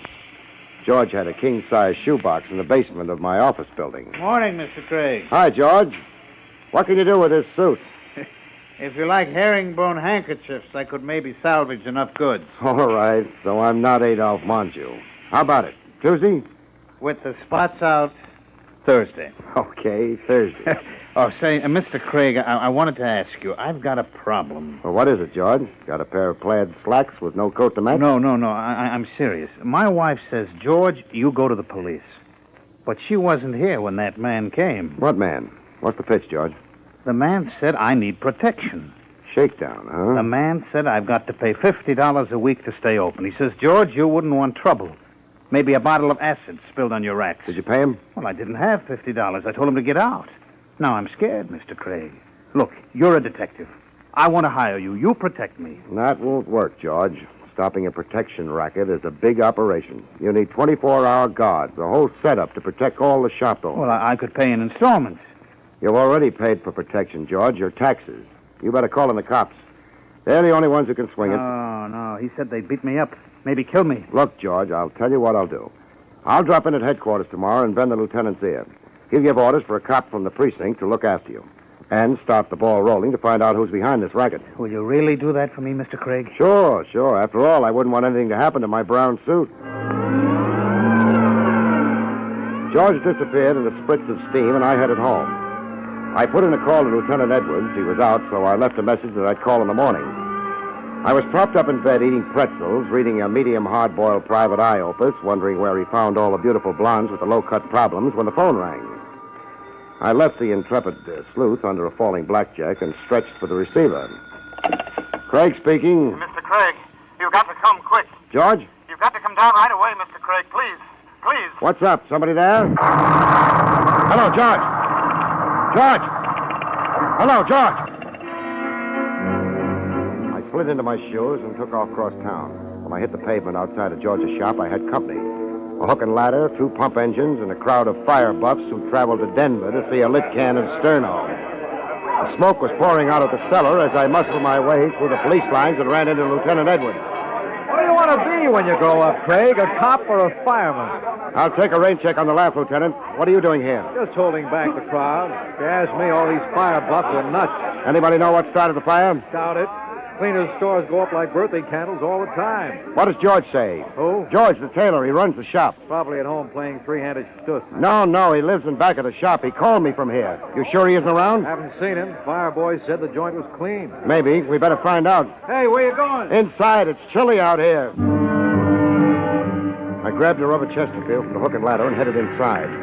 The first flash had died down, and the shop was burning nicely at the proper temperature for browning a turkey quickly. Under the fireman's coat, I was beginning to baste in my own juice as I pushed into the back room. I found what I was looking for under the counter, George the tailor, dead. I carried him outside and knocked off a few minutes to pump the smoke out of my lungs and siphon a little oxygen in. You all right, Barry? You know where I can get a new pair of eyelashes? Craig, what are you doing sightseeing at a fire at this hour of the night? And how did you know that guy was in there? I told you, Lieutenant. George called me. He was up against the protection grift. He tried to hire me. I told him I'd have you look into it. Well? It's too late for a referral now. Yeah? Well, it looks like it's my baby now. You better give me the whole shooting match to date. I have. That's all I've got. Anything turned up on your end? Any other complaints of a protection shakedown? Not a mutter. You're lucky you're out of it. I'm not. I haven't welched on a client yet, and as far as I'm concerned, George was my client. Well, it's a good, clean pro job anyway. Tough to prove arson. Maybe not. I found this wedged under George. Plastic? Celluloid scrap. Comes in real handy.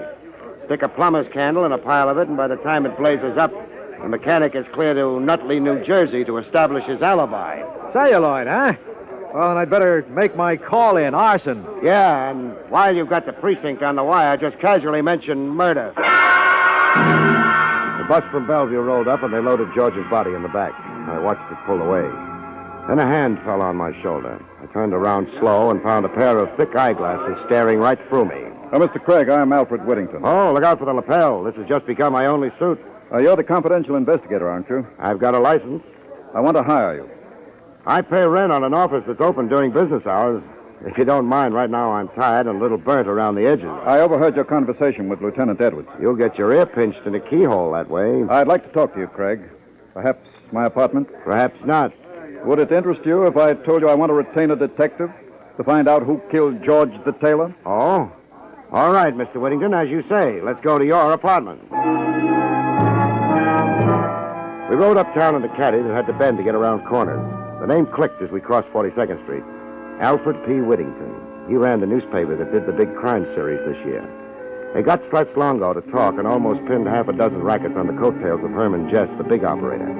Of course, they had to put Longo together with Scotch tape for the funeral, but it made nice reading, and Herman Jess had left town until it all blew over. Whittington's apartment was in the penthouse on top of the newspaper building. We sailed up in a private lift and waded through the nap to his library. It was the kind of a room you see behind the iron gray hair and the whiskey ad. Whittington was a little cozy about speaking his piece, so we discussed interior decoration till he got ready to make the plunge. I had this room specially designed for my hobbies. Oh, looks like you make a hobby of hobbies. guns, original oil paintings, and that fish tank is big enough for a stunted whale. Oh, that isn't all. I've got movie editing equipment in those cabinets, color slide projector. I'm very interested in photography. All you need is an erector set. Look, Mr. Whittington, I'm not writing an article for House Beautiful magazine. Of course, I just like to get to know a man before I talk business. With me, it's the other way around, so let's have it. You know, of course, the paper's been running a series on crime in the city. The board of directors is very anxious to continue. They've so instructed me. Where do I fit in? I heard you say you were going to work on this protection racket. That's right. Do you still intend to? Up to the top. Good, good. We can help each other, Craig. I want to retain you on behalf of the paper. What happened to your reporters? Measles? Contrary to popular fiction, reporters aren't trained as detectives. You are. What do you want? Whatever you can get. Of course, I want reports direct to me, strictly confidential. That comes with the price of the entree. Our legal staff will have to go over everything before we print it. And nobody's to know you're working for me. Bashful? Discreet. The staff here would feel I didn't have confidence in them. Don't you? When I want a job done right, I go to a professional. I want the truth, no matter whom it involves. But I want the story exclusive, as it develops, step by step. All right. Then you're my second client, because George the tailor comes first. Next morning, I went down to the insurance company that pays me that nice, steady retainer, rain or shine. I waded through the acre of desks in the outer office and rapped on the glass door marked Arthur B. Goldsmith. Art was the company expert on fires. He knew enough angles on arson to burn out an asbestos mine. I planted the scrap of celluloid I found under George the tailor on his desk and flipped over a few questions. No soap, Barrie. Celluloid is standard equipment. It doesn't point to anybody? It'd be like asking which ball player uses a bat. The mechanic plants a plumber's candle in the celluloid scrap, down she burns, and then they can file the insurance claim in the morning. Much doing these days? Average. Not like in the Depression. In 33, the only way to make a profit was burn your own place down every 6 months. Art, if you wanted to hire the best, money no object, who would you get to start a nice, cozy conflagration? Pro job? Major League. Let's see. Mike DiGiorno is in Elmira. Maybe Irving Turkle, celluloid Harry Bush. I'll give you a list, maybe 10 men. Thanks, Art. It's a long shot. Got something else? Not yet, but if you rake a red-headed clinker out of the next fire, that's me. I started checking down Art's list. It was like looking for the clams in a bowl of cheap chowder. 2 of them were at peace in the lower bay, hugging a load of bricks. I found Irving Turkle on Center Street, right opposite police headquarters, pushing a baby carriage full of hot charcoal and roasted chestnuts. Hot roasted chestnuts. All hot. Dime's worth, Turkle. Who are you? Barrie Craig. Art Goldsmith at Federal Indemnity put me on you. Oh, yeah. Why, I got a lot of respect for Mr. Goldsmith. A lot of respect. Mm-hmm. Here's your chestnuts. Thanks. Look out for worms. Yeah, I will. How's business, Turkle? You push ice cream, turns cold. Switch to chestnuts, you could fry an egg on the sidewalk. Tough, huh? My worst enemy should have it better. You haven't been roasting anything besides chestnuts lately? Like what? Like tailor shops? Mr. Craig, I'm telling you honest, I ain't so much as set fire to a cigarette since the last time I got sprung. Sure? Look, I ain't so young no more. You could get pneumonia standing out here, but inside those cell blocks, it ain't so nice neither. I ought to know. I've been in maybe 18 years since I was 13. Warwick, Elmira, Clinton, I've been them all. Enough already. I made up my mind I want to die on the outside. Could you use 5, Turkle? Oh, you're kidding. I want to find a mechanic who did a job on the west side yesterday. A tailor shop? You know about it? I read it in the paper. I got a list from Art Goldsmith. Save me some time, and it's worth a fin. Mr. Goldsmith, shouldn't ought to put me on the list. I retired. I wouldn't... How about the rest of them? Well, I heard somebody the other day saying Harry Bush made a good connection. Where can I find him? Look, Mr. Craig, I'm on my own now. There wouldn't nobody even feel bad if I got took. I'll cover you, Turkle. All right. Harry Bush has got a drop from Long Island City. Easy glide roller skating rink. All right, Turkle. Thanks a lot. You tell Mr. Goldsmith I'm retired. You tell him that. I got a lot of respect for Mr. Goldsmith. Excuse me, I got to get back to work. Chestnuts? Hot roasted chestnuts?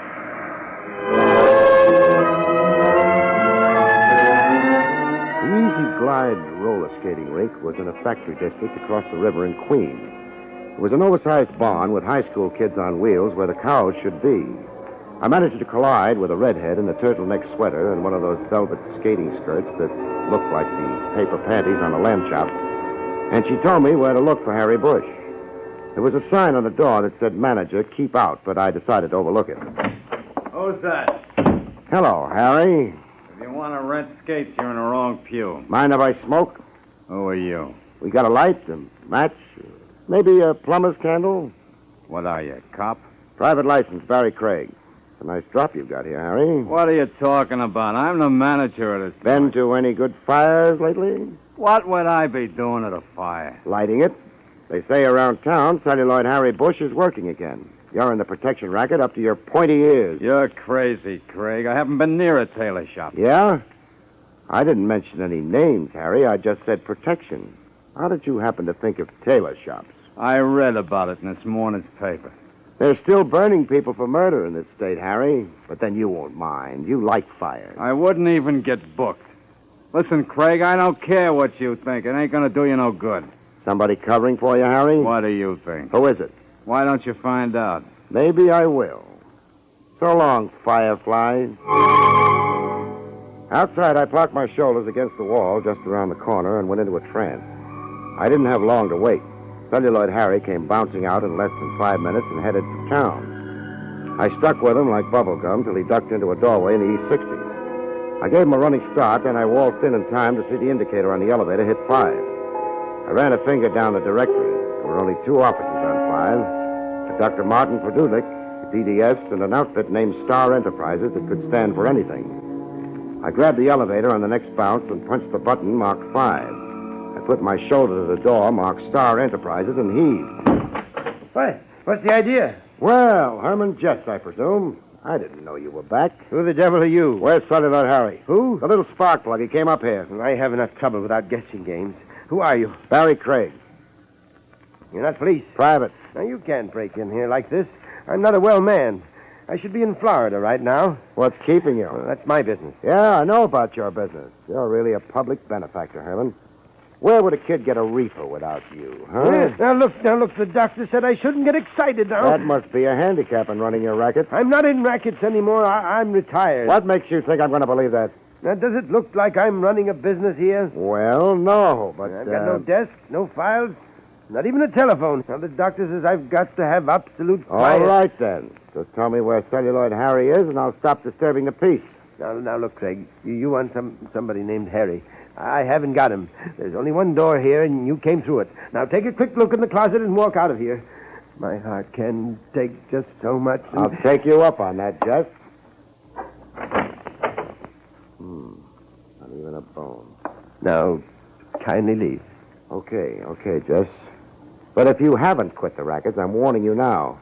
I'm after the mechanic that burned George the tailor and the man who bought him. Clear up to the top. Put that in your blood pressure and smoke it. I started for the door with a sinking feeling that I was a sucker in a new-style shell game. Celluloid Harry had to be in Jess's office. Unless he was under the rug, I couldn't see him. The elevator door was just sliding closed as I reached it. I got a quick shot of a pretty picture. Celluloid Harry with his finger on the first-floor button. The door slammed, and I stared at the arrow as it swung around. It didn't add up. It wasn't in Jess's office. The only other room on the floor was the dentist. I decided to develop a toothache. Can I help you? It's my tooth. This one, see? Hurts something awful. Oh. Dr. Weiss is on the first floor, and Dr. Carey on the third. What's the matter with Dr. Produlik? I'm sorry, he isn't in today. How about the fellow just came out? There's been nobody here. Then I guess I made a mistake. By the way, you like roller skating? I beg your pardon? Nothing. A book of matches on your desk says Easy Glide Roller Rink. I thought maybe you liked to skate.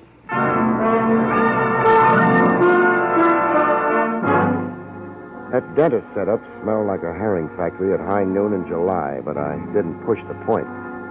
I left and found a phone booth in the lobby of the building and poured my story into Whittington's shell-like ears. There might be any number of reasons for that girl lying to you, Craig. Harry might be a boyfriend. She doesn't like to skate, and Herman Jess is right next door. I think the dentist's office is a blind. You think he's fronting for Jess? I'd lay the odds. When the crowd thins out, I'm going up there to check. Well, what do you expect to find? I figure with the rackets Jess is running, he's got to have complete records handy, or he couldn't keep track of the take. I want to find those records. All right. If you come across anything, bring it straight to me. The receptionist had left for lunch, so I rang a few peals on the bell to see if Dr. Padulik was at home. He wasn't, so I let myself in with a bobby pin and went to work on the desk in the inner room. I pulled out a stack of records. That latest date was 3 months ago. The appointment book past that date was blank. The bills checked. Nothing later than 3 months ago, except the last one. A bill from the Conmont Memorial Home for $700.84 for the funeral of Martin Padulik. What are you doing in here? Huh? Who are you? Who do you think I am? Dr. Martin Padulik. He was a rabbity gray little man. Looked pretty good for a 3-month corpse. There was a vein in his forehead, jumping like a kid on a pogo stick. But his hand was steady as a rock, as it was wrapped around a .38 revolver. You stay where you are. What do you think you're going to do? Well, you broke into my office. I'm going to call the police. Fine. You go ahead. Maybe you can explain to them how you happened to be buried 3 months ago. What? You're no dentist. You're fronting for Herman Jess. Well, you're crazy. Am I? I'll save you time. I'll call the police. Give me that phone. And you give me that gun. There. Fair trade. Now, settle down, friend, while I jam a chair under the doorknob. I'm going to look for Herman Jess's records. I was in a tough spot, and I knew it. The License Commission doesn't look kindly on breaking and entering, and if that office was clean, I was in for trouble. I knew I couldn't search that room for anything smaller than an elephant in the few minutes before somebody drifted in, so I kept one eye on my buddy and played it cozy. I yanked the desk drawers out and threw the papers around like a picnic. I pulled the medical books down off the shelves to make sure that there weren't any false fronts. I wasn't getting any take from the phony dentist, so I headed for the other room. I dumped the instrument trays, and he couldn't have cared less. But when I headed for the file cabinet in the corner, the vein in his forehead beat like a ragtime drummer on bathtub gin. You can't get away with this. I'll have you in jail. Yeah. I slid open the file drawers. Nothing but dental records. I slammed it shut, and my playmate relaxed like a hangover in a Turkish bath. I couldn't figure it. Those records ought to be near that file cabinet. Maybe a secret panel. I couldn't be sure without an X-ray, and then I got it. What are you doing? Taking a look in this box on top of the file. Those are valuable X-rays. Don't get them out of order. I won't. I'm taking them with me. This first batch are teeth, all right. But from here on, these pictures didn't come from anybody's mouth. Not unless his molars kept double-entry books. Oh, company. Let me in. I know you're in there, Craig. Not for long. Which way is the nearest fire escape? Hurry! I've got him! In the pig's eye, friend! Craig, stand still or I shoot. The window was locked, so I tossed a wastepaper basket through it. I was 2 floors down the fire escape when Jess showed up in the window. Others were slamming around like a pinball game with body English. I hit the ground and sprinted for the curb. Then I jumped into a waiting hack. As it pulled away, I saw Celluloid Harry bounce out of the building and into another cab. Hey, mister, I wouldn't want to make you nervous, but you're being followed. No, I'm very popular. Can you lose him? No. My life insurance lapsed last week. Would $50 change your mind? What good is insurance after I'm dead? 50 I can spend now. Hold on to your plate. We weaseled through Manhattan. The cab behind us stuck like a mustard plaster. We got into a jam and a transverse across Central Park. Hang on, mister. I'm going to cut inside that bus on the sidewalk. You got caught by the lights. Shot straight up to Whittington's mink-lined sewer. He was showing himself color shots with his Cocker Spaniel on a slide projector when I waltzed in. Craig, you didn't ring? Doorbells are for process service. I've got Herman Jess and the protection racket in my pocket. Here. What are these? Dental X-ray films. Only there isn't an inlay in the bunch. These are Jess's records, microfilm to match the teeth X-rays. Are you sure? You can't read them without a magnifying widget. But I'll bet there's enough in that envelope to send Jess up the river like salmon. Shall I call the cops? I'll take care of that, Craig. Wait. You expecting anybody up here tonight? No, I left orders not to be disturbed. In that case, we'd better get ready to receive company. Somebody's coming up the stairs. I thought I lost Harry, but I guess he's stuck. Chuck that envelope in the fish tank. What's up? Go ahead. It won't hurt the film. Now, try to look innocent. All right, Craig. Get him up. We were just talking about you, Jess. Was your nose itching? You hoist him, too, Whittingham. You can't get away with this, Jess. I'll have you... You won't do anything. You're pretty brave in those crusading editorials. Wrecked my health. Let's see you stand up against the gun. Craig, do something. Got any suggestions? I want those records this sponge brain stole from me. You got me wrong, Jess. Shall I work on them? No. We'll try Whittington. What are you going to do? Harry, ask him where those records are. You get away from me. You heard Mr. Jess. Where are the records? I don't know. Hey! Don't move, Craig. Ask him again, Harry. Come on, Whittington. Where are they? I don't know, I told you. Let me alone. Listen, Jess. Don't move. I'm a very nervous man. It would be very bad for me to shoot you. Now you got anything to say? No, not when you put it that way. Okay, Harry, go ahead. All right, Whittington. No, don't hit me again. No, don't. Where are those records? No, not again. There, in the fish tank. Craig hid them there. Harry. I got them. Look inside. It's films, all right. All right, we're getting out of here. Come on, Harry. What's that? Mr. Whittington is having open house. What are you talking about, Craig? I think the boys in blue are coming to tea. A cop. He's bluffing. Care to wait and see? The back door, Harry. We don't want trouble on the way out. Take care of Craig. A pleasure. Harry was behind me when he let me have it with the butt end of his gun. I retired temporarily from this world, and when I got back, I was looking at a pair of shoulders 4 yards wide with Lieutenant Buck Edwards cooing gently in my ear. Craig, you all right? Oh. I'd better send for a doctor. How about Jess? That is yesterday's racing form. He tried to shoot it out with the boys I had staked downstairs. And Celluloid Harry's on his way to prison ward at Bellevue. Just dead, eh? Lieutenant, did you search the body? There was certain evidence. You mean this envelope? That belongs to the paper, Lieutenant. Part of a confidential report. I don't know, Mr. Whittington. I'll take complete responsibility. We rate a break on this story. Craig was retained by us. Go ahead, Buck. Give it to him. Excellent. I'll put it in my safe. Better look at it first. What do you mean? You'll find it's a real classy collection of diseased choppers. What are you talking about? They aren't the real microfilm records. They're just a bunch of legitimate x-rays of teeth. I left the real records with the cab driver and told him to take them to Lieutenant Edwards. What you told me... Sure I did. But I like to play it safe. I knew Jess would be after me, and I was afraid he might persuade you to give them back. I'm sorry. I'm afraid I was rather weak. But I really thought he intended to kill us. Oh, don't apologize. You were terrific. That was a great strong-arm scene you played with your stooges. Stooges? Sure. Why do you think I ducked those records, Whittington? When I was going through that X-ray file, one thing caught my eye, a color transparency. It didn't exactly belong in that file because I'd seen a print of that picture before, on your desk. A very flattering portrait of your wife. My wife? Yes, you made a slight mistake. You must have got it mixed up with your microfilm records when you shipped them back to your boy, Herman Jess. Oh, see here. Are you trying to insinuate that I mean, you're the real boss behind this racket, not Harry Jess. Why, well, that's absurd. If that were true, then why would I have hired you? Self-protection.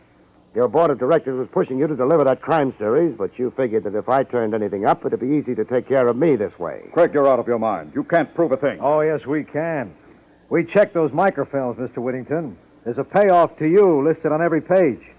You've been under arrest for the last 5 minutes. Well, Whittington, I guess this squares accounts for George the tailor, but you still owe me for one brown suit. I'll put it on the bill for services rendered. Take him away, boys. Coming, Barry. Coming, Lieutenant. So long, folks. See you next week.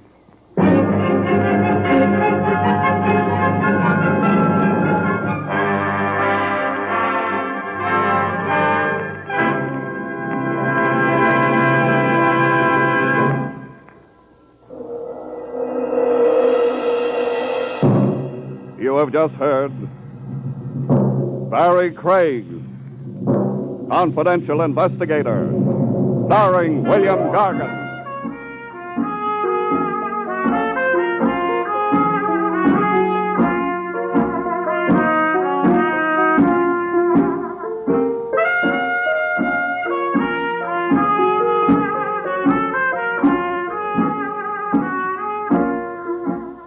Next week, another exciting transcribed story starring America's #1 detective, William Gargan, as Barrie Craig, confidential investigator. Tonight's story was written by Ernest Kenoy and featured Santos Ortega in the role of Alfred Whittington. Your announcer is Don Pardo. All persons and places mentioned in this program were fictitious, and any resemblance to actual persons living or dead is purely coincidental.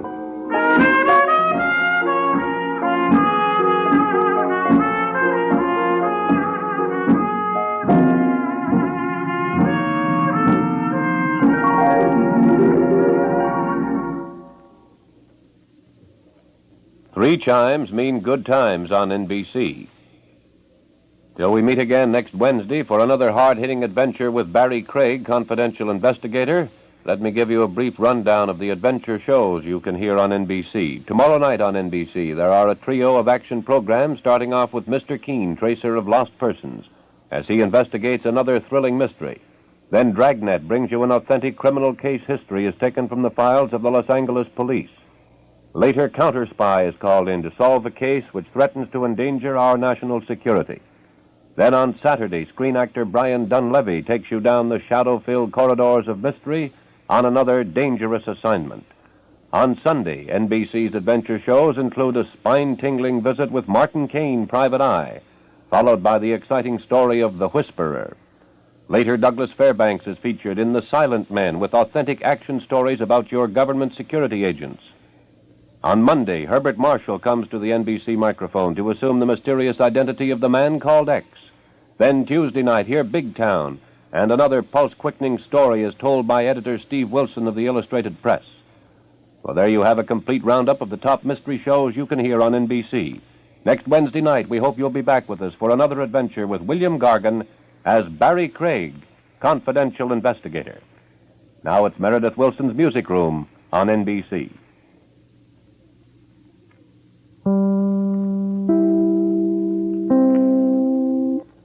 William Gargan stars as Barrie Craig, confidential investigator.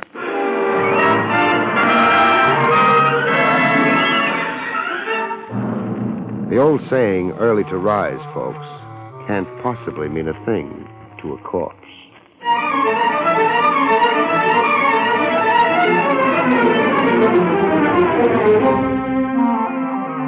Your Pontiac dealer presents William Gargan in another transcribed drama of mystery and adventure with America's #1 detective, Barrie Craig, confidential investigator.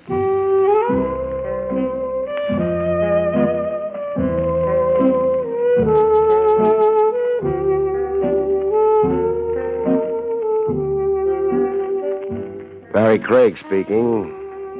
The trick in continuing on as a confidential investigator is to keep on good terms with the police. Comes time for your license renewal, and a department sawhead can louse it up for you. Play footsie with a corpse, conceal evidence, rack up as many black marks as you must, but be sure you've got a friend somewhere in the higher echelons. High, say, like a lieutenant, willing to countersign your renewal application, where it reads character references. Ah, the fool that I am, Craig, endorsing your application. Your signature goes down here, Trav. No blotting now. Right neat. Certifying you as a man of good character. However will I atone for the perjury? The guilt get too much for you. I can refer you to a high bridge. Okay, I've signed. You're free to harass and otherwise misuse and abuse me for 12 more months. I'm looking forward to it, chum. I'd start in right away if I had a case. Oh, don't tell me the great man's idle. One meal away from pawning my badge. Unless you've got an idea. I get the hint. Even if I could, why should I throw anything your way? Because you hate seeing me fall dead from hunger. So what case did you have in mind? 2 cases. You even have a choice. Both of them prefer a confidential operative to official police methods, official notoriety. I was asked to recommend someone. I'm all ears. Case 1. A Mrs. Cora Talbot wants help in finding her husband, Stanley Talbot.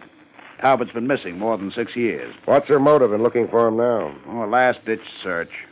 She's about lost hope that he'll ever return. She wants to petition to have him declared legally dead so she can remarry. Interesting? How big a fee? $20 a day in expenses. Kind of anemic. It's all the lady can afford. Is it no? What's my alternative? A publisher named Hilary Grayson. He ran a best first novel contest, $50,000 to the winner. And? The prize-winning manuscript was stolen, very mysteriously. What's it worth to Grayson to get the manuscript back? A flat $2,000. So, which of the two has you seething with a desire to see justice done? Well, I don't want to be mercenary. Then you'll accept Mrs. Cora Talbot. I'll call and tell her. Call and tell publisher Grayson. It's not on account of the higher tab. The fact is, I've been a long time wanting to raise my cultural level.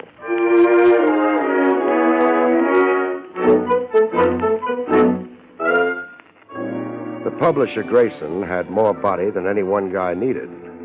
3 sets of jowls and thick eyeglasses. Looking into his eyes was like watching fish in an aquarium bowl. Get that manuscript back, Mr. Craig.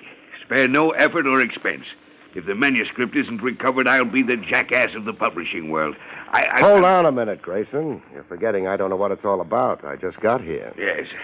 I suppose I should give you the facts. It would be helpful. The prize-winning book manuscript, The Cry of the Hyena, by Eric Trent, was stolen right out of my office.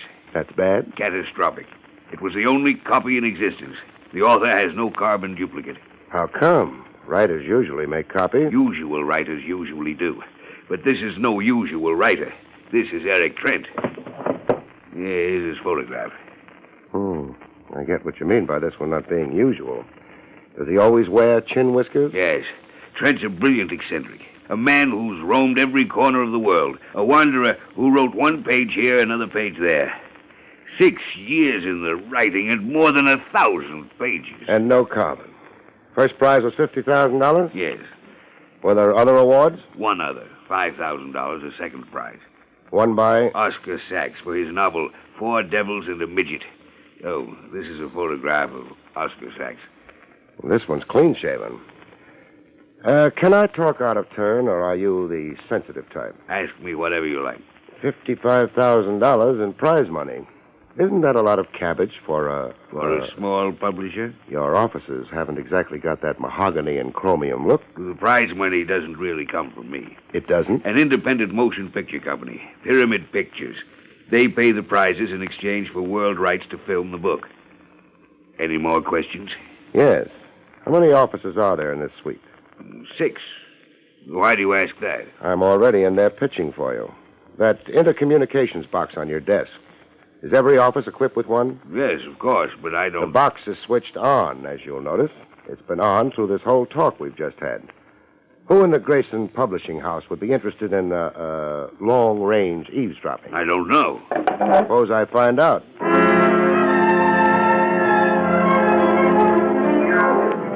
But I didn't find out. The eavesdropper resented my curiosity with all his might. An inkwell pitched at me.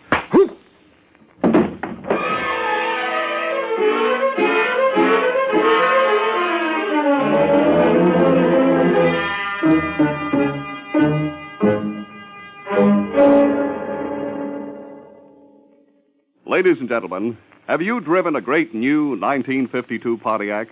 Until you do, you cannot possibly appreciate what Pontiac's dual-range performance really means. Only with your own hands on the wheel, your own foot on the accelerator of a Pontiac, can you know what it means to select with a flick of a finger exactly the power you want. Tremendous get-up-and-go in traffic, or smooth, easy-going, gas-saving cruising on the open road. The great new Pontiac gives you this kind of performance because Pontiac has, for the first time, combined the 3 essentials of top-flight performance in one great car. First, a terrific high-compression Pontiac engine. Second, the wonderful new General Motors dual-range hydromatic drive. Third, Pontiac's new high-performance economy axle. It's this great powertrain which makes dual-range performance, giving you exactly the power you want, when you want it, where you want it. Remember, only the new Pontiac has dual-range performance. Only your Pontiac dealer can show you this engineering masterpiece. Before you consider any new car, be sure you visit your nearest Pontiac dealer. See the new Pontiac. Drive it yourself. you won't be very many miles down the road before you heartily agree that dollar for dollar, you can't beat a Pontiac. And now back to Barrie Craig.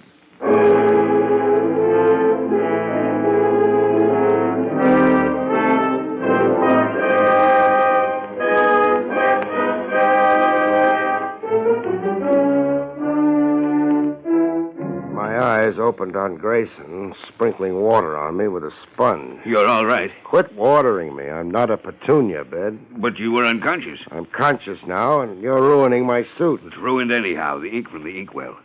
Don't tell me. Red ink yet. My fee's gone up, Grayson. Up? $2,000 plus $49.75, the price of this suit.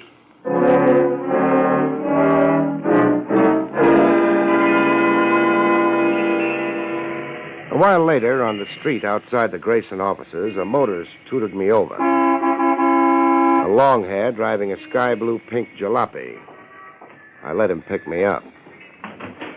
You paging me, friend? Yes, I'd like to talk to you. What about? If you'll get in, we can go somewhere. I'll buy you a drink. Oh, buttermilk. There's a buttermilk bar over on 8th Avenue.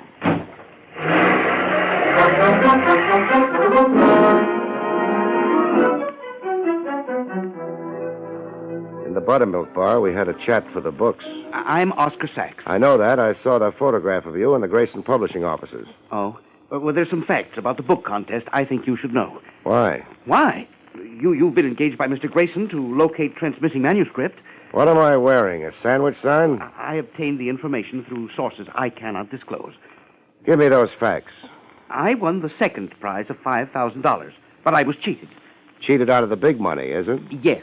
Explain, please. The contest rules clearly specified that the award was to be made only to an American author. And? I have reason to believe Eric Trent is an Englishman, or anyhow other than an American. To put it bluntly, a fake who should be disqualified. Disqualified while you're moved up to first place and $50,000? Yes.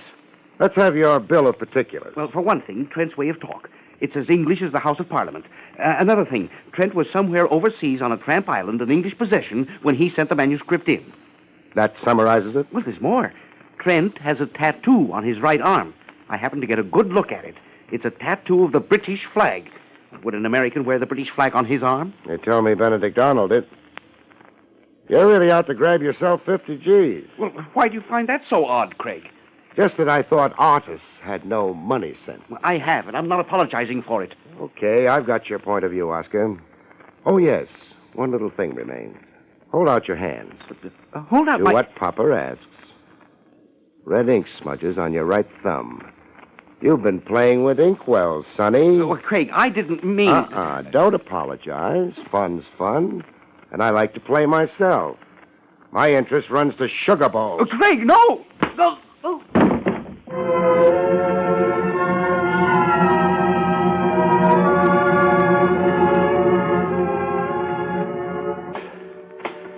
Eric Trent's address, furnished me by Grayson, was a rickety studio walk-up.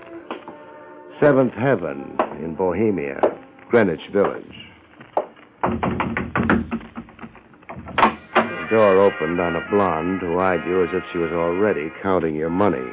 Hiya. Hello. This is 6D, isn't it? That's what it says on the door. It's my astigmatism. Is Eric Trent in? No, but I am. Baby, I'm not a gentleman caller. So who's tough luck, would you call it? Come in.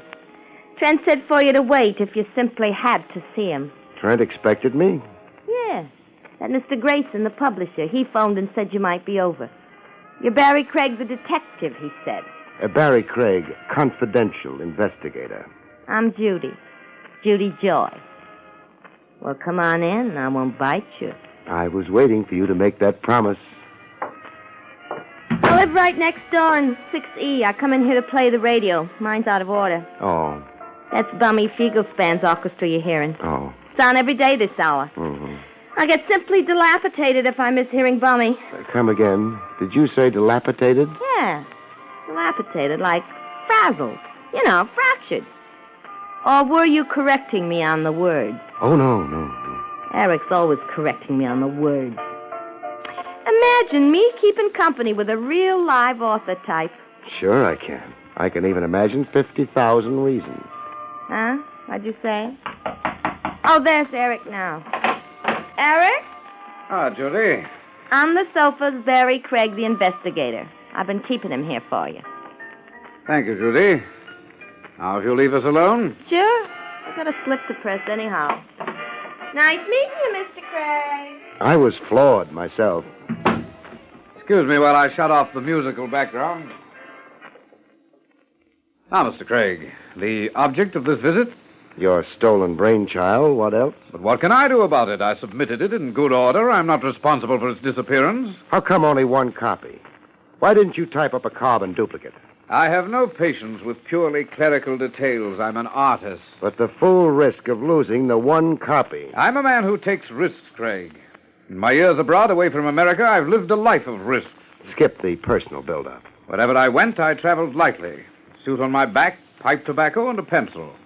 It was enough of a nuisance carting one copy of 1,000 pages around. And how was I to know my confounded book would ever get to a publisher, much less win a prize? Okay for that. What's your guess on the missing manuscript? Grayson. What motive? A stunt. Grayson intends exploiting this whole affair for all the publicity he can wring out of it. It's an angle. The 50,000, would you say you won it legitimately? Legitimately? I mean, what if you were to be disqualified as the first prize winner, say on a technicality? What technicality? Not actually being of American origin, as the contest rules specify. But I am an American. With a British accent? I spent years in the islands, in Jamaica and British Somaliland. I'm told you have a tattoo of the British flag on your right arm. So? Well, I sailed the 7 seas, and like a sailor, I had myself decorated with tattoos. But the British flag on an American citizen. Ah, wait until I open my shirt. There. Are you looking at the tattoo on my chest, Mr. Craig? Yeah, the American eagle. What do you know? Expand your chest, genius. Expand my... I want to see old Baldy flap his wings.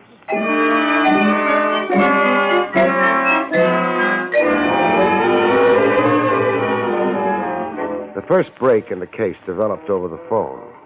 I was in my office, soaking my feet. Barrie Craig speaking. Craig, this is Grayson. What gives? It's about the stolen manuscript. Listen carefully. Shoot. A hoodlum named Mike Kelsey got in touch with me. He admitted to stealing the manuscript. Why did he? A mistake, he says. He was under the impression that it was valuable. A rare manuscript. Believe that. He wants to return it now and no questions asked. How much loot is he after? $1,000.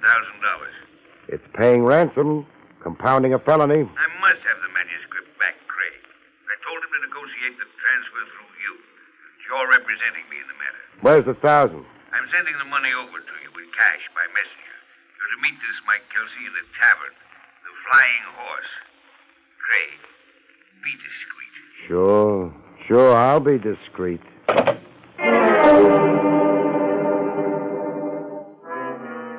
The cash came by messenger, okay, and I got to negotiate in the Flying Horse Tavern. A mug with heavy artillery bulging his coat, waiting at a table for me. You Mike Kelsey? No, I'm, McGuire. I'm here for Mike. Hey, you're negotiating for Grayson, so I'm here negotiating for Mike Kelsey.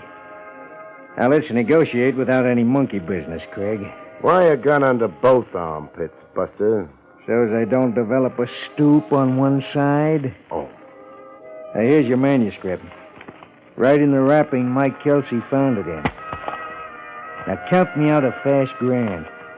Here, $1,000. Count it yourself. Yeah, it seems okay. Don't be stupid enough to stop me from leaving.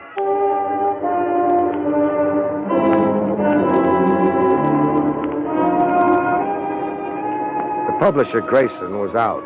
Would I please call later, a secretary told me.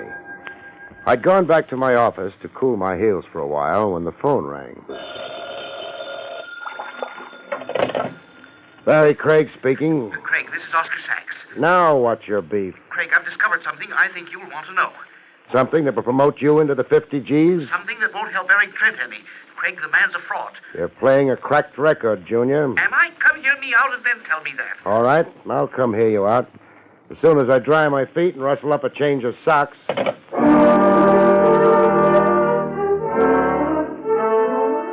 I didn't get to hear Sachs out. To achieve that, I'd first have to perfect a way of communicating with the dead.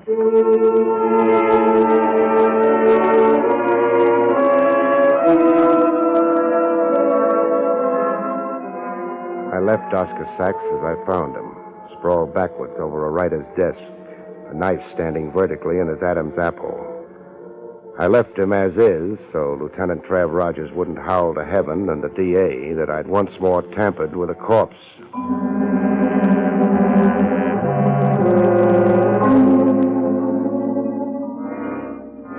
Grayson drooled with joy supreme over the recovered manuscript. This is a load off my mind, Craig. A big load. But it solves nothing. Who stole it and why? And why was Sachs murdered between the time he phoned me and the time I got to his flat? I'll show you the manuscript, Grayson, and then I've got a question. Here. Examine it and then tell me. Is this the same manuscript that was stolen? The same? Why, sure it is. The Cry of the Hyena by Eric Trent. Examine the manuscript, not just the title page. Study a few sample pages. Yeah. It's the same. You'll swear to that? On a stack? No. No, I won't swear. You've detected something? Some changes? Yes. I think yes. For one thing, this copy is cleaner. The edges of the pages aren't so ragged from handling. As you remember them to have been? Yes, even the title page looks altered now. I remember a burn here in the upper right corner near the author's name. A burn like from an accidental cigarette ash. I'm convinced. This isn't the copy that was stolen. But what can it mean? I aim to find out. Grayson. Yes? Phone Eric Trent. Get him to come here to your office on some pretext. But why? So I can have the run of his studio without Trent being the wiser or being present.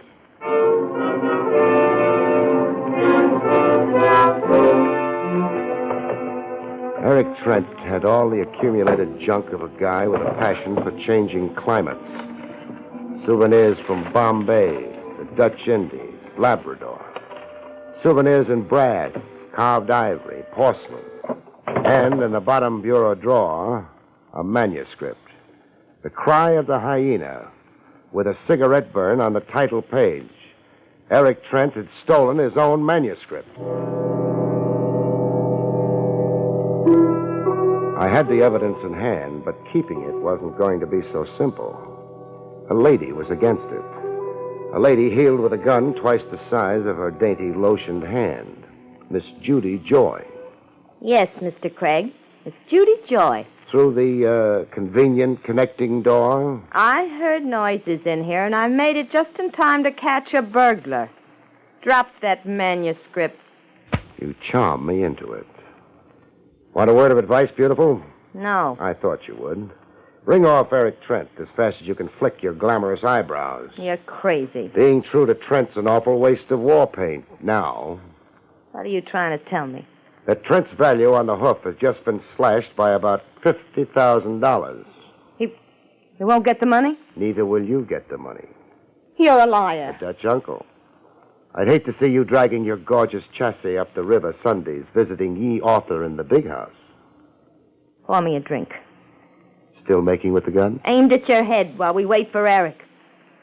The stuff's on that coffee table there. The soda bottle's right alongside it. Okay, I'll play bartender. Say when? When? How much soda? Just a squirt. That's enough. Spot more, huh? Just enough to dampen your spirits? Had enough? She's no good. Roll down here.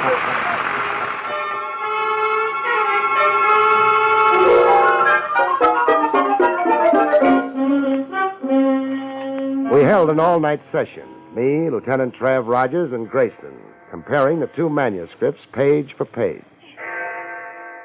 It was early dawn before I found a discrepancy between the two versions. You found something, Craig? Yes, Trav. Cora Lane's disappeared from the substituted version. Who's Cora Lane? Tell him, Grayson. Cora Lane is a character who appears early in the novel. A woman the hero meets and falls in love with. She's in version 1. She's out of version 2. Now, why would the author go to all the trouble he did, submitting a manuscript and then stealing it back just to write a character out of the book? Because the name Cora Lane means something. Something he didn't want found out. Means what? Cora Lane was a character, say, drawn from real life. She's a real name, a real person somewhere. Excuse me, Mr. Craig. They're saying that Trent only realized it when it was almost too late to make the change. One thing's pretty clear to me, Grayson. Eric Trent didn't write the book. Somebody else did. Who would you say did write the book, Craig? The hero of the story is my guess. Stanley Fields. Only that name is probably an invention, or Eric Trent would have changed it. It figures. The book is an autobiographic work. A man's true personal history disguised as fiction. The personal history of someone Trent stole the manuscript from. Someone now dead, or Trent would never have dared to try for the big prize. Trav? Yes. Arrest Eric Trent. Book him for the murder of Oscar Sachs. You're sure? Sachs tumbled to some of the truth, and Trent shut him up. Trent was also behind the Mike Kelsey red herring. That was a trick to throw dust in our eyes. Arrest Trent, Lieutenant. And when that little chore's over, check police files and directories for a Cora Lane. Go to it, Trav. On this one, I'm making you a gift to the headlines.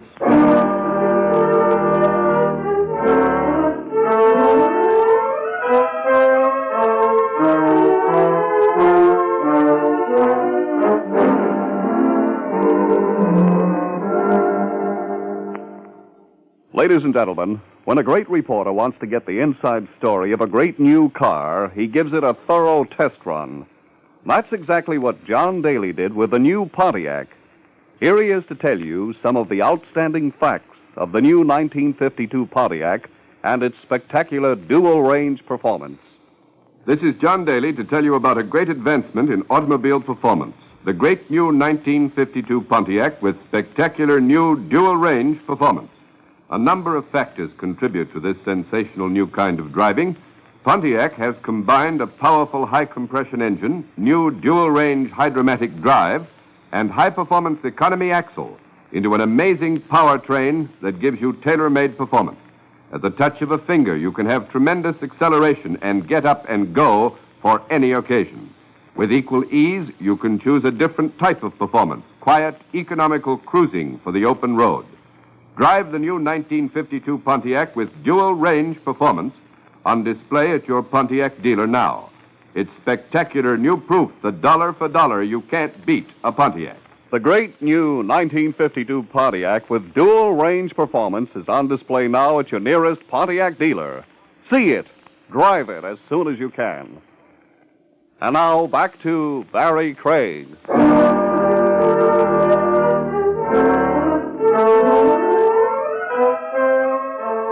It took 2 days for Trav to get back to me. When he did, he had a lady with him. A gray lady with haunted eyes. This is Cora Lane, Craig. Cora Lane, Barrie Craig. Mr. Craig. How do you do? How did you find her, Trav? Police files. The name of Cora Lane appeared on an old record card. She reported her husband missing some years back. Stanley, my husband. He left one morning, never returned. I was frightened. I imagined him injured, a traffic victim. I didn't know then that my husband had planned to just disappear, that he couldn't live in my world, that he had so much wanderlust. Her husband was the Stanley in the book. The author of it, as you theorized, Craig. Your husband was a writer? Yes, a writer all through him. Foolish, wild, irresponsible, and wonderful, too. Is he dead? Tell her, Trav. Yes, he's dead. Oh. According to Eric Trent's confession, your husband died of a tropical disease somewhere in the Pacific. Eric Trent was a drifter your late husband had taken up with. An odd thing, Craig. What odd thing? I offered you one of two cases the other day. Why bring that up now? You took one, but you solved both. What? Cora Lane is the maiden name of Mrs. Stanley Talbot. Mrs. Cora Talbot. Not the $20 a day in expenses deal I passed up. Yes. As it turned out, you found her missing husband. A gray lady, Trav, and all-around loser. Her life hasn't been good. Her life needs fixing. Mrs. Talbot? Yes, Mr. Craig. We're taking a ride, you and me. A ride? Cross town. You've been poor, but now you're rich. That book of your husband's, The Cry of the Hyena, there's $50,000 coming to you. And I'm going to stand over Grayson while he makes out that check. Good night, folks. See you next week.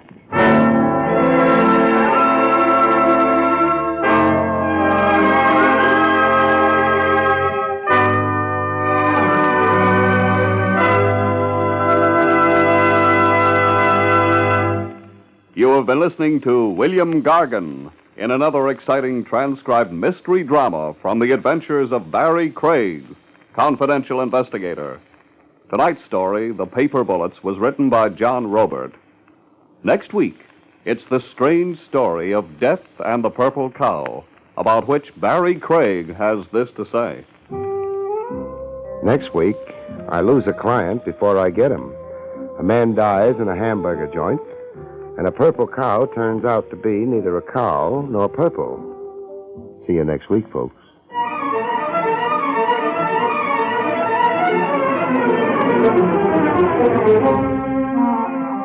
Featured in the role of Judy was Barbara Weeks. Barrie Craig, starring William Gargan, was under the direction of Hyman Brown. This is Don Pardo speaking. Now enjoy Meredith Wilson's Music Room on NBC.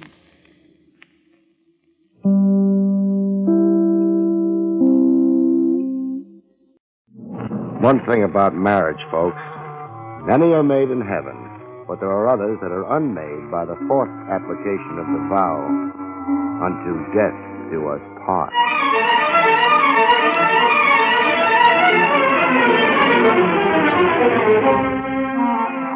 The National Broadcasting Company presents William Gargan in another transcribed drama of mystery and adventure with America's #1 detective, Barrie Craig, confidential investigator.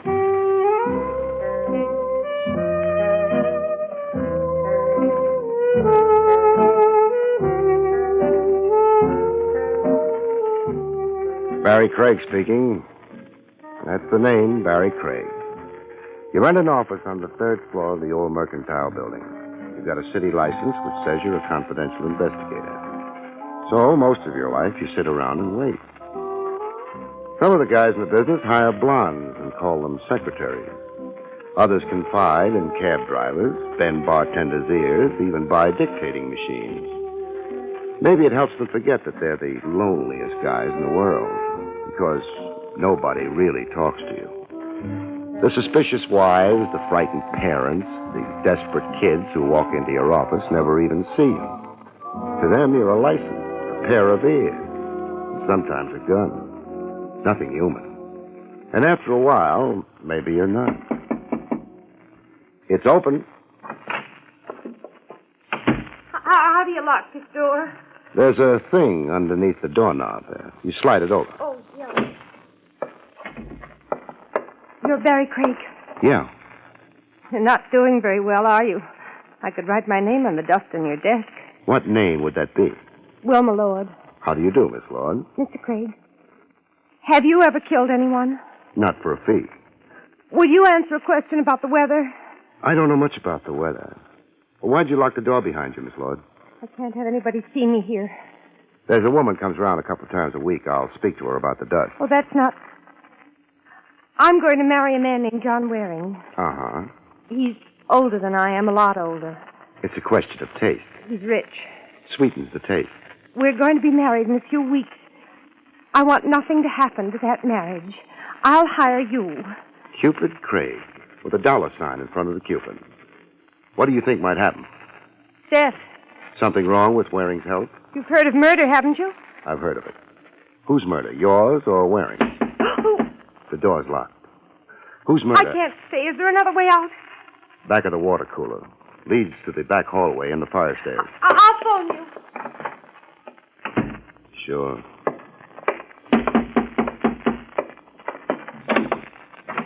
Yeah? Get out of my way. That gun a little heavy for you? I said, Okay. Well, the dame. Where's the dame? you don't look too good. Where is she? Got a name for her? The dame walked in here. I seen her.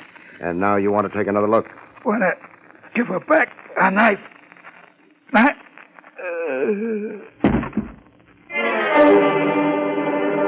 The floor stopped him. I kicked the door shut behind him. The knife he'd mentioned was angling out between his shoulder blades. I didn't want anybody to confuse him with a client.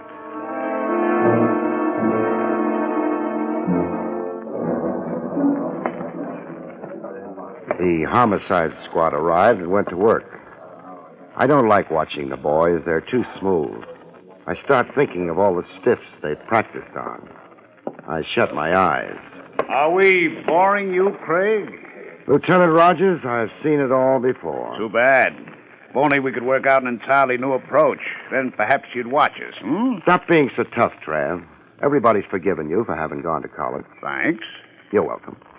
Craig, the story's no good. The only one I've got on hand. I'll tell you why it's no good. The punk there with the knife in his back was on the Harry Otis payroll. Oh? Wilma Lord is on the Otis payroll. Must be a large payroll. Among his varied and largely illegal activities, Otis also runs a supper club over on the east side. The Gilded Lily. Mm-hmm. You can have Wilma Lord for supper there 6 nights a week and twice on Sundays. It's too early for supper. The last couple of months, Otis has been very busy. Covering up. The Crime Commission? The Crime Commission. Mr. Otis is a very large target for them. He's been doing his best to shrink recently. Wilma Lord could have come to you because she planned to concertize with the commission and wanted protection. Why me? You're big. You're good-natured. And, well... I'm stupid? No. But you like to believe people when they give you a chance to. What about the Waring angle? Did she pick him out of the phone book? There is no Waring angle. John Waring happens to be a distinguished philanthropist. That means a guy with so much money he can give some of it away. Thanks for the translation. I still believe Wilma Lord's story. Why? Because she's young, beautiful? Because she looked you straight in the eye when she told you all? No, Trav. Because she was nasty.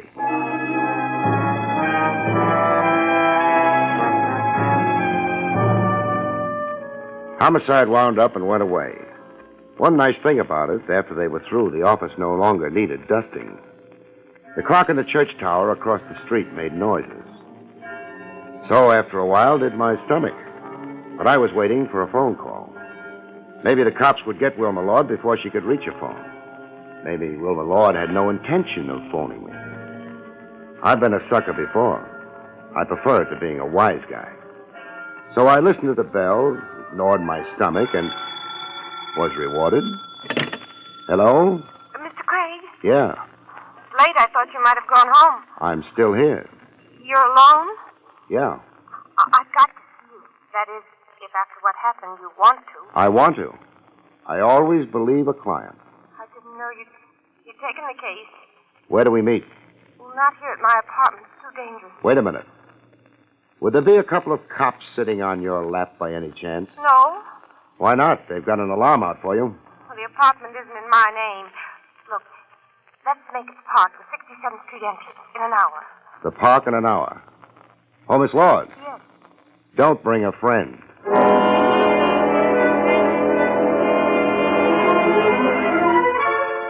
I locked the office door. Nothing in the office worth stealing, but this way, maybe I could tempt a burglar.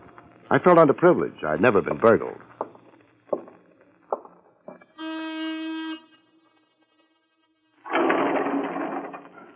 Hey, Mr. Craig. Never mind the glad greetings, Jake. Terrible tragedy you had, Mr. Craig. That's what I meant. Stop licking your chops and let's ride downstairs, huh? Terrible tragedy. Lieutenant Rogers says he didn't bleed much. You take the lieutenant's word for it. By the way, Jake, did the corpse come up in the elevator? Lieutenant asked me that. A coincidence. Did he? Yeah. Come up in the elevator. Didn't have that knife in his back at the time, though. Maybe the elevator was too crowded. Oh, I hadn't thought of that. How about the girl? She come up the same trip? Lieutenant asked me that, too. Whatever made you give up that farm in Vermont, Jake? Got tired of watching the Four Seasons. What I told the lieutenant was maybe she did come up in the elevator, but I didn't see her. Uh-huh. How about opening the door? And if she was young and pretty, like the lieutenant said, why, I'd have spotted her. Sure, after all your experience with the Four Seasons. Jake, how about... Oh, I keep forgetting. Mr. Craig. Yeah? In case anybody stops around and asks for you, what'll I tell them? Tell them I'm out checking a season. Good night, Jake.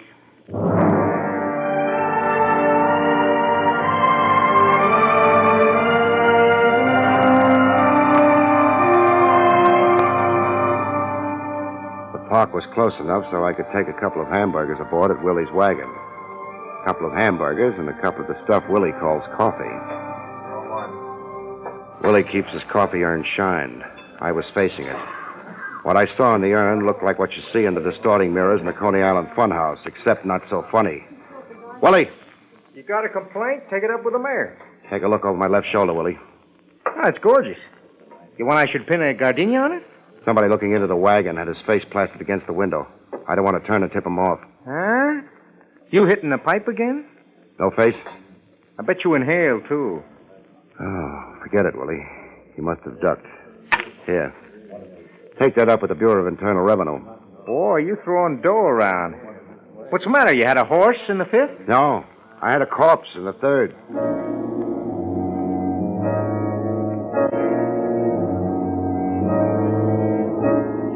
The park was half a dozen blocks over and west. I couldn't spot a tail on me, which didn't mean a thing. Good tails don't get spotted, especially working on me. I'm easy to keep in sight from a long way off.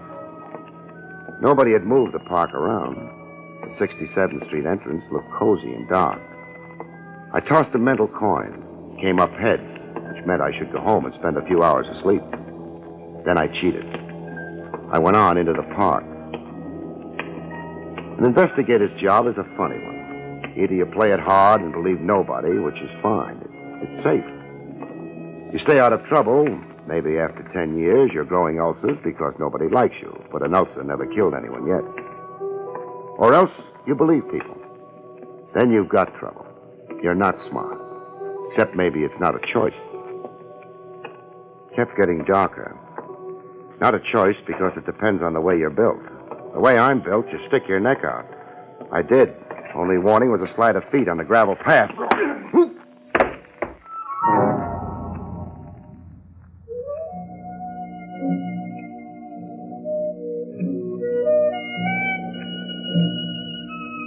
If you hit on the head hard enough, you get knocked out.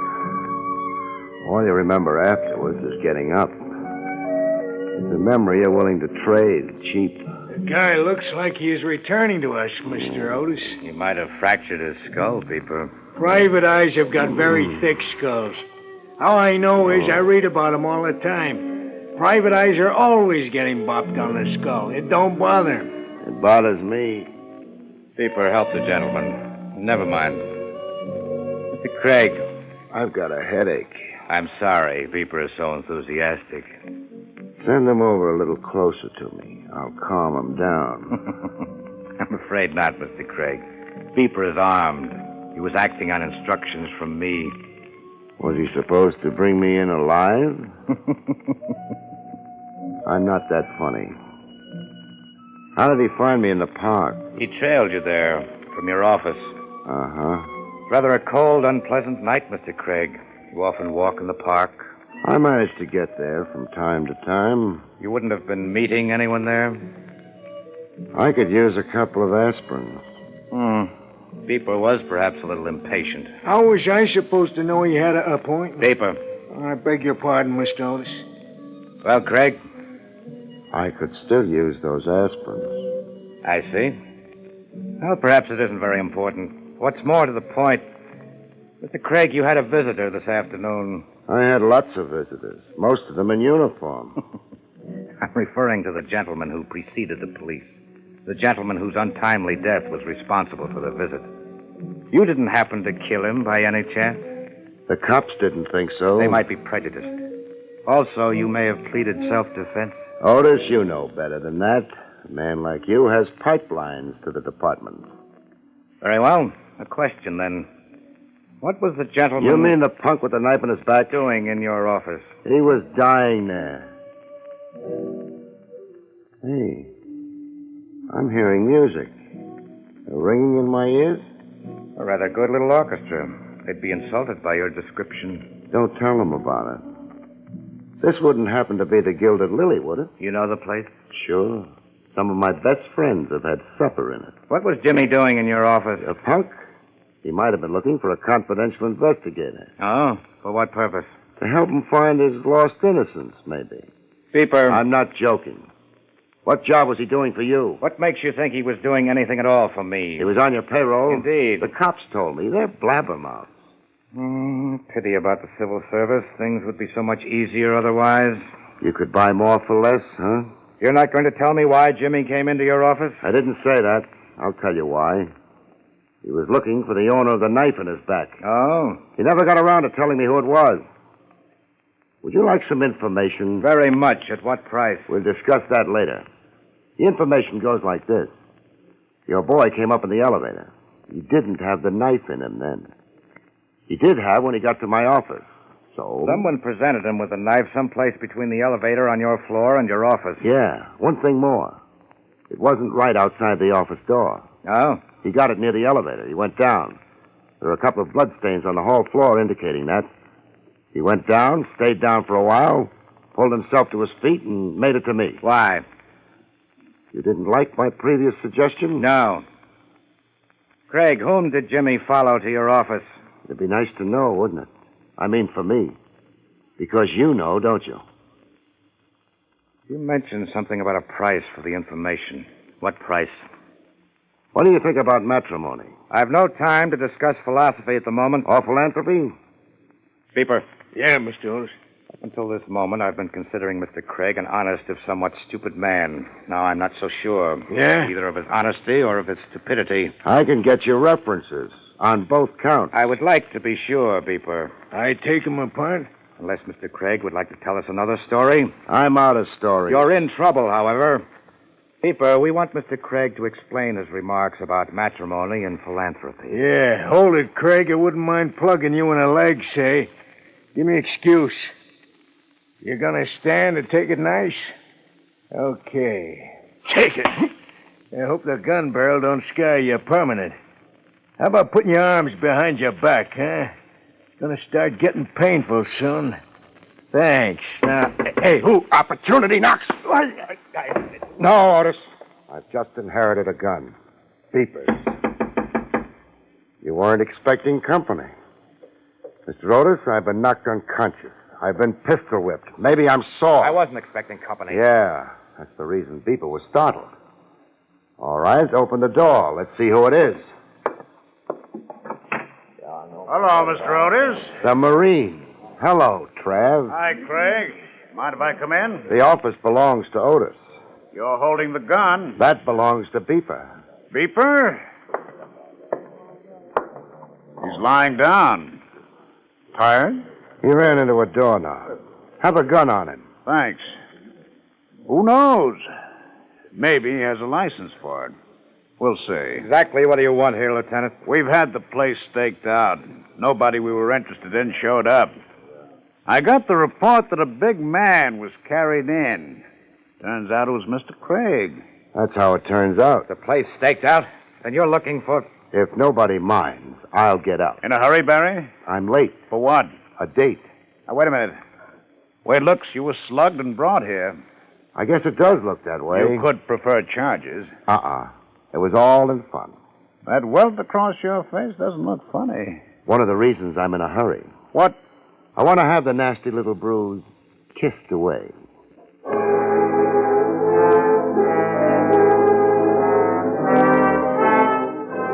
Lieutenant Rogers didn't argue with me. He wanted conversation with Otis and Beeper. Nobody had mentioned Wilma Lord yet. Not Otis, not Trav. But they were thinking of her. So was I. I tried the park. A couple of hours had died since the appointment, but I had to make sure.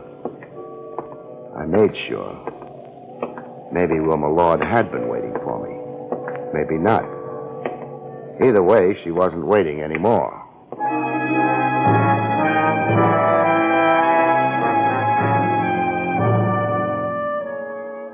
Trav would annoy Otis for a while. He had nothing to hold him on. He had nothing to hold Beeper on. For a while, Otis and Beeper would be busy with the lieutenant. After that, they might be busy about something else. I remembered Trav's definition of a philanthropist. I could use some money.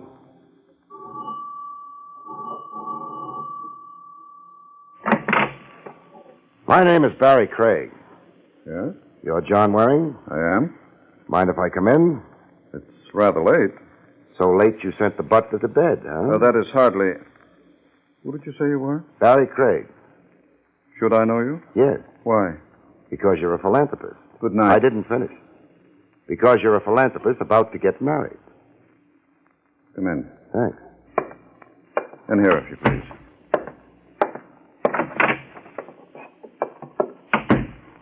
Now then. Your name is Barrie Craig. You're a reporter, perhaps? Not exactly. Then why your interest in my... Marriage? I've been hired to make sure it goes through on schedule. Hired? By whom? Your fiancée. My... Didn't I use the right word? You mean Miss Lord? How many girls were you planning to marry? Mr. Craig, I permitted you to enter my home because you seem to know about my marriage. I didn't expect you to insult me. I'm sorry. Blood gets on my nerves. Blood? A man was murdered in my office today. Then that's why... That's why what? Nothing. This man who was murdered, had he any connection with... Your marriage? Yes. What do you think? I can't think anything about it. I'm confused. So confused you haven't thought of offering me a drink? I beg your pardon. Oh. Yeah. I could almost think you were expecting me. That's 2 glasses you've got sitting on that coffee table. With the drinks in them. One's rye by the color. The other? Mr. Craig, you're in my home. Looks like creme de menthe. A girl's drink. I suppose it's too much to expect the behavior of a gentleman from a confidential investigator. Yeah. We're the sorted type. I had an appointment with Miss Lord. She kept it, didn't she? Why don't we ask her? Ask? Nice drapes you've got. Pity they don't quite reach the floor. Now, look here, young man. Never mind, John. Hello, Miss Lord. Hello. Did you decide the park was too cold at this time of the year? What made you come here? You wouldn't be holding up in your apartment, listed in your name or not. The cops are bright nowadays. Well... Where else would you duck for cover? It was simple. Lucky for me, it was simple. I get confused easy. What do you want?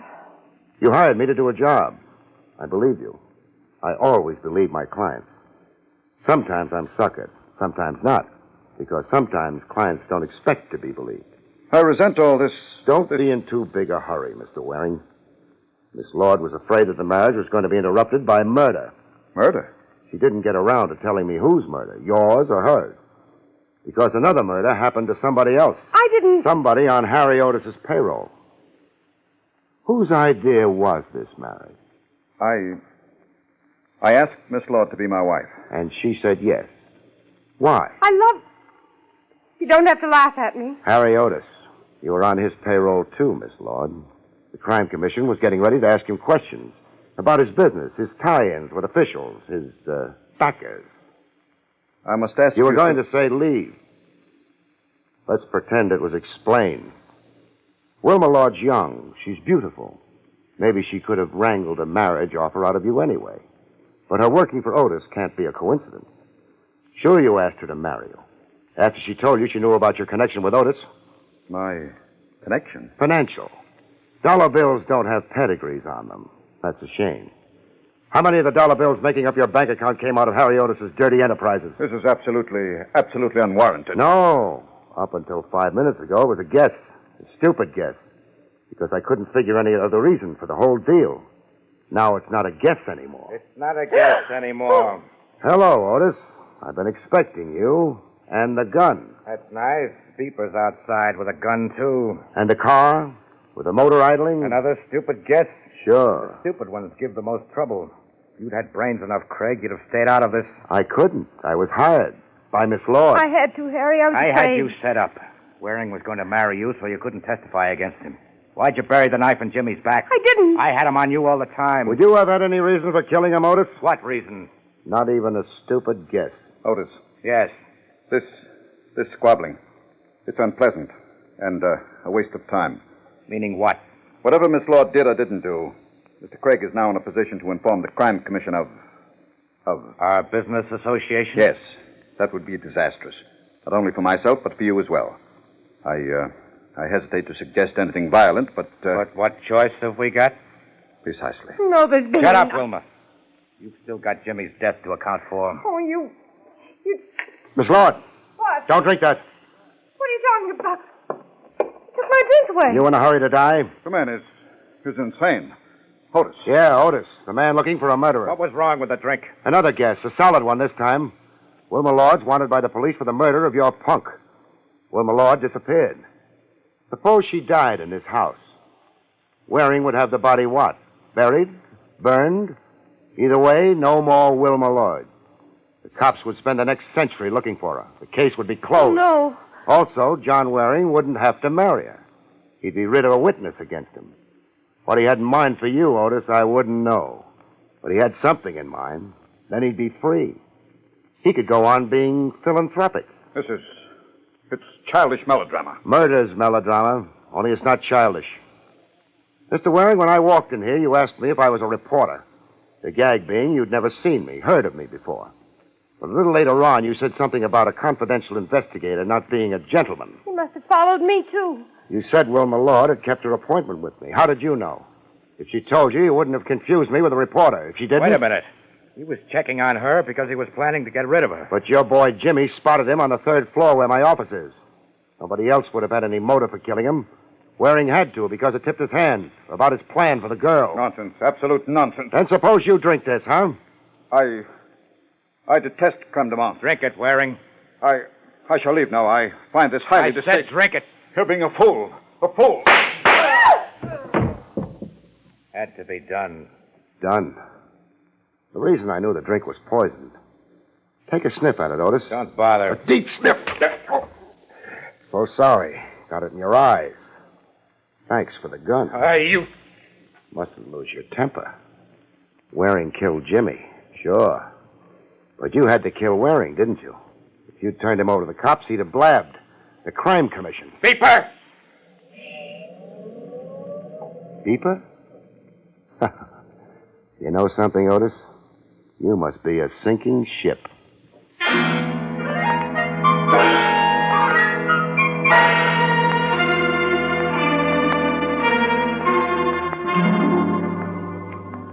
That was it.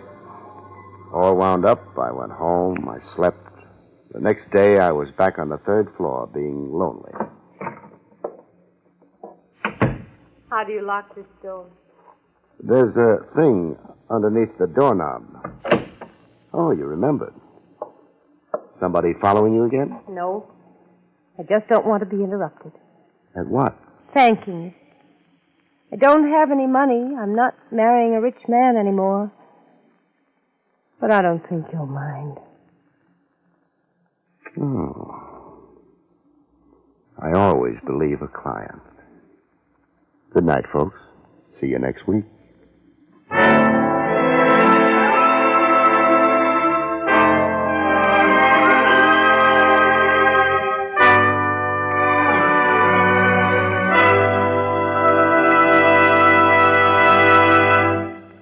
You have been listening to William Gargan in another exciting transcribed mystery drama from the adventures of Barrie Craig, confidential investigator. Tonight's story, The Case of the Borrowed Knife, was written by Lou Vittes. Next week, it's an exciting story titled Dead on Arrival, about which Barrie Craig has this to say.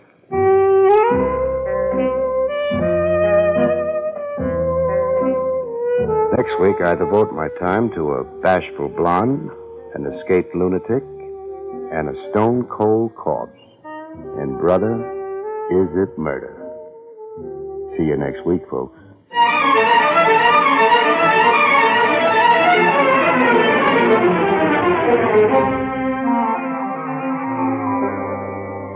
Featured in the role of Wilma was Elspeth Eric. Barrie Craig, starring William Gargan, is under the direction of Hyman Brown. This is Don Pardo speaking.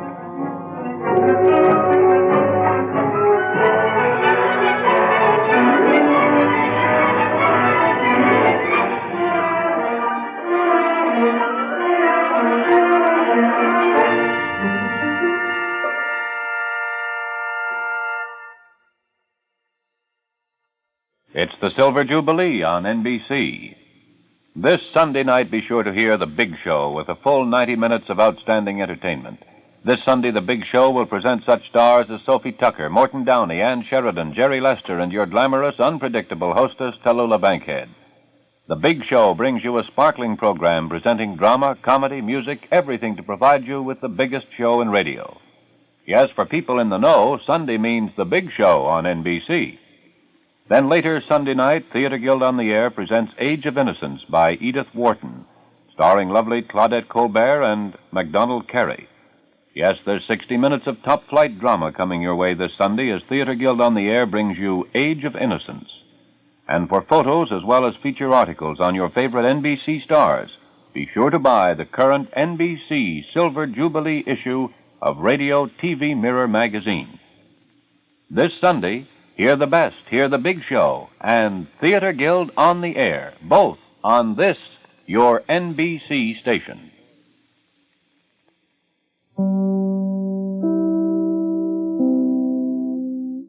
William Gargan stars as Barrie Craig, confidential investigator.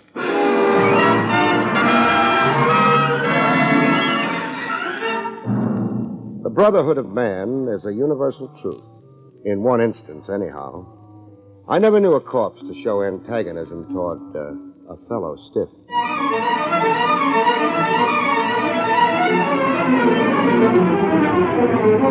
The National Broadcasting Company presents William Gargan in another transcribed drama of mystery and adventure with America's #1 detective, Barrie Craig, confidential investigator.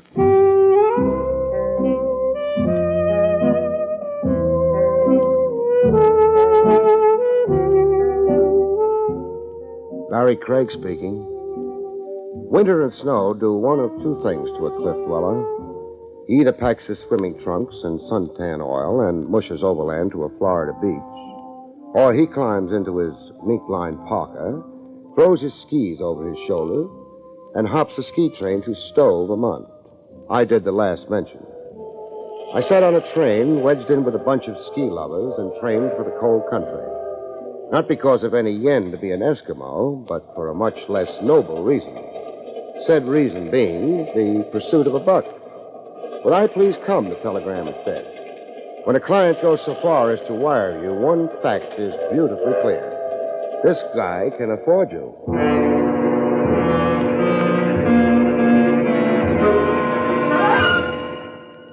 In Stowe, Vermont, at the lodge, I baked the rheumatism out of my separate parts and joints in front of a roaring log fire the hotel provided.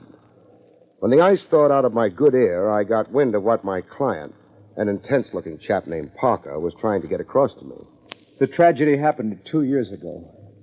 2 years ago this week. Your wife, Jean, fell 400 feet and suffered an injury to her spine. Yes, someone had tampered with her ski straps, and on an especially steep and icy slope, they broke. Jane was badly injured. She recovered, but is a hopeless paralytic. 100%? No, just the lower limbs, starting at the waist. She's confined to a wheelchair. 2 years now? Yes. Jean's been abroad all this time, undoubtedly consulting medical specialists, seeing if anything can be done to restore her. But? To the best of my knowledge, it's hopeless. To the best of your knowledge? You're obviously not close to the situation. No, I'm not. Since the accident, we've been estranged, Jean and I. Nice time to cool off, told your wife. It was not my wish. Jean excluded me from her problem. She turned me away. Why? Well, the answer to that is why I'm engaging you. Jean has never acquitted me in her thinking.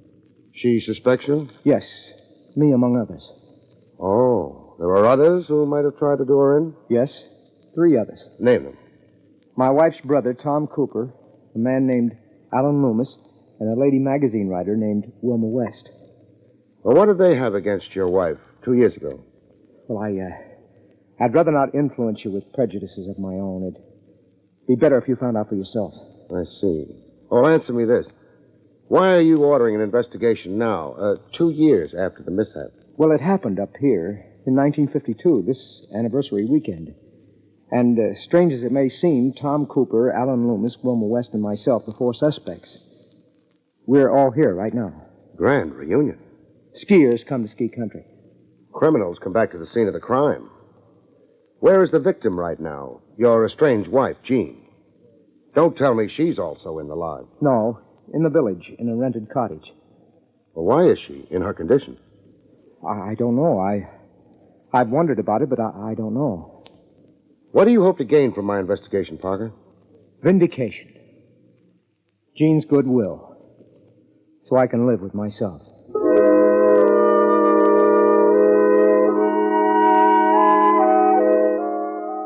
Reinvestigate a 2-year-old accident. 2 years. I'd be plowing through a lot of cobwebs. Getting unpacked in my room, somebody went out of his way to make me feel unwelcome. Come in. A guy with one blue eye and a black patch where his other eye figured to be. A tough look to him, like the world was too populated for his liking. Am I intruding? You not. I said come in. You're Barrie Craig. That's how I registered. A New York detective. That's not on the register. It's written all over you. Which suspect are you? Suspect? Now, look here. Relax. Well, which is it? Tom Cooper or an Alan Loomis? I'm Tom Cooper. Mrs. Jean Parker's brother. Jean's my sister, yes. And you're here to threaten me? To talk sense at you. That's polite for threaten. So go ahead, worry me. All right. I did come to say I don't relish being hounded and harassed by a detective. I'm here for fun and skiing. Now, how do you know my intentions toward you? I saw you closeted with my moron brother-in-law, Parker. Guessing Parker's scheme wasn't hard. Scheme? A grandstand play. Hire a detective to show how he's burning to unravel an old mystery. And by doing it, make himself look good. Is that a hint you think Parker's responsible for his wife's condition? Not only a hint, it's my opinion. Accusation? Accusation. Slander. You can be sued by Parker. Parker tries it, I'll brain him. Craig, go home. Sure, in good time. You'll just make a nuisance of yourself to everybody here. It's what I'm paid for. All right, milk the situation. Worry a case that had better be forgotten. But don't come near me. Or? Are you deliberately baiting me? A guy looks and barks like he's Little Caesar. I'm always curious about the size of his bite. How do you want to leave, Cooper? How do I? Walking or crawling?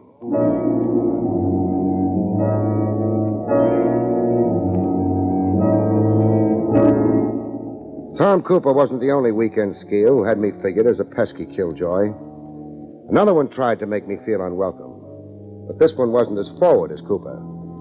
This one was the bashful type who believed in voicing his sentiments from afar. A rifle bullet through my room window. Not intended to kill me, just discourage me. The bullet lay at my feet. I pocketed it for a souvenir. No doubt about it. It was going to be a weekend to remember. Roads get impassable because of a snowblock. You give transportation back to the horses. I rented a sleigh drawn by a horse. My destination, the village. To introduce myself to Mrs. Jean Parker. Pay my respects. En route, still in sight of the lodge, a lady on snowshoes and bundled in furs like a mink polar bear hailed me like she wanted to thumb a ride. Yoo-hoo, hey! Yes? Going to the village? I am. Can you take me? Take lifts from strangers, lady. You're living dangerously. You have a respectable look. Giddy up. Besides, you're not a stranger. No? No. We have a past together, only I can't place the face? Spoken like a male. You're Barrie Craig, and I'm Wilma West. Oh, another one of my suspects. Yes, I'm a fiendish murderess. Would-be murderess. The victim survived, I hear tell. Victim. It's like a page out of ancient history, so remote. Yeah, 2 years makes any event stale, except to the victim. Confined to a wheelchair, yesterday and today merge for you. Put it that way, I'm chastened. Anything you can tell me? To clear myself of suspicion? Don't work so hard at being sophisticated. Oh, but I must. It's my style. It's my livelihood.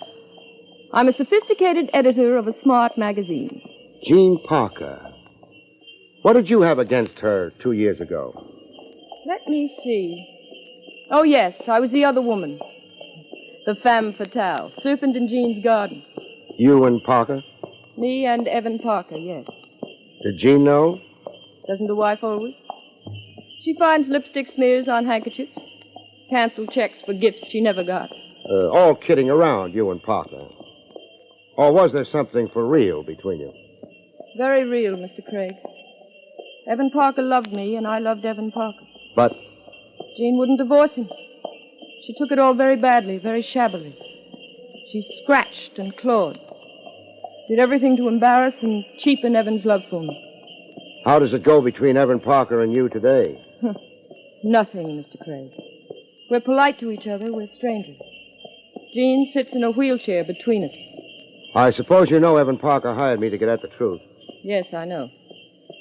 Evan feels guilty about what happened to Jean. I'll make a prophecy. Yes? You'll get nowhere at all with your investigation. You'll fail as other investigations have failed before. You'll just renew misery for a lot of people, but accomplish nothing. I'll spoil everybody's weekend. I keep hearing that. Well, here's the village. Where can I drop you? Right here. You're, going to pay a call on Jean Parker? You said magazine editor, but I think you're a mind reader.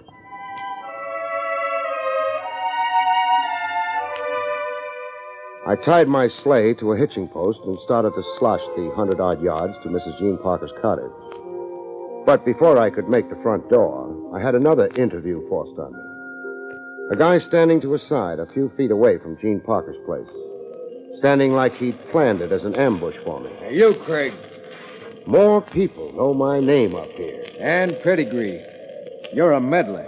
Rough talk. You'd crucify people for a few pieces of silver. Now, look, stop stirring old ghosts. Stop reopening old wounds. Stop spoiling skiers' weekends. I've met Evan Parker, Tom Cooper, and Wilma West. By elimination, I guess you to be Alan Loomis. I'm Alan Loomis. Once involved with Mrs. Jean Parker. How? None of your business. In that case, so long. Hey, wait. I was in love with Jean before she married Parker. She left me at the altar to run off with Parker. It's old ghosts. I said you'd stir them. Go home, Craig. When I wrap this up? Crimes committed. Somebody must be punished. You through discouraging me? No. I can be stubborn, too. And determined. Sure. You're the type hero who can stand in an ambush somewhere and pump rifle bullets into a hotel room. You're not denying you took a pot shot at me a few hours ago. Craig, go home. Amicably with a bonus check from me or in some other way. In a hearse? Even perhaps in a hearse. I was on my way to see Jean Parker when you waylaid me. Do I have to punch my way to her door?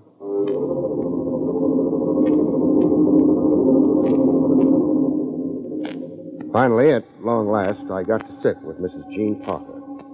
Once pretty, but now very thin, with deep hollows in her cheeks, and eyes that looked burned out by fever. She was in a chromium wheelchair, a plaid blanket covering her lower limbs.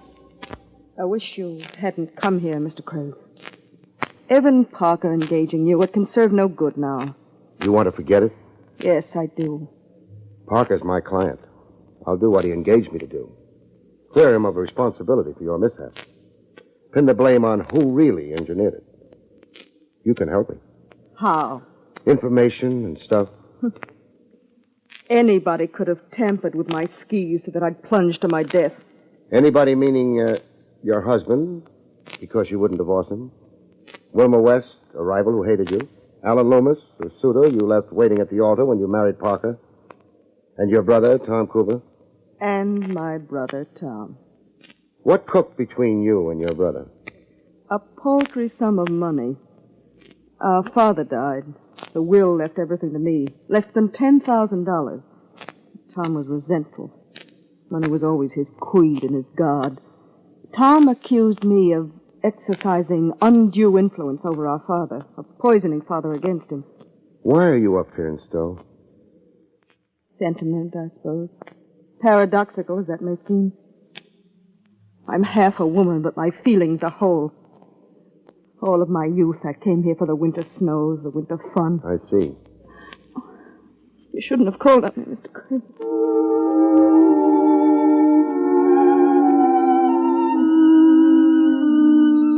See a woman in the prime of youth, like Jean Parker was in the prime of her youth, but crippled, only able to live in a narrow area through which she could propel her wheelchair. The picture stays with you. 4 suspects. If one of them had actually schemed the accident, I kept wondering how the guilty party could live with himself. Or herself, if it was Wilma West.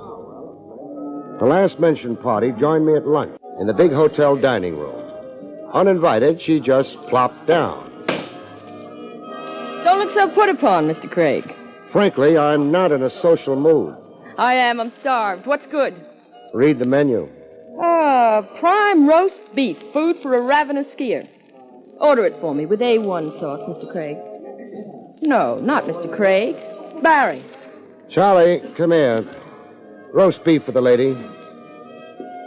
You've got away with men, huh, Miss West? I'm at home with men. I had 7 brothers. I never had a sister. That makes me a woman hater. Oh, I wouldn't be discouraged. You'll accept me, or I'll force myself on you. It won't help your case, baby, if you're the guilty party. I wonder, will you be so blasé about my charms tonight? What's tonight? The weekend dance, and I'll be wearing a Parisian import. Meaning I'll go for the dress, if not the woman? I don't look to advantage in these ski clothes. I'm overdressed, dramatically speaking. Well, I've finished eating. So long. Barrie, don't make me eat alone. Barrie!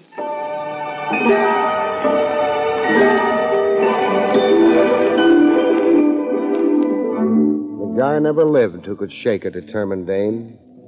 She cornered me again on the ski slope. I wasn't skiing, just looking. I couldn't afford to break a leg, not while I was working. Barrie? Breathless over me? Yes and no. Climb up the slope, I'm winded. I've got something to show you. What? This note.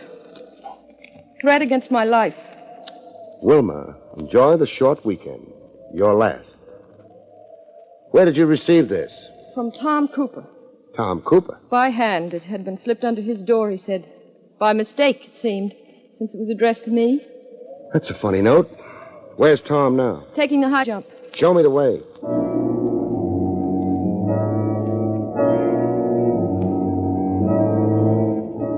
We got within view of Cooper, maybe 200 yards away. Cooper poised like an Olympic skier on the most dangerous jump in the area. That's Tom Cooper up there on the peak. Yeah. Let's get down to the base. He'll jump, and we'll meet him below. All right. Only we weren't going to get to meet Cooper below. Cooper, in fact, wasn't ever going to make the jump. A rifle shot. From an angle I couldn't figure, the way altitude reverberates sound.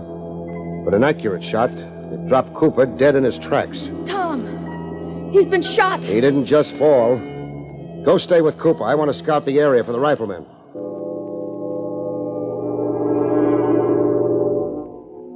I found a lot of snowmen, but no human being.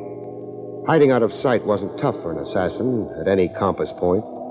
There were ravines and rocks and wood. Besides that, stare out at snow like I was, your focus goes awry. You get snowblind. I joined Wilma. Tom's dead. Yeah. Drill in the right temple. Somebody up here is a superb marksman. What do we do? Find a sled somewhere and get Cooper to the local undertaker. Then inform the coroner. Want to stay here while I go get a sled? No. I'm coming with you.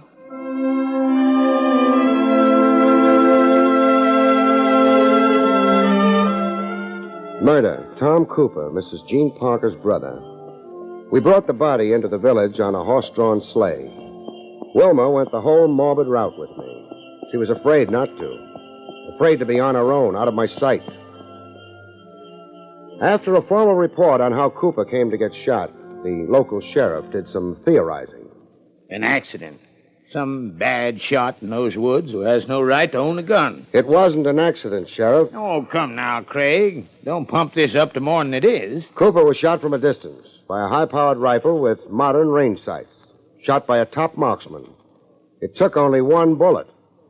I call that very skillful murder. Now, why would anyone want to murder this Tom Cooper? Well, that's a long story. And even if I don't know the half of it yet, but it's murder, bet on it. It was murder, Sheriff. Look here. This note. It's a threat to murder me. A threat? Let me see. Wilma. That you, ma'am? Yes, I'm Wilma. Enjoy the short weekend. Your last. Now, how is that a threat, like you say? Can't you read? He obviously can't. Oh, now you're getting steam heated, you two. I read the paper, and I say it might mean anything. I'm marking Tom Cooper down as an accidental shooting. We left the sheriff muttering to himself and started back to the hotel. It was growing dark, and the temperature had dropped enough to make us human icicles in the front seat of the rig. Wilma sat as close as she could get, warmth being at a premium like it was. Halfway between the town and the lodge, Wilma lost the little warmth I could give her. She went from cold to ice cold. Barrie! You're shot. How did I... It's an ambush from anywhere in the south woods flanking the road. Where do you feel it? Here in my chest. It hurts, Barrie. There's a hotel, Doctor. I've got to get you there. Barrie? Yes, Wilma. I won't make it. I won't make it. She wouldn't make it. I knew, looking at her, watching life flicker, then go. The second murder in a matter of hours. I turned the sleigh around. I had another corpse to turn over to the village authorities.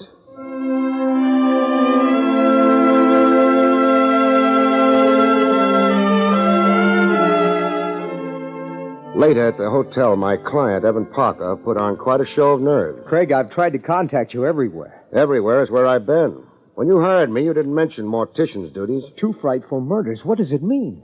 Somebody is haywire with a rifle. But why? What reason was there to kill Tom and Wilma? I can't answer that.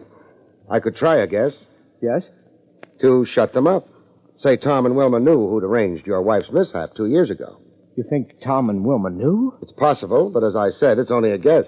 Well, dignifying your guess, if Tom and Wilma knew and were themselves innocent, then your theory can point to only one person. Like? Alan Loomis. He's all that's left. Tom, Wilma, Loomis equals 3. There were 4 suspects to the plot against your wife. 4? Oh, you're including me. Let's say I'm not excluding you. You think I'd hire you, bring you all the way from New York, if I was the guilty one? Guilty parties have hired me before in other cases. I'm a screen they can hide behind. It's not like that in my case. I hope not, for your sake. Loomis. It has to be Loomis. Find him. Arrest him. Force him to confess. Loomis, he's your man.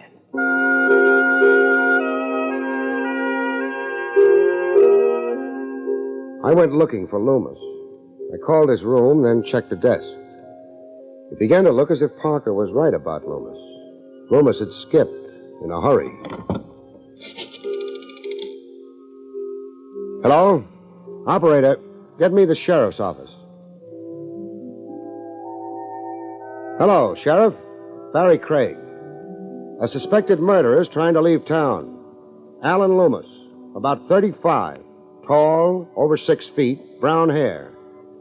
Grab him and don't let go till I get there.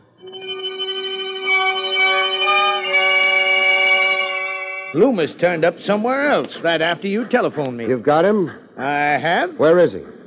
In the undertaking parlor with the other 2. And 1 bullet in him. Clean, like the other 2. Where did you find Loomis like that?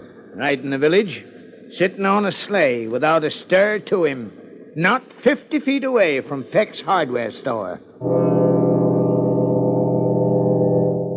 4 suspects and 3 of them dead. That left Parker, guilty by elimination. Only thing, if multiple murder was Parker's reason for weekending in Stowe, Why had he hired me to play spectator to murder? Me snooping around. I could only mean trouble for him. I went back to see Parker, to tell him the sad news about Loomis. He wasn't in his room. I called the main desk. Hello? This is Barrie Craig. I'm up in Evan Parker's room. He's not in. Will you page him for me? What? Oh, Mount Mansfield. Thanks. Mount Mansfield. I went to get into my snowshoes. I spied Parker from a distance of 100 yards, toiling upgrade where the slope began to rise. He had his skis perpendicular to his back, and something that looked like a rod or stick wrapped in burlap slung under his arm. I got within hailing distance. Parker! Hey, Parker! He looked like he wanted to run, but how could he, ankle deep in the snow? Then as I got close, he looked like he wanted to melt in the snow and die. I didn't waste any time on protocol. What are you lugging, Parker? I thought I'd practice the jump, so I strapped my skis together. I'm not talking about skis. Wrapped in burlap. What is it? A pole for balance. It's too short for that. It's only about as long as a rifle. Do I have to wrestle you for it? No. It's a rifle. High-powered with a modern rangefinder? Yes. And evidence in it of 3 shots fired, maybe? Evidence of 3 shots fired. Cooper, Wilmer, and Loomis. Cooper, Wilmer, and Loomis. You sound like you're confessing. I came up here to dispose of the rifle, hide it, but now... But now? I don't care to save myself. 3 murders. Why? One of them paralyzed Jean.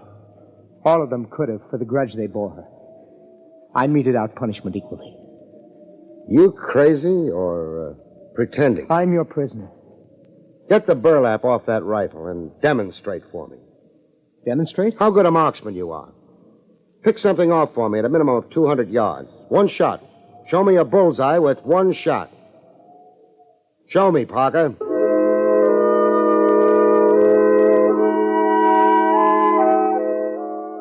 After Parker demonstrated what a marksman he was, I went to see Mrs. Jean Parker.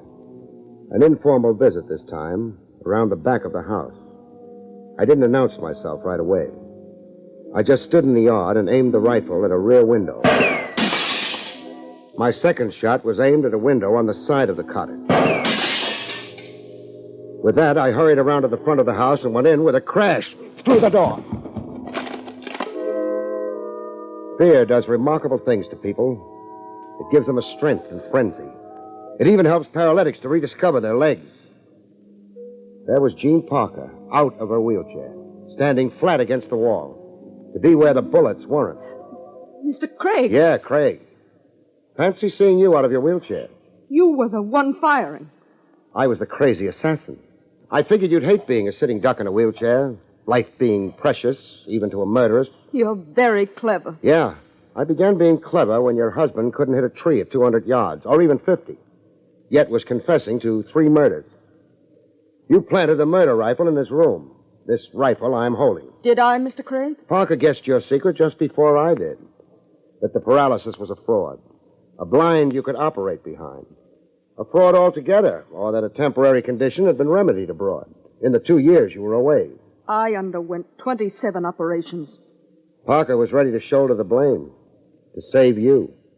He didn't yell frame up. He tried confessing to the murder. Noble of Evan. I'm touched. 3 murders and your husband the patsy. You wanted them all dead. I wanted them all to get what they deserved. Yeah. 27 operations. The suffering you've been put to for 2 years. I guess the mind does crack under a weight like that. I guess you don't stop to think that only one of them was responsible for the accident. Nobody was ever able to detect the one. So you convicted all 4 of them and planned their execution. I'm not sorry, Mr. Craig. I'm not a bit sorry. I am. Right now, I'm sorry for you.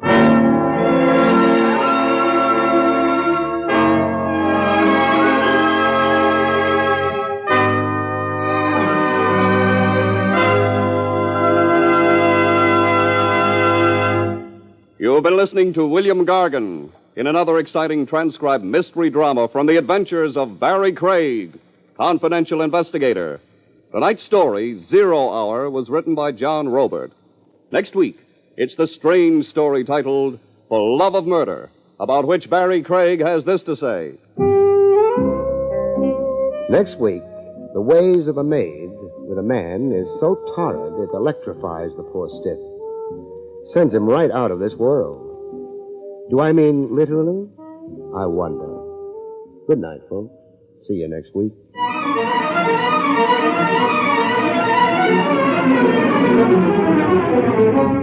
The National Broadcasting Company has brought you William Gargan, starring as Barrie Craig, confidential investigator. Featured in the role of Wilma was Connie Ford.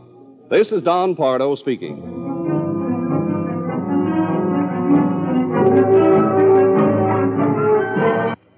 Jack Webb stars in Dragnet next on the NBC Radio Network. William Gargan stars as Barrie Craig, confidential investigator.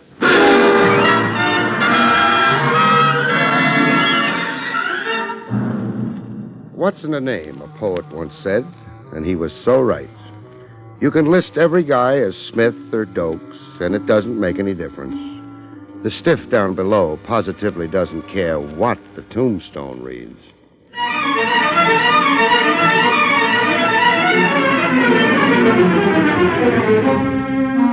The National Broadcasting Company presents William Gargan in another transcribed drama of mystery and adventure with America's #1 detective, Barrie Craig, confidential investigator.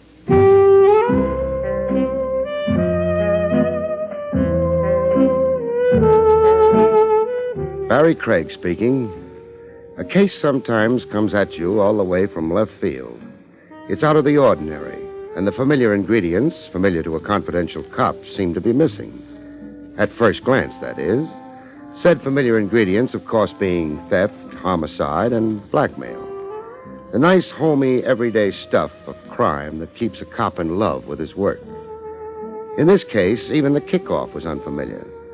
The chap setting up the deal for me was a mind doctor, a skinny guy with horn-rimmed glasses and a high forehead, who looked like he got all his nourishment from pills.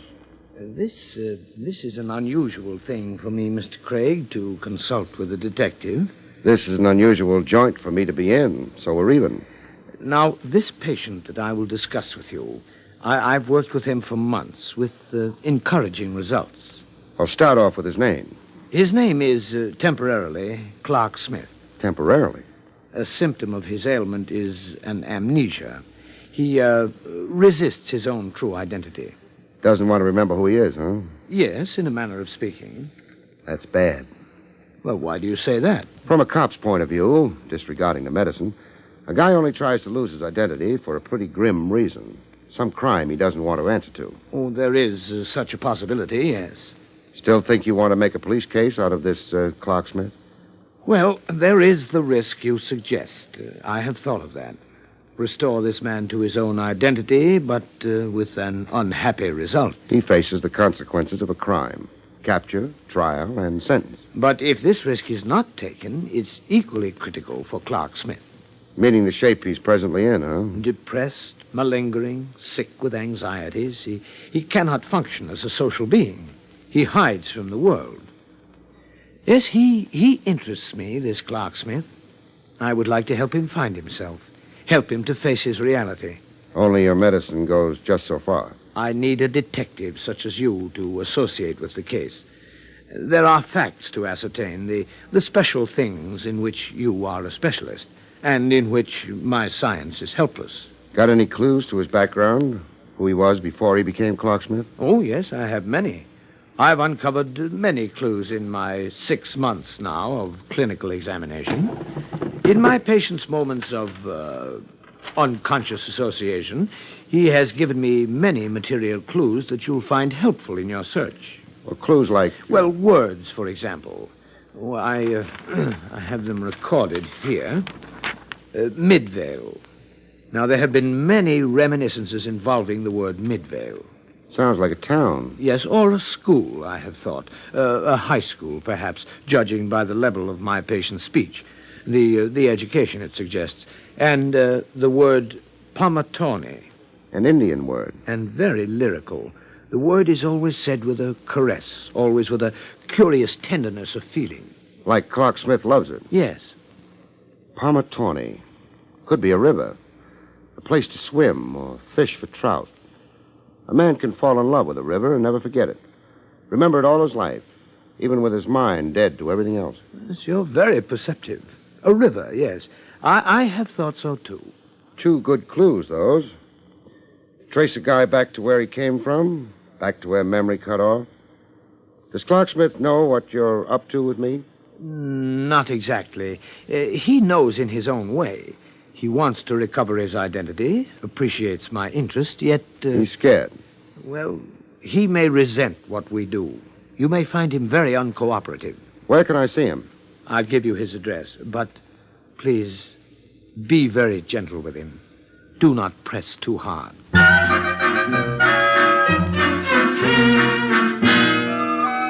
I found Clark Smith at home. Home was a beach shack out on Long Island.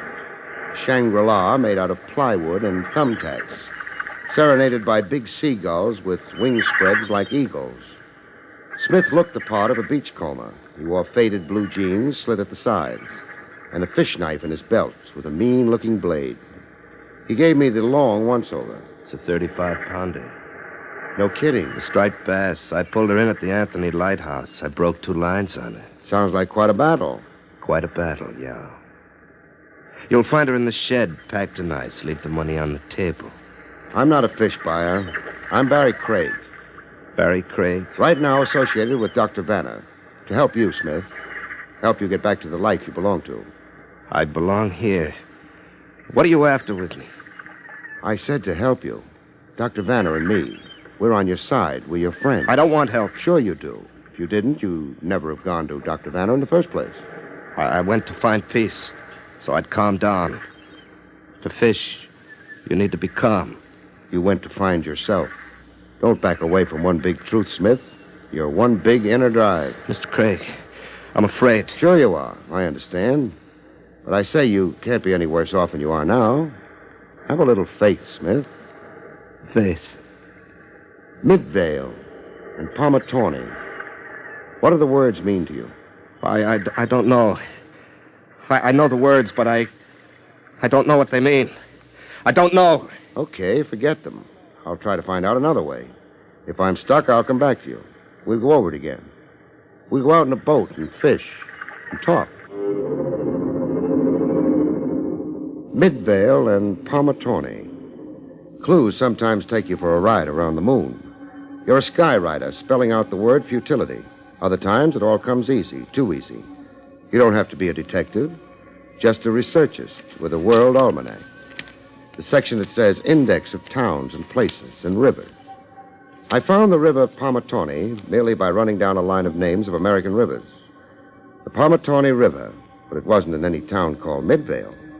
The Pamatone River was in Farrington, a town in Jersey. I kept hunting Midvale in the book.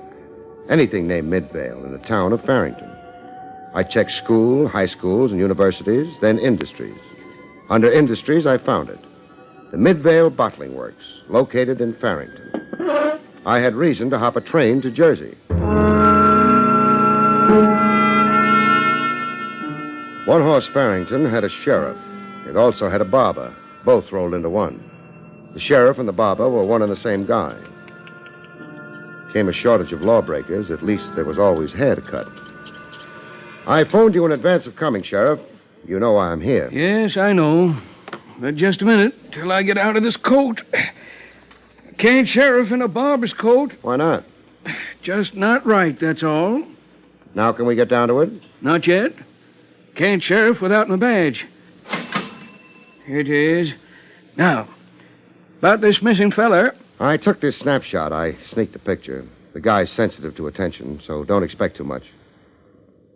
Well, ever seen him before? Yeah, picture's kind of blurry. My $2 camera, I'm sorry. No, can't say I ever seen this one. For what there's to see. But you don't need to be showing me pictures. Only one man's disappeared from Farrington in the years I've been barber. How about in the years you've been sheriff? Same answer. Lloyd Beamer. He's the only one who's disappeared and ain't never turned up. It's 7 years now. Maybe 8, coming right down to it. Fill me in on Lloyd Beamer. Oh, ain't much filling I can do.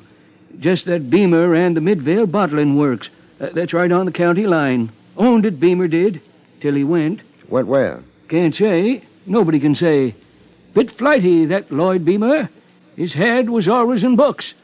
Lived in the town, but you wouldn't know it. Kept to himself. Even on election day, never showed up to vote. Imagine. Who runs the bottling works now? Mrs. Beamer. That's Lloyd's wife, Polly. She's there now, minding things. If you'll be wanting to talk to her... I'll be wanting to.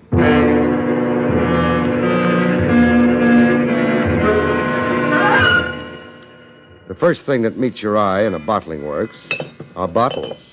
Lots and lots of bottles. I found a door marked private and used it.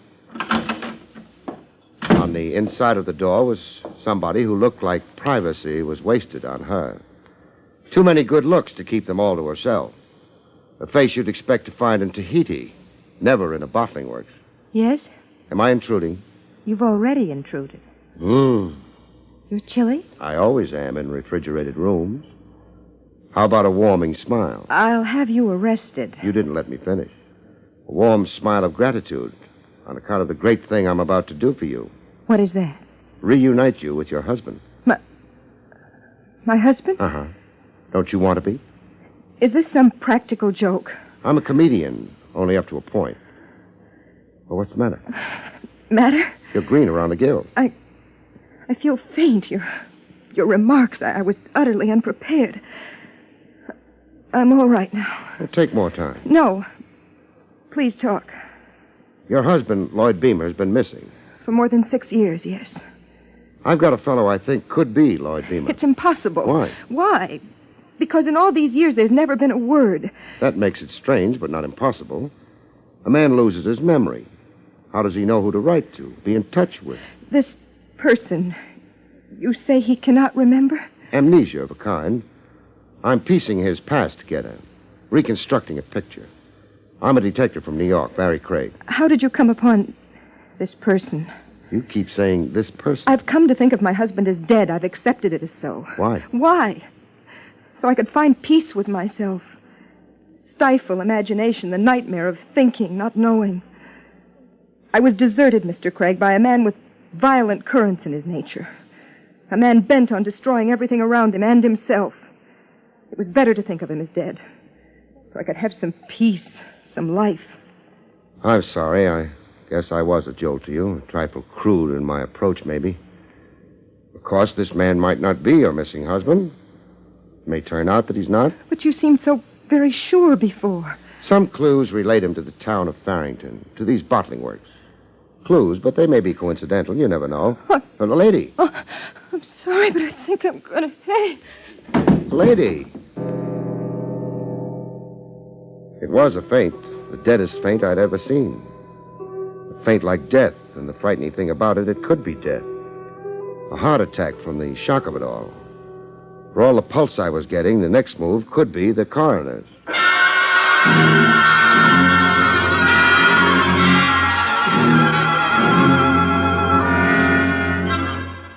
You know that someone apparently dead isn't when she flutters her eyes at you. A corpse generally can't. Polly Beamer fluttered her eyes at me. I was close enough to admire their color. Oh, what happened? You passed out, a dead faint, and no pulse like your heart had stopped pumping blood. I'm sorry if I unnerved you.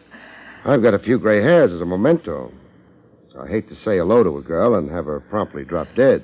The news you brought me, it was so overwhelming. Apart from the news itself, what else gave you conniptions? What else? The prospect of a return of Lloyd Beamer, your missing husband. I don't think you fancy the idea as a woman. No, I don't. We were never so much of a couple. Besides, I've built a whole new life for myself since... A new life meaning a new guy? New interests, a new independence and outlook. You're glossing over the new guy? There are men in my life, of course. Men or a man? I'm young. I have a right. No question of it. All right, then, the way it stacks, if my party is the missing Lloyd Beamer, reassuming his proper station can create complications. Complications? He isn't wanted. No welcome home. Rough on a guy, kind of. A return to identity at long last, only to find himself on the scrap heap. I don't think this person you talk about is my husband. You mean you hope he isn't. But we'll soon know. I've got a couple of more questions. Yes? Assuming my party is Lloyd Beamer, I've given you an idea of the condition he's in. Loss of memory, you said. Yes, an acute case. He's been under medical care. Now I ask you, why would Lloyd Beamer suffer a loss of memory? I don't understand the question. The medic handling Beamer hinted that this patient maybe helped induce his own condition. Blanked out so as not to remember something too painful. Blanked out to escape being Lloyd Beamer, if you get me. Yes, I do understand you. Again, assuming this is your husband. So what was he running from? What was he running from? Trouble, a crime maybe, something he was guilty of, and the fear of discovery? There was nothing like that in my husband's affairs. Okay for that. I'm glad to hear it. Then the escape was for, let's say, strictly personal reasons. Personal problems of non-criminal character. Lloyd was an eccentric, secretive. He never could quite fit into the group. He found this business, intolerable. He found marriage too commonplace. I see. Call him a pathological personality. One last question. Yes? Whoever listens in on talk in your office, does he do it with your approval or on his own? Well, what do you mean? I'm looking straight ahead. Into that mirror on your wall. There where the safe is. Twice so far I've seen a face in the mirror. A face not my own. I'm not two-faced, lady, so I assume there's been me and somebody else. Somebody peeking through the connecting door behind me. This door. Peeking and eavesdropping. Well, there's nobody. Not now. He's gotten an earful and decamped. You don't care? Care? About being eavesdropped on? I don't know that we have. We have, believe it. Who was it? I don't know. We have 30 employees in the plant. Heavy brows, eyes deep in his head. This connecting door behind me, he had it open to an aperture of 6 inches. Where does the door lead to? Well? It leads to the office of the plant manager. Namely? Howie. Roy Howie. I'll go introduce myself. Oh, by the way, pictures. Got any around of your missing husband? Why, yes, at home somewhere, packed away. I'd appreciate one, a good one, to take back to New York with me. No, I won't give you any pictures. Why not? I'll do nothing to facilitate the return of this person you say may be Lloyd Beamer. The man's sick. I'm asking you to help restore a man's memory. I'll do nothing to facilitate that either. Pretty shoddy attitude. I don't care. I feel selfishly about this. We were through. I've let freedom grow around me, freedom from the nightmare of Lloyd Beamer. Why can't you let me alone? Why did you have to come here at all? Roy Howie. Do I need a pass to get in to see him? The plant manager, Howie, had the perfect explanation. Yes, I did over here. The fact is, I had some memoranda for Polly's signature. These forms. But I found her engaged with you. You stood glued to that crack in the door. Thinking that she'd be finished with you momentarily.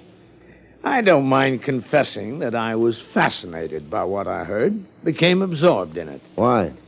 Other people's business? A morsel of gossip? This is Farrington Township, Mr. Craig. Very little happens in Farrington. We're hungry here for something eventful. The sensational attracts us like moths to the flame.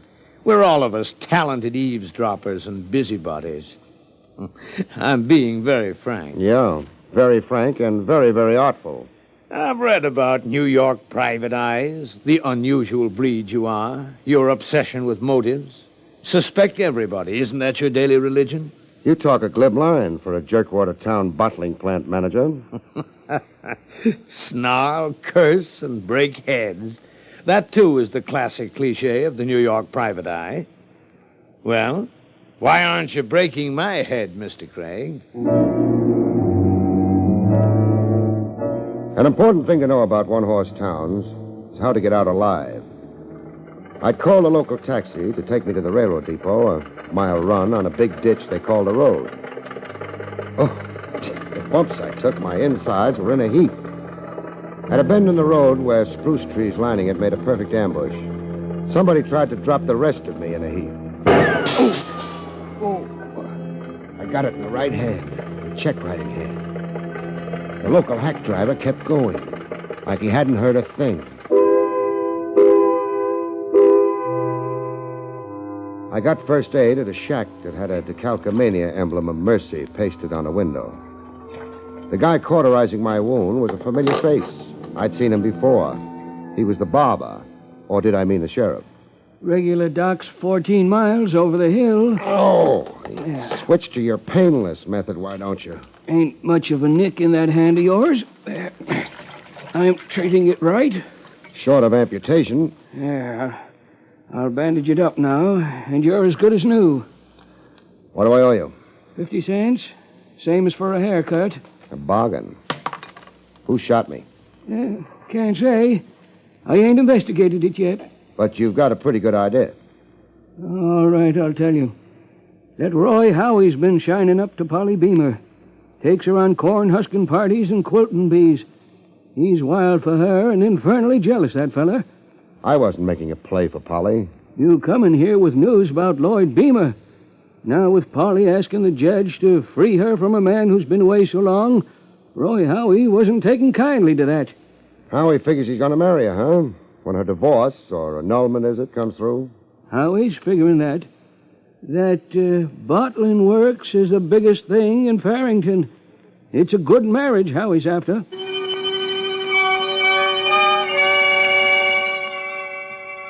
I made hasty tracks out of dear Farrington Township. I had unexpected company on the train, right on the seat beside me, white-faced but smiling. A fetching smile that figured to melt men's hearts. Polly knew how to turn it on. Surprised, Mr. Craig? Not too. I figured if Howie failed to kill me, you'd try it another way. I don't understand. Charm me to death. And you're doing it. Doing what? Sitting closer than train regulations allow and breathing on my neck. Before what you said, Howie's failing to kill you? Come off it, lady. It's you and Howie, one nod away from the altar. Wedded bliss the minute some judge signs a final paper. I popped in with a facsimile of your missing husband at a bad time. All right, it's so. I won't attempt to lie to you. Howie and I are in love, planning marriage. But I gummed up the work. If this person is who you say he is, I'm frightened. Frightened enough to endorse murder? Howie didn't attempt your life, not really. He just meant to scare you, make you stop meddling in our lives. And I did not endorse it, Mr. Craig. Howie's impulsive, sometimes foolish. It was his own foolish scheme. Which brings us to you sharing a seat with me. To go with you and confront this person you say might be Lloyd Beamer. To see for myself. Okay, we'll try it. But after I prepare him. You got a favorite New York hotel you can park in? I have. The Warumbo. We'll soon know whether you're still a wife or a bride-to-be. With Polly biting her nails at the Warumbo, I followed the seagulls to where my beachcomber parked his amnesia. The striped bass are running better. Got a 40-pounder in the shed. Well, let's get off the fish. I've got a few things to tell you. Things that might be biographic. So you've gone ahead about me. I've gone far. I might do you some good if you don't offer too much resistance. If you're afraid, don't be. My information is this. The man I think you might be has no crime to answer for. Well? I'll try to cooperate. Good. I'll throw words at you. The Midvale Bottling Works, Farrington Township, Jersey. A guy named Roy Howie. Roy Howie? You sound like it's familiar. Yes, it's somewhere in my head. Another name, Polly. Polly Beamer. Is that somewhere in your head or heart? Polly Beamer. Yes, I believe I know the name. You could be a Lloyd Beamer, from the evidence so far. Polly Beamer is Mrs. Lloyd Beamer. Well, I'm confused. Sure, I know, but you're standing up great. Better than I thought. Are you up to a visit with Polly Beamer? Polly Beamer, who may be my wife? Uh-huh. Again, only if you're up to it. Take me to it.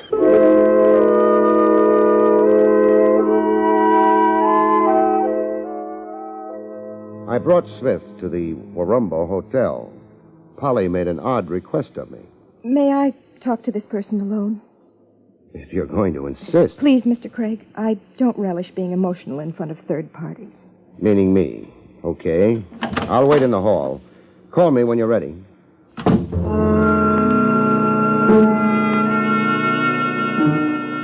Holly called me in less than 10 minutes. She'd been crying her eyes out.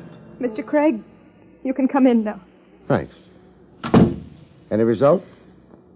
This man is Lloyd Beamer, my husband. You're sure? Could I be mistaken? No, I guess not. Turnabout now, Polly. Your turn to wait in the hall. It's two alone. Me and Beamer. What on earth for? I'm completing a job, Polly, wrapping it up. Your questions are out of order. Wait outside. I'll go, of course, if you must. Now you, Beamer. Yes? That's really your name, huh? The one you lost somewhere. Yes, I'm Lord Beamer. Still a little new, but... But you're not too unhappy over it. Pretty wife, a bottling plant. Quite a change from a beachcomber. You sound like you begrudge me. If you're Beamer, I'll shake hands and say goodbye. Report back to Dr. Vanner, my original client, tell him the good news. If you're Beamer. Well, now you're talking like you don't think I am. I just don't know, but I will know in a minute. It seems Beamer had a mermaid tattooed on his chest.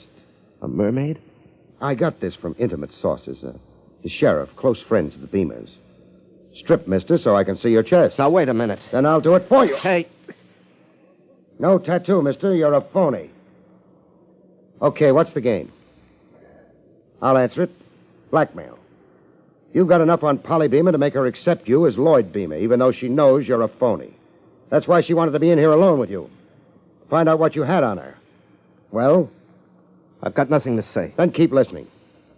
The amnesia was a fake, a pretense right from the start. You used Doc Vanner as a dodge, and then began using me. I was to lead Polly Beamer to you, worry her so she'd be apple pie in your hands. Your so-called amnesia for all these years was a device to provide an explanation for Lloyd Beamer's long absence. Wherever explanations might be needed, in Farrington Township especially, well... I've still got nothing to say. Then you're a sucker. Confession you might mitigate police charges against you. You're licked anyhow. The scheme's boomeranged. You won't get Polly, and you won't get a dime. You'll help me get off? I'll put in a good word. Okay. Lloyd Beamer's dead. I got to know him in the years he'd run off from his wife. He's been dead a few months now. Who murdered him? His wife, Polly. She discovered his whereabouts a few months ago, in the shack out on the island. She shot him and buried him in the cove. She didn't know that all the time there was an eyewitness. You? Yeah, me. I was out in the shed packing ice around some bass. Polly thought Beamer was living there alone as a hermit. The fact is, it was Beamer's shack. He owned it. He'd invited me to share it. Beamer's corpse. You can lead me to it? I can. And you'll testify in court as an eyewitness to murder? I'll testify. Just how did you expect to crash Farrington society as Lloyd Beamer with your face? I didn't. Polly and me, we were going abroad right away. She agreed to go to Europe with me. With all the dough she had in her satchel? With dough, yeah. For a smart crook, mister, you're surprisingly stupid. Stupid? You panic easy. Oh. I'm just beginning to catch on. That tattoo, the mermaid on Beamer's chest, you made that up. So I did. I'll go call Polly in. Polly? Polly, come in and face the music. Face the music? Murder, baby. If you've got one of those fancy feints handy, now's the time. I just found out how you murdered Lloyd Beamer. Well, what do you know? She's gone and done it again.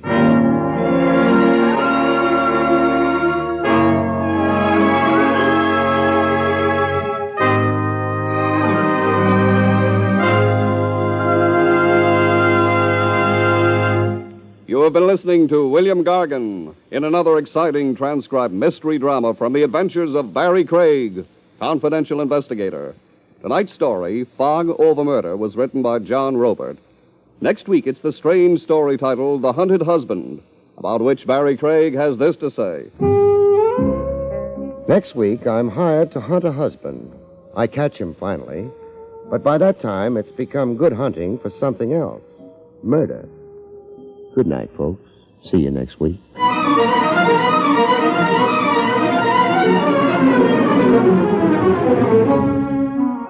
The National Broadcasting Company has brought you William Gargan, starring as Barrie Craig, confidential investigator. Featured in the role of Polly was Terry Keane. Don Pardo speaking.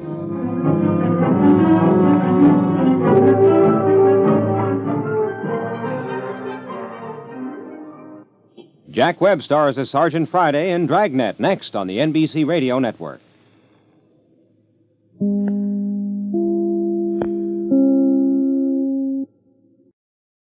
Bromo Seltzer and NBC bring you William Gargan, starring as Barrie Craig, confidential investigator.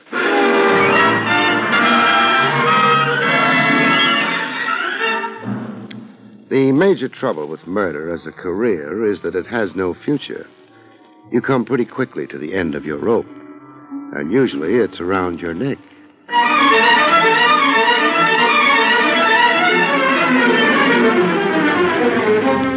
Bromo Seltzer, famous for fast relief of headache and upset stomach, and the National Broadcasting Company present William Gargan in another transcribed drama of mystery and adventure with America's #1 detective, Barrie Craig, confidential investigator. This is Bill Gargan. Before I tell you about tonight's story, which I call The Crimson Queen, here's a word from Bromo Seltzer, famous for fast relief of upset stomach as well as headache. Miss Jordan, report to clinic. Miss Jordan, report to clinic. Miss Jordan. In a recent clinical test, 8 out of 10 nurses reported that for upset stomach, Bromo Seltzer works best. Actually, Bromo Seltzer relieved distress of upset stomach better, more effectively than any of the 5 leading upset stomach remedies which were studied. You see, sparkling, refreshing Bromo Seltzer contains sodium citrate, one of the finest ingredients known to doctors for the relief of acid indigestion. And only Bromo Seltzer gently relieves nervous tension so often associated with upset stomach. So remember, 8 out of 10 nurses report for upset stomach, Bromo Seltzer works best. next time, for prompt relief of upset stomach as well as headache, take Bromo Seltzer, the one leading remedy proved best by a recent clinical test. For best results, use cool water. Follow the label. Avoid excessive use. And remember, 8 out of 10 nurses report for upset stomach, Bromo Seltzer works best.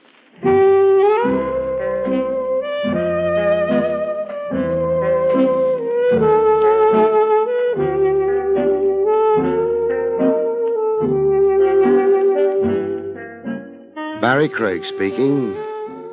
Wintertime, and the nights may be longer, but if you're a confidential investigator like I am, this does you very little good. Except that it gets you out of your office that much quicker. But in my case, it generally gets me over to Willie's wagon, which isn't bad. It's warm there, the windows are steamed over. There's a feeling of being protected against the wind and snow and cold. The only trouble is, there's also Willie's food. Craig. Yes, Willie? I ever make cracks about your investigating? No. Then lay off my food. I'd like to. I meant the cracks. What's the matter with that hamburger you're working on? I don't think it's completely dead. Then drink some coffee. That'll kill it.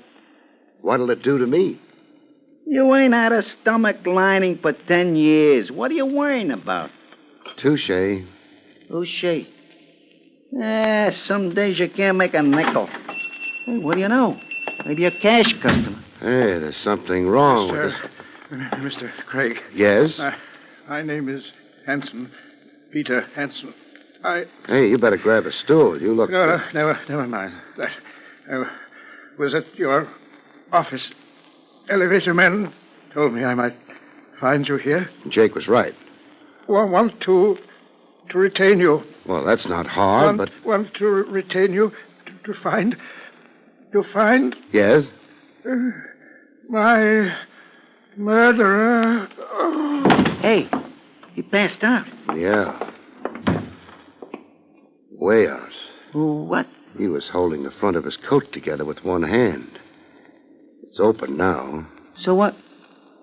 Oh, that's blood. A knife wound. Blood still coming out, which means he was stabbed not very long ago. Something in his other hand. If I can get it out. Yeah. What is it? Part of a chess set. A queen. A crimson queen. Peter Hansen had come to Willie's wagon with a fatal wound in his chest and a crimson queen gripped tightly in his hand. Peter Hansen had come to Willie's wagon to die there and had died. You want I should call the cops? In a minute. They might not like you going through his pockets. Who's going to tell him about it? Okay, but... He was my client. Not for long. Didn't pay you much either. Bargain basement tonight. All right. You can notify the police now. Find anything on him? Just an address. Some days nobody can make a nickel. Hey, you leaving? Yeah. Well, should I tell the cops you were here? Sure. And where should I tell them you went? Where? Tell them I went looking for a chess game.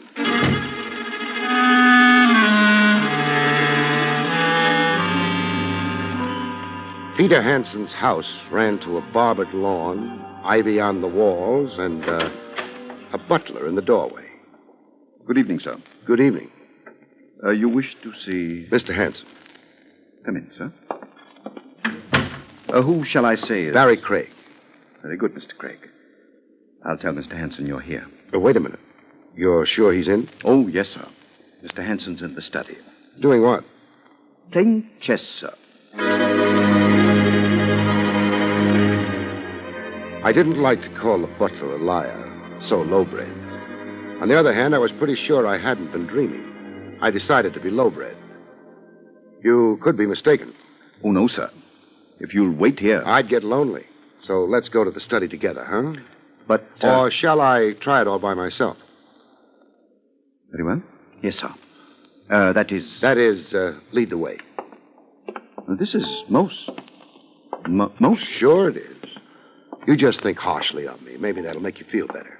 I don't know what Mr. Hansen will say. Funny, but I've got a feeling he won't say anything. That the door to the study? Yes, sir, I'll... No.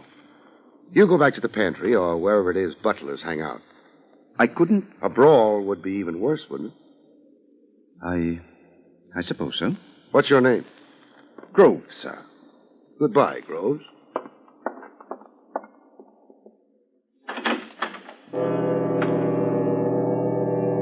I opened the door of the study and walked in.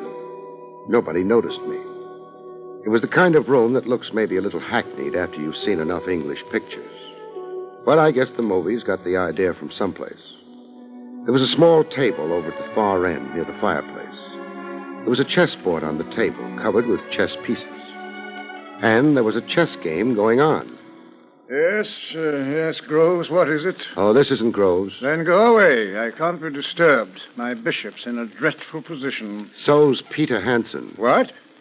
Oh, you're not Groves. I already mentioned that. If you'd looked up from the board a little quicker... Who are you? Barrie Craig.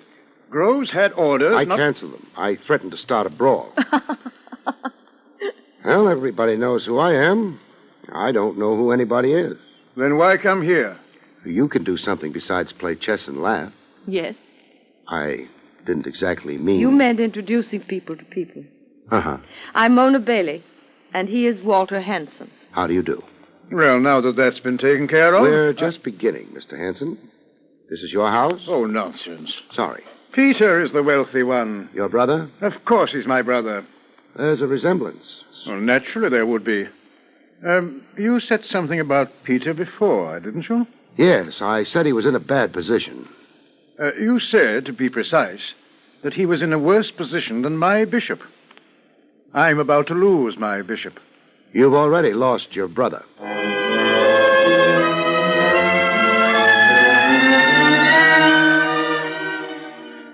I tried hard to watch both Walter Hansen and the girl when I let that one go. I had some idea about analyzing the expressions on their faces.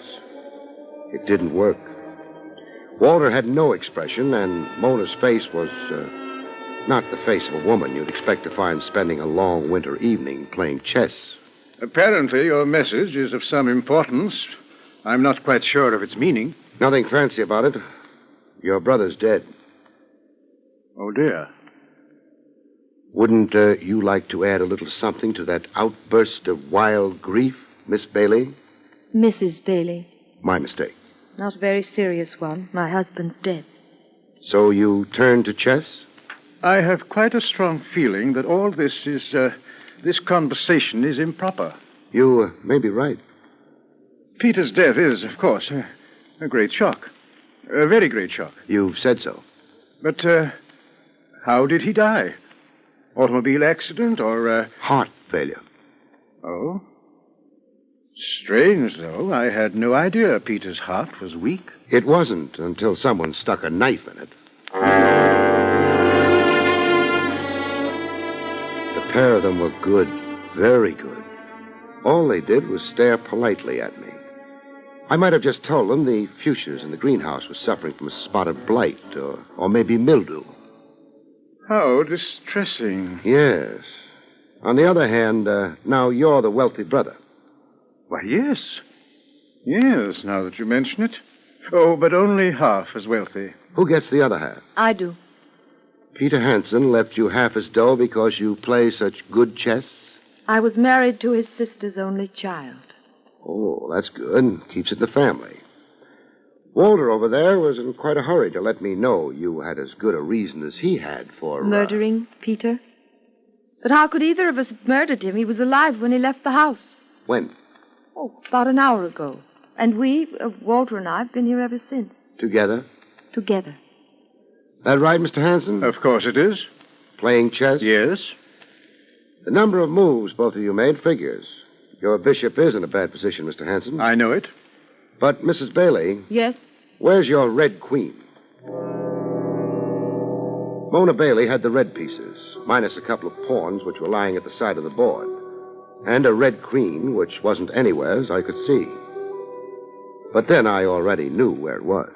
I lost it. Careless of you to go shopping with it. I meant Walter took it. That means it would be off the board, but... I was so angry with myself, I threw it in the fire. A wild impulse? Well, I suppose, you see, I've quite a temper. Sure. Only thing is, your queen file hasn't been opened yet.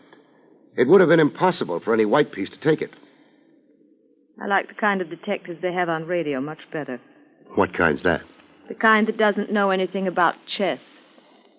Still, Walter will confirm my anecdote, won't he, dear? Of course. You became angry and threw it in the fire. The Red Queen? The Red Queen. Wouldn't it be a shame if it turned up someplace else? Good night. Wait, don't... Pay no attention to him, my dear. I can't let him go without... Oh. You, better answer that. It'll be the police. They'll have news for you. Except it won't be news, will it?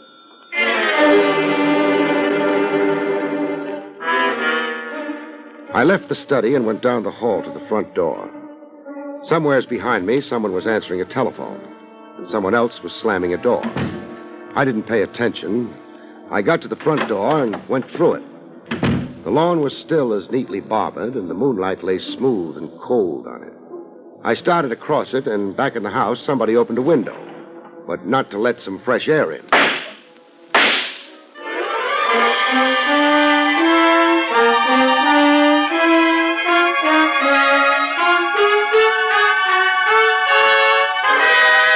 Back to Barrie Craig in just a moment. In these uncertain times, it's hard to plan for the future. But more and more American girls are discovering a career that offers both opportunity and security. That career is in modern nursing. You may have old-fashioned ideas about the profession of nursing, and if you do, you owe it to yourself to find out just what this field offers you today. There are new and greater opportunities in this job now than ever before. Today's student nurse receives a valuable professional education, works with interesting and friendly associations. And when your training is completed, there are jobs waiting with airlines, with the Red Cross, in foreign service, with the armed forces, and in many industries. The demand for nurses is continually increasing. To become a student nurse, you must be a high school graduate or a college student of good health and character. If you can qualify, get full information at the nearest hospital in your community. And now back to William Gargan, starring as Barrie Craig, confidential investigator.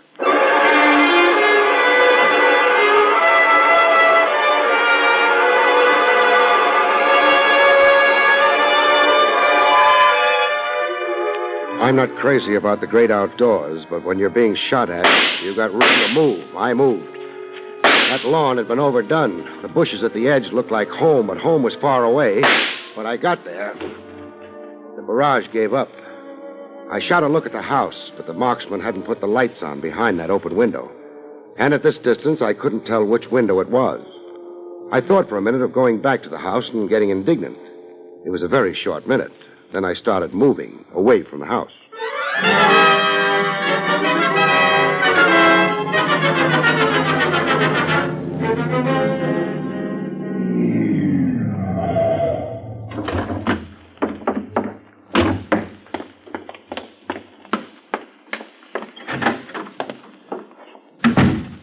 Jake! Jake! Stop shouting. I had to wake you up. Wasn't asleep. Your eyes were shut and your mouth was open. That so? That's so. I was concentrating. On what? Springtime. It happens to be the middle of the winter. That's what makes it hard. You know, Jake, there are times when I don't think you're the best elevator man in the world. You should have seen me farming in Vermont. Why? I was even worse at that. You going upstairs at this hour of the night? No, but I've got a question for you. You sent a man over to Willie's wagon earlier tonight. Yeah. Small man, perhaps around 60, pink and white complexion, gray hat, gray overcoat. Name of Peter Hansen. That's right. He said he wanted to see me. Yeah. What time was it? Oh, around 8:30. Which would be about right. 15 minutes for him to get to Willie's wagon, give or take 5, and... Jake. Yeah. Did he look all right to you? Looked beautiful. What does that mean? $1 tip. Aside from that. I didn't notice anything wrong. That's not positive enough. Jake, did he have his coat open when he was in here? Yeah, he had to. Why? To get at that $1. That's what I wanted to know. Means he was stabbed on his way from here to the wagon, not before. Does, eh? Has to be that way. This fella stabbed bad? Bad as you can be. Jake, did he mention why he wanted to see me? No. Reason's obvious enough by now. Good night, Jake. Good night. Well, Mr. Craig, you ain't going up? I'm going home, I think. Getting old? No more than usual. Why? I'm getting old more than usual, but I still wouldn't go home. What would you do? I'd go up to my office. There's someone up in the office? Yeah. Got here a couple of minutes before you did. Did he mention his name? She didn't. She? What did she look like? Springtime. Mona Bailey. Oh, that what they're calling it this year? Thanks, Jake. You ain't using the elevator? No, the stairs. You need exercise? I need to make sure she doesn't know I'm on my way. I could be wrong, but she might be here to finish an unfinished job. 3 flights aren't a lot to climb, but they took me longer than you'd think. Of course, Mona Bailey might not have been the marksman behind the open window, but the odds weren't too good. And when someone has decided you make a lovely target, you need all the odds there are, even if she reminds a night elevator man of springtime. I pushed the door open, but didn't use the doorway, not for a couple of seconds. Nothing happened. I called myself a coward and walked through the doorway. Mona Bailey had whirled in the chair as I came through the doorway, and she wasn't holding a chess piece in her hand. Hello. Mr. Craig. Please don't call all this a coincidence. Oh, it isn't. Thanks. That gun in your hand might be a mistake, though. Not really. You see, I didn't know who'd be coming through that door. And now that you know, I'll put the gun away. in the pocket of your coat. Well, a girl never knows when she might need a gun. As, for example, at 8:30 this evening? Is that when Peter Hansen was killed? Roughly. Weren't you watching the time? You're being unkind. Are you always unkind? Call it self-defense. What did you want here? I might have wanted to see you again. So soon? We weren't alone the last time we met. We weren't close enough then for me to notice your perfume. And now you've noticed it. I'll remember it when I get to be as old as Jake. Well, that's too long to wait. I'll wait. Until you tell me why you searched the office. You didn't get a chance to close a couple of the desk drawers. You might have left them open. I might have, but I didn't. Good night, Mr. Craig. You're jumping cues. There's more conversation coming. Noticing those desk drawers, Mr. Craig, while I was close to you is insulting. Call it an occupational disease. What were you looking for? A red queen? I told you I threw it in the fire. Peter Hansen's right hand wasn't singed. Singed? As it would have been had he pulled the queen he was holding when he died out of the fire. Oh. I don't have it. By now, the police do. You try your story on them, they won't bother tying up loose ends. They'll arrest me? What do you think? What should I do? You were playing chess with Peter Hansen. Say at 8. Then what? He said he had an appointment and left. So Walter took his place at the board. And played with you? Yes. Without a queen? Still no good. Peter Hansen left. Where was Walter Hansen at the time? In his room, I guess. And he didn't join you till when? Nearly 9. Therefore, he can't alibi you. No. After I walked out of the Hansen house before, what did you do? I went to get my things. I knew I'd have to follow you. I hoped I'd be able to get here before you did, so I could look for the Queen. I thought you had it. You sure you didn't stop to slow me up by firing a few bullets at me? I didn't. Any witnesses to what you say happened? How could there be? I wouldn't know. We might try finding out. Come here to the window. Stay to one side, though. All right. That car across the street. Yours? I came by cab. Recognize the car? It's the Hansen car. It belonged, like everything else, to Peter. Know who's driving it? I can't see from up here. How would you like a chance to convince me that the perfume you use isn't something to forget? I'd like such a chance. Okay. Walk out of here, go downstairs, and walk out of the building and north along Madison a few blocks. Then take a cab home. That's all? That's all. All right, but... Don't worry. There'll be another installment.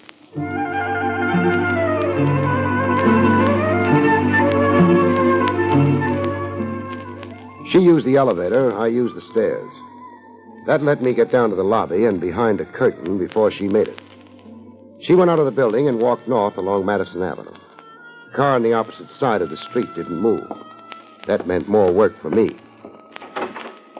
The back alley was dark and cold. But it let me out half a block down from the entrance, half a block down and behind the waiting car. I crossed the street fast and moved in. The boy in the car was too busy watching the building entrance. I got the door open, reached in, and... Go on. I hope this hurts.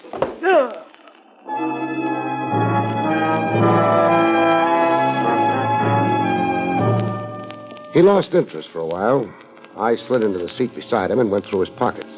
I found the gun without any trouble. It was still faintly warm. I broke the gun and found 2 bullets left. He hadn't bothered reloading. Who? The butler, Groves, of course. Wake up. You can't stay in a coma forever, Groves. What? Oh. Mr. Craig. Mr. Craig. Don't bother reaching for anything. I've got the gun. Yes, sir. Think you're up to driving? Yes, sir. Then let's get started. Very well, sir. To the police, sir? Don't rush things. Let's make it the house first. You really should give your employers notice, shouldn't you?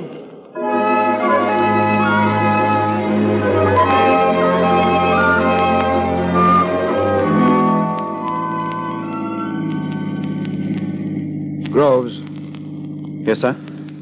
How long has it been going on? How long has what been going on? The thefts from the house. That tells me there have been thefts, but it doesn't tell me how long. Peter Hansen was a selfish, grasping old man. Don't speak ill of the dead. Why not? After they've done ill to the living. Meaning who?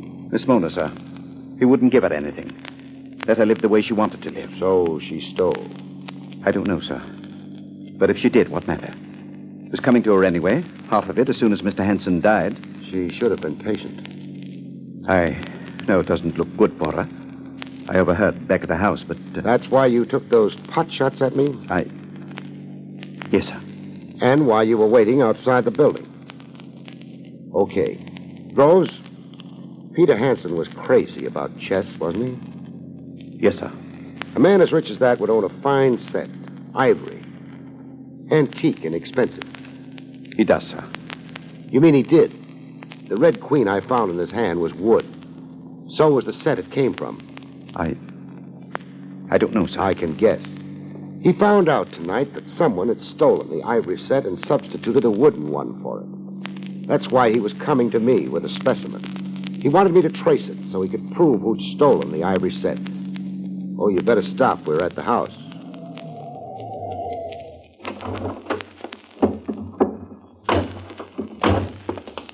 Don't bother knocking.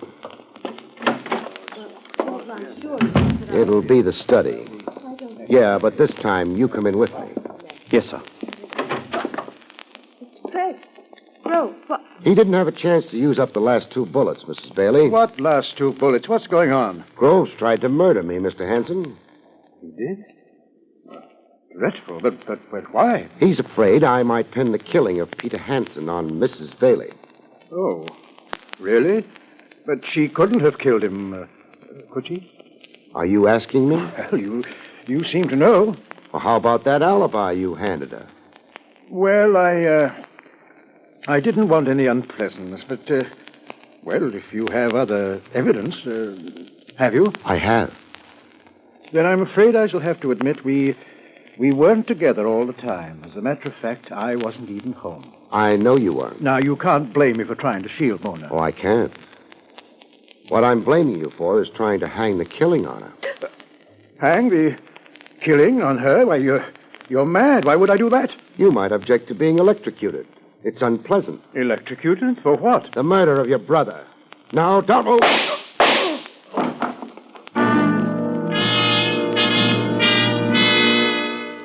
I got his arm before he could get at the gun he was carrying. It was only a flesh wound, but he was the sensitive type. He fainted. The police revived him. That would seem to be that. Yeah.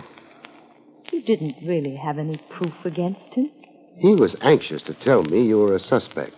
In a hurry. He set up the alibi and made it look as though he were lying for your benefit. He didn't try very hard to make the lie sound good. Why? Because he didn't want it believed. That gave me enough to go on. I don't think it was nearly enough. Also, Yes, Barrie. He wouldn't make anyone dream of the springtime.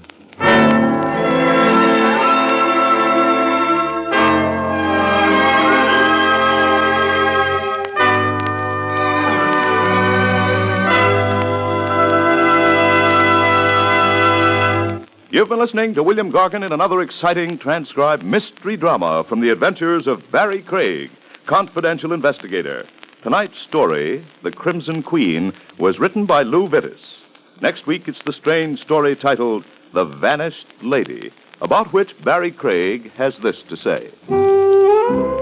Next week, a laughing killer finds the laugh is on himself. A blonde turns gray when a corpse comes to life. And a gunsmith finds that shooting off his mouth can be fatal. Good night, folks. See you next week.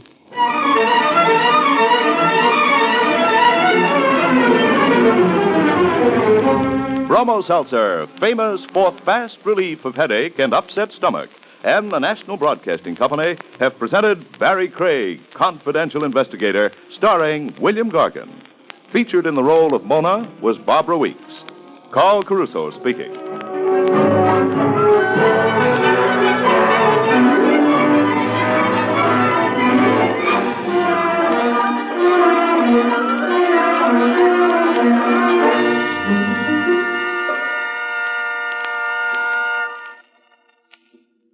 There's more to a child in an iron lung than meets the eye. Beside her is American sympathy. And these are the days that sympathy becomes action as All America joins the 1953 March of Dimes. Your dimes and dollars sent to your local March of Dimes headquarters today promise all prisoners of polio a brighter tomorrow.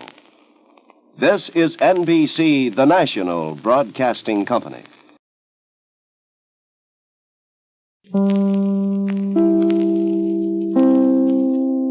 William Gargan stars as Barrie Craig, confidential investigator.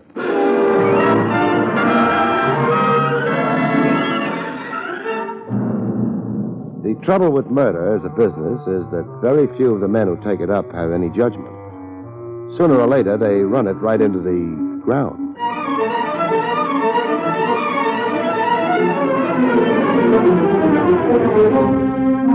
The National Broadcasting Company presents William Gargan in another transcribed drama of mystery and adventure with America's #1 detective, Barrie Craig, confidential investigator.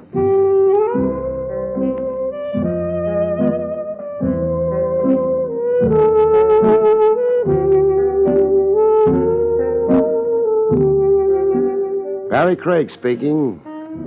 With the weather what it is, a smart operator would be spending his evenings indoors, parked near the steam heat, with a glass in his hand and a small warm glow in the region of his lower chest. I guess I don't qualify. I still like to take walks. Around about this time of the night, there's not much on the street. The air's cold and clean. It's nice to find out you have a pair of lungs which can use that air. Hey, you! Me? Hold it, huh? Hold what? The lippy type, huh? No, just not quick, that's all. You're Craig. That's more or less what I answer to. I got a job for you. I better make a note of it. What the devil you took? How often does a job come running after a man? I'd save the conversation for a friend, Craig. You would like to make a couple of hundred easy? Me and most of the adult male population of the United States. Take this. This? A small puppet. Come to think of it, are there any big puppets? You deliver that's all. 200. I deliver it to who? The name is Ann Kelly. She wants a puppet? She'll be very happy to get that one, see? Not exactly, but there are lots of Kellys in the phone book. And this time of night she'll be at Easy's open house. It's a clip joint over in the East 80s. She helps Easy keep the house open? She helps him keep it filled. What does she use, a hook? You catch her routine, you'll be able to add it up for yourself. That's in addition to the 200? Yeah.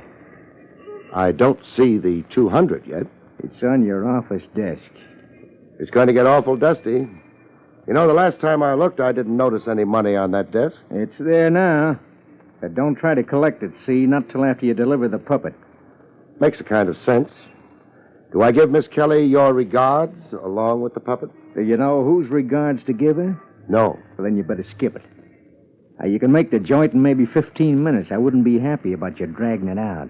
Craig always keeps his clients happy. I'll get it to her in 15 minutes. So long. I wouldn't bother remembering the license plates. You wouldn't? No, they don't belong to the car. Well, that's so. Even more than that. Yeah? The car don't belong to me. I didn't bother about the license plates. I always believe a client, even if he happens to be a mug. This one was.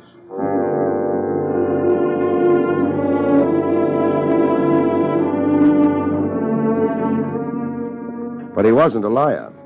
Easy's open house was over in the East 80s, and it was open. Ann Kelly wasn't at the moment helping keep the house open. I ducked a head waiter and headed for the dressing room.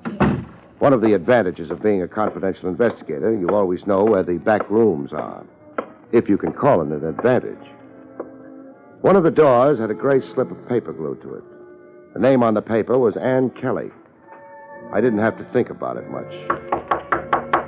The slip of paper had started out in life nice and white. You practicing how to be a drummer, boy? That, I decided, was an invitation to come in. Ann Kelly had started out in life nice and clean. We all do. In her case, she'd held on to a little of that niceness, cleanness. A little. What happened to you? You lost your table or something? No. I'm on display out on the floor, not back here, mister. My name's Barrie Craig.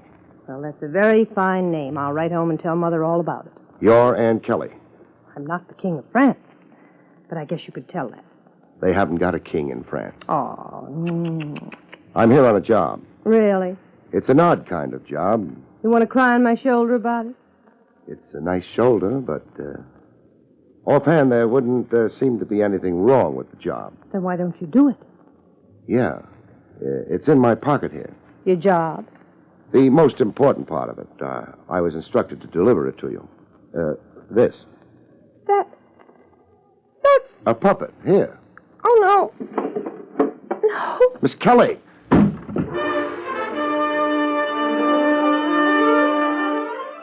My client had said Ann Kelly would be very happy to get the puppet. He was wrong. Unless every time Ann Kelly got happy, she passed out. Miss Kelly. Miss Kelly. Kelly, you're on. Kelly. I don't like to be nasty, Kelly, but the customers are impatient. Oh. She fainted. Really, sir, you shouldn't. I mean, after all. I didn't. Oh. You Easy? I beg your pardon. You meant, am I Mr. Easy? That's what I meant. Well, I'm so sorry, I'm not. I'm Osborne. Oh, don't fret about it. Where can I find Easy? Oh, his office is down the hall. Oh, what a delightful puppet. You must have dropped it? No. Well, I mean, is it yours? No. Well, it must be Kelly's then. Fancy. I'm too busy right now. Better hang around until she comes to, huh? Well, I suppose I must. Yeah. I didn't spend any time thinking. I hadn't anything to think about. The hallway back at the club was a carbon copy of the mall. Shabby, the walls greasy with ancient dirt. The light bulb overhead not putting up much of a fight. Easy's office wasn't hard to find. That figured. Light leaked out from under the door. Somebody was in. The door was locked. Osborne could have been lying.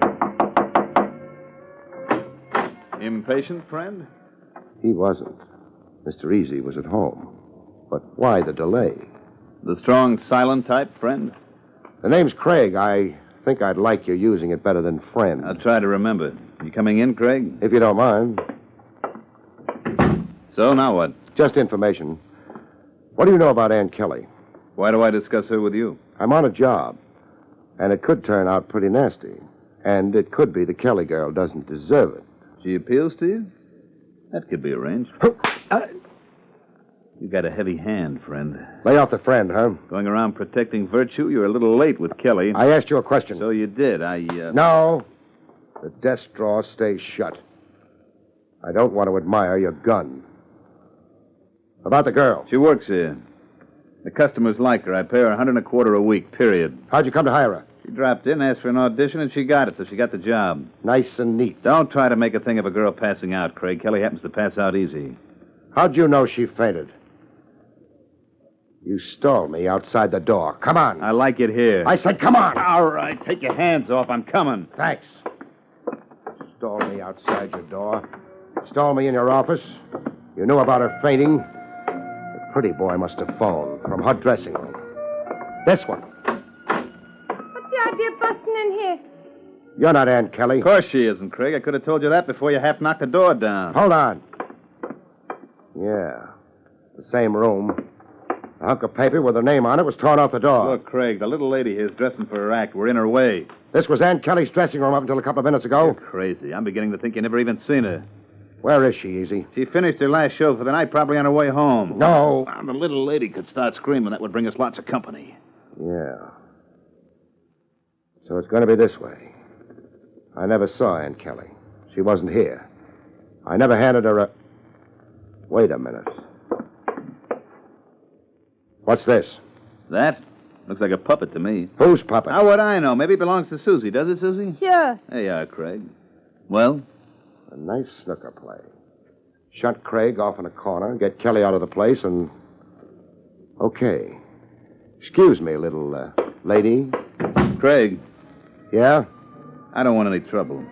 I don't know what you think you saw. Make it short. But if you want to look through the place, it's okay with me. Thanks. I'm not much good at closing stable doors, though. So long, Easy.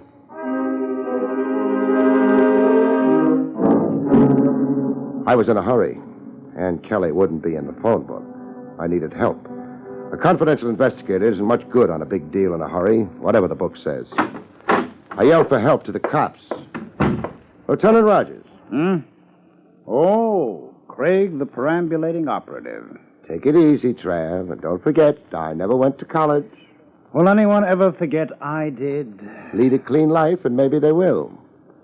Trav, I need help in a hurry. What kind of help?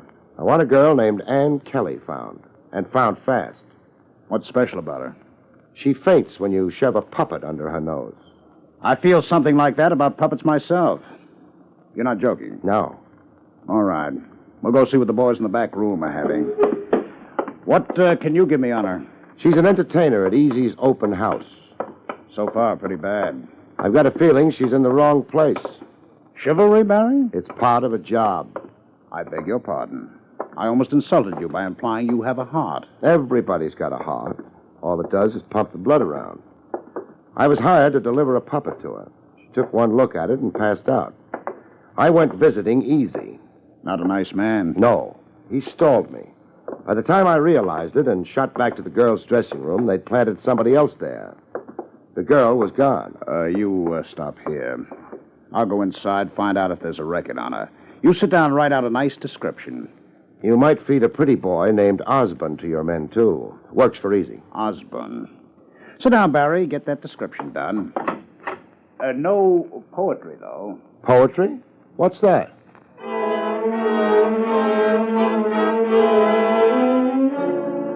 Trav didn't need a written description. He just thought it might be a good idea if I had something to do while I was waiting. I guess it showed pretty plainly.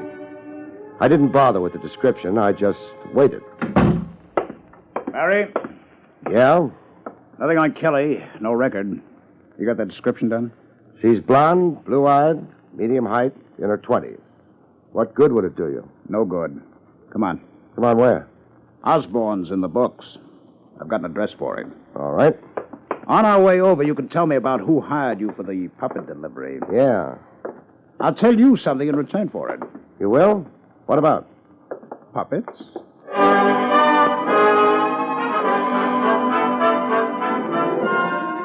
We climbed into Lieutenant Rogers' car and went away from headquarters. My story didn't take up very much time. You never got a good look at your client, then? No, I'd recognize him, but... Maybe it'll come out in the wash. Or perhaps we can correlate a couple of stories. You're speaking to somebody who had his troubles with the 8th grade. Mm-hmm. I imagine the 8th grade had more trouble with you. Barry, about a year ago, the department became indirectly interested in the puppet show. Homicide? Homicide. The primary interest was by the Treasury. Seems a couple of people who were very good with puppets also did pretty well with distributing counterfeit money. Peculiar tie-up. No. The puppets worked with a tent show. A tent show is always moving, hits every part of the country. Its customers keep changing. It's not a bad center for distribution. I guess not. The puppets were handled by a couple of people. A blonde girl named Ann Keegan and her father. Keegan? Kelly? A possibility. However, the Treasury started pressing. Things happened. There was no direct evidence about the girl, but her father was definitely implicated, along with a couple of men in the background. One to supply the counterfeit, the other to run the whole operation. They had names? The manufacturer was called Dalgos. The man in charge may have been John Easy. May have been? No evidence. Dalgos served a year on an old charge. The operation was broken up, but a couple of $100,000 in very good counterfeit currency disappeared at the time. And somebody's looking for it now. You said homicide was interested? Yes. The girl's father was cracking under the pressure. He was ready to confess. But someone got to him before then. And he died? He died.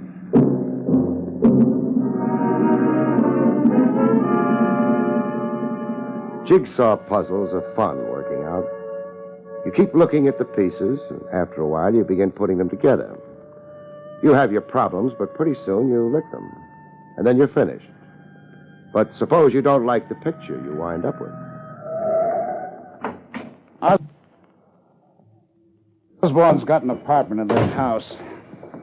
He tie in with the tent show deal? No evidence. Osborne, yes. Apartment 1C. Would be on the ground floor. Convenient. You probably think you're being cynical, but you're right. For a criminal, the ground floor is definitely convenient. I'm bright without knowing it, huh? About the only way I'm bright. Your modesty is becoming. How accurate it is. No knock? No knock. This one ought to do it. We won't loiter until invited. Yes. Yes, what? The room's empty. But the lights are on. Door on the opposite wall. Shut. However. Bedroom. And... Not empty.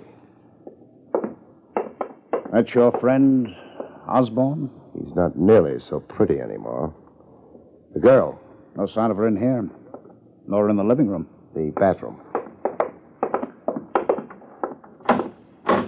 No. Well, the body's still warm. Window open. Alley. Anything besides the garbage cans? Sure. Ash cans. Phone? No. Back in the living room. Nice apartment. A Modigliani on the wall. Modern furniture. With thick walls. The shots weren't hurt. A what on the wall? That painting. Looks more French than Italian. Mm-hmm. You knew who Modigliani was all along. Oh, well. We'll have company in a few minutes. The girl must have decided she didn't care for Osborne's hospitality. Barrie! Barrie, come back here. I don't want you sticking that thick neck of yours out. Barrie!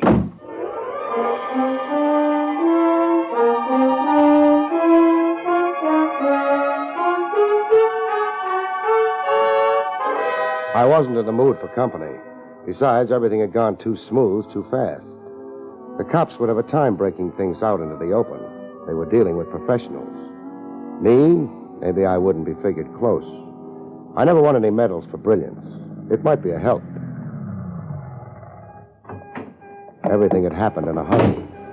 The man who'd handed me the puppet that started everything had mentioned how smart I'd be if I stayed away from my office until my job was done. That meant a man would be watching it. Maybe nobody had notified him I'd finished my job. Maybe he'd still be watching the office. He was there. He wasn't happy about it either. That was a cold doorway he was holding down. Me, I picked another doorway and waited. I wait very good. One of these days, I'm going to start a movement to have all doorways heated, if I ever thaw out. A car came down the street. A quick look told me it was the same one I'd seen the boy with the puppet riding. I let it pass me and made my car.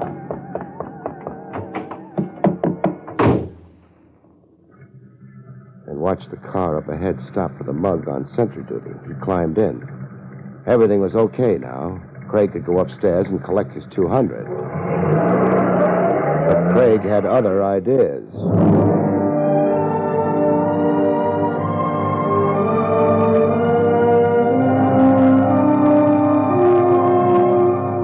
They weren't expecting company.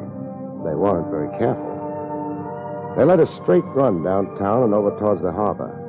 They pulled the car up into an alley, left it there, and used their feet. It wasn't a long walk. They used a stoop, went into a house that was young and fresh, maybe when the last century died, and shut the door behind them. Force of habit got me to the back door. There wasn't a cop in sight. I leaned on the door. It opened. They were pretty sure of themselves. Downstairs was nothing much. A couple of empty rooms, one that wasn't empty. 2 mugs, neither of whom interested me. I tried the stairs. Nobody was worried. I got to the top. Things improved up there. If you could call it an improvement. The waterworks don't make much of an impression on me, kid. I don't know what you want. In a pig's eye, you... I've already told you. Sure, and I already didn't believe you. I can't. Oh. I got lots more. Well? I could open the door and walk in. I might live long enough to identify my client, but not long enough to do the girl much good. I ain't got all year. I need the green stuff. I got sent up. The cops took over my equipment. I need the green stuff. I pass it on back in business again. You wouldn't want to stand in my way, would you? I never knew anything about... Sure, it was your old man. Remember what happened to him? It could happen to you. What was the smart move? Get out of there and yell for the cops? Maybe they would have showed up in time. But who's smart? Hello, Dalgus. Private eye. What? I don't like the way you treat women, Dalgus. I'm firing you as a client. Okay, you've been funny. Now talk straight. That was straight. What are you waiting for, a medal? I'll take Ann Keegan instead. You know who I am? It's been a lousily kept secret. Excuse me for interrupting, but I ain't giving out Ann Keegan's tonight. Just one will be enough. You packing a rod, Snoop? What do you think? I think you ain't. Otherwise, you'd be showing. So... I can break you in half before you get yours out. Maybe. But the boys downstairs, what do you think they'll be doing?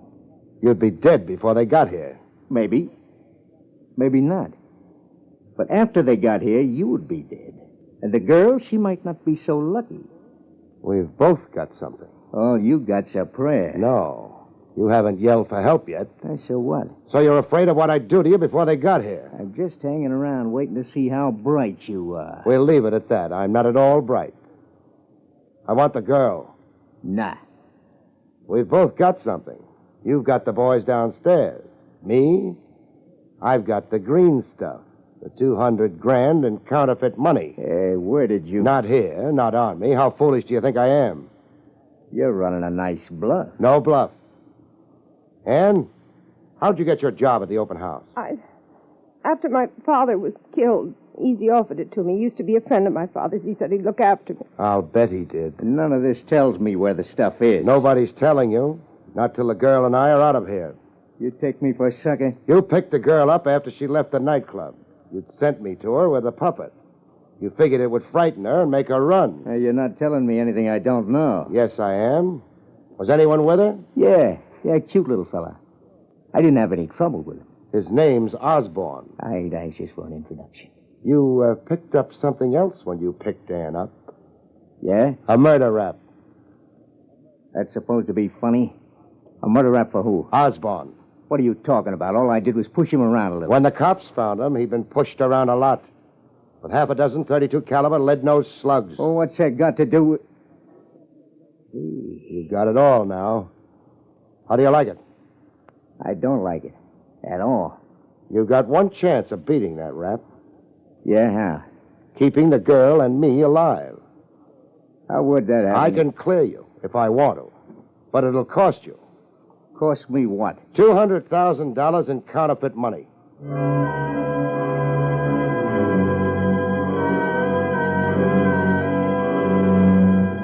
It took him a little time to decide.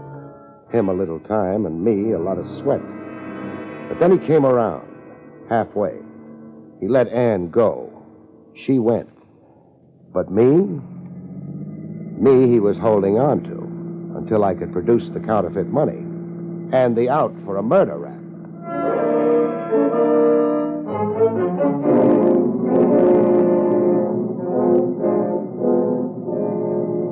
I got a gun on you, and I keep it on you. The boys cover the open house front and back. Any funny business? I know. Yeah, but you ain't sure. You can be sure. With that rap riding my shoulders, what have I got to lose? What do you want me to do? Turn green with fright? Well, we've arrived. What do you know? Hey, Sam, get out first. Cover a big boy from the outside, huh? You go out, Craig. Thanks.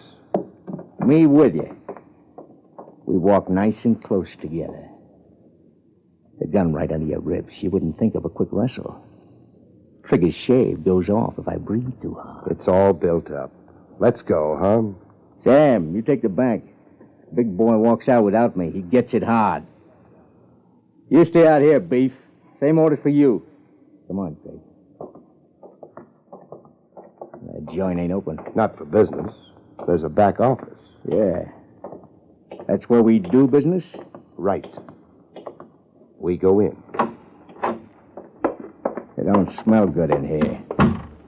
You ever been in a place that did? You watch it. I insult Easy. Easy reminds me. Ever know a man named Easy? Nah. You're going to. Come on. Light through that door. the one we want. I don't think we knock. Hello, Easy. Craig. And... Hey, what did you call him? Easy. John Easy. Any objections? Well, the name's Marlowe. Ain't it, Marlowe? Hello, Doggos. Long time no see. Not such a long time, a 1-year stretch. And that's over. I'm pleased for you.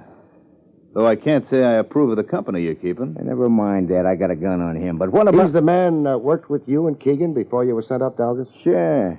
He's the man gave Ann Keegan a job here because he used to be a friend of her father's. Nothing wrong with that. Except, who killed Ann Keegan's father, Dalgas? I don't know. Did you? You're fishing for what? The truth. I don't think you killed him, Dalgas. Thanks for nothing. But who did? Who does it have to be? Dalgos, why my office? I mean, if you enjoy playing games with this thick-headed idiot... I don't think you killed Osborne either, Dalgas. But look when Osborne dies. Immediately after your release from jail. And under what circumstances? When he was supposedly hiding Ann Keegan out. What does that add up to? Your conviction, because you wound up with Ann Keegan. Well, that much I know. What you're handing me now John is... Easy, alias Marlowe. He had the motive. He'd latched onto the $200,000. He knew you'd be after Ann as soon as you got out. That's why he hired her. So he could use her for a bait for a trap in which he could break your neck. It could be that way. Dalgos. Yeah? You got your gun on, Craig? Yeah. Then you won't be able to do very much about this, will you? What? Yeah, my gun pointing at you. As far as yours is concerned, shoot Craig or not as you please. Why, you dirty... You're using that gun on Craig? No? Then suppose you drop it. Okay. Mr. Craig is unfortunately right. Too bad you had to get him involved in this, Dalgos. Otherwise, you'd have a little longer to live.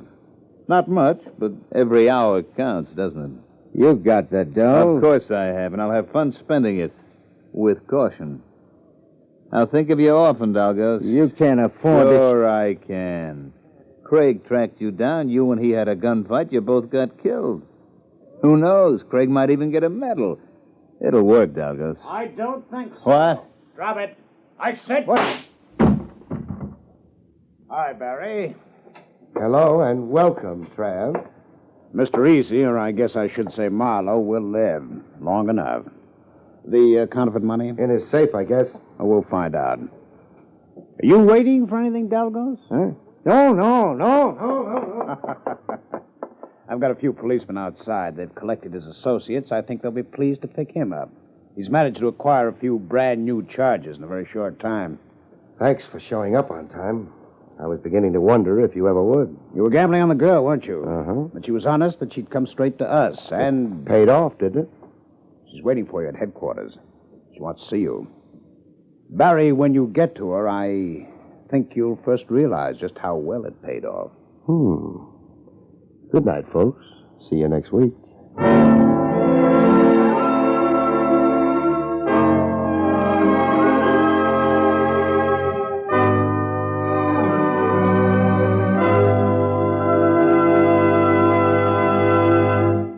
You've been listening to William Gargan in another exciting transcribed mystery drama from the adventures of Barrie Craig, confidential investigator.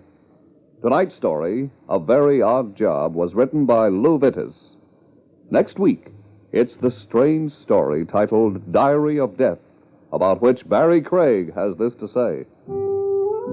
Next week, murder counts to a bloody 3. When 3 pieces of a treasure map that should lead to a great fortune only leads to greater misfortune. See you next week, folks.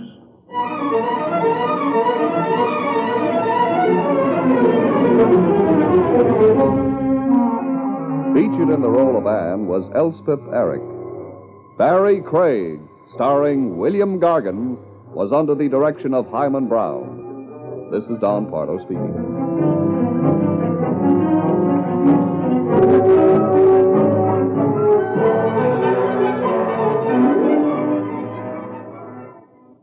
Now, Robert Montgomery presents something different in news analysis on NBC.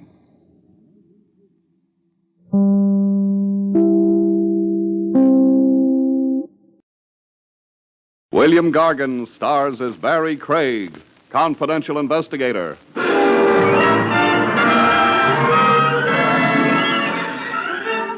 There's an old school motto with a modern twist, folks. An empty barrel makes a fine casket.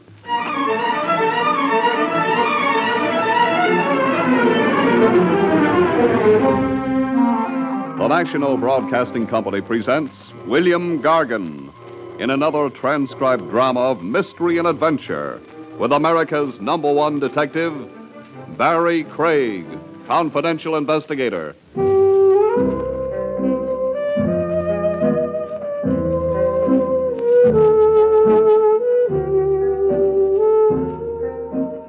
Barrie Craig speaking. Manhattan Island's my beat.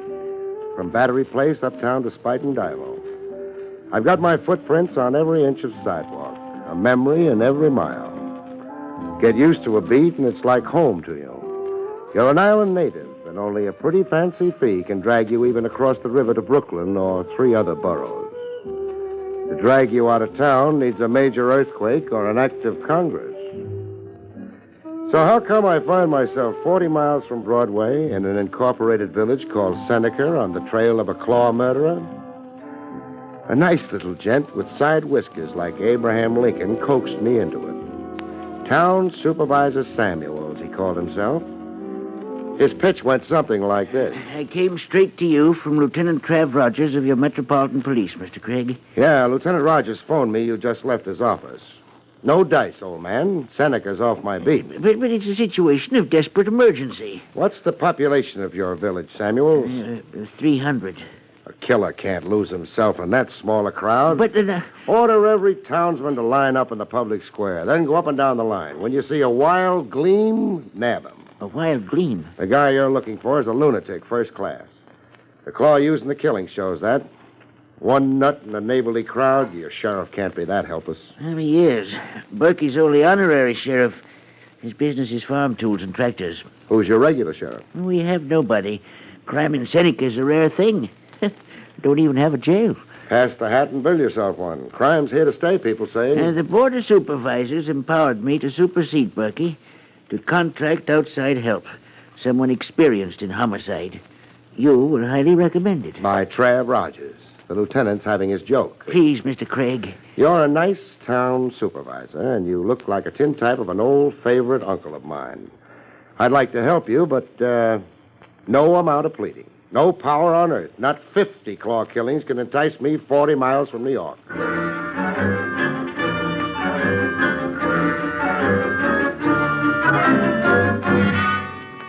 In Seneca, flanked by Samuels and the sometime sheriff, I got a look at the corpse. The morgue was the back room of a taxpayer divided into a grain, oats, and seed shop and mortuary parlor. This was Dr. Tyler, Mr. Craig. A doctor, huh? Horse doctor. Oh, sad day for Dobbin. Pretty thorough job of annihilation. Shocking crime. The claw marks on the skull were made by a garden tool, looks like. Yeah. Did Doc Tyler have any enemies? Let the sheriff answer, Samuels. Why, no. Not to my knowledge, he didn't.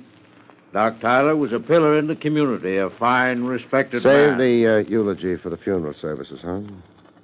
Theft, then. Was anything stolen? No, I'll have to say no to that. All Tyler had was accounts receivable. Bills owing him for his doctoring work. You went over his property, then? I did.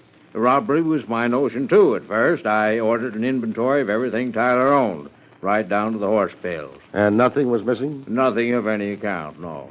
Except for old Baldy, everything was right where it belonged. Except for old Baldy, you say? Huh? Oh, yeah. Old Baldy's an old iron paperweight, the American Eagle. Doc Tyler always had it on his desk on top of a pile of papers. And old Baldy was missing? Yes, we couldn't find hide nor hair of it. Well, either somebody borrowed it and planned to keep it now that Tyler's gone, or Tyler threw it out. Or the murderer clawed Tyler to get it. Oh, now, why would anybody want to commit murder for a worthless old paperweight? Can't say, but that's why I'm in this whistle stop, to find out why. And that brings us down to cases. You and me. Come again? Your being here. Samuels brought you out against me. Against you? No, Sheriff. Shut up, Samuels. This is between me and Craig. Against me, I said, Craig. Oh, I get it. Your pride's hurt, huh, Sheriff? When you've jackassed around a while and Samuels admits to being the finicky fool he is, I'm marching you to the railroad station. With a brass band and local school mom doubling as drum majorette. A big goodbye to a conquering hero, Sheriff, because my parting gift to Seneca is your claw murderer in person. Want to bet?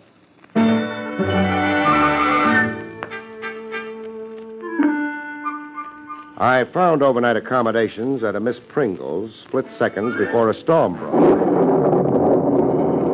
Miss Pringle was a spinster who looked it, and a fluffy white poodle who looked as if he was eating himself into his grave to escape Miss Pringle. This is Fluff, Mr. Craig. Fluff, huh? Does he bark? Seldom. Fluff has chronic laryngitis. Oh. Dr. Tyler, peace to him, was treating Fluff. Sad about Dr. Tyler. You're here to find the fiend? I'm here to get a night's sleep. Very well. You can have the attic room. Why so high a climb? But I'm not accustomed to taking male lodgers. Enough said. Blankets, towels, is everything there? Oh, yes, the room is ready. And a wall outlet so I can plug in and shave? No, the electric wires don't extend to the attic. Oh. There's a kerosene lamp. Now, if you go to your room... You're pushing me, Miss Pringle. But I'm not accustomed to men in my parlor. Enough said. I'll see you in my dreams. Oh, my... Good night, Miss Pringle.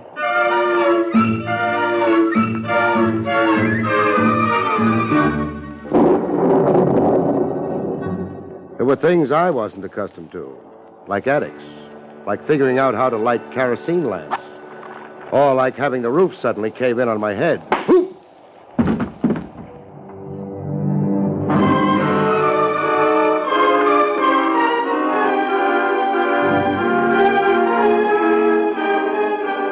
I went down from a sneak blow. A club, the weapon felt like. I went down, but not out. I could see through a red haze like a film of blood, and I could hear glass breaking somewhere in the room. I rolled on the floor, not to be a sitting duck for a second blow. But no second blow came. Just quiet and the rain outside.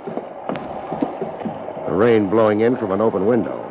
The window my sneak opponent had used getting in and out. I went out the window after him.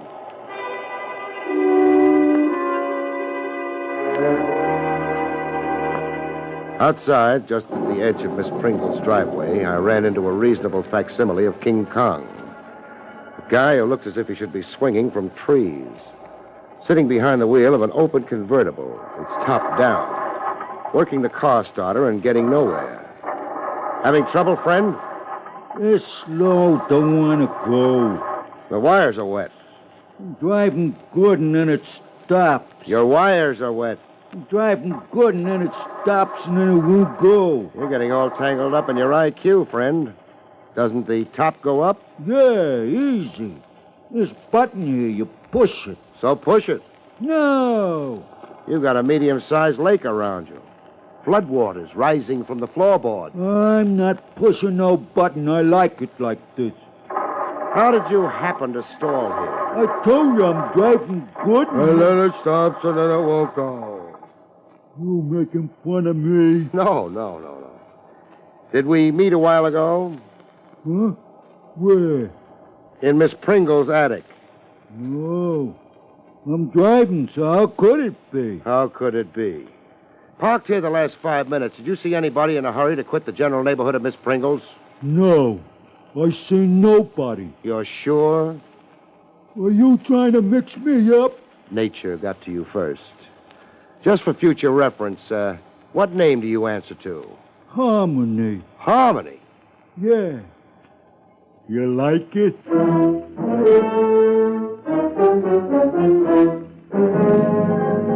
Back in the attic with the kerosene lamp lit and Miss Pringle in a trembling spasm, I took stock of the room. Oh, what you've told me, Mr. Craig, it's unbelievable. Believe it. I wasn't born with this rhinoceros egg on my head. But what purpose I'm checking to see. This picture on the floor, where was it hanging originally? The kerosene lamp's throwing so many shadows I can't see the nail hole. Why, it hung there over the highboy. The glass broke? Yeah, it needs a new glass. A ship's print, huh? Yes, the Princess Ida, an old whaling vessel. The picture have any special meaning? Special meaning? A value, an heirloom or something? Why, no. No value. I only paid $1 for... Oh, wait. Yes, come to think of it, I was offered a good price for it. How good a price? $100, if I recollect. For $1 print? Who made the offer? The young Mr. Stanley, the one with the new antique shop out on North Rugby. Why didn't you sell the picture to him? Well, I'm not sure. For spite, I guess. Spite? Well, the young man was too persistent and bad-mannered. Calling me on the telephone and then tracking his muddy boots on my parlor rugs. But I don't understand why these questions. Somebody was up here to steal the picture. I got in the way and was struck down. But nobody stole the Princess Ida. It was dropped in the commotion and the getaway. I heard breaking glass while rolling on the floor. Oh, you're trying to frighten me. Just enough to make you twice the cautious miss you already are. No men in your parlor. There's one joker abroad who might not respect that rule. Oh, you're not alluding to the claw murderer? Bolt your door and sleep with one eye open. Oh, my... I've just found you, beautiful, and I don't want to lose you. Mr. Craig. Yes, Miss Pringle? There's a fine room on the first floor right next to mine. Oh, no thanks. I'm getting to like the attic. There's electricity and a wall outlet you can shave. Oh, really kind of you. But I'm looking forward to roughing it. It'll toughen me up. Mr. Craig, I insist you move to the room downstairs next to mine. Oh, this creeping infatuation for me. Fight it, Miss Pringle, to your last drop of blood. We could get to be the talk of Seneca. But I don't care, Mr. Craig. I'm frightened.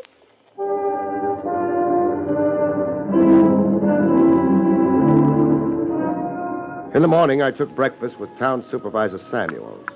Breakfast and information. I'm sorry Sheriff Berkey made you unwelcome. Berkey's sensitive to competition. I'm sorry about your injury. My injury? You were attacked and beaten last night. How could you know? Miss Pringle had me on the telephone in the middle of the night. Oh. I want to know about a couple of your townspeople. Eh? First, a bright chap who calls himself Harmony. Harmony? Now, what reason could you... Never mind. I'm asking the questions.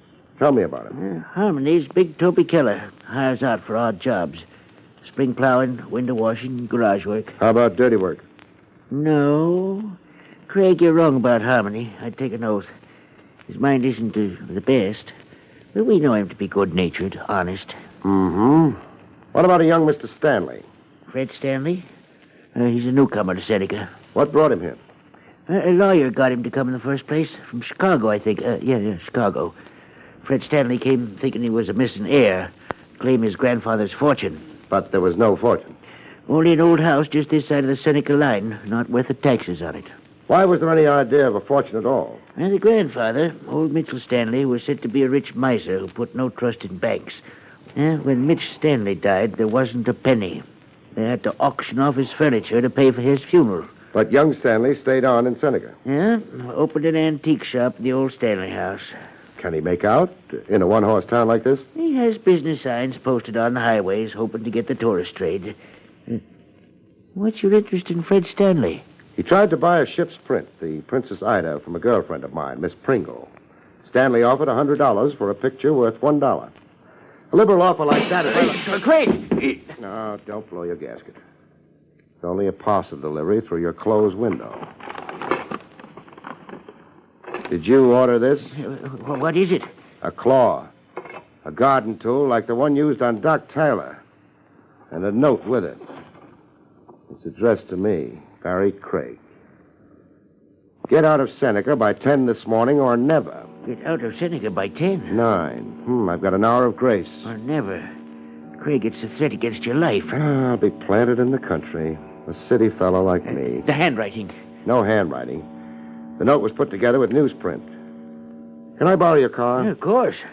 Stanley's antique shop is on North Rugby Road, just this side of the Seneca line, you said. It's a 3-mile drive, up the incline to Widow's Ridge, then left a quarter mile... Craig, be careful. Please, I don't want your murder on my conscience. Okay, I'll stay alive, but only for your sake, mind you.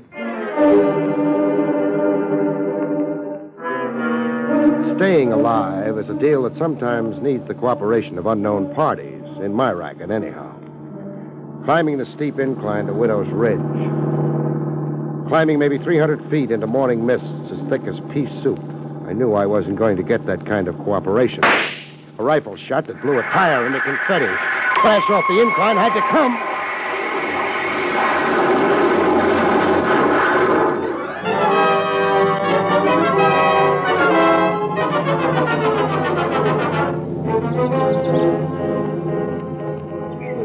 Funny distortions in your eye when you first come to and start taking inventory to see if you're alive.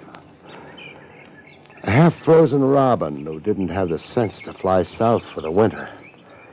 He sat on the side of the hill 10 feet from where I lay, staring solemnly at me and chirping prayers for my safety. Oh, when I started getting to my feet, the robin flew away. The inventory added up. I was all there in one piece, with a few dents that couldn't hurt forever. Samuel's car was down at the foot of the incline, topsy-turvy, like it was playing dead dog. I'd been thrown clear of the wreck. Half my fee into the poor box. I took an oath on that as I started for Rugby Road on foot.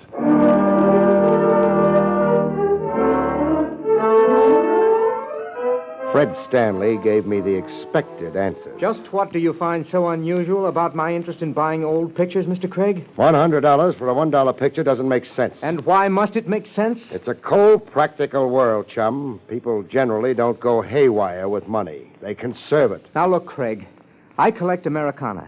Whatever strikes my fancy, I buy. The cost is secondary. But you're in business to buy cheap and sell at a profit. Technically, yes, but it doesn't work out that way. I love buying and I hate selling. A profit is rare. That gets expensive. Where does the money come from? That's none of your business, Craig. Now, if you don't mind, I'll terminate this interview. I'm in no hurry. Now, look here, Craig. And I'm in no mood for the polite, formal approach, Stanley. Or the kind of weasel talk you've been giving me. Or being terminated. Are you insane? I walked away from my own murder 20 minutes ago. I came to this whistle stop against my will to do a big, good deed. And go home. I don't intend to settle here for keeps. But what has that got to do... You lied to me. A fancy, eccentric pose that's as phony as a ham board of an Acton Shamokin. The ship print signifies something more than just another antique. No polite, formal approach, Stanley. I'm going to pound the truth out of you. Crazy, let me go. Tell me about the Princess Ida ship print. Let go. Harmony, help. Harmony, huh? Now we're making headway. So King Kong's hired out to you. Harmony, help. I want you to let Stanley go. Strapping ape like you, Harmony, you don't need a gun to take charge. I want you to let Stanley go. Sure, I'll let Stanley go. I was only fixing his tie. Oh, Craig, you had no right to manhandle me, no right. It paid off. I got to find out who was providing Harmony with his raw meat. Harmony's with me on day hire to do general cleaning and polishing, scrape down old furniture. Plus prowl in attics, plus distribute garden tools shaped like claws all over town, plus take rifle shots at passing cars. You're out of your mind. You assaulted me and Harmony rescued me. Now get out of here. Sure. But I'll be back. I'll be back, Stanley. The minute I tumble to your motive.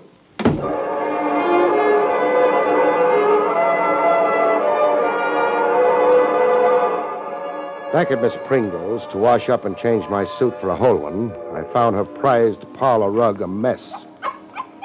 Spots all over it. And the dog Fluff, suddenly cured of laryngitis and barking. Warm spots with a sticky feeling to the hand. Red like blood.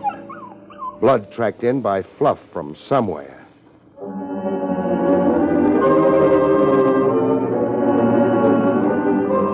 I followed the tracks to Miss Pringle's bedroom. The blood was Miss Pringle's goodbye to spinsterhood. The garden tool shaped like a claw lay beside her on the floor like a third hand.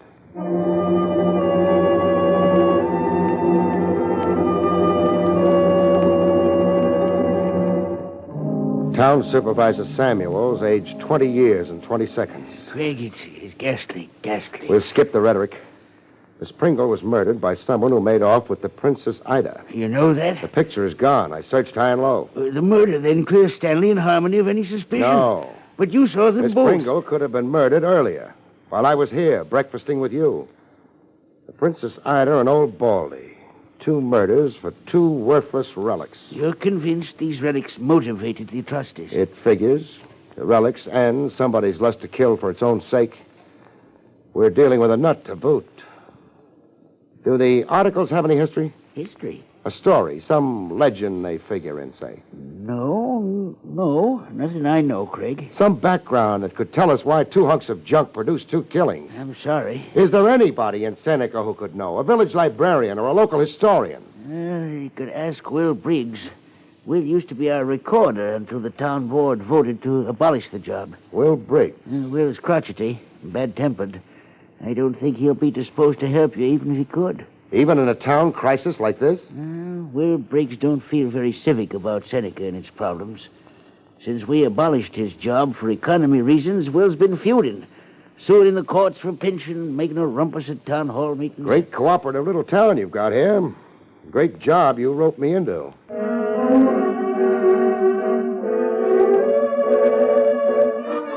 But Will Briggs pulled a switch on Samuel's characterization of him.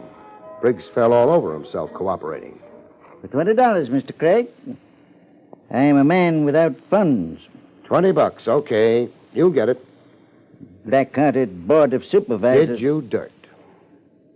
Old Baldy and the Princess Ida. Scratch your memory. Old Baldy and the Princess Ida. Funny now, you should be asking about them. Why is it funny? You're the second party that's come to me asking. Who came first? Old Mitchell Stanley's grandson. The one who settled himself into a shop here a spell ago. Young Fred Stanley. What did you tell him? What I'll tell you. If you wait. I have the record here. Yes, here it is. The sales sheet, my own writing, for that auction they held at Mitchell Stanley's once, to raise money for burying him. I was craking for the auctioneer that day. Get to it, please. In my time. See? It says here we sold beds and tables and floor coverings. Down here it says Old Baldy. 50 cents. Sold to Dr. Tyler. Princess Ida. $1. Sold to Miss Pringle. And the snowman sold for 75 cents. What's the snowman? The design on a patchwork quilt it's named for. Who bought it? Let me see. Sold to Adam Samuels, it says. That's the town supervisor himself. Where's your telephone, Briggs? Telephone? He never invented it from its use to me. Keeping body and soul together as it is. Briggs, don't bend my ears. What's got your back up? Samuels, your town supervisor's number 3 on the Claw murderers list. If it's so, I say good riddance to the black-hearted.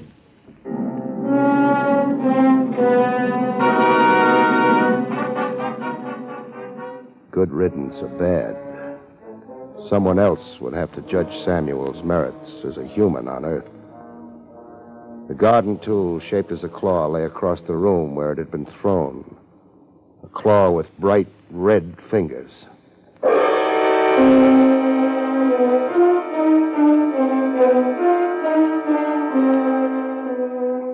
Fred Stanley resisted arrest to the last gasp. Harmony's last gasp, that is. Craig, get out of here. You're under arrest, Stanley. You have no authority. I've got a gun. Harmony. That 8th man comes through the door and he's dead. Harmony. You're asking your moronic stooge to commit suicide? We'll see. Harmony.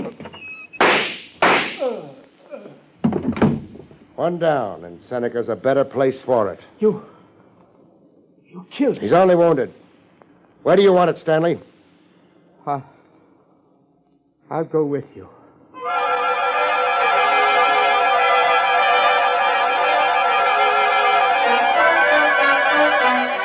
Stanley put his confession on record after a little workout and a lot of sweating. I found a diary that once belonged to my grandfather, Mitchell Stanley.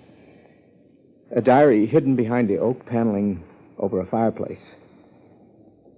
In the diary, 3 pieces of a map were mentioned. A piece each hidden in Old Baldy, the Princess Ida, and the Snowman, huh? Yes. A treasure map. The 3 pieces were to fit together into a treasure map. Through them, I'd find the wealth my grandfather was reputed to have. The wealth that never turned up when he died. Insanity runs in the Stanley line, huh? My grandfather's whole genius was a genius for hiding and hoarding. Hiding from the world in that awful house at the edge of the town line. Hoarding his gold. Fantastic thing like a child's treasure map was well in character with my grandfather. The shabby trick, too, was well in character with my grandfather. What does that mean? Well, it was all a grotesque joke. My grandfather's ghoulish sense of humor. I killed 3 people for a load of junk. There weren't any pieces of map in Old Baldy. Or the Princess Ida, or the snowman. That diary, Stanley. Give it to me. Here, go hunt yourself up some treasure, Craig.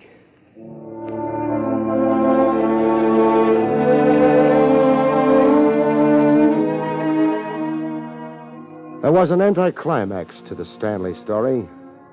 In a village beanery, with the sometime Sheriff Berkey trying to act apologetic and yet keep his dignity. I suppose you'll be leaving now, Craig, eh? Yeah, I can't wait to stand on Broadway and flip a cigarette into the gutter. Well, I've been a jealous fool. So would I be, in your shoes. Oh, thanks.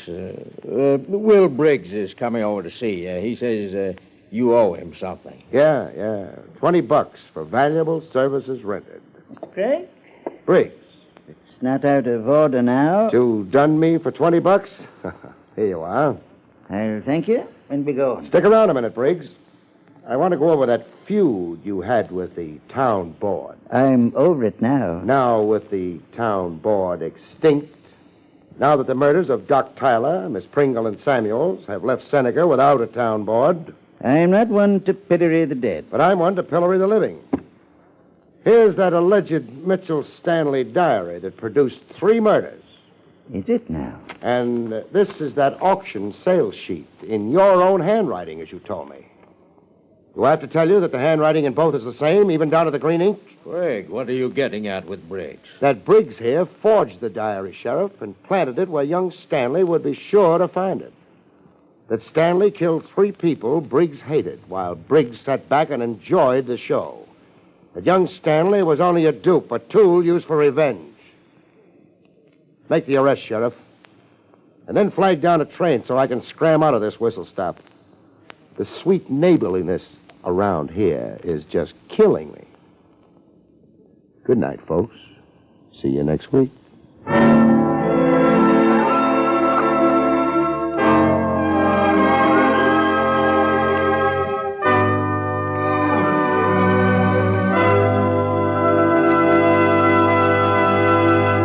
You have been listening to William Gargan in another exciting transcribed mystery drama from the adventures of Barrie Craig, confidential investigator.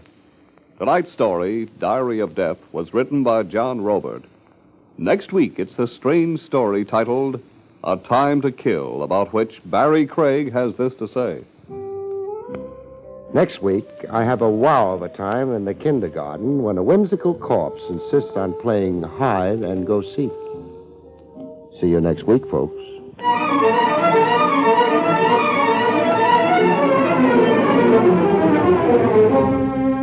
Featured in the role of Samuels was Louis Van Rooten. Barrie Craig, starring William Gargan, was under the direction of Hyman Brown. This is Don Pardo speaking.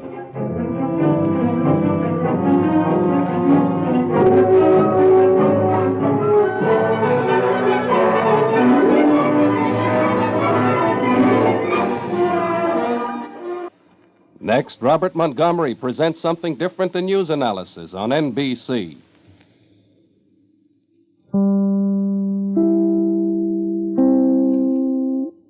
William Gargan stars as Barrie Craig, confidential investigator.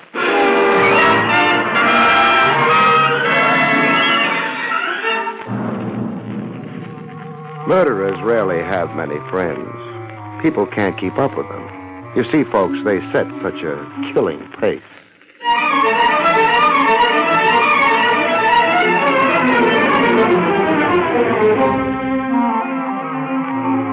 National Broadcasting Company presents William Gargan in another transcribed drama of mystery and adventure with America's #1 detective, Barrie Craig, confidential investigator.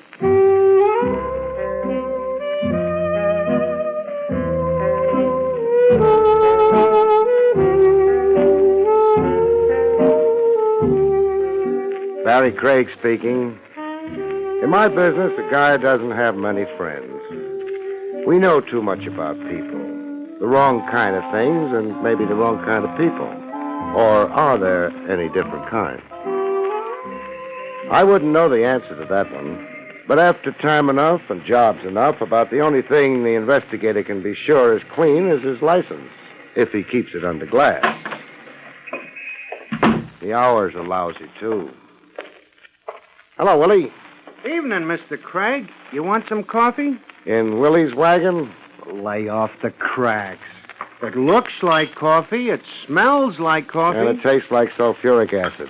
I'll have a cup. Thanks. How about some nourishment? I'll have a couple of donuts instead. A couple? What do you think I am, a weightlifter? Just watch your teeth working on them. Hey, you on a job? No. Well, then what's keeping you up this late? Your coffee, mostly. You didn't have any before you walked in here. I can dream, can't I? Besides... Yeah? I felt like company. Private Eye gets tired of his own thoughts pretty quick. Why don't you quit thinking? I did half a dozen years ago. I've been a happy man since. Business. What'll it be, Bud? Does it have to be anything? I seen one of those before. Back up. Against the wall, huh? Sure. Hold it, Craig. The personal touch? Just sit there. Work on your donuts and coffee. I eat just as well without a gun. That's to keep you quiet, not stimulate your appetite. Thanks for explaining. Why do I have to be quiet? I want it that way. Uh-huh. This Keep Craig Quiet Week? Yeah. I just passed the resolution. In a little while, I'm going to get sleepy. Don't let it bother you. My point is, do I have to be quiet only in Willie's wagon, or can I go be quiet at home? Craig. Yeah? I tried for you at your office first. The elevator man told me you'd probably be here. Jake's a prophet. Anybody else comes calling for you, the elevator man will tell him the same thing. You make it sound like a procession visiting Craig at midnight. Business isn't that good. Not a procession. One customer. You could give him a name? Sure. And when he gets here, what happens? I discourage him about consulting you. You reason with him? I discourage him. Hey, Bud, how about me sitting down? You got a seat back at the counter? No, but there's one in the kitchen. Also a telephone? I ain't checked recent. Keep leaning against the wall. This customer of mine, suppose he looks in here before he pushes the door open. So? He'll spot you. That's all right. Look, if I'm going to stay awake, I'll need more coffee. You? Yeah? Mr. Craig wants some more coffee. Okay. There's your coffee, Mr. Craig. Thanks. Well, it's an awful slow client I'm supposed to have. He'll be along. Maybe you frighten him off tonight. What happens tomorrow? People run out of tomorrows sometimes. Yeah. All right, that could be him. Stay put, boys. I could use a client. Not this one. He won't be any use at all. Too bad. Hey, Willie, what'd you put in this cup? Huh? Tastes more like concentrated lye than coffee. Shut up. It's an insult, not coffee. Here, you try it. It was hot, wasn't it? I'll take the gun now. Let go. What the? Those shots came from the door. Yeah. Car took the corner on a couple of wheels. Couldn't spot the license. That guy's bleeding all over the floor. Yeah. No. He'll stop in a little while, Willie. No more blood. Yeah? Yeah. His heart isn't pumping it anymore.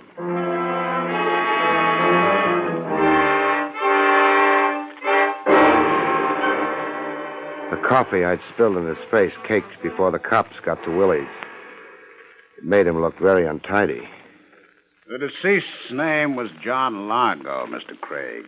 Thanks for telling me, Lieutenant Rogers. It would appear he was an executive from St. Louis. You mean executioner? It's a little early for indulging in theory, Barry. Not theory. The guy announced his job. The announcement was perhaps ambiguous. Largo was versatile. The numbers, jewels, slot machine. Okay, Trav. I know about a police officer's keeping his mind open. Must be drafty, though. Barry. Yeah? According to your report, Largo intended to discourage a client of yours. That's right. Which client? A client who hadn't hired me yet. But who had indicated he might. Trav, all these questions will maybe look good on a report, but I've told you all I know. I'm not happy about it. Well, maybe if I'd gone to college like you, I'd know more. The way it is... Now, you mustn't hold that college degree against me, Barry. I forgive you. Any psychiatrist will tell you it was my mother's fault. But I've got to bring something in for the captain. Isn't a fresh corpse enough?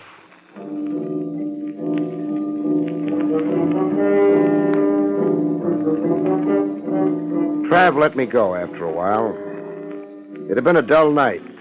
Willie's wagon was lousy with the press, and Trav had to concentrate on the department's public relations. I started for home, made a detour, and headed for the office on Madison Avenue. Jake would still be on duty, making sure nobody stole the building. Jake. Jake. Any cow wants to get me